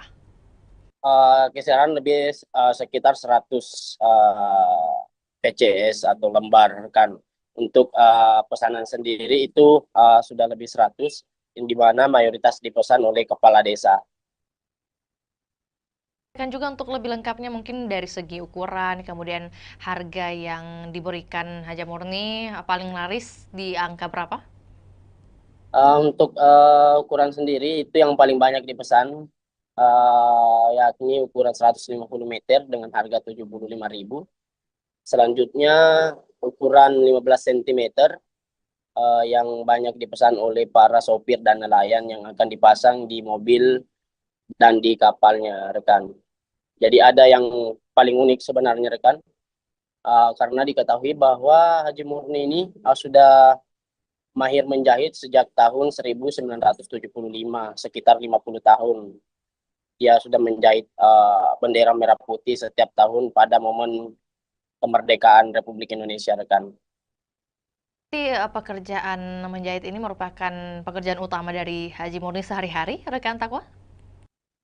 Untuk menjahit bendera merah putih itu setiap tahunnya, rekan. Namun untuk sehari-hari beliau juga berjualan atau berdagang pakaian yang banyak dijual di tokonya yang terletak di pasar sentral itu, yakni pakaian atau seragam sekolah, rekan. Baik, rekan Takwa, dalam sehari Haji Murni bisa menjahit berapa lembar khususnya untuk agenda tahunan seperti 17-an ini? Untuk setiap harinya rata-rata itu 50 lembar setiap hari, rekan. Tergantung pesanan yang masuk. Kan juga rekan Takwa bahwa kemudian Haji Murni ini masih memilih menggunakan mesin jahit manual. Nah, kemudian apa yang menjadi alasan khususnya tidak mau menggunakan mesin listrik? Ada dua alasan utama. Yang pertama itu karena beliau lebih nyaman menggunakan mesin manual. Yang kedua itu sebagai momen atau dewasa untuk olahraga, rekan. Motivasi utama dari Haji Murni ini tetap menjahit di usia ke-63 tahun, selain karena sembari berolahraga, bagaimana kemudian dengan kehidupannya, mungkin dukungan keluarga? Untuk dukungan keluarga, Haji Murni bersama almarhum suaminya itu berhasil memberikan pendidikan yang terbaik kepada 4 anaknya, dan saat ini 4 anaknya sudah berkeluarga, rekan.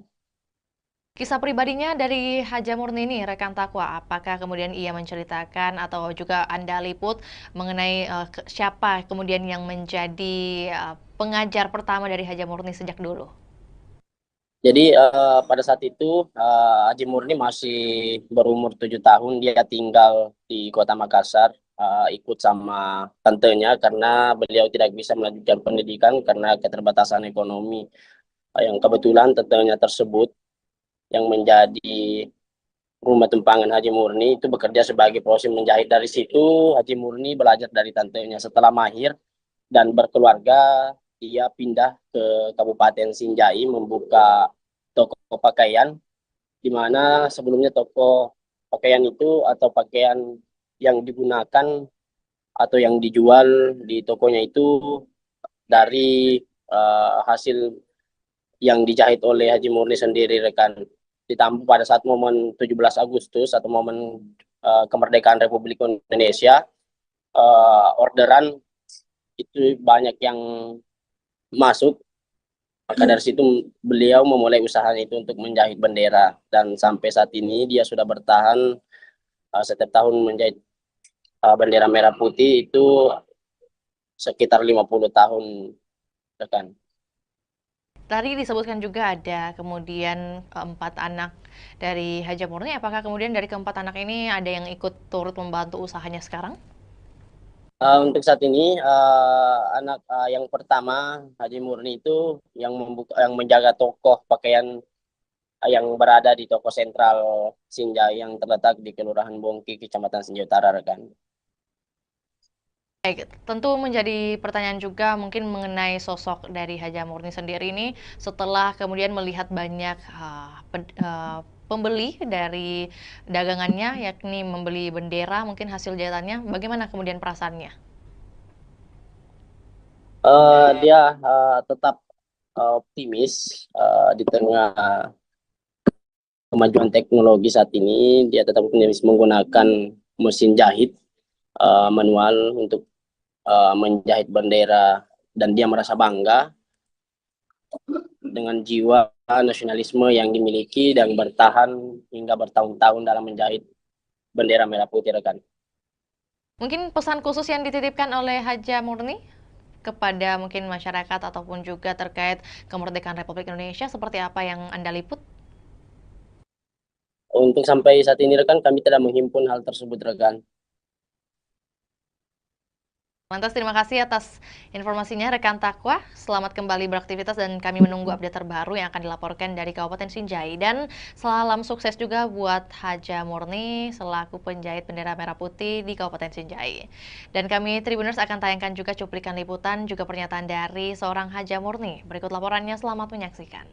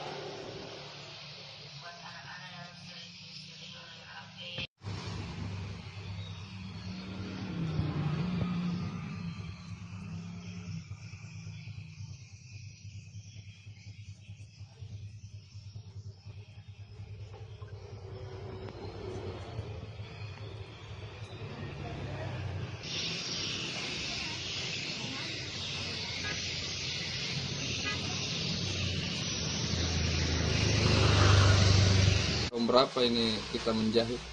Tahun 76. Sampai Sampai sekarang.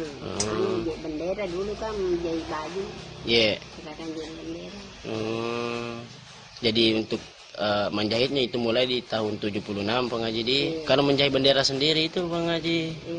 Itu mulai begitu. Kan menjual di pasar dulu besar bawah tuh. Oh iya Bang Haji. Iya. Kalau anu sendiri Bang Haji apa? Belajar menjahit ini di mana Bang Haji? Di Makassar dulu. Di Makassar. Umur 7 tahun. Oh, baru umur 7 tahun sudah menjahit Bang Haji. Itu enggak sekolah saya tapi. Oh, tapi yang ngajarkan menjahit itu siapa Bang Haji? Tante itu di Makassar. Oh. Tapi anu sendiri Bang Haji apa? Kenapa ini pilih? Saya lihat ini mesin manual Bang Haji. Karena tidak cocok. Saya mesin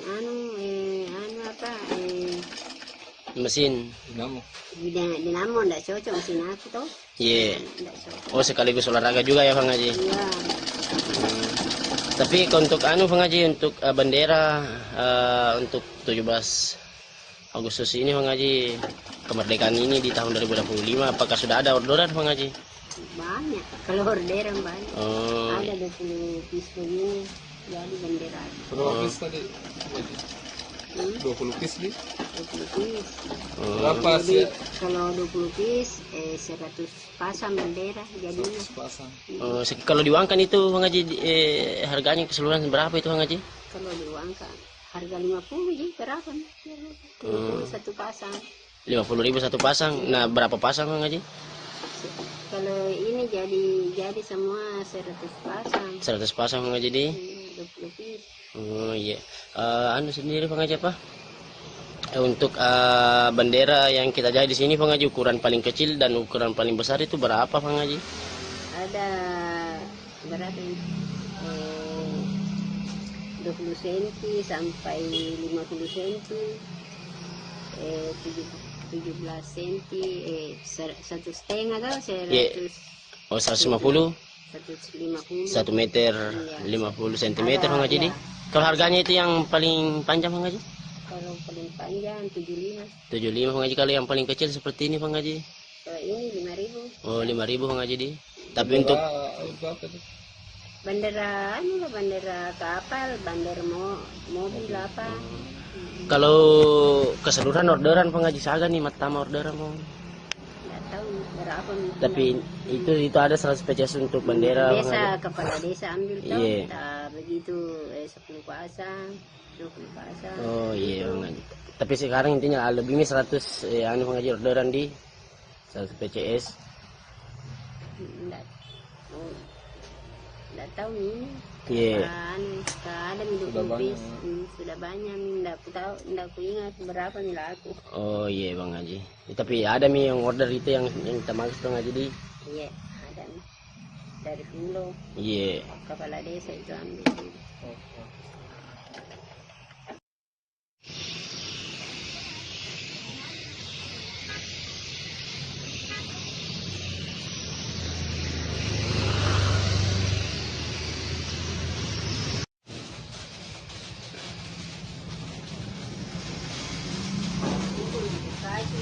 Delapan 835 personel gabungan yang dikerahkan untuk amankan laga perdana PSM versus Persijap di Stadion Gelora B.J. Habibie, Kota Parepare. Dan untuk melengkapi informasi, kita sudah terhubung dengan rekan Aryadi dari Kota Parepare. Selamat siang rekan Aryadi. Selamat siang, Fior. Kemudian bagaimana keberlangsungan dari apel pengamanan yang digelar pada hari ini? Baik, Fior, kami laporkan bahwa laga antara PSM Makassar melawan Persijap Jepara akan berlangsung di Stadion Gelora B.J. Habibie Parepare pada Jumat besok, tanggal 8 Agustus 2025. Nah, sebelum itu, pihak personel gabungan pagi tadi telah menggelar apel jelang laga perdana PSM Makassar ini. Dari sisi keamanan, Polres Parepare sudah melakukan rapat koordinasi sebelumnya menjelang laga perdana PSM Makassar di Super League. AKBP, maksud kami Kapolres Parepare AKBP Indra Waspada Yuda mengatakan ada sebanyak 835 personel gabungan yang akan terlibat dalam pengamanan laga perdana PSM Makassar di Super League 2005-2006 nanti. Ya. Untuk kemudian menjadi pertanyaan dari 835 ini, mengapa sebanyak 800-an yang dikerahkan untuk pengamanan? Ada informasi mengenai hal tersebut? Betul sekali, Fior. Jadi 830 personel ini merupakan personel gabungan, diantaranya adalah 2/4 dari personel Polres Kota Parepare, kemudian ada juga TNI, kemudian ikut juga BRIMOB, Satpol PP, dan pihak-pihak lainnya. Nah, banyaknya personel gabungan untuk mengamankan di laga perdana ini dikarenakan memang ini merupakan laga perdana PSM Makassar di Super League 2025-2026 dan akan diprediksi penonton akan membludak menghadiri Stadion B.J. Habibie pada Jumat besok, ya.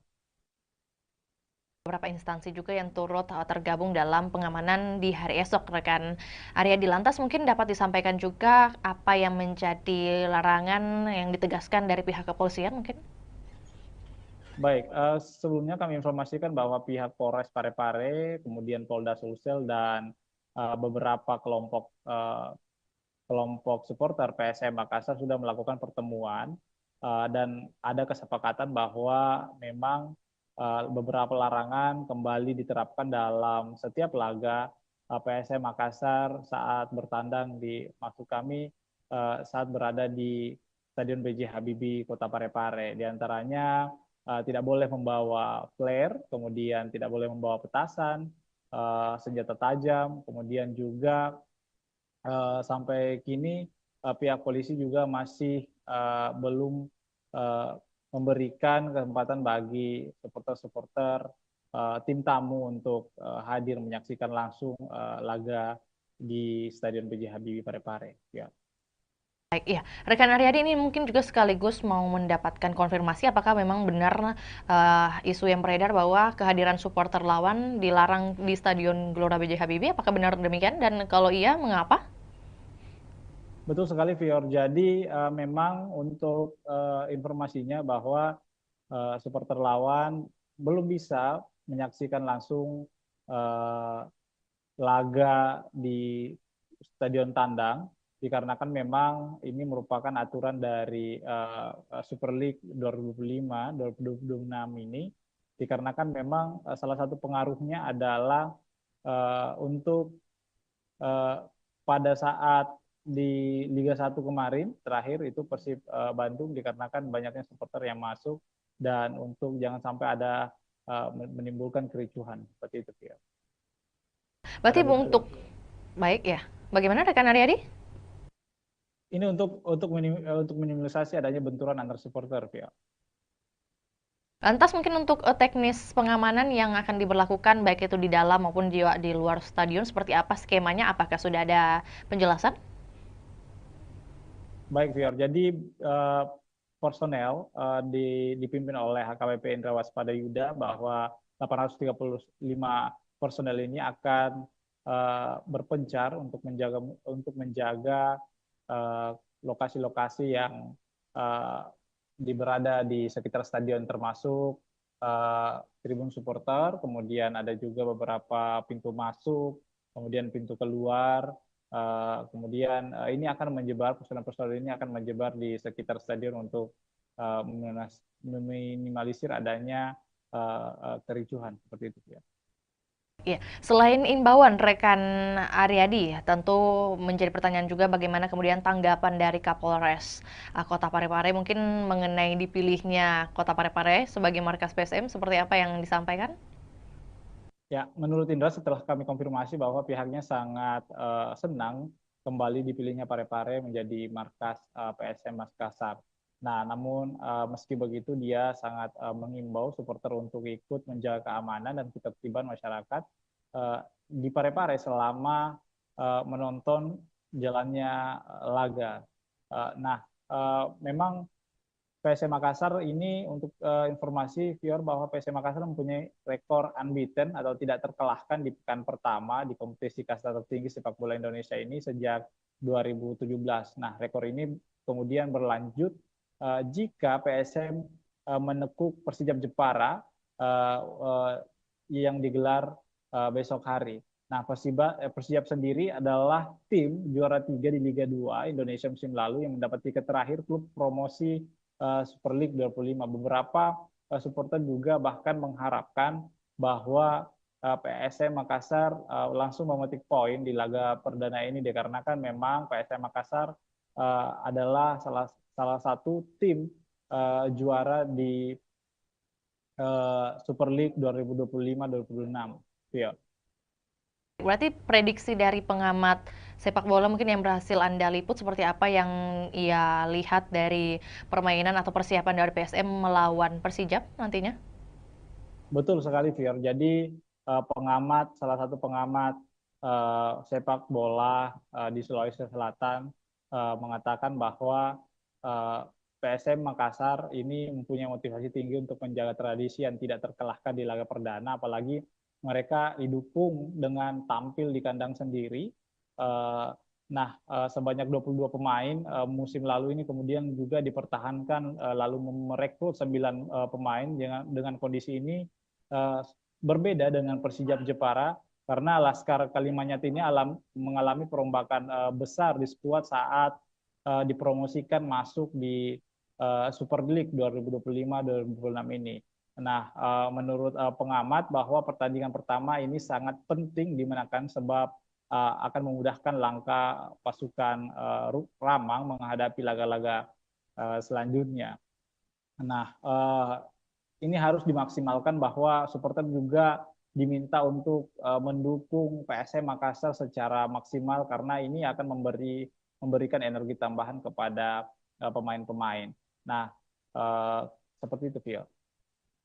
Lebih lanjut, rekan Aryadi mungkin terkait antusiasme baik itu dari warga Parepare sendiri ataupun juga warga yang dari luar Parepare untuk menyaksikan pertandingan di hari esok, apalagi pertandingan perdana. Ini seperti apa? Sebesar apa ini kemudian mungkin tiket yang berhasil dijual sebesar atau seberapa banyak? Baik, Vio. Jadi informasi yang kami telah himpun bahwa panitia pelaksana sudah menyiapkan 7.000 lembar tiket di laga perdana karena memang ini lebih meningkat dari sebelumnya karena memang diproyeksikan bahwa stadion akan full dipenuhi oleh supporter di laga perdana untuk mendukung PSM Makassar. Namun ada ternyata ada beberapa perubahan harga tiket juga dikarenakan harga tiket tribun penonton selatan dan utara itu turun 10.000 yang dulunya berkisaran dengan harga 100.000 sekarang sudah berjumlah harganya 90.000. Nah, sementara harga tiket VIP utama, VIP utara dan selatan itu tetap 300.000. Kemudian tribun timur juga itu tetap 150.000. Jadi hanya penonton tribun selatan dan utara yang mengalami penurunan 90.000. Nah, dan pantauan kami, Fior, bahwa di lapangan tadi bahwa penukaran tiket juga sudah beberapa supporter sudah melakukan penukaran tiket yang didirikan oleh panitia pelaksana PSM Makassar kepada supporter. Beberapa di antaranya itu sudah menukarkan tiket lebih awal dikarenakan memang jangan sampai besok itu ada antrian cukup panjang dikarenakan padatnya supporter yang datang untuk menonton laga perdana PSM Makassar di Super League 2025-2026, Pior. Lagi rekan Aryadi terakhir juga menyambung dengan apa yang disampaikan, kemudian sudah tersebar menurut panitia sebanyak 7.000 tiket. Lantas untuk pengawasan terhadap tiket palsu atau mungkin juga calo seperti apa yang dihadirkan oleh panitia? Baik, viewers, sebenarnya untuk tiket palsu sebenarnya ini kan sudah dilakukan oleh panitia pelaksana bahwa tiket hanya tersedia dibeli secara online. Namun panitia tetap mempertimbangkan menyiapkan lokasi penukaran, bahwa maksud kami adanya tiket tambahan jika memang ada penonton yang masih membludak seperti itu, yang belum mendapatkan tiket secara online. Untuk meminimalisasi adanya calo tiket, bahwa panitia pelaksana menghimbau agar supporter tidak membeli tiket dari calo, seperti itu, ya. Informasi tambahan juga buat Tribuners yang mungkin hendak mengikuti pertandingan perdana di hari esok, masih tersedia juga untuk pembelian tiket via on the spot langsung di lokasi, dan tentunya kita juga doakan bersama keberhasilan dari PSM Makassar melawan Persijap di hari esok. Akan berlangsung pada pukul 7 waktu Indonesia Barat dan waktu Indonesia Tengah di pukul 8. Benar demikian rekan Aryadi? Betul, betul. Atas laporannya rekan Aryadi di siang hari ini, kami menunggu update terbaru untuk topik ataupun juga wacana lainnya. Selamat kembali bertugas. Dan Tribuners, kami akan tayangkan cuplikan liputan kita di siang hari ini, juga pernyataan dari Kapolres Parepare yakni AKBP Indra Waspadayuda. Berikut laporannya, selamat menyaksikan. Para anggotanya bisa mengetahui segala bentuk resiko semuanya, apa yang menjadi tugas dan tanggung jawabnya, dan apa yang menjadi sasaran pengamanan. Ya. Orang bareng tempat. Ya. Nanti ada. Sempat dulu kita sampai ke wali kota atau sekolah. Ya, baik itu. Jadi nanti untuk titik pagi ada 18 yang akan sudah datang. Zona 1 itu berbeda. Mungkin di zona 2 terkait dengan pemeriksaan tiket, lebih fokus kepada orang. Kemarin kami melaksanakan rapat koordinasi terkait dengan pengamanan kegiatan BRI Super League, yang mana Parepare masih menjadi tuan rumah.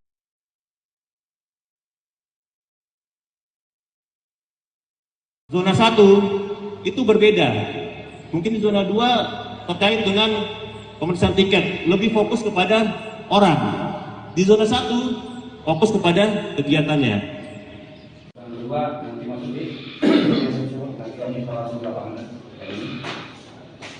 Kemudian yang di sini tidak boleh lagi masuk di sini dan kecuali Mana kantong parkir di mana, seperti itu, ya. Hingga benar-benar nanti kita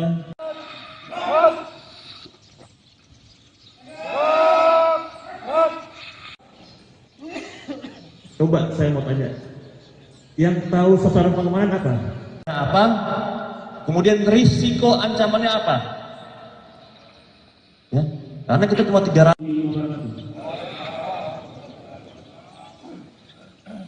Apa yang tadi selesai?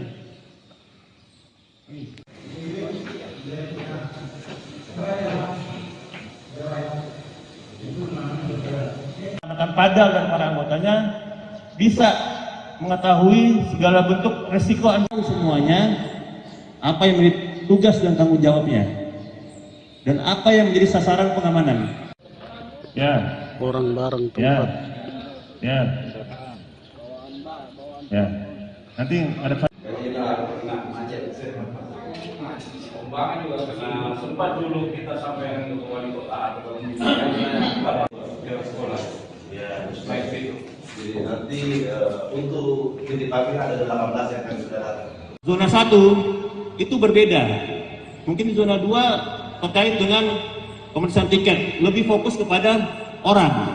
Di zona 1 fokus kepada kegiatannya. Yang kedua, nanti masuk di nanti kami langsung ke lapangan kayak ini. Kemudian yang di sini tidak boleh lagi masuk di sini dan kecuali Mana kantong parkir di mana, seperti itu, ya. Hingga benar-benar nanti kita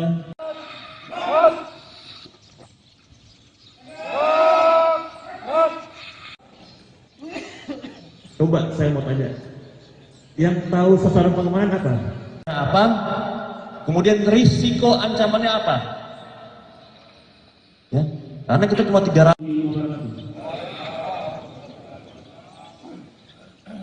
Apa yang tadi selesai?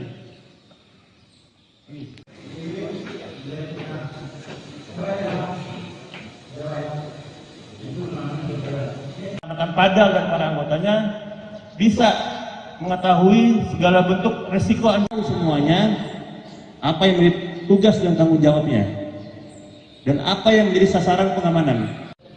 Ya, Orang bareng ya, tempat. ya, ya. Nanti ada kalau kita kena macet, pembangunan juga kena sempat dulu kita sampai ke wali kota atau ke sekolah. Ya, Baik itu. jadi nanti untuk titik parkir ada 18 yang akan sudah datang.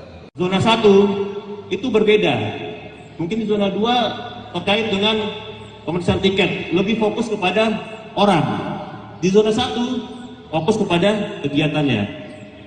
Yang kedua, nanti masuk di nanti kami langsung ke lapangan kayak ini.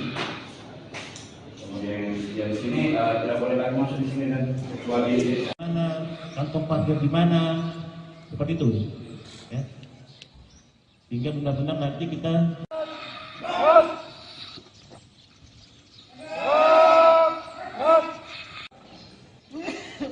coba saya mau tanya, yang tahu sasaran pengamanan apa? Apa? Kemudian risiko ancamannya apa? Ya, karena kita cuma 300.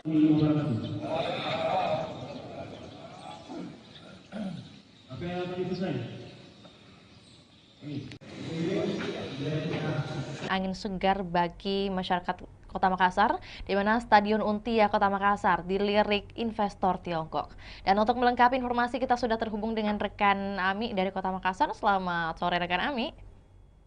Baik, selamat sore rekan Vio. Oke, baik. Dapat disampaikan kemudian bagaimana kunjungan dari investor yang hadir di hari kemarin, rekan Ami, bagaimana kemudian update-nya dan hasil yang bisa disampaikan kepada kami? Silakan.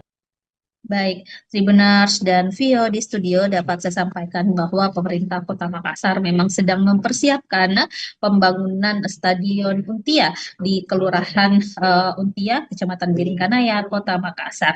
Nah, update terbaru bahwa ada investor atau perusahaan konstruksi asal Tiongkok, Cina, yakni Chems Engineering Co. Ltd atau CAMCE melakukan kunjungan langsung di lokasi rencana pembangunan stadion di Kelurahan Untia. Nah, perusahaan konstruksi ini memang sudah pernah bertemu langsung dengan Wali Kota Makassar Munafri Arifudin pada bulan Juli lalu, dan ini adalah tindak lanjut dari kunjungannya yang sebelumnya. Dan tentunya tim Cance meninjau langsung lokasi tersebut didampingi oleh Wali Kota Makassar Munafri Arifudin, hadir juga Wakil Wali Kota Makassar Alia Mustika Ilham, dan sejumlah pejabat organisasi perangkat daerah lingkup pemerintah Kota Makassar. Dan dari tim Camce sendiri yang hadir adalah ada General Project Manager Mr. Xiao, kemudian ada dari Commercial Managernya Mr. Sang Siki, kemudian ada Chief Engineer juga, dan Desain Manager hingga sekretaris dari CAMCE itu sendiri. Dan tentunya dari peninjauan tersebut kemarin disampaikan bahwa memang pihak CAMCE akan melakukan desain-desain, kemudian menyusun bagaimana rencana dan strategi mereka dalam perencanaan pembangunan Stadion Untia di Kota Makassar ini. Nah, pemerintah Kota Makassar tentunya membuka diri karena memang Pemkot Makassar saat ini sedang mencari investor yang akan membiayai atau mendanai pembangunan stadion di Kota Makassar. Dan di sana tentunya disampaikan juga kemarin bahwa CAMCE ini sudah punya pengalaman banyak di bidang infrastruktur. Salah satu proyek yang sudah dijalankan di Provinsi Sulawesi Selatan yakni Bendung Jenelata, kemudian di berbagai negara juga telah menghadirkan berbagai infrastruktur termasuk juga stadion, ada di Kamboja dengan kapasitas 60.000 penonton, kemudian di Uzbekistan dan beberapa negara lainnya tentunya termasuk Belarus juga yang kapasitas penontonnya 15.000 seat. Nah, tentunya kemarin disampaikan Wali Kota Makassar Munafri Arifudin saat kami berwawancara bahwa tim CAMCE akan segera menyusun gambaran desainnya seperti apa yang mana cocok dan efektif untuk Stadion Untia ke depan. Dan dari situ Munafri melihat memang ada keseriusan yang ditunjukkan atau dibuktikan dari pihak CAMCE itu sendiri, dan diprediksi tingkat keyakinan mereka melakukan investasi atau menyokong pembangunan Stadion Untia di Kota Makassar sudah di atas 50%. Jadi ini adalah langkah progresif yang ditunjukkan oleh Pemkot Makassar untuk terus menggait investor yang cocok mungkin dengan model kerjasamanya, yang cocok dengan konsep-konsep yang diterapkan atau telah disusun juga oleh pemerintah Kota Makassar. Jadi kita ketahui memang saat ini pemerintah Kota Makassar sudah berprogres, ada tahapan progresif dalam rencana pembangunan stadion di Untia. Sekarang ini Pemkot Makassar sudah mengalokasikan anggaran di pemerintah Kota Makassar untuk perencanaan pembangunannya tahun 2025 di APBD perubahan nanti akan ada penganggaran untuk mungkin dokumen-dokumen sertifikat lahannya dan juga termasuk dokumen lainnya seperti feasibility study dan juga master plan-nya. Dan 2026 juga nanti ada tahapan yang akan dijalankan oleh pemerintah Kota Makassar termasuk penimbunan lahan, karena lahan di sana di Untia itu memang butuh pemadatan pengerasan sehingga ini butuh juga upaya dari pemerintah Kota Makassar untuk memadatkan atau menimbun lahan tersebut tersebut agar tentunya investor nanti bisa melakukan perencanaan dengan baik terhadap lokasi pembangunan stadion di Untia Kota Makassar tersebut. Seperti itu, Vio. Baik, berarti kalau dari pemerintah Kota Makassar sendiri sudah menyiapkan beberapa dokumen atau juga administratif. Kemudian kalau dari Camce sendiri, apakah kemudian sudah ditampilkan bagaimana mereka memperlihatkan mungkin indikasi keseriusan mereka dari pihak Camce untuk berinvestasi? Dan kalau mungkin tadi sudah dikatakan oleh rekan Ami bahwa ini merupakan kunjungan kedua kalinya ke Untia atau juga ke Kota Makassar. Nah, pada tinjauan kedua ini apa yang kemudian menjadi peninjauan mereka lebih lanjut oleh tim Camce di lokasi nih? Ya, baik Vio di studio dan Tribuners, memang sebelumnya tim Camce ini sudah pernah berkunjung Kota Makassar pada Juli lalu, baru melakukan penjajakan awal kepada pemerintah Kota Makassar dengan mungkin penyampaian atau mencari tahu informasi terkait rencana pembangunan stadion ini kepada Wali Kota Makassar Munafri Arifudin. Kemudian kemarin mereka telah menindaklanjuti dengan tinjau lapangan. Mereka melihat bagaimana sih lokasi rencana pembangunan di stadion Untia supaya ke depan mereka punya gambaran seperti apa rancangan atau desain yang akan dilakukan tim Camce terhadap lokasi yang akan dijadikan sebagai tempat pembangunan stadion Untia. Dan statement dari General Project Manager Camce kemarin, Mr. Xiao, menyampaikan bahwa mereka memang begitu tertarik dengan stadion Untia milik Pemkot Makassar ini, dan mereka juga sedang melakukan gambaran-gambaran desainnya seperti apa ke depan. Nah, setelah mereka menyelesaikan desainnya nanti akan dikembalikan atau dikoordinasikan lagi kepada pemerintah Kota Makassar. Jadi ada proses matching nanti, penyesuaian antara mungkin desain-desain yang sesuai rencana Pemkot dengan desain-desain yang ditawarkan oleh investor Camce ini. Jadi setelah ini mungkin masih ada tahapan-tahapan selanjutnya yang akan dilakukan antara pemerintah Kota Makassar dan juga pihak Camce. Seperti itu, Phil. Oke, baik. Berarti apakah kemudian sudah ada pembicaraan mengenai target waktu penyelesaian stadion dari pihak Pemkot atau juga Camce yang diharapkan seperti apa kemudian? Nah, kalau dari hasil kunjungan ini kita masih belum tahu kapan tindak lanjutnya ke depan. Yang pastinya tim Camce akan menyelesaikan dulu bagaimana perencanaan mereka, desain mereka. Tapi kalau untuk Pemkot sendiri sudah melakukan roadmap peta jalan seperti apa rencana pembangunan stadion tahun 2025 dialokasikan untuk pengadaan atau pembuatan roadmap maupun feasibility study dan juga sertifikat lahan. Kemudian 2026 nanti itu dilakukan pengurusan perizinan analisis dampak lingkungan atau AMDALALIN dan juga analisis dampak lalu lintas AMDAL dan AMDALALIN. Kemudian 2026 juga dialokasikan anggaran untuk pemadatan lahan atau penimbunan di sana di Untia. Kemudian 2027 ditargetkan proses pengerjaan atau konstruksi dilakukan dengan harapan pada akhir 2027 atau 2028 nanti stadion Untia sudah bisa dinikmati atau dirasakan manfaatnya oleh masyarakat. Baik, rekan Ami, mungkin sebelum kita ke pertanyaan terakhir, tentu bagaimana kemudian informasi mengenai kompetitor lain selain Camce yang mungkin juga sudah tertarik membangun stadion Untia ini, apakah ada informasi mengenai hal tersebut? Baik, Tribuners dan Vio, memang sesuai pernyataan dari Wali Kota Makassar Munafri Arifudin, ada beberapa investor yang telah menjajaki kerjasama dengan pemerintah Kota Makassar. Salah satunya mungkin kemarin ada investor dari Qatar yang telah juga melakukan koordinasi dan komunikasi dengan Pemkot Makassar.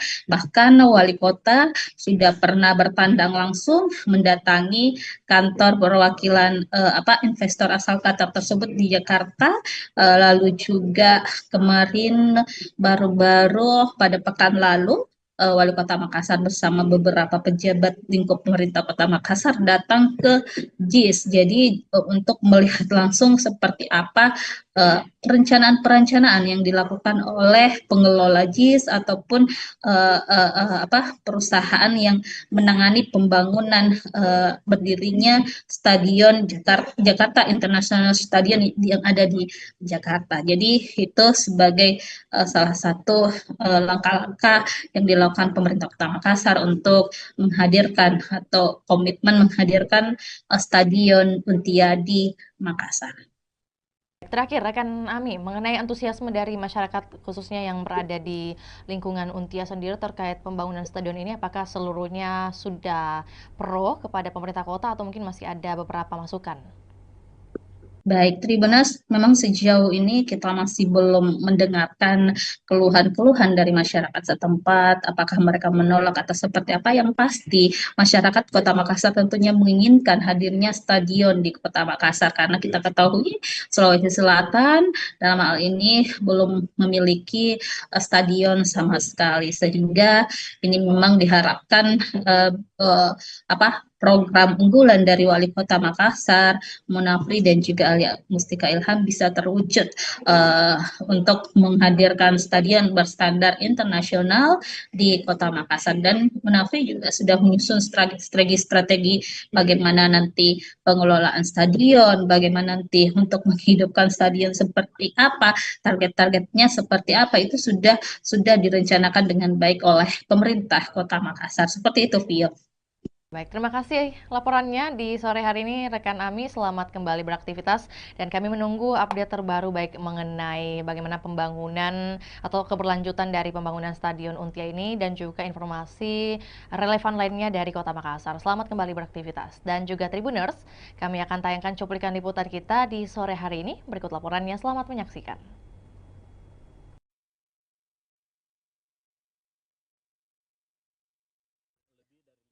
Dan kemungkinan itu, tapi kan kita masih banyak sekali hal-hal yang harus kita bicarakan. Yang paling pertama mungkin masalah pembiayaan, lama pekerjaan, desain dan sebagainya, seperti apa model kerjasama dan sebagainya. Saya pikir ini masih di dalam proses. Biarkanlah kami juga berjalan paralel untuk menyiapkan segala macam yang namanya legal administrasi dari proyek pembangunan stadion ini.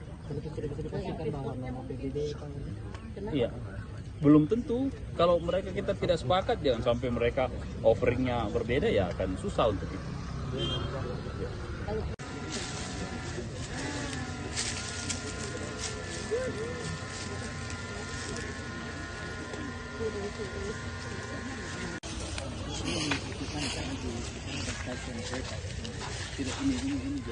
Ini jalan ini kita pakai. Oh, kita pakai. And then this open the street, ya, we need to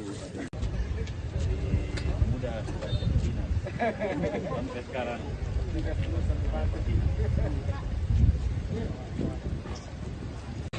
Harusnya sih biasanya kalau mereka sudah mau datang lihat lokasi, artinya lebih dari 50% kemungkinan itu. Tapi kan kita masih banyak sekali hal-hal yang harus kita bicarakan. Yang paling pertama mungkin masalah pembiayaan, lama pekerjaan, desain dan sebagainya, seperti apa model kerjasama dan sebagainya. Saya pikir ini masih di dalam proses. Biarkanlah kami juga berjalan paralel untuk menyiapkan segala macam yang namanya legal administrasi dari proyek pembangunan stadion ini.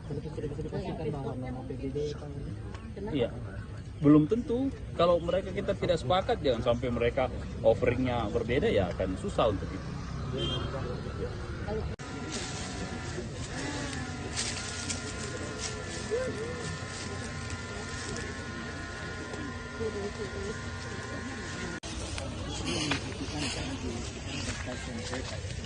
Tidak, ini jalan ini kita pakai. Oh, kita pakai. And then this open the street, ya, we need to mudah sampai sekarang. Kisah Haja Murni, 50 tahun jadi penjahit bendera merah putih di Kabupaten Sinjai. Dan untuk melengkapi informasi, kita sudah terhubung dengan rekan Takwa dari Kabupaten Sinjai. Selamat siang rekan Takwa. Selamat siang rekan di studio dan selamat siang Tribuners dimanapun Anda berada. Oke, baik. Dapat disampaikan kemudian kisah awal dari Haja Murni ini memulai kemudian berbisnis atau berdagang dengan jasa menjahit bendera merah putih dimulai sejak tahun berapa dan kemudian bagaimana perkembangannya? Baik, rekan, momentum jelang hari ulang tahun atau HUT kemerdekaan Republik Indonesia yang ke-80 tahun atau tahun 2025 membawa berkah bagi Haji Murni 63 tahun. Pasalnya, Haji Murni yang merupakan warga Kabupaten Sinjai, Sulawesi Selatan ini merupakan penjahit bendera sudah mulai kebanjiran orderan. Bahkan per tanggal 1 Agustus Haji Murni sudah mendapat orderan bendera merah putih ratusan lembar. Mayoritas orderan tersebut dipesan oleh kepala desa. Diketahui bahwa bendera merah putih yang dijahit Haji Murni mulai berukuran 15 cm hingga 150 cm dengan harga 15.000 hingga 75.000. Diketahui juga dalam proses pengerjaan atau penjahitan bendera merah putih, Haji Murni lebih memilih menggunakan mesin jahit manual ketimbang mesin jahit dinamo atau mesin jahit listrik. Hal tersebut bukan karena Haji Murni tidak mempunyai biaya untuk membeli mesin jahit yang modern, namun karena faktor kenyamanan dan alasan olahraga. Baik, berarti untuk di bulan Agustus saat ini total pesanan bendera merah putih yang berhasil dibuat oleh Haji Murni di angka berapa, rekan Takwa? Kisaran lebih sekitar 100 PCS atau lembar kan. Untuk pesanan sendiri itu sudah lebih 100, di mana mayoritas dipesan oleh kepala desa. Kan juga untuk lebih lengkapnya mungkin dari segi ukuran, kemudian harga yang diberikan Haja Murni paling laris di angka berapa? Untuk ukuran sendiri itu yang paling banyak dipesan, yakni ukuran 150 meter dengan harga 75.000. Selanjutnya ukuran 15 cm yang banyak dipesan oleh para sopir dan nelayan yang akan dipasang di mobil dan di kapalnya, rekan. Jadi ada yang paling unik sebenarnya, rekan, karena diketahui bahwa Haji Murni ini sudah mahir menjahit sejak tahun 1975, sekitar 50 tahun. Dia sudah menjahit bendera merah putih setiap tahun pada momen kemerdekaan Republik Indonesia, rekan. Jadi pekerjaan menjahit ini merupakan pekerjaan utama dari Haji Murni sehari-hari, rekan Takwa? Untuk menjahit bendera merah putih itu setiap tahunnya, rekan. Namun untuk sehari-hari beliau juga berjualan atau berdagang pakaian yang banyak dijual di tokonya yang terletak di pasar sentral itu, yakni pakaian atau seragam sekolah, rekan. Baik, rekan Takwa, dalam sehari Haja Murni bisa menjahit berapa lembar khususnya untuk agenda tahunan seperti 17-an ini? Untuk setiap harinya rata-rata itu 50 lembar setiap hari, rekan. Tergantung pesanan yang masuk. Kan juga rekan Takwa bahwa kemudian Haja Murni ini masih memilih menggunakan mesin jahit manual. Nah, kemudian apa yang menjadi alasan khususnya tidak mau menggunakan mesin listrik? Ada dua alasan utama. Yang pertama itu karena beliau lebih nyaman menggunakan mesin manual. Yang kedua itu sebagai momen atau luas untuk olahraga, rekan.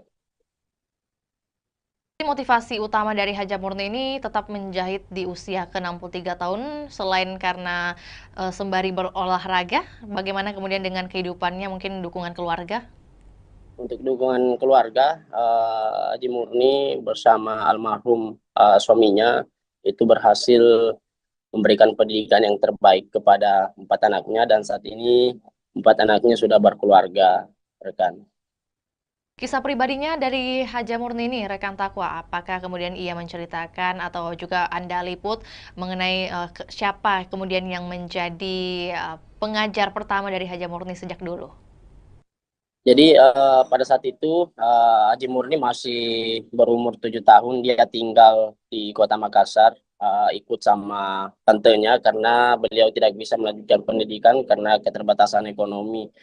Yang kebetulan tantenya tersebut yang menjadi rumah tumpangan Haji Murni itu bekerja sebagai proses menjahit. Dari situ Haji Murni belajar dari tantenya. Setelah mahir dan berkeluarga, dia pindah ke Kabupaten Sinjai membuka toko pakaian, di mana sebelumnya toko pakaian itu atau pakaian yang digunakan atau yang dijual di tokonya itu dari hasil yang dijahit oleh Haji Murni sendiri, rekan. Ditambah pada saat momen 17 Agustus atau momen kemerdekaan Republik Indonesia, orderan itu banyak yang masuk. Maka dari situ beliau memulai usahanya itu untuk menjahit bendera, dan sampai saat ini dia sudah bertahan setiap tahun menjahit bendera merah putih itu sekitar 50 tahun, rekan. Tadi disebutkan juga ada kemudian 4 anak dari Haji Murni. Apakah kemudian dari keempat anak ini ada yang ikut turut membantu usahanya sekarang? Untuk saat ini anak yang pertama Haji Murni itu yang menjaga toko pakaian yang berada di toko sentral Sinjai yang terletak di Kelurahan Bongki, Kecamatan Sinjai Utara, rekan. Baik, tentu menjadi pertanyaan juga mungkin mengenai sosok dari Haji Murni sendiri ini setelah kemudian melihat banyak pembeli dari dagangannya, yakni membeli bendera mungkin hasil jahitannya, bagaimana kemudian perasaannya?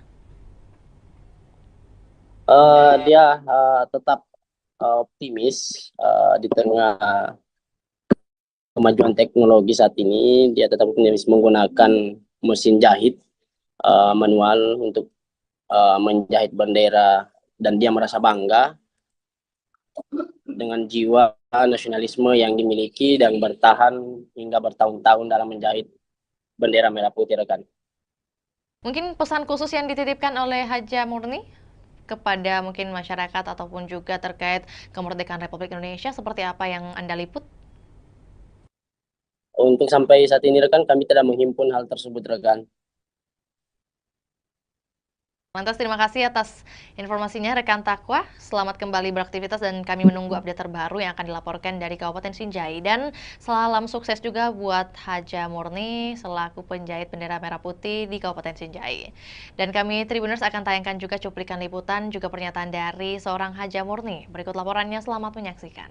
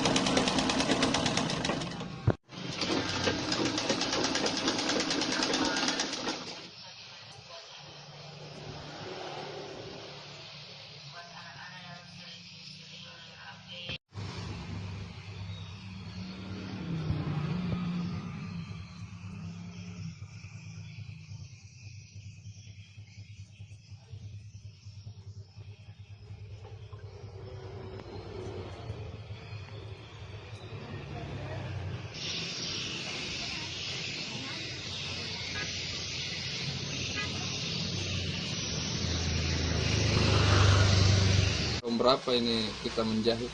Tahun 76. Sampai Sampai sekarang. Bendera dulu kan menjahit baju. Iya. Sekarang jadi bendera.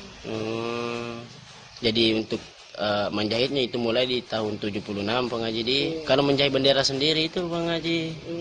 Itu mulai begitu. Kan menjual di pasar dulu besar bawah tuh. Oh iya Bang Haji. Iya. Kalau anu sendiri Bang Haji apa? Belajar menjahit ini di mana Bang Haji? Di Makassar dulu. Di Makassar. Umur 7 tahun. Oh, baru umur 7 tahun sudah menjahit Bang Haji. Itu enggak sekolah saya tapi. Oh, tapi yang ngajarkan menjahit itu siapa Bang Haji? Tanteku di Makassar. Oh. Tapi anu sendiri Bang Haji apa? Kenapa ini pilih? Saya lihat ini mesin manual Bang Haji. Karena tidak cocok. Saya mesin mesin dinamo enggak cocok mesin aku tuh. Iya. Oh, sekaligus olahraga juga ya Bang Haji. Iya. Tapi untuk anu Bang Haji, untuk bendera untuk 17 Agustus ini Bang Haji, kemerdekaan ini di tahun 2025, apakah sudah ada orderan Bang Haji? Banyak, kalau orderan banyak. Oh. Ada 20 piece begini, jadi bendera. Berapa piece tadi? 20 piece nih? 20 piece. Berapa Jadi, sih? kalau 20 piece 100 pasang bendera jadinya. 100 pasang. Kalau diuangkan itu Bang Haji, harganya keseluruhan berapa itu Bang Haji? Kalau diuangkan harga 50 jadi berapa? 50 satu pasang. 50.000 satu pasang. Nah, berapa pasang Bang Haji? Kalau ini jadi semua 100 pasang. 100 pasang Bang Haji di? 20 piece. Oh iya. Anu sendiri Bang Haji apa? Untuk bendera yang kita jahit di sini Bang Haji, ukuran paling kecil dan ukuran paling besar itu berapa Bang Haji? Ada berapa ini? 20 cm sampai 50 cm, 17 cm, 1,5 atau 100. Oh, 150? 150. 1 meter 50 cm Bang Haji di? Kalau harganya itu yang paling panjang Bang Haji? Kalau paling panjang 75. 75 Bang Haji. Kalau yang paling kecil seperti ini Bang Haji? Ini 5.000. Oh, 5.000 Bang Haji di. Tapi untuk bendera bendera kapal, bendera mobil apa. Kalau keseluruhan orderan Bang Haji Saga nih, matama orderan Bang. Enggak tahu berapa. Tapi itu ada 100 peces untuk bendera Bang Desa, Haji. kepala desa ambil tahu. Iya. Begitu 10 pasang, 20 pasang. Oh iya Bang Haji. Tapi sekarang intinya lebih nih 100 anu Bang Haji orderan di 100 PCS. Enggak tahu ini. Iya. Ada 20 piece. Sudah banyak nih, enggak aku ingat berapa nih laku. Oh iya Bang Haji. Tapi ada nih yang order itu yang kita maksud Bang Haji di. Iya, ada nih. Dari Pulau. Iya. Kepala desa itu ambil. Rp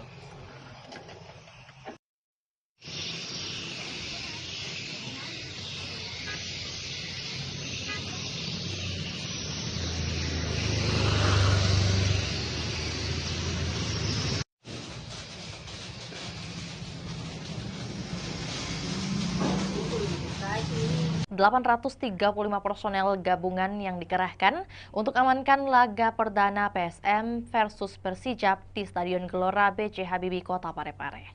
Dan untuk melengkapi informasi, kita sudah terhubung dengan rekan Aryadi dari Kota Parepare. Selamat siang rekan Aryadi. Selamat siang, Fior. Kemudian bagaimana keberlangsungan dari apel pengamanan yang digelar pada hari ini? Baik, biar kami laporkan bahwa laga antara PSM Makassar melawan Persijap Jepara akan berlangsung di Stadion Gelora B.J. Habibie Parepare pada Jumat besok, tanggal 8 Agustus 2025. Nah, sebelum itu, pihak personel gabungan pagi tadi telah menggelar apel jelang laga perdana PSM Makassar ini. Dari sisi keamanan, Polres Parepare sudah melakukan rapat koordinasi sebelumnya menjelang laga perdana PSM Makassar di Super League. AKBP, maksud kami Kapolres Parepare AKBP Indra Waspadayuda mengatakan ada sebanyak 835 personel gabungan yang akan terlibat dalam pengamanan laga perdana PSM Makassar di Super League 2005-2006 nanti. Ya. Untuk kemudian menjadi pertanyaan dari 835 ini, mengapa sebanyak 800-an yang dikerahkan untuk pengamanan? Ada informasi mengenai hal tersebut? Betul sekali, Fior. Jadi 830 personel ini merupakan personel gabungan, diantaranya adalah 2/4 dari personel Polres Kota Parepare, kemudian ada juga TNI, kemudian ikut juga BRIMOB, Satpol PP, dan pihak-pihak lainnya. Nah, banyaknya personel gabungan untuk mengamankan di laga perdana ini dikarenakan memang ini merupakan laga perdana PSM Makassar di Super League 2025-2026 dan akan diprediksi penonton akan membludak menghadiri Stadion B.J. Habibie pada Jumat besok, ya. Beberapa instansi juga yang turut tergabung dalam pengamanan di hari esok, rekan Aryadi. Lantas mungkin dapat disampaikan juga apa yang menjadi larangan yang ditegaskan dari pihak kepolisian mungkin? Baik, sebelumnya kami informasikan bahwa pihak Polres Parepare, kemudian Polda Sulsel, dan beberapa kelompok supporter PSM Makassar sudah melakukan pertemuan dan ada kesepakatan bahwa memang beberapa larangan kembali diterapkan dalam setiap laga PSM Makassar saat bertandang maksud kami saat berada di Stadion B.J. Habibie Kota Parepare. Di antaranya tidak boleh membawa flare, kemudian tidak boleh membawa petasan, senjata tajam, kemudian juga sampai kini pihak polisi juga masih belum memberikan kesempatan bagi supporter-supporter tim tamu untuk hadir menyaksikan langsung laga di Stadion B.J. Habibie Parepare. Ya. Baik, ya. Rekan Aryadi, ini mungkin juga sekaligus mau mendapatkan konfirmasi apakah memang benar isu yang beredar bahwa kehadiran supporter lawan dilarang di Stadion Gelora B.J. Habibie. Apakah benar demikian? Dan kalau iya, mengapa? Betul sekali, Fior. Jadi memang untuk informasinya bahwa supporter lawan belum bisa menyaksikan langsung laga di stadion tandang dikarenakan memang ini merupakan aturan dari Super League 2005-2026 ini, dikarenakan memang salah satu pengaruhnya adalah untuk pada saat di Liga 1 kemarin terakhir itu Persib Bandung, dikarenakan banyaknya supporter yang masuk dan untuk jangan sampai ada menimbulkan kericuhan seperti itu, ya. Berarti untuk baik ya. Bagaimana rekan Aryadi? Ini untuk minimalisasi adanya benturan antar supporter, ya. Lantas mungkin untuk teknis pengamanan yang akan diberlakukan baik itu di dalam maupun di luar stadion seperti apa skemanya? Apakah sudah ada penjelasan?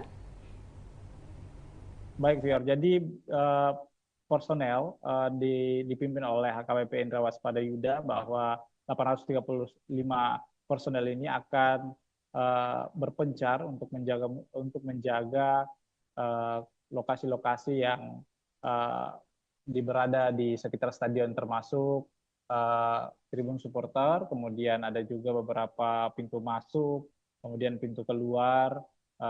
Kemudian ini akan personel-personel ini akan menyebar di sekitar stadion untuk meminimalisir adanya kericuhan seperti itu, ya. Ya, selain imbauan rekan Aryadi, tentu menjadi pertanyaan juga bagaimana kemudian tanggapan dari Kapolres Kota Parepare mungkin mengenai dipilihnya Kota Parepare sebagai markas PSM, seperti apa yang disampaikan? Ya, menurut Indra setelah kami konfirmasi bahwa pihaknya sangat senang kembali dipilihnya Parepare menjadi markas PSM Makassar. Nah, namun meski begitu dia sangat mengimbau supporter untuk ikut menjaga keamanan dan ketertiban masyarakat di Parepare selama menonton jalannya laga. Memang PSM Makassar ini untuk informasi Fior bahwa PSM Makassar mempunyai rekor unbeaten atau tidak terkalahkan di pekan pertama di kompetisi kasta tertinggi sepak bola Indonesia ini sejak 2017. Nah, rekor ini kemudian berlanjut jika PSM menekuk Persijap Jepara yang digelar besok hari. Nah, Persijap sendiri adalah tim juara 3 di Liga 2 Indonesia musim lalu yang mendapat tiket terakhir klub promosi Super League 25. Beberapa supporter juga bahkan mengharapkan bahwa PSM Makassar langsung memetik poin di laga perdana ini dikarenakan memang PSM Makassar adalah salah satu tim juara di Super League 2025-2026. Ya.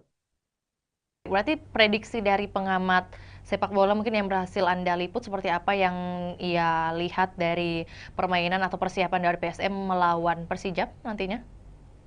Betul sekali, Fior. Jadi salah satu pengamat sepak bola di Sulawesi Selatan mengatakan bahwa PSM Makassar ini mempunyai motivasi tinggi untuk menjaga tradisi yang tidak terkalahkan di laga perdana, apalagi mereka didukung dengan tampil di kandang sendiri.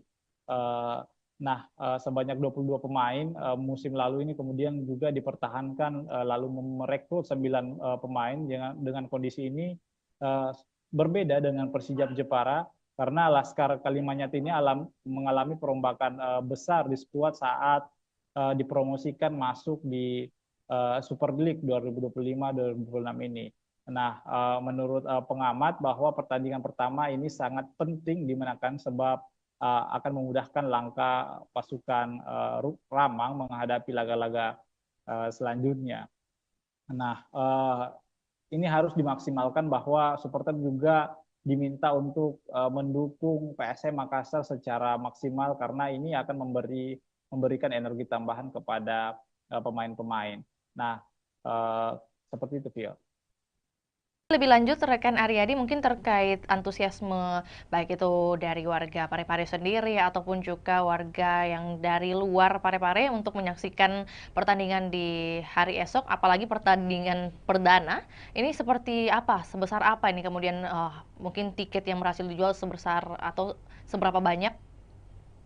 Baik, Fior. Jadi informasi yang kami telah himpun bahwa panitia pelaksana sudah menyiapkan 7.000 lembar tiket di laga perdana ini karena memang ini lebih meningkat dari sebelumnya karena memang diproyeksikan bahwa stadion akan full dipenuhi oleh supporter di laga perdana untuk mendukung PSM Makassar. Namun ternyata ada beberapa perubahan harga tiket juga dikarenakan harga tiket tribun penonton selatan dan utara itu turun 10.000 yang dulunya berkisaran dengan harga 100.000 sekarang sudah berjumlah harganya 90.000. Nah, sementara harga tiket VIP utama, VIP utara dan selatan itu tetap 300.000. Kemudian tribun timur juga itu tetap 150.000. Jadi hanya penonton tribun selatan dan utara yang mengalami penurunan 90.000. Nah, dan pantauan kami, Fior, bahwa di lapangan tadi bahwa penukaran tiket juga beberapa supporter sudah melakukan penukaran tiket yang didirikan oleh panitia pelaksana PSM Makassar kepada supporter. Beberapa di antaranya itu sudah menukarkan tiket lebih awal dikarenakan memang jangan sampai besok itu ada antrian cukup panjang dikarenakan padatnya supporter yang datang untuk menonton laga perdana PSM Makassar di Super League 2025-2026, Fior. Lanjut lagi rekan Aryadi, terakhir juga menyambung dengan apa yang disampaikan, kemudian sudah tersebar menurut panitia sebanyak 7.000 tiket. Lantas untuk pengawasan terhadap tiket palsu atau mungkin juga calo seperti apa yang dihadirkan oleh panitia? Baik, viewers, sebenarnya untuk tiket palsu sebenarnya ini kan sudah dilakukan oleh panitia pelaksana bahwa tiket hanya tersedia dibeli secara online. Namun penitia tetap mempertimbangkan adanya menyiapkan lokasi penukaran, bahwa maksud kami adanya tiket tambahan jika memang ada penonton yang masih membludak seperti itu, yang belum mendapatkan tiket secara online. Untuk meminimalisasi adanya calo tiket, bahwa panitia pelaksana menghimbau agar supporter tidak membeli tiket dari calo. Seperti itu, ya. Informasi tambahan juga buat Tribuners yang mungkin hendak mengikuti pertandingan perdana di hari esok, masih tersedia juga untuk pembelian tiket via on the spot, langsung di lokasi, dan tentunya kita juga doakan bersama keberhasilan dari PSM Makassar melawan Persijap di hari esok. Akan berlangsung pada pukul 7 waktu Indonesia Barat dan waktu Indonesia Tengah di pukul 8. Benar demikian, rekan Aryadi? Betul, betul. Atas laporannya, rekan Aryadi, di siang hari ini kami menunggu update terbaru untuk topik ataupun juga wacana lainnya. Selamat kembali bertugas. Dan Tribuners, kami akan tayangkan cuplikan liputan kita di siang hari ini, juga pernyataan dari Kapolres Parepare, yakni AKBP Indra Waspadayuda. Berikut laporannya, selamat menyaksikan. Para anggotanya bisa mengetahui segala bentuk resiko semuanya, apa yang menjadi tugas dan tanggung jawabnya, dan apa yang menjadi sasaran pengamanan. Ya. Orang bareng tempat. Ya. Nanti ada. Pembangunan juga karena sempat dulu kita sampai ke wali kota atau sekolah. Ya, jadi nanti untuk titik pagi ada 18 yang akan sudah datang. Zona 1 itu berbeda. Mungkin zona 2 terkait dengan pemeriksaan tiket, lebih fokus kepada orang. Kemarin kami melaksanakan rapat koordinasi terkait dengan pengamanan kegiatan BRI Super League, yang mana Parepare masih menjadi tuan rumah.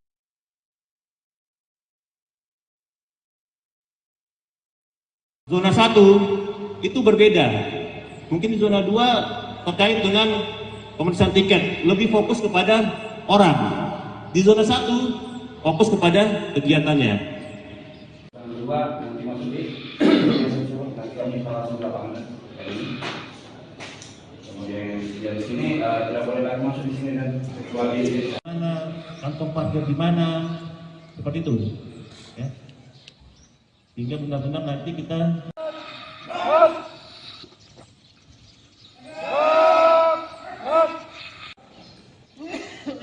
coba saya mau tanya, yang tahu sasaran pengamanan apa?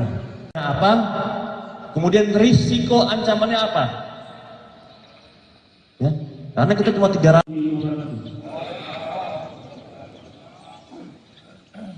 Apa yang tadi selesai?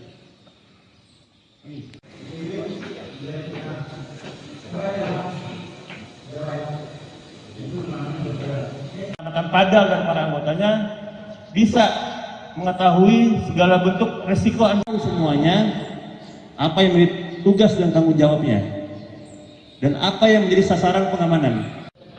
Ya. Orang bareng tempat. Ya. Nanti ada. pembangunan juga karena sempat dulu kita sampai ke wali kota atau sekolah. Ya, jadi nanti untuk titik pagi ada 18 yang akan sudah datang. Zona 1 itu berbeda. Mungkin di zona 2 terkait dengan pemeriksaan tiket, lebih fokus kepada orang. Di zona 1 fokus kepada kegiatannya. Yang kedua, nanti masuki nanti kami langsung lapangan ini. Kemudian di sini tidak boleh lagi masuk di sini dan kecuali mana, kantong parkir di mana, seperti itu. Ya. Sehingga benar-benar nanti kita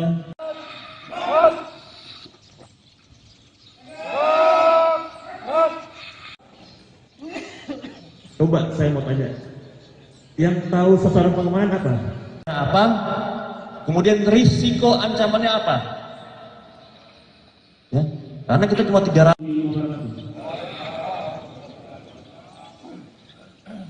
Apa yang tadi selesai?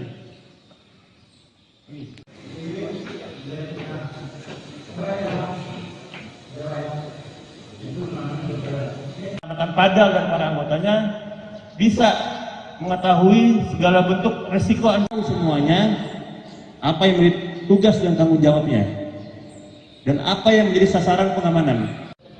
Ya. Orang bareng Ya. tempat. Ya. Ya. Nanti ada. Pembangunan juga karena sempat dulu kita sampai ke wali kota atau sekolah. Ya, baik itu. Jadi nanti untuk titik pagi ada 18 yang akan sudah datang. Zona 1 itu berbeda. Mungkin di zona 2 terkait dengan pemeriksaan tiket, lebih fokus kepada orang. Di zona 1 fokus kepada kegiatannya. Yang kedua nanti masuki nanti kami langsung lapangan ini. Kemudian di sini tidak boleh lagi masuk di sini dan kecuali mana kantong parkir di mana, seperti itu. Ya. Sehingga benar-benar nanti kita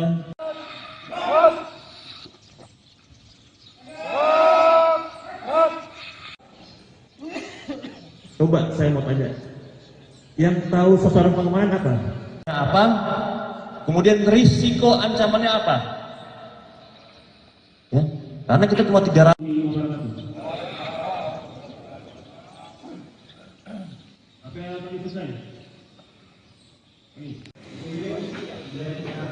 Angin segar bagi masyarakat Kota Makassar, di mana Stadion Untia Kota Makassar dilirik investor Tiongkok.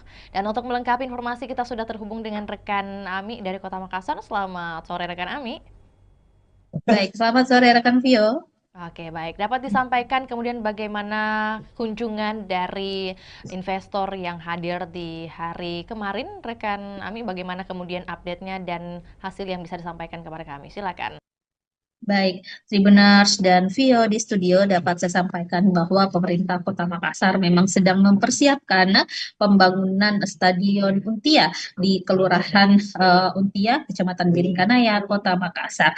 Nah, update terbaru bahwa ada investor atau perusahaan konstruksi asal Tiongkok, Cina, yakni Chems Engineering Co. Ltd atau CHAMCE melakukan kunjungan langsung di lokasi rencana pembangunan stadion di Kelurahan Untia. Nah, perusahaan konstruksi ini memang sudah pernah bertemu langsung dengan Wali Kota Makassar Munafri Arifudin pada bulan Juli lalu, dan ini adalah tindak lanjut dari kunjungannya yang sebelumnya. Dan tentunya tim CHAMCE meninjau langsung lokasi tersebut didampingi oleh Wali Kota Makassar Munafri Arifudin, hadir juga Wakil Wali Kota Makassar Alia Mustika Ilham, dan sejumlah pejabat organisasi perangkat daerah lingkup pemerintah Kota Makassar. Dan dari tim CHAMCE sendiri yang hadir adalah ada General Project Manager Mr. Xiao, kemudian ada dari Commercial Managernya Mr. Sang Siki, kemudian ada Chief Engineer juga, dan desain manager hingga sekretaris dari CHAMCE itu sendiri. Dan tentunya dari peninjauan tersebut kemarin disampaikan bahwa memang pihak CHAMCE akan melakukan desain-desain, kemudian menyusun bagaimana rencana dan strategi mereka dalam perencanaan pembangunan Stadion Untia di Kota Makassar ini. Nah, pemerintah Kota Makassar tentunya membuka diri karena memang Pemkot Makassar saat ini sedang mencari investor yang akan membiayai atau mendanai pembangunan stadion di Kota Makassar. Dan di sana tentunya disampaikan juga kemarin bahwa CHAMCE ini sudah punya pengalaman banyak di bidang infrastruktur. Salah satu proyek yang sudah dijalankan di Provinsi Sulawesi Selatan yakni Bendung Jenelata, kemudian di berbagai negara juga telah menghadirkan berbagai infrastruktur termasuk juga stadion, ada di Kamboja dengan kapasitas 60.000 penonton, kemudian di Uzbekistan dan beberapa negara lainnya tentunya termasuk Belarus juga yang kapasitas penontonnya 15.000 seat. Nah, tentunya kemarin disampaikan Wali Kota Makassar Munafri Arifudin saat kami berwawancara bahwa tim Cance akan segera menyusun gambaran desainnya seperti apa yang mana cocok dan efektif untuk Stadion Untia ke depan. Dan dari situ Munafri melihat memang ada keseriusan yang ditunjukkan atau dibuktikan dari pihak Cance itu sendiri, dan diprediksi tingkat keyakinan mereka melakukan investasi atau menyokong pembangunan Stadion Untia di Kota Makassar sudah di atas 50%. Jadi ini adalah langkah progresif yang ditunjukkan oleh Pemkot Makassar untuk terus menggait investor yang cocok mungkin dengan model kerjasamanya, yang cocok dengan konsep-konsep yang diterapkan atau telah disusun juga oleh pemerintah Kota Makassar. Jadi kita ketahui memang saat ini pemerintah Kota Makassar sudah berprogres, ada tahapan progresif dalam rencana pembangunan stadion di Untia. Sekarang ini Pemkot Makassar sudah mengalokasikan anggaran di pemerintah Kota Makassar untuk perencanaan pembangunannya tahun 2025. Di APBD perubahan nanti akan ada penganggaran untuk mungkin dokumen-dokumen sertifikat lahannya, dan juga termasuk dokumen lainnya seperti feasibility study dan juga master plan-nya. Dan 2026 juga nanti ada tahapan yang akan dijalankan oleh pemerintah Kota Makassar, termasuk penimbunan lahan, karena lahan di sana di Untia itu memang butuh pemadatan pengerasan, sehingga ini butuh juga upaya dari pemerintah Kota Makassar untuk memadatkan atau menimbun lahan tersebut agar tentunya investor nanti bisa melakukan perencanaan dengan baik terhadap lokasi pembangunan stadion di Untia Kota Makassar tersebut. Seperti itu, Vio. Baik, berarti kalau dari pemerintah Kota Makassar sendiri sudah menyiapkan beberapa dokumen atau juga administratif. Kemudian kalau dari Camce sendiri, apakah kemudian sudah ditampilkan bagaimana mereka memperlihatkan mungkin indikasi keseriusan mereka dari pihak Camce untuk berinvestasi? Dan kalau mungkin tadi sudah dikatakan oleh rekan Ami bahwa ini merupakan kunjungan kedua kalinya ke Untia atau juga ke Kota Makassar. Nah, pada tinjauan kedua ini apa yang kemudian menjadi peninjauan mereka lebih lanjut oleh tim Cance di lokasi nih? Ya, baik Vio di studio dan Tribuners, memang sebelumnya tim Camce ini sudah pernah berkunjung Kota Makassar pada Juli lalu, baru melakukan penjajakan awal kepada pemerintah Kota Makassar dengan mungkin penyampaian atau mencari tahu informasi terkait rencana pembangunan stadion ini kepada Wali Kota Makassar Munafri Arifudin. Kemudian kemarin mereka telah menindaklanjuti dengan tinjau lapangan. Mereka melihat bagaimana sih lokasi rencana pembangunan di stadion Untia, supaya ke depan mereka punya gambaran seperti apa rancangan atau desain yang akan dilakukan tim Cance terhadap lokasi yang akan dijadikan sebagai tempat pembangunan stadion Untia. Dan statement dari General Project Manager Camce kemarin, Mr. Xiao, menyampaikan bahwa mereka memang begitu tertarik dengan stadion Untia milik Pemkot Makassar ini, dan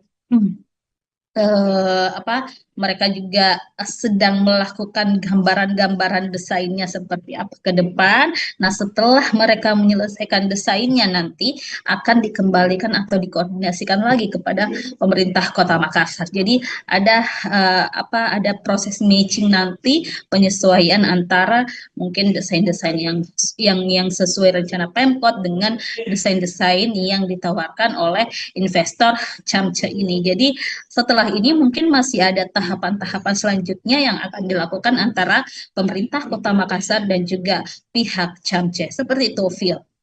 Oke, baik. Berarti apakah kemudian sudah ada pembicaraan mengenai target waktu penyelesaian stadion dari pihak Pemkot atau juga Camce yang diharapkan seperti apa kemudian? Nah, kalau dari hasil kunjungan ini kita masih belum tahu kapan tindak lanjutnya ke depan. Yang pastinya tim Cance akan menyelesaikan dulu bagaimana perencanaan mereka, desain mereka. Tapi kalau untuk Pemkot sendiri sudah melakukan roadmap atau peta jalan seperti apa rencana pembangunan stadion tahun 2025 dialokasikan untuk pengadaan atau pembuatan roadmap maupun feasibility study dan juga sertifikat lahan. Kemudian 2026 nanti itu dilakukan pengurusan perizinan analisis dampak lingkungan atau AMDALALIN dan juga analisis dampak lalu lintas AMDAL dan AMDALALIN. Kemudian 2026 juga dialokasikan anggaran untuk pemadatan lahan atau penimbunan di sana di Untia. Kemudian 2027 ditargetkan proses pengerjaan atau konstruksi dilakukan dengan harapan pada akhir 2027 atau 2028 nanti Stadion Untia sudah bisa dinikmati atau dirasakan manfaatnya oleh masyarakat. Baik, rekan Ami, mungkin sebelum kita ke pertanyaan terakhir, tentu bagaimana kemudian informasi mengenai kompetitor lain selain Camce yang mungkin juga sudah tertarik membangun Stadion Untia ini, apakah ada informasi mengenai hal tersebut? Baik, Tribunas dan Vio memang sesuai pernyataan dari Wali Kota Makassar Munafri Arifudin, ada beberapa investor yang telah menjajaki kerjasama dengan pemerintah Kota Makassar. Salah satunya mungkin kemarin ada investor dari Qatar yang telah juga melakukan koordinasi dan komunikasi dengan Pemkot Makassar. Bahkan Wali Kota sudah pernah bertandang langsung mendatangi kantor perwakilan investor asal Qatar tersebut di Jakarta. Lalu juga kemarin baru-baru pada pekan lalu Wali Kota Makassar bersama beberapa pejabat lingkup pemerintah Kota Makassar datang ke JIS. Jadi untuk melihat langsung seperti apa perencanaan yang dilakukan oleh pengelola JIS ataupun perusahaan yang menangani pembangunan berdirinya Stadion Jakarta International Stadion yang ada di Jakarta. Jadi itu sebagai salah satu langkah-langkah yang dilakukan pemerintah Kota Makassar untuk menghadirkan atau komitmen menghadirkan Stadion Untia di Makassar. Terakhir, rekan Ami, mengenai antusiasme dari masyarakat khususnya yang berada di lingkungan Untia sendiri terkait pembangunan stadion ini, apakah seluruhnya sudah pro kepada pemerintah kota atau mungkin masih ada beberapa masukan? Baik, Tribunas, memang sejauh ini kita masih belum mendengarkan keluhan-keluhan dari masyarakat setempat, apakah mereka menolak atau seperti apa. Yang pasti, masyarakat Kota Makassar tentunya menginginkan hadirnya stadion di Kota Makassar, karena kita ketahui Sulawesi Selatan dalam hal ini belum memiliki stadion sama sekali, sehingga ini memang diharapkan program unggulan dari Wali Kota Makassar, Munafri dan juga Alia Mustika Ilham bisa terwujud untuk menghadirkan stadion berstandar internasional di Kota Makassar. Dan Munafri juga sudah menyusun strategi bagaimana nanti pengelolaan stadion, bagaimana nanti untuk menghidupkan stadion seperti apa, target-targetnya seperti apa, itu sudah direncanakan dengan baik oleh pemerintah Kota Makassar. Seperti itu, Vio. Baik, terima kasih laporannya di sore hari ini rekan Ami. Selamat kembali beraktivitas dan kami menunggu update terbaru baik mengenai bagaimana pembangunan atau keberlanjutan dari pembangunan Stadion Untia ini dan juga informasi relevan lainnya dari Kota Makassar. Selamat kembali beraktivitas. Dan juga Tribuners, kami akan tayangkan cuplikan liputan kita di sore hari ini. Berikut laporannya, selamat menyaksikan.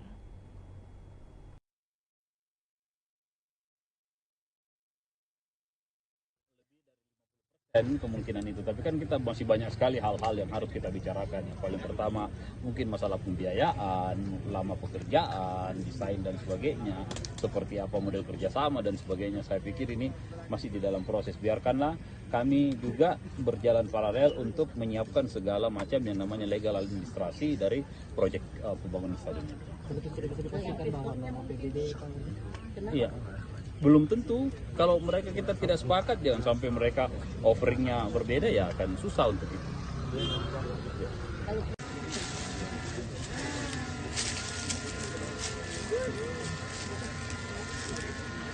saya pikir ini masih di dalam proses. Biarkanlah kami juga berjalan paralel untuk menyiapkan segala macam yang namanya legal administrasi dari proyek pembangunan stadion ini.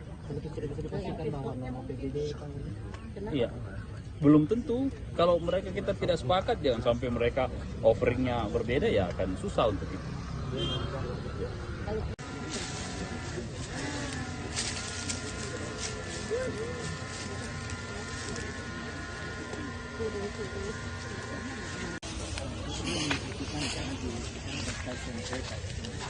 ini jalan yang kita pakai. Oh, kita pakai ini. And then this over the street, ya. So we need to mudah sampai sekarang. Kisah Haja Murni, 50 tahun jadi penjahit bendera merah putih di Kabupaten Sinjai. Dan untuk melengkapi informasi, kita sudah terhubung dengan rekan Takwa dari Kabupaten Sinjai. Selamat siang rekan Takwa. Selamat siang rekan di studio dan selamat siang Tribuners dimanapun Anda berada. Oke, baik. Dapat disampaikan kemudian kisah awal dari Haja Murni ini memulai kemudian berbisnis atau berdagang dengan jasa menjahit bendera merah putih dimulai sejak tahun berapa dan kemudian bagaimana perkembangannya? Baik rekan, momentum jelang hari ulang tahun atau HUT kemerdekaan Republik Indonesia yang ke-80 tahun atau tahun 2025 membawa berkah bagi Haji Murni 63 tahun. Pasalnya Haji Murni yang merupakan warga Kabupaten Sinjai Sulawesi Selatan ini merupakan penjahit bendera, sudah mulai kebanjiran orderan. Bahkan per tanggal 1 Agustus Haji Murni sudah mendapat orderan bendera merah putih ratusan lembar. Mayoritas orderan tersebut dipesan oleh kepala desa. Diketahui bahwa bendera merah putih yang dijahit Haji Murni mulai berukuran 15 cm hingga 150 cm dengan harga 15.000 hingga 75.000. Diketahui juga dalam proses pengerjaan atau penjahitan bendera merah putih, Haji Murni lebih memilih menggunakan mesin jahit manual ketimbang mesin jahit dinamo atau mesin jahit listrik. Hal tersebut bukan karena Haji Murni tidak mempunyai biaya untuk membeli mesin jahit yang modern, namun karena faktor kenyamanan dan alasan olahraga. Baik, berarti untuk di bulan Agustus saat ini total pesanan bendera merah putih yang berhasil dibuat oleh Haji Murni di angka berapa, rekan Takwa? Kisaran lebih sekitar 100 PCS atau lembar kan. Untuk pesanan sendiri itu sudah lebih 100, di mana mayoritas dipesan oleh kepala desa. Kan juga untuk lebih lengkapnya mungkin dari segi ukuran, kemudian harga yang diberikan Haja Murni paling laris di angka berapa? Untuk ukuran sendiri itu yang paling banyak dipesan, yakni ukuran 150 meter dengan harga 75.000. Selanjutnya ukuran 15 cm yang banyak dipesan oleh para sopir dan nelayan yang akan dipasang di mobil dan di kapalnya rekan. Jadi ada yang paling unik sebenarnya rekan, karena diketahui bahwa Haji Murni ini sudah mahir menjahit sejak tahun 1975, sekitar 50 tahun. Dia sudah menjahit bendera merah putih setiap tahun pada momen kemerdekaan Republik Indonesia rekan. Jadi pekerjaan menjahit ini merupakan pekerjaan utama dari Haji Murni sehari-hari, rekan Takwa? Untuk menjahit bendera merah putih itu setiap tahunnya rekan, namun untuk sehari-hari beliau juga berjualan atau berdagang pakaian yang banyak dijual di tokonya yang terletak di pasar sentral itu, yakni pakaian atau seragam sekolah rekan. Baik, rekan Takwa, dalam sehari Haja Murni bisa menjahit berapa lembar khususnya untuk agenda tahunan seperti 17-an ini? Untuk setiap harinya rata-rata itu 50 lembar. setiap hari rekan, tergantung pesanan yang masuk. Kan juga rekan Takwa bahwa kemudian Haja Murni ini masih memilih menggunakan mesin jahit manual. Nah, kemudian apa yang menjadi alasan khususnya tidak mau menggunakan mesin listrik? Ada dua alasan utama. Yang pertama itu karena beliau lebih nyaman menggunakan mesin manual. Yang kedua itu sebagai momen atau leluasa untuk olahraga rekan. Motivasi utama dari Haja Murni ini tetap menjahit di usia ke-63 tahun, selain karena sembari berolahraga, bagaimana kemudian dengan kehidupannya, mungkin dukungan keluarga? Untuk dukungan keluarga, Haji Murni bersama almarhum suaminya itu berhasil memberikan pendidikan yang terbaik kepada 4 anaknya, dan saat ini 4 anaknya sudah berkeluarga, rekan. Kisah pribadinya dari Haja Murni ini, rekan Takwa, apakah kemudian ia menceritakan atau juga Anda liput mengenai siapa kemudian yang menjadi pengajar pertama dari Haja Murni sejak dulu? Jadi pada saat itu Haji Murni masih berumur 7 tahun, dia tinggal di Kota Makassar, ikut sama tantenya karena beliau tidak bisa melanjutkan pendidikan karena keterbatasan ekonomi. Yang kebetulan tantenya tersebut yang menjadi rumah tumpangan Haji Murni itu bekerja sebagai proses menjahit. Dari situ Haji Murni belajar dari tantenya. Setelah mahir dan berkeluarga, dia pindah ke Kabupaten Sinjai membuka toko pakaian, di mana sebelumnya toko pakaian itu atau pakaian yang digunakan atau yang dijual di tokonya itu dari hasil yang dijahit oleh Haji Murni sendiri, rekan. Ditambah pada saat momen 17 Agustus atau momen kemerdekaan Republik Kecamatan Sinjai Utara, rekan. Baik, tentu menjadi pertanyaan juga mungkin mengenai sosok dari Haja Murni sendiri ini setelah kemudian melihat banyak pembeli dari dagangannya, yakni membeli bendera mungkin hasil jahitannya, bagaimana kemudian perasaannya? Dia tetap optimis di tengah kemajuan teknologi saat ini. Dia tetap optimis menggunakan mesin jahit manual untuk menjahit bendera, dan dia merasa bangga dengan jiwa nasionalisme yang dimiliki dan bertahan hingga bertahun-tahun dalam menjahit bendera merah putih, rekan. Mungkin pesan khusus yang dititipkan oleh Haja Murni kepada mungkin masyarakat ataupun juga terkait kemerdekaan Republik Indonesia seperti apa yang Anda liput? Untuk sampai saat ini, rekan, kami tidak menghimpun hal tersebut, rekan. Lantas terima kasih atas informasinya rekan Takwa. Selamat kembali beraktivitas dan kami menunggu update terbaru yang akan dilaporkan dari Kabupaten Sinjai. Dan salam sukses juga buat Haja Murni selaku penjahit bendera merah putih di Kabupaten Sinjai. Dan kami Tribuners akan tayangkan juga cuplikan liputan juga pernyataan dari seorang Haja Murni. Berikut laporannya, selamat menyaksikan.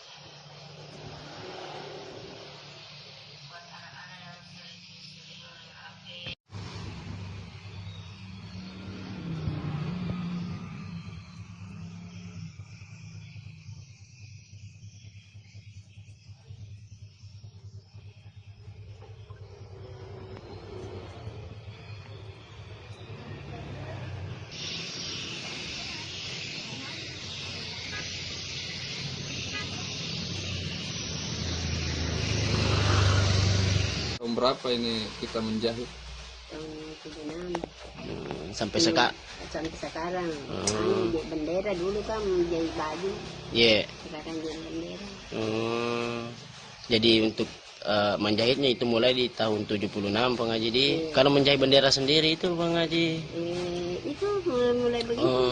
Kan menjual di pasar dulu pasar bawah tuh. Oh iya Bang Haji. Iya. Kalau anu sendiri Bang Haji apa? Belajar menjahit ini di mana Bang Haji? Di Makassar dulu. Di Makassar. Umur 7 tahun. Oh, baru umur 7 tahun sudah menjahit Bang Haji. Itu enggak sekolah saya tapi. Oh, tapi yang ngajarkan menjahit itu siapa Bang Haji? Tanteku di Makassar. Oh. Tapi anu sendiri Bang Haji apa? Kenapa ini pilih saya lihat ini mesin manual Bang Haji? Karena tidak cocok. Saya mesin Mesin dinamo enggak cocok mesin aku tuh. Iya. Oh, sekaligus olahraga juga ya Bang Haji? Iya. Tapi untuk anu Bang Haji, untuk bendera untuk 17 Agustus ini Bang Haji, kemerdekaan ini di tahun 2025, apakah sudah ada orderan Bang Haji? Banyak, kalau orderan banyak. Oh. Ada 20 piece begini, jadi bendera. Berapa piece tadi?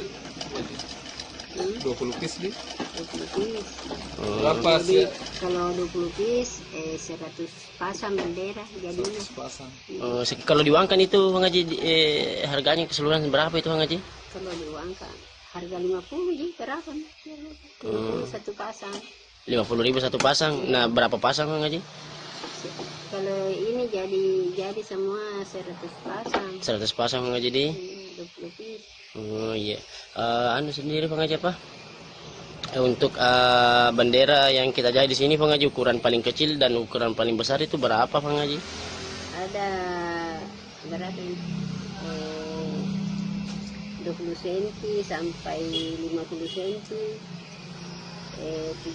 17 cm, 1,5 atau 100. Yeah.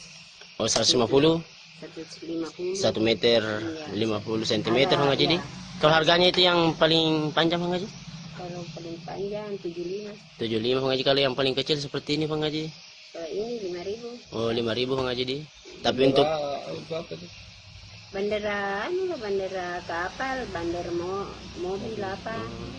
Kalau keseluruhan orderan Bang Haji Saga nih, matama orderan Bang. Enggak tahu berapa. Tapi itu ada 100 PCS untuk bendera Bang Desa, Haji. kepala desa ambil tahu. Iya. Begitu 10 pasang, 20 pasang. Oh iya Bang Haji. Tapi sekarang intinya lebih ini 100 anu Bang Haji orderan di 100 PCS. Enggak tahu ini. Iya. Ada 20 piece. Sudah banyak nih, enggak aku ingat berapa nih laku. Oh iya Bang Haji. Tapi ada nih yang order itu yang kita maksud Bang Haji di. Iya, ada nih. Dari pulau. Iya. Kepala desa itu ambil.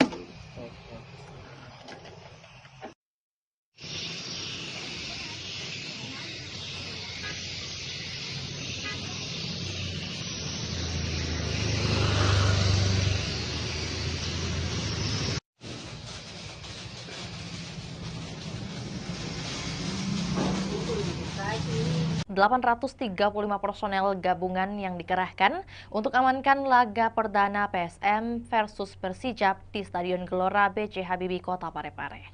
Dan untuk melengkapi informasi, kita sudah terhubung dengan rekan Aryadi dari Kota Parepare. Selamat siang rekan Aryadi. Selamat siang, Fior. Kemudian bagaimana keberlangsungan dari apel pengamanan yang digelar pada hari ini? Baik, Fior, kami laporkan bahwa laga antara PSM Makassar melawan Persijap Jepara akan berlangsung di Stadion Gelora B.J. Habibie Parepare pada Jumat besok, tanggal 8 Agustus 2025. Nah, sebelum itu, pihak personel gabungan pagi tadi telah menggelar apel jelang laga perdana PSM Makassar ini. Dari sisi keamanan, Polres Parepare sudah melakukan rapat koordinasi sebelumnya menjelang laga perdana PSM Makassar di Super League. AKBP, maksud kami Kapolres Parepare AKBP Indra Waspadayuda mengatakan ada sebanyak 835 personel gabungan yang akan terlibat dalam pengamanan laga perdana PSM Makassar di Super League 2005-2006 nanti. Ya. Untuk kemudian menjadi pertanyaan dari 835 ini, mengapa sebanyak 800-an yang dikerahkan untuk pengamanan? Ada informasi mengenai hal tersebut? Betul sekali, Fior. Jadi 830 personel ini merupakan personel gabungan, diantaranya adalah 2/4 dari personel Polres Kota Parepare, kemudian ada juga TNI, kemudian ikut juga BRIMOB, Satpol PP, dan pihak-pihak lainnya. Nah,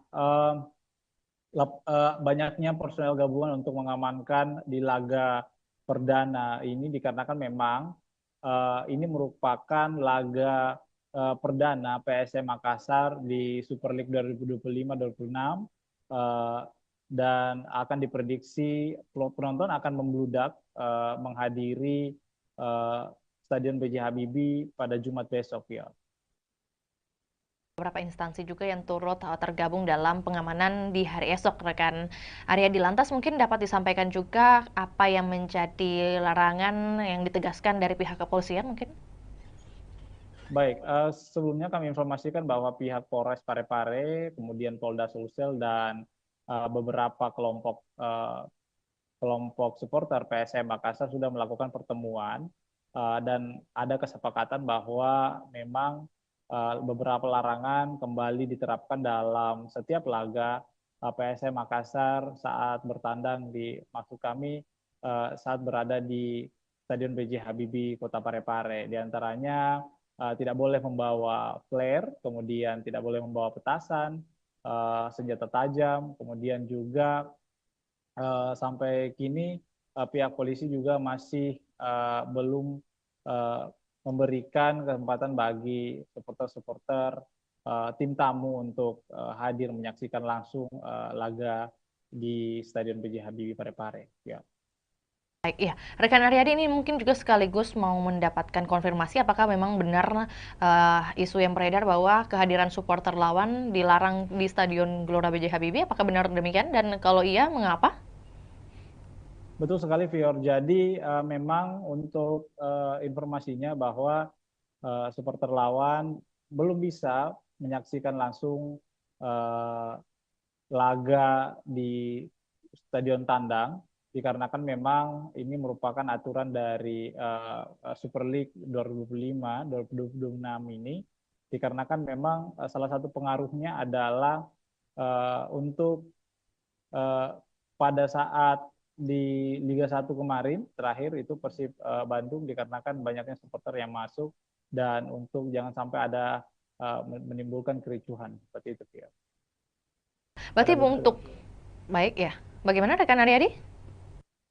Ini untuk minimalisasi adanya benturan antar supporter, ya. Lantas mungkin untuk teknis pengamanan yang akan diberlakukan baik itu di dalam maupun di luar stadion seperti apa skemanya? Apakah sudah ada penjelasan?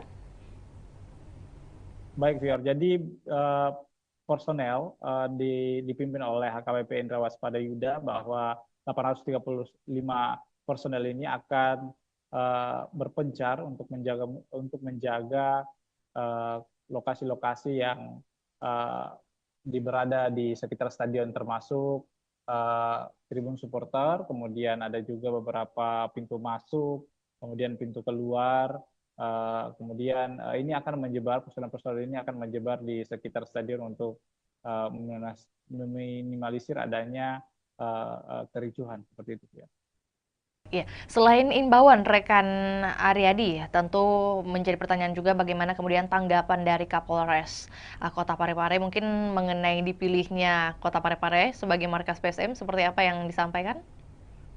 Ya, menurut Indra setelah kami konfirmasi bahwa pihaknya sangat senang kembali dipilihnya Parepare menjadi markas PSM Makassar. Nah, namun meski begitu dia sangat mengimbau supporter untuk ikut menjaga keamanan dan ketertiban masyarakat di Parepare selama menonton jalannya laga.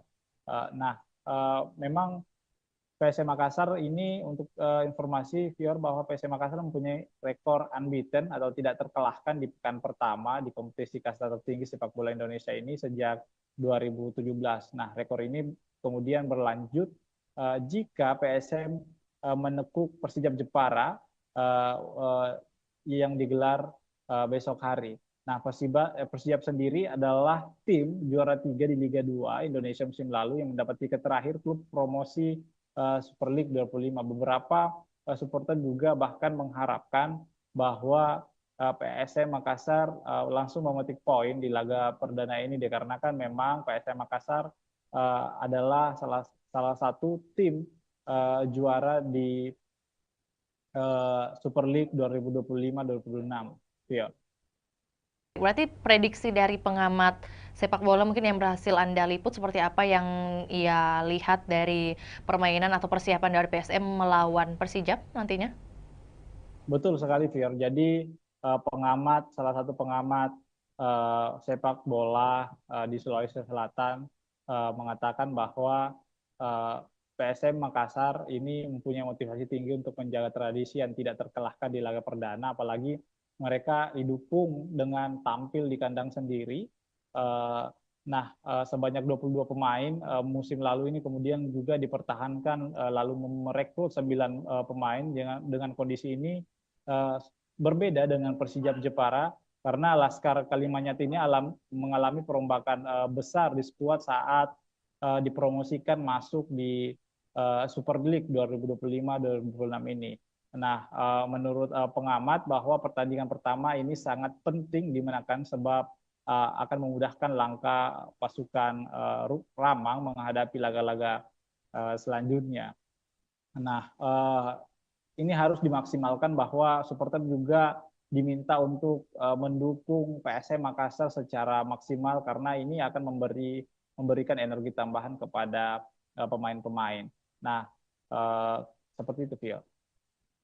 Lebih lanjut, rekan Aryadi mungkin terkait antusiasme baik itu dari warga Parepare sendiri ataupun juga warga yang dari luar Parepare untuk menyaksikan pertandingan di hari esok, apalagi pertandingan perdana. Ini seperti apa? Sebesar apa ini kemudian mungkin tiket yang berhasil dijual sebesar atau seberapa banyak? Baik, Fior. Jadi informasi yang kami telah himpun bahwa panitia pelaksana sudah menyiapkan 7.000 lembar tiket di laga perdana karena memang ini lebih meningkat dari sebelumnya karena memang diproyeksikan bahwa stadion akan full dipenuhi oleh supporter di laga perdana untuk mendukung PSM Makassar. Namun ternyata ada beberapa perubahan harga tiket juga dikarenakan harga tiket tribun penonton selatan dan utara itu turun 10.000 yang dulunya berkisaran dengan harga 100.000 sekarang sudah berjumlah harganya 90.000. Nah, sementara harga tiket VIP utama, VIP utara dan selatan itu tetap 300.000. Kemudian tribun timur juga itu tetap 150.000. Jadi hanya penonton tribun selatan dan utara yang mengalami penurunan 90.000. Nah, dan pantauan kami, Fior, bahwa di lapangan tadi bahwa penukaran tiket juga beberapa supporter sudah melakukan penukaran tiket yang didirikan oleh panitia pelaksana PSM Makassar kepada supporter. Beberapa di antaranya itu sudah menukarkan tiket lebih awal dikarenakan memang jangan sampai besok itu ada antrian cukup panjang dikarenakan padatnya supporter yang datang untuk menonton laga perdana PSM Makassar di Super League 2025-2026, Fior. Lagi rekan Aryadi terakhir juga menyambung dengan apa yang disampaikan, kemudian sudah tersebar menurut panitia sebanyak 7.000 tiket. Lantas untuk pengawasan terhadap tiket palsu atau mungkin juga calo seperti apa yang dihadirkan oleh panitia? Baik, Fior, sebenarnya untuk tiket palsu sebenarnya ini kan sudah dilakukan oleh panitia pelaksana bahwa tiket hanya tersedia dibeli secara online. Namun penitia tetap mempertimbangkan adanya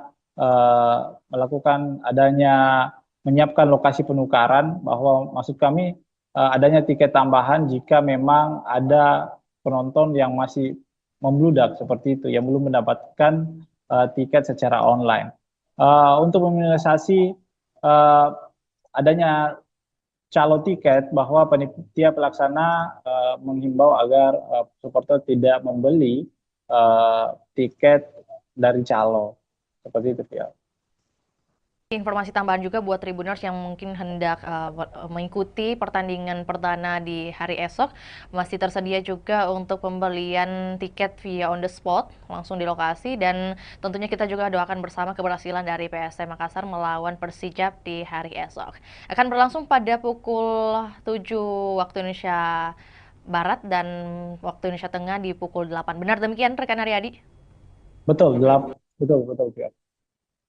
Atas laporannya, rekan Aryadi, di siang hari ini kami menunggu update terbaru untuk topik ataupun juga wacana lainnya. Selamat kembali bertugas. Dan Tribuners, kami akan tayangkan cuplikan liputan kita di siang hari ini, juga pernyataan dari Kapolres Parepare, yakni AKBP Indra Waspadayuda. Berikut laporannya, selamat menyaksikan. Para anggotanya bisa mengetahui segala bentuk resiko semuanya, apa yang menjadi tugas dan tanggung jawabnya, dan apa yang menjadi sasaran pengamanan. Ya. Orang bareng tempat. Ya. Nanti ada. Kalau kita nggak macet, pembangunan juga karena sempat dulu kita sampai ke wali kota atau ke sekolah. Ya. Baik itu. Jadi nanti untuk titik pagi ada 18 yang akan sudah datang. Zona 1 itu berbeda. Mungkin di zona 2 terkait dengan pemeriksaan tiket, lebih fokus kepada orang. Kemarin kami melaksanakan rapat koordinasi terkait dengan pengamanan kegiatan BRI Super League, yang mana Parepare masih menjadi tuan rumah.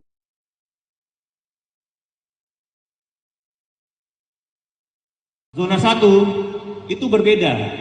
Mungkin di zona 2 terkait dengan pemeriksaan tiket, lebih fokus kepada orang.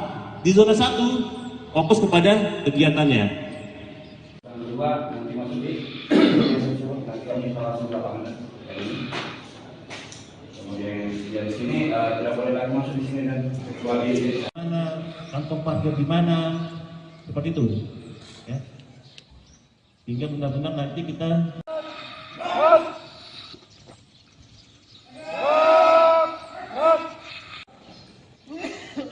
coba saya mau tanya, yang tahu sasaran pengamanan apa? Apa? Kemudian risiko ancamannya apa?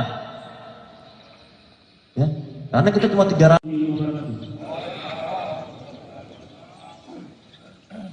Apa yang tadi selesai?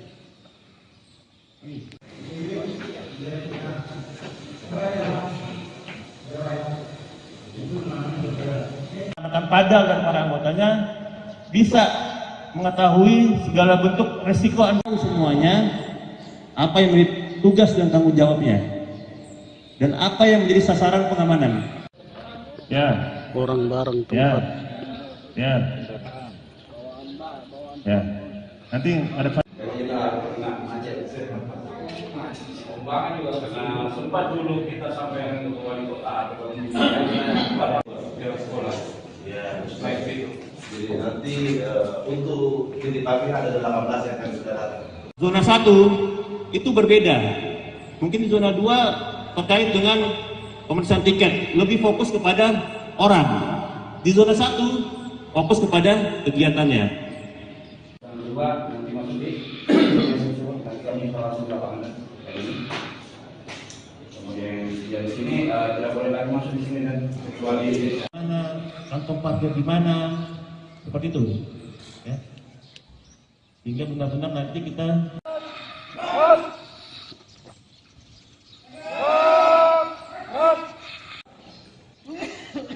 coba saya mau tanya, yang tahu sasaran pengamanan apa?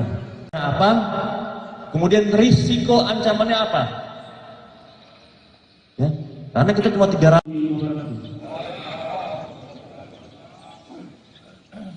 Apa yang tadi selesai?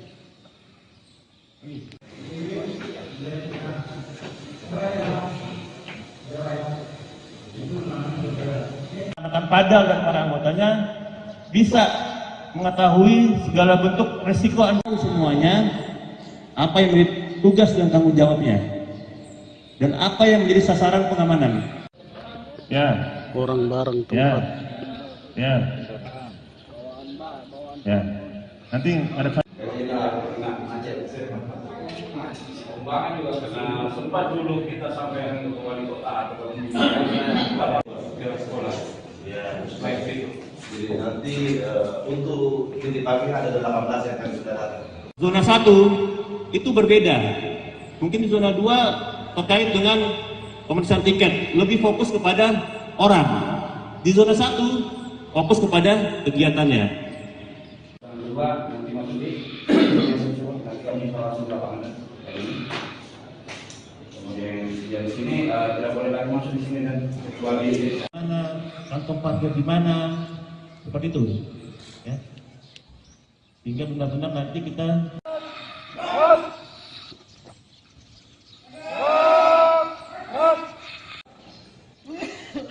coba saya mau tanya, yang tahu sasaran pengamanan apa? Kemudian risiko ancamannya apa? Ya, karena kita cuma 300.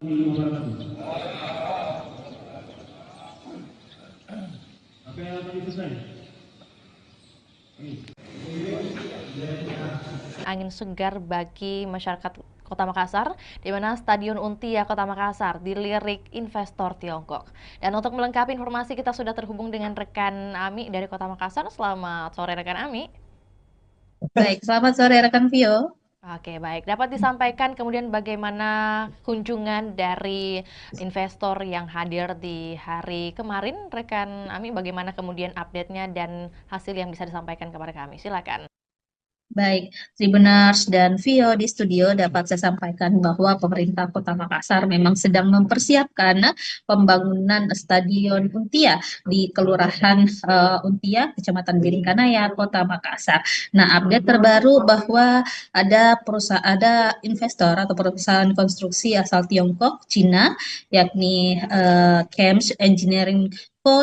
Ltd atau CHAMCE melakukan kunjungan langsung di lokasi rencana pembangunan stadion di Kelurahan Untia. Nah, perusahaan konstruksi ini memang sudah pernah bertemu langsung dengan Wali Kota Makassar Munafri Arifudin pada bulan Juli lalu, dan ini adalah tindak lanjut dari kunjungannya yang sebelumnya. Dan tentunya tim CHAMCE meninjau langsung lokasi tersebut didampingi oleh Wali Kota Makassar Munafri Arifudin, hadir juga Wakil Wali Kota Makassar Alia Mustika Ilham, dan sejumlah pejabat organisasi perangkat daerah lingkup pemerintah Kota Makassar. Dan dari tim CHAMCE sendiri yang hadir adalah ada General Project Manager Mr. Xiao, kemudian ada dari Commercial Managernya Mr. Sang Siki, kemudian ada Chief Engineer juga, dan desain manager hingga sekretaris dari CHAMCE itu sendiri. Dan tentunya dari peninjauan tersebut kemarin disampaikan bahwa memang pihak CHAMCE akan melakukan desain-desain, kemudian menyusun bagaimana rencana dan strategi mereka dalam perencanaan pembangunan Stadion Untia di Kota Makassar ini. Nah, pemerintah Kota Makassar tentunya membuka diri karena memang Pemkot Makassar saat ini sedang mencari investor yang akan membiayai atau mendanai pembangunan stadion di Kota Makassar. Dan di sana tentunya disampaikan juga kemarin bahwa CHAMCE ini sudah punya pengalaman banyak di bidang infrastruktur. Salah satu proyek yang sudah dijalankan di Provinsi Sulawesi Selatan, yakni Bendung Jenelata, kemudian di berbagai negara juga telah menghadirkan berbagai infrastruktur termasuk juga stadion. Ada di Kamboja dengan kapasitas 60.000 penonton, kemudian di Uzbekistan dan beberapa negara lainnya tentunya termasuk Belarus juga yang kapasitas penontonnya 15.000 seat. Nah, tentunya kemarin disampaikan Wali Kota Makassar Munafri Arifudin saat kami berwawancara bahwa tim Cance akan segera menyusun gambaran desainnya seperti apa yang mana cocok dan efektif untuk Stadion Untia ke depan. Dan dari situ Munafri melihat memang ada keseriusan yang ditunjukkan atau dibuktikan dari pihak Cance itu sendiri, dan diprediksi tingkat keyakinan mereka melakukan investasi atau menyokong pembangunan Stadion Untia di Kota Makassar sudah di atas 50%. Jadi ini adalah langkah progresif yang ditunjukkan oleh Pemkot Makassar untuk terus menggait investor yang cocok mungkin dengan model kerjasamanya, yang cocok dengan konsep-konsep yang diterapkan atau telah disusun juga oleh pemerintah Kota Makassar. Jadi kita ketahui memang saat ini pemerintah Kota Makassar sudah berprogres, ada tahapan progresif dalam rencana pembangunan stadion di Untia. Sekarang ini Pemkot Makassar sudah mengalokasikan anggaran di pemerintah Kota Makassar untuk perencanaan pembangunannya tahun 2025. Di APBD perubahan nanti akan ada penganggaran untuk mungkin dokumen-dokumen sertifikat lahannya, dan juga termasuk dokumen lainnya seperti feasibility study dan juga master plan-nya. Dan 2026 juga nanti ada tahapan yang akan dijalankan oleh pemerintah Kota Makassar, termasuk penimbunan lahan, karena lahan di sana di Untia itu memang butuh pemadatan pengerasan, sehingga ini butuh juga upaya dari pemerintah Kota Makassar untuk memadatkan atau menimbun lahan tersebut agar tentunya investor nanti bisa melakukan perencanaan dengan baik terhadap lokasi pembangunan stadion di Untia Kota Makassar tersebut. Seperti itu, Vio. Baik, berarti kalau dari pemerintah Kota Makassar sendiri sudah menyiapkan beberapa dokumen atau juga administratif. Kemudian kalau dari Camce sendiri, apakah kemudian sudah ditampilkan bagaimana mereka memperlihatkan mungkin indikasi keseriusan mereka dari pihak Camce untuk berinvestasi? Dan kalau mungkin tadi sudah dikatakan oleh rekan Ami bahwa ini merupakan kunjungan kedua kalinya ke Untia atau juga ke Kota Makassar. Nah, pada tinjauan kedua ini apa yang kemudian menjadi peninjauan mereka lebih lanjut oleh tim Cance di lokasi nih? Ya, baik Vio di studio dan Tribuners, memang sebelumnya tim Camce ini sudah pernah berkunjung Kota Makassar pada Juli lalu, baru melakukan penjajakan awal kepada pemerintah Kota Makassar dengan mungkin penyampaian-penyampaian atau mencari tahu informasi terkait rencana pembangunan stadion ini kepada Wali Kota Makassar Munafri Arifudin. Kemudian kemarin mereka telah menindaklanjuti dengan tinjau lapangan. Mereka melihat bagaimana sih lokasi rencana pembangunan di stadion Untia, supaya ke depan mereka punya gambaran seperti apa rancangan atau desain yang akan dilakukan tim Cance terhadap lokasi yang akan dijadikan sebagai tempat pembangunan stadion Untia. Dan statement dari General Project Manager Camce kemarin, Mr. Xiao, menyampaikan bahwa mereka memang begitu tertarik dengan stadion Untia milik Pemkot Makassar ini, dan mereka juga sedang melakukan gambaran-gambaran desainnya seperti apa ke depan. Nah, setelah mereka menyelesaikan desainnya nanti akan dikembalikan atau dikoordinasikan lagi kepada pemerintah Kota Makassar. Jadi ada proses matching nanti, penyesuaian antara mungkin desain-desain yang sesuai rencana Pemkot dengan desain-desain yang ditawarkan oleh investor Camce ini. Jadi setelah ini mungkin masih ada tahapan-tahapan selanjutnya yang akan dilakukan antara pemerintah Kota Makassar dan juga pihak Camce. Seperti itu, Phil. Oke, baik. Berarti apakah kemudian sudah ada pembicaraan mengenai target waktu penyelesaian stadion dari pihak Pemkot atau juga Camce yang diharapkan seperti apa kemudian? Nah, kalau dari hasil kunjungan ini kita masih belum tahu kapan tindak lanjutnya ke depan. Yang pastinya tim Cance akan menyelesaikan dulu bagaimana perencanaan mereka, desain mereka. Tapi kalau untuk Pemkot sendiri sudah melakukan roadmap atau peta jalan seperti apa rencana pembangunan stadion tahun 2025 dialokasikan untuk eh, pengadaan atau pembuatan roadmap maupun feasibility study dan juga sertifikat lahan. Kemudian 2026 nanti itu dilakukan pengurusan perizinan analisis dampak lingkungan atau AMDALALIN dan juga analisis dampak lalu lintas AMDAL dan AMDALALIN. Kemudian 2026 juga dialokasikan anggaran untuk pemadatan lahan atau penimbunan di sana di Untia. Kemudian 2027 ditargetkan proses pengerjaan atau konstruksi dilakukan dengan harapan pada akhir 2027 atau 2028 nanti Stadion Untia sudah bisa dinikmati atau dirasakan manfaatnya oleh masyarakat.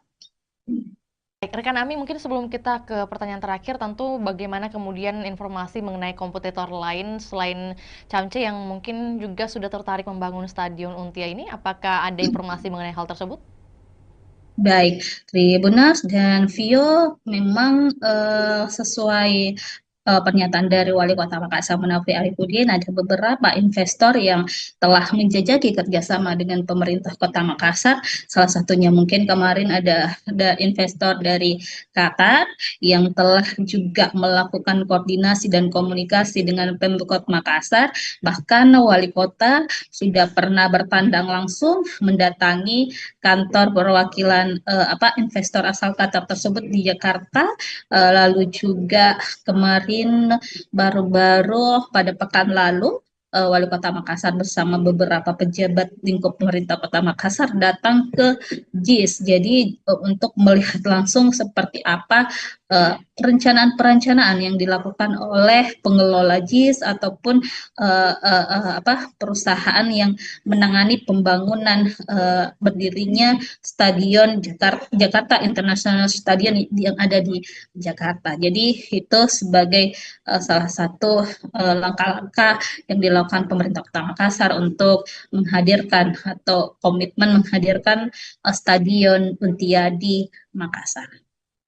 Terakhir, rekan Ami, mengenai antusiasme dari masyarakat khususnya yang berada di lingkungan Untia sendiri terkait pembangunan stadion ini, apakah seluruhnya sudah pro kepada pemerintah kota atau mungkin masih ada beberapa masukan? Baik, Tribunas, memang sejauh ini kita masih belum mendengarkan keluhan-keluhan dari masyarakat setempat, apakah mereka menolak atau seperti apa. Yang pasti, masyarakat Kota Makassar tentunya menginginkan hadirnya stadion di Kota Makassar, karena kita ketahui Sulawesi Selatan dalam hal ini belum memiliki stadion sama sekali, sehingga ini memang diharapkan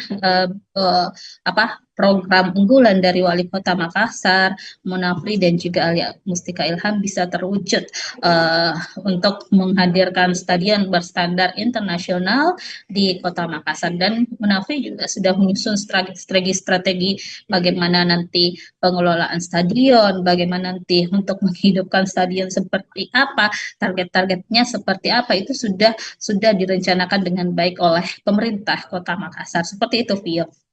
Baik, terima kasih laporannya di sore hari ini rekan Ami. Selamat kembali beraktivitas dan kami menunggu update terbaru baik mengenai bagaimana pembangunan atau keberlanjutan dari pembangunan Stadion Untia ini dan juga informasi relevan lainnya dari Kota Makassar. Selamat kembali beraktivitas. Dan juga Tribuners, kami akan tayangkan cuplikan liputan kita di sore hari ini. Berikut laporannya, selamat menyaksikan.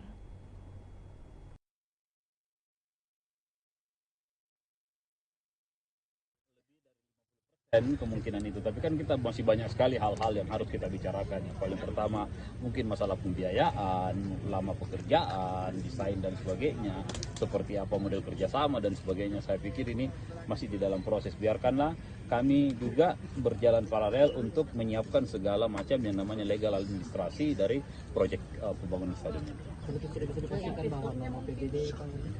Iya.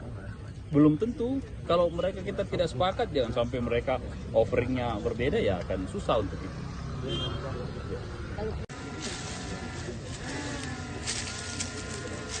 Tidak,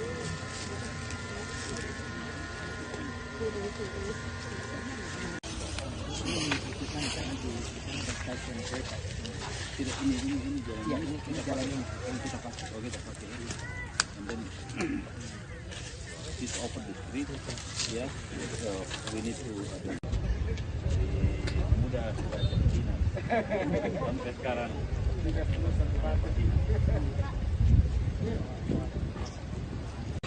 Harusnya sih biasanya kalau mereka sudah mau datang lihat lokasi artinya lebih dari 50% kemungkinan itu. Tapi kan kita masih banyak sekali hal-hal yang harus kita bicarakan. Yang paling pertama mungkin masalah pembiayaan, lama pekerjaan, desain dan sebagainya.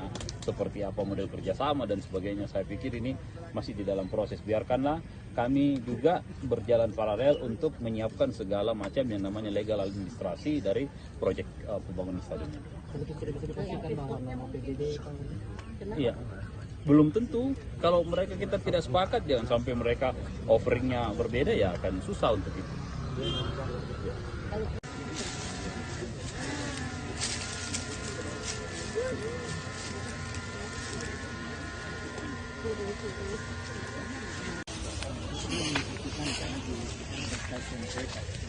Tidak, ini jalan. Ya, ini jalan yang kita pakai. Oh, kita pakai ini. And then this open the street. Ya, so we need to mudah sampai sekarang. Kisah Haja Murni, 50 tahun jadi penjahit bendera merah putih di Kabupaten Sinjai. Dan untuk melengkapi informasi kita sudah terhubung dengan rekan Takwa dari Kabupaten Sinjai. Selamat siang rekan Takwa. Selamat siang rekan di studio dan selamat siang Tribuners dimanapun Anda berada. Oke, baik. Dapat disampaikan kemudian kisah awal dari Haja Murni ini memulai kemudian berbisnis atau berdagang dengan jasa menjahit bendera merah putih dimulai sejak tahun berapa dan kemudian bagaimana perkembangannya?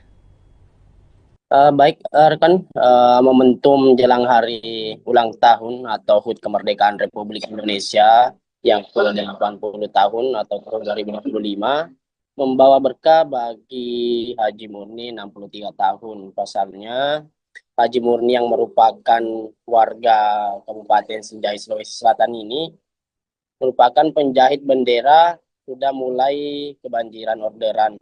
Bahkan per tanggal 1 Agustus Haji Murni sudah mendapat orderan bendera merah putih ratusan lembar.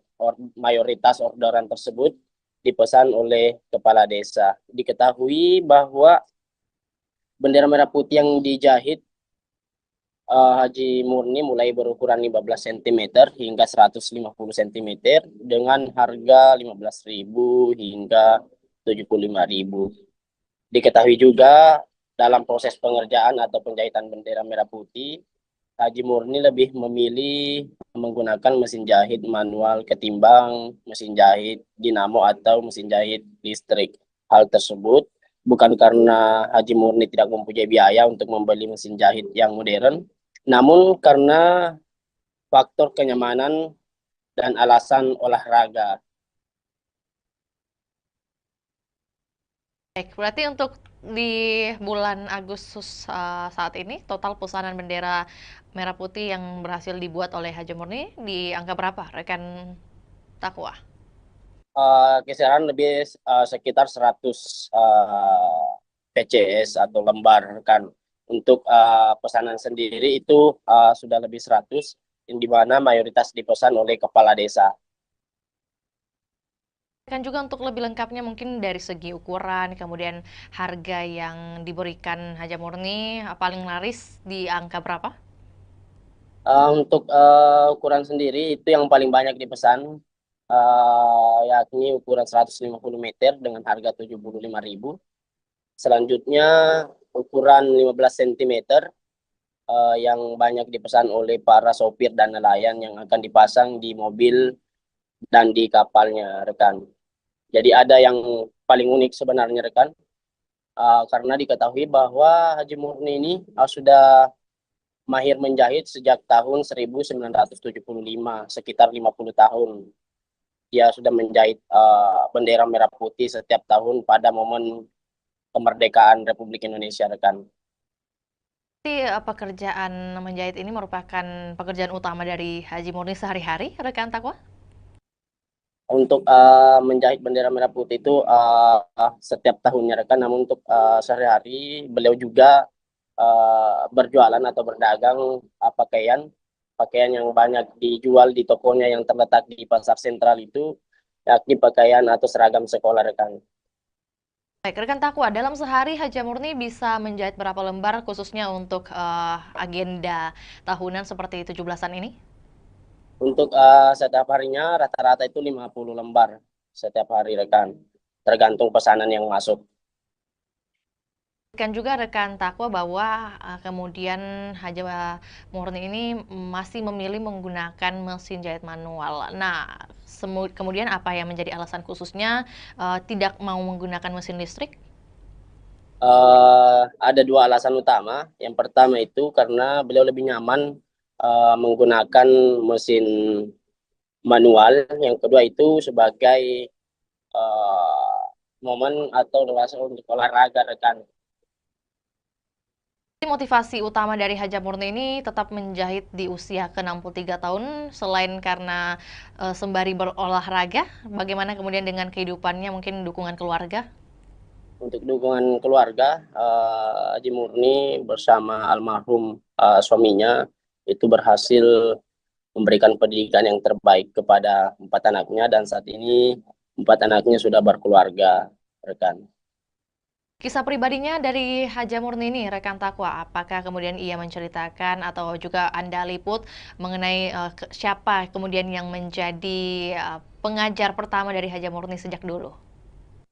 Jadi pada saat itu Haji Murni masih berumur 7 tahun, dia tinggal di Kota Makassar, ikut sama tantenya karena beliau tidak bisa melanjutkan pendidikan karena keterbatasan ekonomi.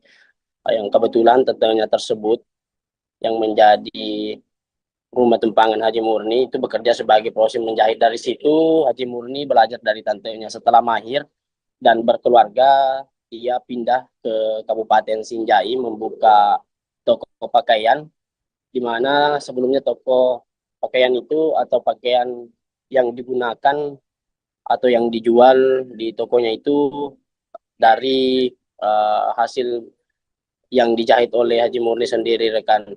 Ditambah pada saat momen 17 Agustus atau momen kemerdekaan Republik Indonesia, orderan itu banyak yang masuk, maka dari situ beliau memulai usaha itu untuk menjahit bendera, dan sampai saat ini dia sudah bertahan setiap tahun menjahit bendera merah putih itu sekitar 50 tahun, rekan.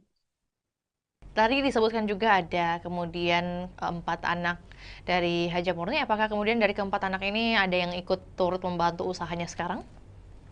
Untuk saat ini anak yang pertama Haji Murni itu yang menjaga toko pakaian yang berada di toko sentral Sinjai yang terletak di Kelurahan Bongki, Kecamatan Sinjai Utara, rekan. Baik, tentu menjadi pertanyaan juga mungkin mengenai sosok dari Haja Murni sendiri ini setelah kemudian melihat banyak pembeli dari dagangannya, yakni membeli bendera mungkin hasil jahitannya, bagaimana kemudian perasaannya?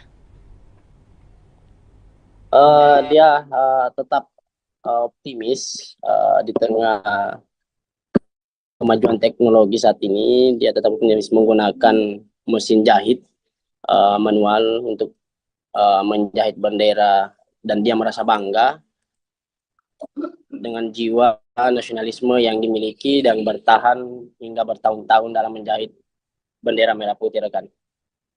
Mungkin pesan khusus yang dititipkan oleh Haja Murni kepada mungkin masyarakat ataupun juga terkait kemerdekaan Republik Indonesia seperti apa yang Anda liput? Untuk sampai saat ini, rekan, kami tidak menghimpun hal tersebut, rekan. Lantas terima kasih atas informasinya rekan Takwa. Selamat kembali beraktivitas dan kami menunggu update terbaru yang akan dilaporkan dari Kabupaten Sinjai. Dan salam sukses juga buat Haja Murni selaku penjahit bendera merah putih di Kabupaten Sinjai.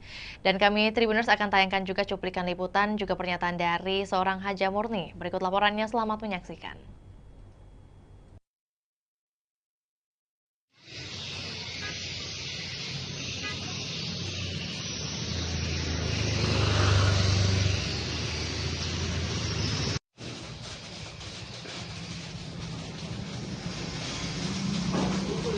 baju.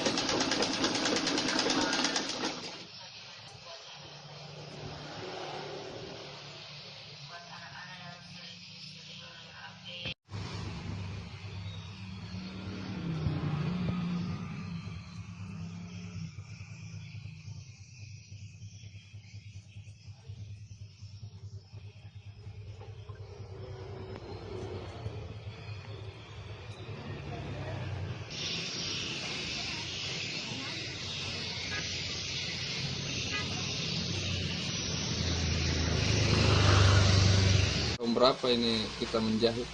Tahun 76. Sampai Sampai sekarang. Bendera dulu kan menjahit baju. Iya. Sekarang jadi bendera. Jadi untuk menjahitnya itu mulai di tahun 76 Bang Haji di. Kalau menjahit bendera sendiri itu Bang Haji. Itu mulai begitu.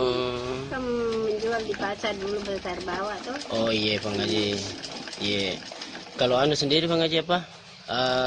Belajar menjahit ini di mana Bang Haji? Di Makassar dulu. Di Makassar. Umur 7 tahun. Oh, baru umur 7 tahun sudah menjahit Bang Haji. Itu enggak sekolah saya tapi. Oh, tapi yang ajarkan menjahit itu siapa Bang Haji? Tanteku di Makassar. Oh. Tapi anu sendiri Bang Haji apa? Kenapa ini pilih? Saya lihat ini mesin manual Bang Haji. Karena tidak cocok. Saya mesin mesin dinamo enggak cocok mesin aku tuh. Iya. Oh, sekaligus olahraga juga ya Bang Haji. Iya.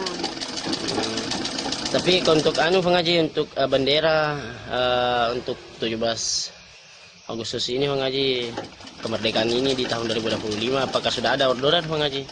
Banyak, kalau orderan banyak. Ada 20 piece begini jadi bendera. Berapa piece tadi? 20 piece di?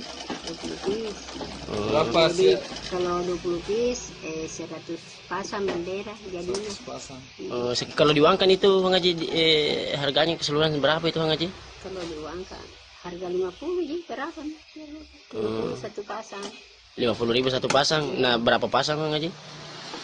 Kalau ini jadi semua 100 pasang. 100 pasang Bang Haji di?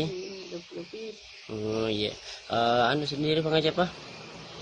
Untuk bendera yang kita jahit di sini Bang Haji, ukuran paling kecil dan ukuran paling besar itu berapa Bang Haji? Ada berapa ini? 20 cm sampai 50 cm, 17 cm, 1,5 atau 100. Oh, 150? 150. 1 meter 50 cm Bang Haji di. Kalau harganya itu yang paling panjang Bang Haji? Kalau paling panjang 75. 75 Bang Haji. Kalau yang paling kecil seperti ini Bang Haji? Kalau ini 5.000. Oh, 5.000 Bang Haji di. Tapi untuk bendera bendera kapal, bendera mobil apa. Kalau keseluruhan orderan Bang Haji Saga nih, matama orderan Bang? Enggak tahu. berapa nih? Tapi itu ada 100 PCS untuk bendera. Desa, kepala desa ambil tahu. Iya. Kita begitu 10 pasang, 20 pasang. Oh iya Bang Haji. Tapi sekarang intinya lebih nih 100 anu Bang Haji orderan di 100 PCS. Enggak. Oh. Enggak tahu nih. Iya. Ada minum kubis. Sudah banyak nih, enggak tahu, enggak aku ingat berapa nih laku. Oh iya Bang Haji. Tapi ada nih yang order itu yang kita maksud Bang Haji di. Iya, ada nih. Dari Pulau. Iya. Kepala desa itu ambil. Rp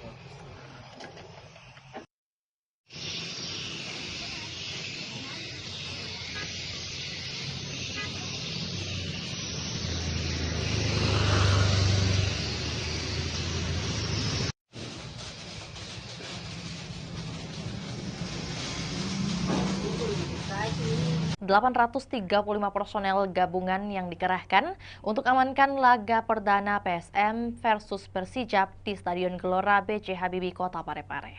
Dan untuk melengkapi informasi, kita sudah terhubung dengan rekan Aryadi dari Kota Parepare. Selamat siang, rekan Aryadi. Selamat siang, Fior. Kemudian bagaimana keberlangsungan dari apel pengamanan yang digelar pada hari ini? Baik, Fior, kami laporkan bahwa laga antara PSM Makassar melawan Persijap Jepara akan berlangsung di Stadion Gelora B.J. Habibie Parepare pada Jumat besok, tanggal 8 Agustus 2005. Nah, sebelum itu, pihak personel gabungan pagi tadi telah menggelar apel jelang laga perdana PSM Makassar ini. Dari sisi keamanan, Polres Parepare sudah melakukan rapat koordinasi sebelumnya menjelang laga perdana PSM Makassar di Super League. AKBP, maksud kami Kapolres Parepare AKBP Indra Waspadayuda mengatakan ada sebanyak 835 personel gabungan yang akan terlibat dalam pengamanan laga perdana PSM Makassar di Super League 2005-2006 nanti. Ya. Untuk kemudian menjadi pertanyaan dari 835 ini, mengapa sebanyak 800-an yang dikerahkan untuk pengamanan? Ada informasi mengenai hal tersebut? Betul sekali, Fior. Jadi 830 personel ini merupakan personel gabungan, diantaranya adalah 2/4 dari personel Polres Kota Parepare, kemudian ada juga TNI, kemudian ikut juga Brimob, Satpol PP, dan pihak-pihak lainnya. Nah, banyaknya personel gabungan untuk mengamankan di laga perdana ini dikarenakan memang ini merupakan laga perdana PSM Makassar di Super League 2025-2026 dan akan diprediksi penonton akan membludak menghadiri Stadion B.J. Habibie pada Jumat besok, ya. Beberapa instansi juga yang turut tergabung dalam pengamanan di hari esok, rekan Aryadi. Lantas mungkin dapat disampaikan juga apa yang menjadi larangan yang ditegaskan dari pihak kepolisian mungkin? Baik, sebelumnya kami informasikan bahwa pihak Polres Parepare, kemudian Polda Sulsel, dan beberapa kelompok supporter PSM Makassar sudah melakukan pertemuan dan ada kesepakatan bahwa memang beberapa larangan kembali diterapkan dalam setiap laga PSM Makassar saat bertandang maksud kami saat berada di Stadion B.J. Habibie Kota Parepare. Di antaranya tidak boleh membawa flare, kemudian tidak boleh membawa petasan, senjata tajam, kemudian juga sampai kini pihak polisi juga masih belum memberikan kesempatan bagi supporter-supporter tim tamu untuk hadir menyaksikan langsung laga di Stadion B.J. Habibie Parepare. Ya. Baik, ya. Rekan Aryadi, ini mungkin juga sekaligus mau mendapatkan konfirmasi apakah memang benar isu yang beredar bahwa kehadiran supporter lawan dilarang di Stadion Gelora B.J. Habibie. Apakah benar demikian? Dan kalau iya, mengapa? Betul sekali, Fior. Jadi memang untuk informasinya bahwa supporter lawan belum bisa menyaksikan langsung laga di stadion tandang, dikarenakan memang ini merupakan aturan dari Super League 2025-2026 ini, dikarenakan memang salah satu pengaruhnya adalah untuk pada saat di Liga 1 kemarin terakhir itu Persib Bandung, dikarenakan banyaknya supporter yang masuk dan untuk jangan sampai ada menimbulkan kericuhan seperti itu ya. Berarti untuk baik ya. Bagaimana rekan Aryadi? Ini untuk minimalisasi adanya benturan antar supporter ya. Lantas mungkin untuk teknis pengamanan yang akan diberlakukan baik itu di dalam maupun di luar stadion seperti apa skemanya? Apakah sudah ada penjelasan? Baik, Fior. Jadi personel dipimpin oleh HKBP Indra Waspada Yuda bahwa 835 personel ini akan berpencar untuk menjaga lokasi-lokasi yang berada di sekitar stadion, termasuk tribun supporter, kemudian ada juga beberapa pintu masuk, kemudian pintu keluar, kemudian ini akan menyebar, personel-personel ini akan menyebar di sekitar stadion untuk meminimalisir adanya kericuhan seperti itu ya. Ya, selain imbauan rekan Aryadi, tentu menjadi pertanyaan juga bagaimana kemudian tanggapan dari Kapolres Kota Parepare mungkin mengenai dipilihnya Kota Parepare sebagai markas PSM, seperti apa yang disampaikan?